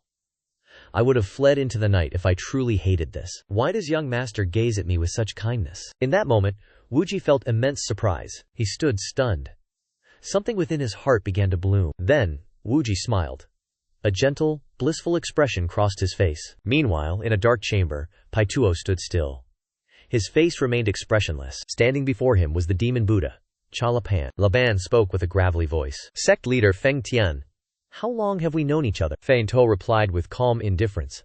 I do not recall. Laban became visibly incensed. A bond so long? Yet you treat me this way? I never expected you to use such blatant schemes. He countered with a sharp question. A scheme? Laban frowned. He seduced the disciple of Nihun Mazun. What game are you playing? Feng To raised an eyebrow, correcting him. I did not seduce. The child sought me out. Laban roared. You should have sent him back. As his elder, return the disciple immediately. The two men clashed in heated disagreement. Feng To demanded. Why must I do that? Laban snapped. Why become his master? He replied coldly. Their techniques are blood sect arts. Does that make you blood sect now? Are you being serious? Feng To lowered his voice, narrowing his eyes. Are you picking a fight with my words? Laban issued a stern warning. Listen, friend. This is not the evil domain. The words ignited a powder keg of rage. Lethal intent flickered in Feng To's eyes. You dare threaten me? Laban's aura surged with violent pressure. No threat. Just stating the cold reality. We are allies. But the others differ. I cannot predict their next move. Hearing this, with your pathetic imaginations, you must have guessed it already. Trying to lure me out to execute me? His voice suddenly dropped, turning cold. If so, let us bid our final farewells. The demon lords would never dare strike you personally. They would drive a wedge between you and the sect leader. These words carried undeniable weight. Pai Su understood this clearly. Laban advised. Pretend to search for the divine artifact, then leave. Expel your disciples. I shall appease the demon lords. Pai Su remained defiant. What if I refuse your terms? A sneer of utter contempt played on his lips. Laban said nothing more, and departed in silence. The state preceptor of Feng Tian's sect heard every word. He remained eerily silent, his intentions completely obscured. Pai Su suddenly spoke, causing the state preceptor to startle. With a twisted glare, Pai Su growled, the second young master will become the heavenly demon. Scene shifts to an inn. Silence falls, broken only by pouring wine. Wuji speaks carefully. I should have invited you sooner. I am late. Sitting opposite him, strategist Ji Ming replied, not at all. You have been busy. Wuji poured more wine. Strategists are busy. I am merely a loafer. Ge Ming narrowed his eyes and lifted his cup. If you are lazy, what of the truly idle? They sipped in silence. Ge Ming set his cup down. What is the matter? Wuji began. I have a question to ask. He responded politely. Please, speak your mind. Wuji hesitated, deep in thought, before revealing his true burden. What truly defines an excellent strategist? Ge Ming grew contemplative. His gaze softened, filled with gentle wisdom. Stroking his beard, he said, an unexpected question. In my youth, I pondered this countless times. Yet, I had long forgotten it. He paused, carefully weighing his inner thoughts. Then, Ge Ming calmly began his instruction. He cast his gaze into the distance. To me, a superior advisor must simply outshine his adversary. No complex schemes. Just be smarter than the enemy strategist. That is my definitive answer. Wuji pondered these words. Intelligence above all, the elder continued. If someone in this sect is brighter, that is fine. Even here, young master, if you surpass me, that is acceptable. At this point, Ge Ming suddenly fell silent. Opposite him, Wuji listened intently, observing his every expression. Ge Ming resumed. But I must be sharper than the Martial Alliance strategist, and craftier than the evil sect's advisor. That alone is enough. Ji Ming never expected Wuji to ask about the nature of a strategist. Wuji was stunned. This answer defied all his expectations. Abruptly, Ge Ming spoke, breaking Wuji's train of thought. Is that not so? Wu Ji showed no reaction. He lowered his eyes, then poured another cup. He answered honestly.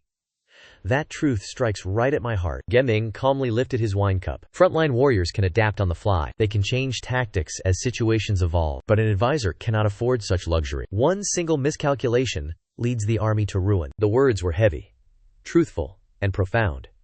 Wu Ji listened with absolute focus. Geming continued his lesson. Dying by one's own choice is regret enough. Dying by a superior's error is pure injustice. I tell my juniors, strive for wisdom. Stake everything upon your foresight. He drained his cup. Geming refilled it. Now, my turn. Why do you ask these things? Wu Ji's expression turned solemn instantly. He admitted it plainly. I am currently seeking an advisor. His meeting with Geming was meant for this. The elder raised an eyebrow. Am I not qualified? Wu Ji lowered his gaze. My father and I are both ambitious. He will never share his strategist. You know his nature well. That is why I have come to seek your guidance. I must ask. Whom exactly should I seek? Cat Min nodded at these words. He stroked his wine cup slowly. Wu Ji observed him instantly. He knew the hesitation held grave meaning. One wrong word triggers a political disaster. After a moment, Cat Min spoke slowly. His words carried weight. Had he decided? Wu Ji guessed. He knew the chained man. Was he suggesting that man as advisor? Realizing this, he answered without hesitation. I am weighing a certain person's value. Can I claim him as my advisor? Hearing this, Cat Min closed his eyes. He began to present his viewpoint. Trusting talent requires a long, grueling test. Therefore, follow your own intuition, young master. Wu Ji looked deeply troubled before him. He bit his lip, searching for meaning. Wu Ji deduced the truth internally. He knows I desire the chained man, yet he urges me to trust instinct. He is advising me to accept him. Wu Ji understood. He toasted Cat Min. Understood. I shall trust my intuition. The elder responded with a pensive expression. Hours later, Shu Dailong entered. Are they debating? He read his scrolls and nodded slowly. Yes. The demon lords are choosing successors. Would the blade and sword masters succeed? He did not seek them for answers. They offered him nothing in return. Seeing Wu Ji pensive, Dailong asked tentatively. He placed the card down slowly, smiling lightly. You are my right hand. Yet, you are kept in the dark. Are you saddened? He waved his hands frantically. No. No. Not at all. I actually hope to remain forever ignorant. Wu Ji felt deeply confused by this. Dailong sulked as he explained. I never resent being excluded. Conduct your affairs in silence. Even if you unify the martial world, I am content hearing rumors tomorrow. Wu Ji's eyes widened in pure shock. Seeing Wu Ji silent, he pouted in frustration. He smiled slowly, crossing his arms. I never expected you to be this humorous. When we met, did you not act gloomy? Dailong stroked his chin, appearing deep in thought. I am confused. I do not know who I am anymore. A thunderous announcement echoed from outside. The results were in. He turned to the guard who had just entered. What happened? The guard replied. A draw. A demon lord forfeited. Tomorrow, the first and third disciples will duel. Dailong asked, stunned. A final duel? Wu Ji frowned, listening intently. It has come to this. The guard bowed and retreated. Dailong asked in a panic. Who will win? Wu Ji was surprised. Why do you ask? His face twisted into a pathetic grimace. I need to bet. My wages are meager. This is my chance. He curled his lips into a triumphant smile. Wu Ji pointed directly at Dailong. Place all your wealth on the third disciple. He asked back. Why the third disciple? Wu Ji corrected him immediately. Not the disciple. Bet on the Feng Tian sect leader. Bet on the total desperation of the sect leader. Before he finished, the man bolted away. Wu Ji asked, where are you going? He desperately sought to pawn his house. After running a few steps, Dailong halted. He slowly turned his head. Will you not stop me? Von Cusack understood with a single glance. You never intended to truly gamble. Exposed, Dailong scratched his head sheepishly. How did you know? He confidently voiced his cold analysis. Gamblers seek fortune. You lack conviction. He laughed nervously. Caught red-handed. I leave. Dailong departed. Von Cusack sat alone, solemn. He closed his eyes. Gratitude filled him. Without your help, I could not arrive. My deepest thanks, esteemed seniors. Dawn broke. Clear skies. Majestic martial hall. Crowds gathered from all four corners. The duel drew near. Anticipation hung thick. High above, the blood heaven blade demon appeared. Nearby, Swordmaster Zhao Yanlang observed intently. The arena floor shone crimson. The atmosphere roared with pure chaos. Qian Vokuk, Zhuge Ming, and Ling Pai Su waited. They emanated absolute authority. Their aura commanded total respect. Pai Su pondered deeply. She entered the arena. Liang Dao stood tall. Peerless confidence. Vang Tian approached. Liang Dao frowned. Scum! You trade our master? Van Tian sneered. You betrayed the sect first. Enraged, he erupted. Silence your tongue. Liang Dao strikes. No mercy given. Stone hands emerged. Ground shattered violently. Fan Thien channeled dark, forbidden arts. Blood shadows manifested. Twisted, vengeful demons rose. Two immense powers collide. Neither side yields. Liang Dao exerts his full strength. Sweat pours like rain. Qing Tian falters. Sensing danger, he clicks his tongue. Liang Dao's eyes ignite with killing intent. Gritting his teeth, he channels power. Titanic stone arms erupt. They merge into a towering colossus. Controlled by Liang Dao's will, the onlookers watch in paralyzed terror. Their excitement replaced by pure dread. Upon the spectator platform, winds howl. Wu Ji and Pai Su remain unnaturally calm. Witnessing this carnage, Wu Ji is enlightened. Now I understand why the Makazun is untouchable. Their disciples fight. I am truly baffled. Qing Tian's blood shadows spin. They swarm the stone giant. The massive stone armor shatters instantly. Monstrous blood forms crush their foes. Crimson energy obliterates everything. Qing Tian gains the upper hand. Her demonic arts pulverize the earth. Deepest stone cores turn to dust. Wu Ji speaks slowly. Has the victor emerged? Pai Su remains silent. Furrowed brows betray deep thought. Liang Dao's stone titan vanishes. Qing Tian's demonic aura disperses. He stands amidst swirling dust. What was that final move? Qing Tian lands softly. My master's killing technique. Liang Dao frowns. Bitterness chokes his heart. Teeth gnashed in fury. His body trembles. You were always a treacherous beast. She offers no reply. Her head bows briefly. Then she looks up. Drenched in sweat, she smiles viciously. Good. I shall become a soul-seizing demon lord. Surpassing my master, I will make West Huang Town the strongest of the 8 demons. She screamed with all her might. That was the last sound Liang Dao ever heard. Blood erupted from his body. His face turned paper white. Lifeless husk. Liang Dao collapsed. Life extinguished. The crowd gasped in pure shock. Only the elders remained somewhat composed. Qing Qian approached the stage calmly. She bowed respectfully. I am Qing Qian. Blood Heaven Blade Demon rose slowly. He slammed his massive blade down. A new master of West Huang Town rises. The crowd erupted in wild cheers. This felt strange to Qing Qian. She stood amidst the roaring applause. Confident, she bowed again to show her humility. The Sujia faction watched in silence. She opened her eyes, beaming with triumph. Wu Ji remained unmoved. Everything went as predicted. Qing Qian glanced to the side. Beside the strategist, Zhu Geiming, sat Sha Yucheng. She ignored him completely. Yucheng's face darkened. You dare ignore me? That evening, at the Su faction's ancient tower, he rushed to greet them. You have arrived? The one who arrived was Wu Ji. He introduced him. This is the innkeeper you met previously. Hot food is better than cold. I brought him to serve you personally. Innkeeper, please. The innkeeper seemed terrified. He bowed deeply. I will prepare a feast worthy of you. Wu Ji mocked him. I have no taste for your kisses. Cook as usual. The man nodded. Wu Ji turned to address the Su faction. The Demon Lord is your disciple. Congratulations, Sect Master. He bowed in gratitude. Without your guidance, success would be impossible. My deepest gratitude, he continued. The Sect Master taught me well. Frian To softened. This victory belongs to us. They conversed joyfully before approaching the table. The table was laden with exquisite, fragrant dishes. Von Kuak poured wine, asking, Have you met my father? Fai To replied, I intend to visit soon. Von Kupisak set the flask down, eyes turning cold. Promised to make Thon Thien, the new Nihun Matan. To my father, that is truly everything. Fai To took a slow, measured sip. I understand. Thank you for the insight. Von Kuk smiled slightly. It is nothing. He placed his wine cup down gently. Von Kulek's gaze shifted to the side. He looked toward the Fengtian sect's grand preceptor. May I offer that shackled man a drink? Fairy Toa's face darkened. He glared, fiercely objecting. Von Kulek ignored him. The grand preceptor heard everything, but remained completely silent. Fein To frowned. Why offer him a drink? Von Kusek answered calmly. I have no motive. I see him every time I visit you. It is a joyful day. A simple toast. Fein To sighed, closing his eyes tightly. He cannot drink. Von Kuk looked up, surprised. Suddenly, the prisoner spoke. I accept the drink. Fein To turned, staring daggers at him. Rage simmered beneath Fei To's flushed expression. Von Kusak observed every flicker of his emotion. He thought, the sect master is remarkably transparent. The shackled giant had never accepted wine before. Without hesitation, Von Kusak stood up with wine. Then, I offer you this cup. He slowly approached the seated state preceptor. He offered an empty wine cup. The Fengtian sect preceptor accepted without speaking. Silence descended. Wu Ji poured the wine. He remained deeply focused, his thoughts hidden. The preceptor remained pensive. A full cup rested in his hand. The preceptor drank it dry. He returned the cup.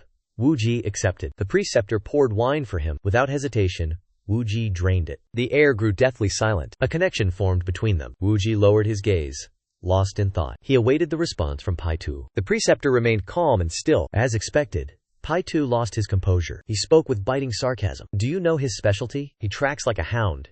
He smells thieves perfectly. How is it? That shackle looks like a dog collar. Correct? The remark insulted the preceptor and Wu Ji. Pai Tu laughed manically. He lost all reason. The two ignored him.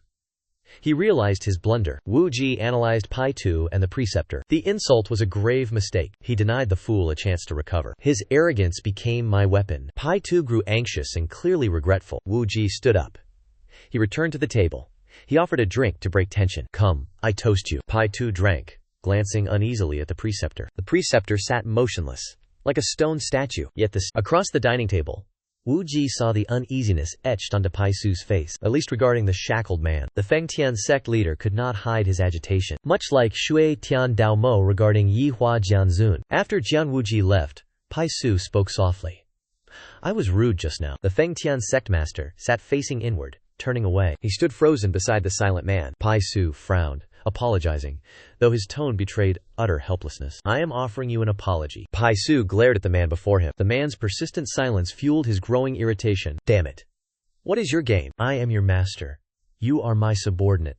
May I not speak? Have I pampered you into such arrogance? Do you seek death? Is that your intention? I have yielded to you countless times. How many times have you defied me? What madman gives his subordinates such freedom? It is me. Only I would do this. You lack even a shred of gratitude. The man remained silent, despite the harsh rebuke. Pai Su screamed. You claimed you could not drink when I offered wine. You said you would rather die than drink. Yet you accepted that young master's cup. And this, after I declared I could not drink. Must you at least offer some justification? His face flushed red, his body trembling with rage. The man pressed his lips shut. Pai Su stared with pure contempt, eyes widening. He recalled a haunting scene from the past. He reached out and pointed a trembling finger. They stood together amidst a landscape of corpses. Furrowing his brow, he declared, This is your rightful place. Here, you shall see nothing else from now on. The man listened. Yet he did not move a muscle. Seeing this, Pai Su's gaze fell, drained of all expectation. Suddenly, he was seized by intense agitation. His eyes widened in absolute shock. He collapsed at his feet. My thoughts were shallow. Sect Master, please, grant me forgiveness. Sectmaster Pai was stunned. His eyes flashed with extreme astonishment. The man remained knelt, prostrate at his feet. He realized honest conversation was now utterly impossible. The scene shifts to Dai Ling's training grounds. He swung his blade repeatedly. Sweat poured down. His face turned crimson from exhaustion. The sharp blade sliced through the air. In the distance, Jian Wuqi watched him intensely. Remembering De Long's tears, Shu Tian Dao Mo asked, Enjoying his misery? He replied, He has suffered enough. I have no such malice. The elder pressed. Then why are you here? I have a serious matter to discuss. Shu Tian Dao Mo opened his door. Jian Wuqi entered. So many books. Closing the door, he commanded. Speak your piece. He scratched his cheek, awkward. It does not suit you, the elder sighed. These are merely for display, he countered. It does not suit you either. Shui Tian Dao Mo roared in fury. Brat! My read books exceed the sect master's kills. Jian Wuqi sat down. You are quite the scholar. The elder clicked his tongue. He refused to continue. Shu Tian Dao Mo glared. State your business. Jian Wuqi sat opposite him. I seek to break someone's chains. Curious, he asked. Who is this person? A subordinate of the Feng Tian sect master. If you want them, they are valuable. The sect master treasures them. Jian Wuqi nodded in agreement. Correct. Seeing his calmness, the elder barked. Do you want them? He remained calm. He shook his head. Have you spoken to this subordinate yet? Not yet. I have said nothing. The blood-heaven saber demon sighed. Our hearts are connected, he believed. Hearts? Jian Wuji replied calmly. This matter is truly difficult. That is why I seek you. Master, please show me the way. The old man boiled with rage. You think I have the answer? I am asking you. Jian Wuji shouted back. Help me escape this plight. The demon's face turned crimson. He gritted his teeth. Jian Wuji stared intensely. Seeing that gaze, his anger faded. He crossed his arms. Use your greatest strength, Jian Wuji asked skeptically. To what strength do you refer? The old man spoke solemnly. Kill the Fengtian sect leader. Jian Wuji offered an awkward smile. He continued. Why not kill two birds? What else? Kill him. Your succession remains undisputed. You will gain your desired subordinates. Jian Wuji pondered. He looked up. I will not kill him. The blood heaven saber demon narrowed his eyes. Why? He contemplated his reply. He spoke softly. He is no saint, but not wicked enough to die. The old man scoffed. That is not it. It is his treasure, is it not? Jian Wuji conceded. That is part of it. The old man roared. You are the villain. Jian Wuji smiled and nodded. I admit it. Why admit it so easily? Too much kindness invites defeat. Then, I shall bear all the karma and descend to hell. He stared into his eyes, listening intently, then asked, why must you go to hell? Hell is where people like me belong. Walk the path paved with flowers. If you do not intend to kill the Fengtian sect leader, the only option is to lure him to you. He continued, speaking to the elder. In all honesty, I am not certain I have earned his trust yet, as we have not spoken a single word to one another. The blood heaven blade demon stared back in silence. He pondered inwardly. The desire to recruit a stranger, without knowing his true intentions, the blood heaven slaughter demon will surely understand. The elder spoke. Then give him that trust. Reveal your people to him. Jian Wuding gazed at him, completely bewildered. The elder continued. If the one you seek is truly intelligent, one look at your subordinates will earn his loyalty. Hearing this, his eyes ignited. Visions of his allies flooded his mind. The blood heaven blade demon added, perhaps he will be unable to resist finding you. Jian Wuqi stood in silence, deep in contemplation. The elder asked suspiciously, why do you look at me like that? A smile curled his lips as he replied, that is the highest form of counsel. The elder's eyes widened in sheer astonishment. He sighed and asked, truly, I am not worthy of such praise, am I? He answered, among my people, you are the leader. That is why it is supreme advice. The elder asked doubtfully, then, is that not the worst advice possible? Having said that, he erupted into laughter. Jian Wuqi smiled in return. The blood heaven blade demon watched him with intense focus. The elder continued, upon seeing me, our target will turn and flee. Show him the others instead. My previous words were not meant for my own mind. He offered a proposal. Senior, you must accompany me. The elder immediately refused his request. He rushed to explain. I want you to see who I chose. The elder sneered. He glanced at the boy mockingly. You want me to see? He remained shamelessly persistent. Yes, the elder asked, bewildered. Why explain yourself? So you understand my true nature. I want your trust. I seek closeness. The bloodblade demon considered his proposal deeply. Sensing the elder was finally relenting, Jian Wuqi stood quickly. He signaled departure. The elder asked, confused. Right now? He answered immediately, yes. You must leave eventually. Why delay the inevitable any longer? I will bring those with time to meet. They will see my choices and judge me. The bloodblade demon locked eyes with him. He clicked his tongue. You are truly insane. Jian Wuqi smiled toward the elder. The elder rose. He smirked at the boy. He thought silently. Such difficulty securing one loyal subordinate. The scene shifts. Ling Paisu stares out the window, melancholic. His subordinate sits opposite a large bell. The oppressive silence suffocates the room. Paisu turns away. He sighs, shattering the heavy silence. I apologize. The subordinate answers in haste. It is nothing. Paisu stiffens. He does not turn back. He thinks bitterly. Damnation. Cannot command loyalty? How to reach Central Plains? Are the others even worse? They swear oaths. They mock me internally. The subordinate calls out. He is startled. Sect master. Paisu is stunned. Tears well up. He thinks. I thought those words were gone. He closes his eyes. He hides his pain. He turns calmly. Speak, the subordinate says. You chain my limbs. You seek my heart. I warned you already. The sect master does not possess such divine fortune. He cannot abandon me and keep everything else, he countered. Then why did you accept that young master's wine? With parched lips, he calmly replied. Simply because. Feign to roared in fury. That is no reason. Speak the truth. I deserve the explanation. He remained silent. The sect master felt helpless. Gritting his teeth, he pressed. Do you intend to follow that young master? He pressed his lips together, remaining deathly silent. Panicked, Fate questioned him again. You truly wish to leave? Is it true? He answered the sect master with utter calm. I have not yet made my decision. Enraged, he screamed. Then what difference does it make? When did you two begin conspiring together? Are you secretly communicating behind my back? He replied. We have never exchanged a single message, the sect master demanded. Then what is this? With a gaunt face, he stared at the bell. He explained. He read my heart. That young master desires me. Feign, to bellowed. Shut your nonsensical mouth. Silence. How dare you mimic the ghost sovereign? Read your heart? Whose heart could you possibly read? The subordinate ignored the outburst, fixated on the bell. Fein To glared at his back. The sect master felt a sinking dread. The subordinate understood too much. Why did his rage burn so brightly? It was not just the rejected wine. He had sensed this betrayal long ago. Filled with resentment, he screamed, "Do you think I will let you leave? I would kill you first. You are not leaving." The subordinate turned, replying, "Then you must die now." Hearing this, Fein To spoke again.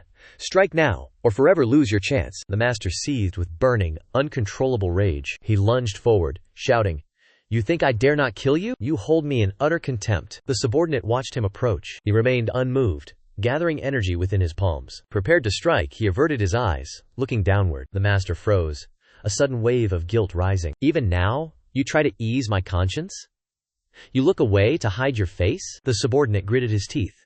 "If I live today, I cannot be killed. Once I resolve to live, no one shall end me. If you must kill me, do it right now." The master's hand hung frozen in the air. He could not bring himself to strike. The master's fury began to wane. He lowered his head and sighed deeply. "In this chaotic, crumbling world, you think you can escape alone? Is it truly that simple? Never. I will not allow such a thing." The subordinate looked up in confusion. The master returned his gaze with unwavering resolve. "You still haven't decided where you will go, right?" The subordinate smiled faintly. "True. Not yet." The master spoke urgently. "As long as I keep you, it is enough? If I surpass that young master, you will stay?" The subordinate nodded. "Agreed. We shall live this way." The master scolded. "Do not speak as if we are parting." The subordinate replied.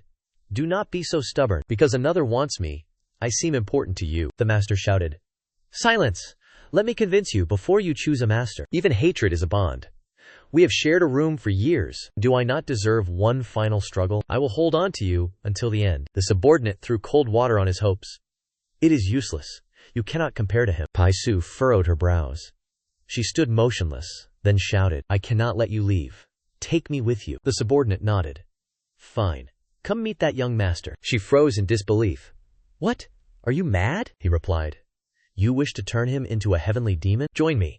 We shall forge him together. Only then will the sect leader's dream manifest. With his potential, he rivals the entire heavenly demon sect." She gasped in absolute shock. "Madman, your words are mere poison." Suddenly, a messenger rushed inside. "Sect leader, the young master and his guests have arrived." Seeing their confusion, he explained. 5 people accompany him," Pai Su exclaimed in pure astonishment. He actually forced their hand. Pai Su narrowed her eyes, staring at the figure ahead. Jian Wuji stood before her, his expression serene. Behind him stood a group of formidable warriors. Suishan Daomo stood silent as still water. Beside him was Zhao Yanlang, followed by Lian. She pressed her lips together. Shu Delong stood nearby. He looked around, eyes filled with tension. Zhang Sun stood like a pillar, radiating raw power. Jian Wuji mused, "I never told them of my visit. It was never my intent to influence them. I merely wanted them to remain true to themselves." Pai Su spoke. "It seems we have received noble guests." "You arrive at a fortuitous moment," he replied. "A sudden whim brought us." "Pardon our intrusion," she asked. "Nonsense. Is it not good to mingle with our heroes?" Suishan Daomo stepped forward to offer his greetings. "An honor to meet you," she responded immediately. "Welcome. I hear your bond with the young master grows." He pondered, trying to see through her veiled intent. He then replied, "You have been misinformed. It is not just deep. I am his left wing." Xiao Yanlang glanced at him, saying nothing. Jian Wuji also turned his gaze toward him. He thought, "Our talk of wings was mere jest. I never expected the blood heavenly blade demon to speak of it." Xiao Yanlang suddenly spoke. "I dare not claim to be the right wing." He continued, "I heard that regarding Qing Shan becoming the demon lord, you provided much assistance." She replied to him, "I trust the young master, so I acted. The greatest merit belongs to Blade Demon. I merely secured 1 vote." Jian Wuji was shocked. He assumed the Sword Venerable held the vote. Thinking of this, Jian Wuji curled his lips into a smile. He whispered, "I heard you were isolated." He replied, "Perhaps they felt pity and chose to help." He countered, 2 more isolations, and I will force them all down." He said, "From now on, you need not beg for help." He clicked his tongue, then added, "Enough." Jian Wuji thought, "Such great deeds, yet he shows no arrogance." Pai Su saluted the Blade Demon. "You are better than my friends," he replied. "Finding friends in the martial world is already strange. Meet for profit, part for profit. A clean, simple life." He nodded calmly. "Wise words, I will remember them." Zhang San also offered a sincere greeting. "I am Demon Lord Zhang Hao. This is an honor," he replied. "Meeting a valiant demon lord is my true honor," he answered quickly. "I begged the young master to let me pay respects." He nodded. It is but empty fame, do not be disappointed, Jian Wuji thought. Zhang Hao follows his orders without questioning why. Such reliability, he completes every task in total silence. Xu Dailong then spoke up. May I intervene in this conversation? I am Xu Dailong, investigator of the Huangquan Pavilion. He asked suspiciously. I know you well. Are you? He recoiled in shock. Did he truly say that? Jian Wuji replied calmly. You realized my intent. It seems everyone shares this exact thought. Finally, Lian offered a formal greeting. I am Liang. Serving the young master is my honor, Pai Su continued. Such fierce spirit is a rare sight. Jian Wuji introduced her. She is my very heart. She blushed, standing in total, awkward silence. He spoke firmly. She is my life's core. The group stared at her with intense curiosity. Their heavy gaze made her incredibly uneasy. Jian Wuji warned. Do not risk your lives. Sacrifice is never for another's gain. Keep these two duties separate, always. He kept his final thoughts to himself. This was his code of command. Pai Su sighed with deep admiration. Such loyalty truly ignites my envy. Since you bragged, I must do the same. Behold, the prisoner is my right hand. Jian Wuji turned, his mind racing rapidly. A chained subordinate? That is unheard of. Their relationship has fundamentally shifted. Sueqian Daomo asked. Why chain your right hand? She sighed. He ascends if I blink. If he can ascend, let him go. She shook her head. Easier said. Harder done. Dragons are stubborn. How can we control them? Sueqian Daomo glanced at Jian Wuji sharply. He caught the sign and nodded subtly. He thought. Let those destined for greatness leave. He acknowledged the subordinate's potential for ascension. 20 years younger, he would claim this strategist. The Tao sect stared at them in silence. In the distance, the subordinate watched them closely. They sheathed their blades. They sat to feast. Jian Wuji poured the wine. Xu Tian Dao Mo sipped the wine calmly. Dailong's face flushed. He scanned the area warily. Lian and Xiao Yanlang laughed together loudly. Every guest wore a mask of deceit. Suddenly, Lian noticed the subordinate guarding the bell. She asked suspiciously, May I offer him a cup? Jian Wuji glanced over. Tension gripped his heart. Sectmaster Feng Tian once blundered offering wine. Lian remained ignorant of that tragedy. She repeated the same dangerous mistake. Teo's sect laughed heartily. He shall enjoy it. Jian Wuji wondered. Times have changed. What happened? Lian approached. Warrior, guarding this bell alone? He replied. Initially yes. Now, it protects me. Jian Wuji and Teo's sect watched silently. Lian grinned. We are exactly alike. I guarded my master. Now he guards me. The subordinate stared, stunned. A smile formed. He asked. Does the bell command you stay? My master orders me away. To live freely, Lian asked. Is that truly the reason? Or does he simply despise me? He countered. He calls you his heart openly. She turned to Jian Wuji, beaming brightly. Is that the truth? He smiled softly. He nodded his head. He thought. She suspects my true intent here. Jian Wuji touched his heart. He pointed forward. Lian replied. You joke far too often. Dai Long stepped up. You just worry deeply. She tilted her head. Am I alone? The drunkard replied, observing my masters carefully. I see you despise seeing your subordinates die. Like protective parents, wishing them safety from Doshan. You sent me to learn martial arts out of concern. Jian Wukaki scoffed, naive. True power prevents exploitation, DeLong whispered. Working for a kind master brings peace. Following a clumsy leader is true agony. He clinked his glass against hers. Lian stared, curious. Why are you so devoted? He asked suspiciously. Do I look that devoted? She nodded quickly. You would not be here otherwise. Lian smiled, staring directly at him. DeLong awkwardly shifted his gaze away. He placed his wineglass down firmly. He declared boldly. I am his right hand. Jian Wuki smirked. Sueqian Daoyomo sighed, watching his men. His mind was filled with complex schemes. The subordinate watched DeLong and Lian closely. He spoke. What if someone wants that position? DeLong stood frozen in sudden shock. Lian and Zhang San looked on, bewildered. DeLong remained silent, dodging the subordinate's intense gaze. He replied, Let him take it. I am cowardly. I fear my master. I seek another path. Jian Wuki glanced at Sueqian Daomo. Cultivate him well. He refused flatly. I have no interest. A voice interrupted them.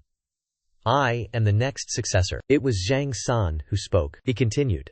DeLong is far too kind. Perhaps he would yield that position easily. I shall never surrender my loyalty to trash. DeLong and Lian exchanged. Zhang San furrowed his brows, eyeing the subordinate. The subordinate met his gaze with defiance. He spoke.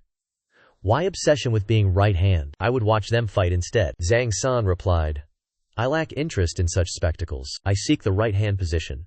I shall succeed. The man offered a manly, approving nod. Zhang San accepted. My thanks. Leon and his companion blushed, turning away. The surrounding crowd fell into deep silence. The Fengtian sect leader secretly transmitted, "Manly indeed? Damnable fool. When did you speak such nonsense?" His subordinate replied, "You simply do not understand me. No words are beyond my reach. I can joke and gossip too." The sect leader felt even more irritated. "Wretch, why utter such words right now?" The subordinate retorted. The sect leader started it. Holding his cup, he trembled. "Drop that subject. They surround you. What is their scheme? They fight for their leader. Is it not obvious? Cowardly. Truly pathetic. I stand alone." The subordinate signaled. "What do you normally do? You are the leader of the East." He scoffed.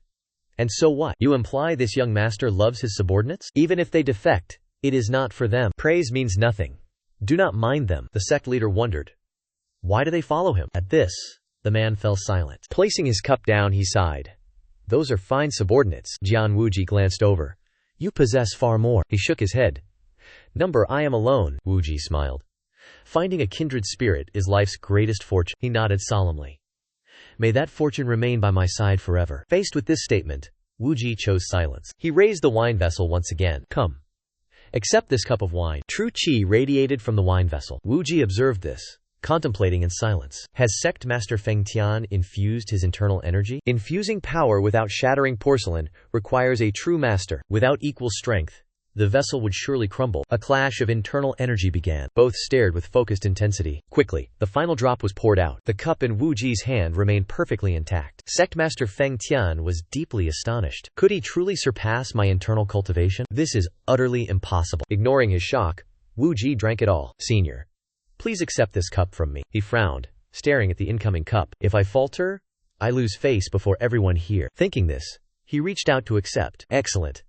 Let me test the wine of this rising dragon." Wu Ji began pouring the wine. He successfully caught the cup and downed it instantly. "The wine is exquisite." Wu Ji smiled. "Let us drink until we fall today." He nodded in agreement without hesitation. That voice resonated in his mind once again. "Did you see that? The young master withstood your internal energy." He answered coldly. "Nothing special at all," the voice reminded him.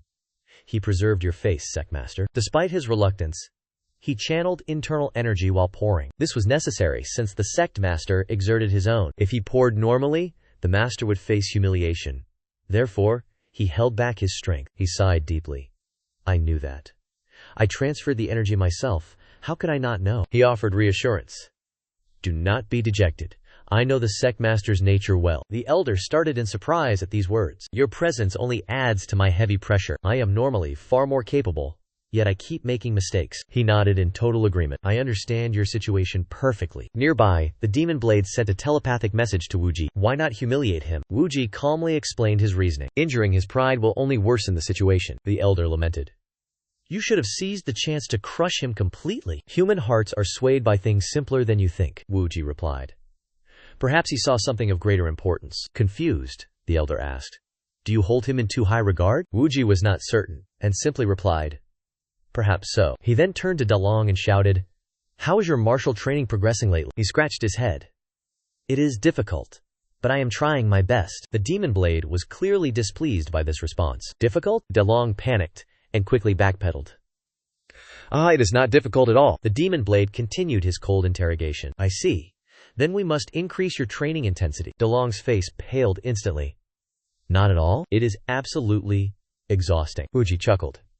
"Pleasing this old man is harder than striking my father's lethal point." Dalong shook his head. "The master is not that difficult to please." The demon blade fumed. "Calling me master again! Though you have not formally accepted me, I consider you my master. Even if I am banished tomorrow, I shall remember you as my mentor." Dama snapped. "Who permitted you to remember?" Wuji interjected. "Is remembering now forbidden by you?" At that moment, another voice rang out. "He has always been that kind of man." Shu Tiandaoma's eyes widened in shock. Jian Wuji glanced over in idle curiosity. Beside him sat the figure of Zhao Yanlang. Seeing his gaze, she asked with genuine curiosity, "You imply that you truly understand me?" She responded to him immediately, "Hardly. I simply refuse to recall your words." Shui Tiandaoma furrowed his brows deeply. Zhao Yanlang remained calm.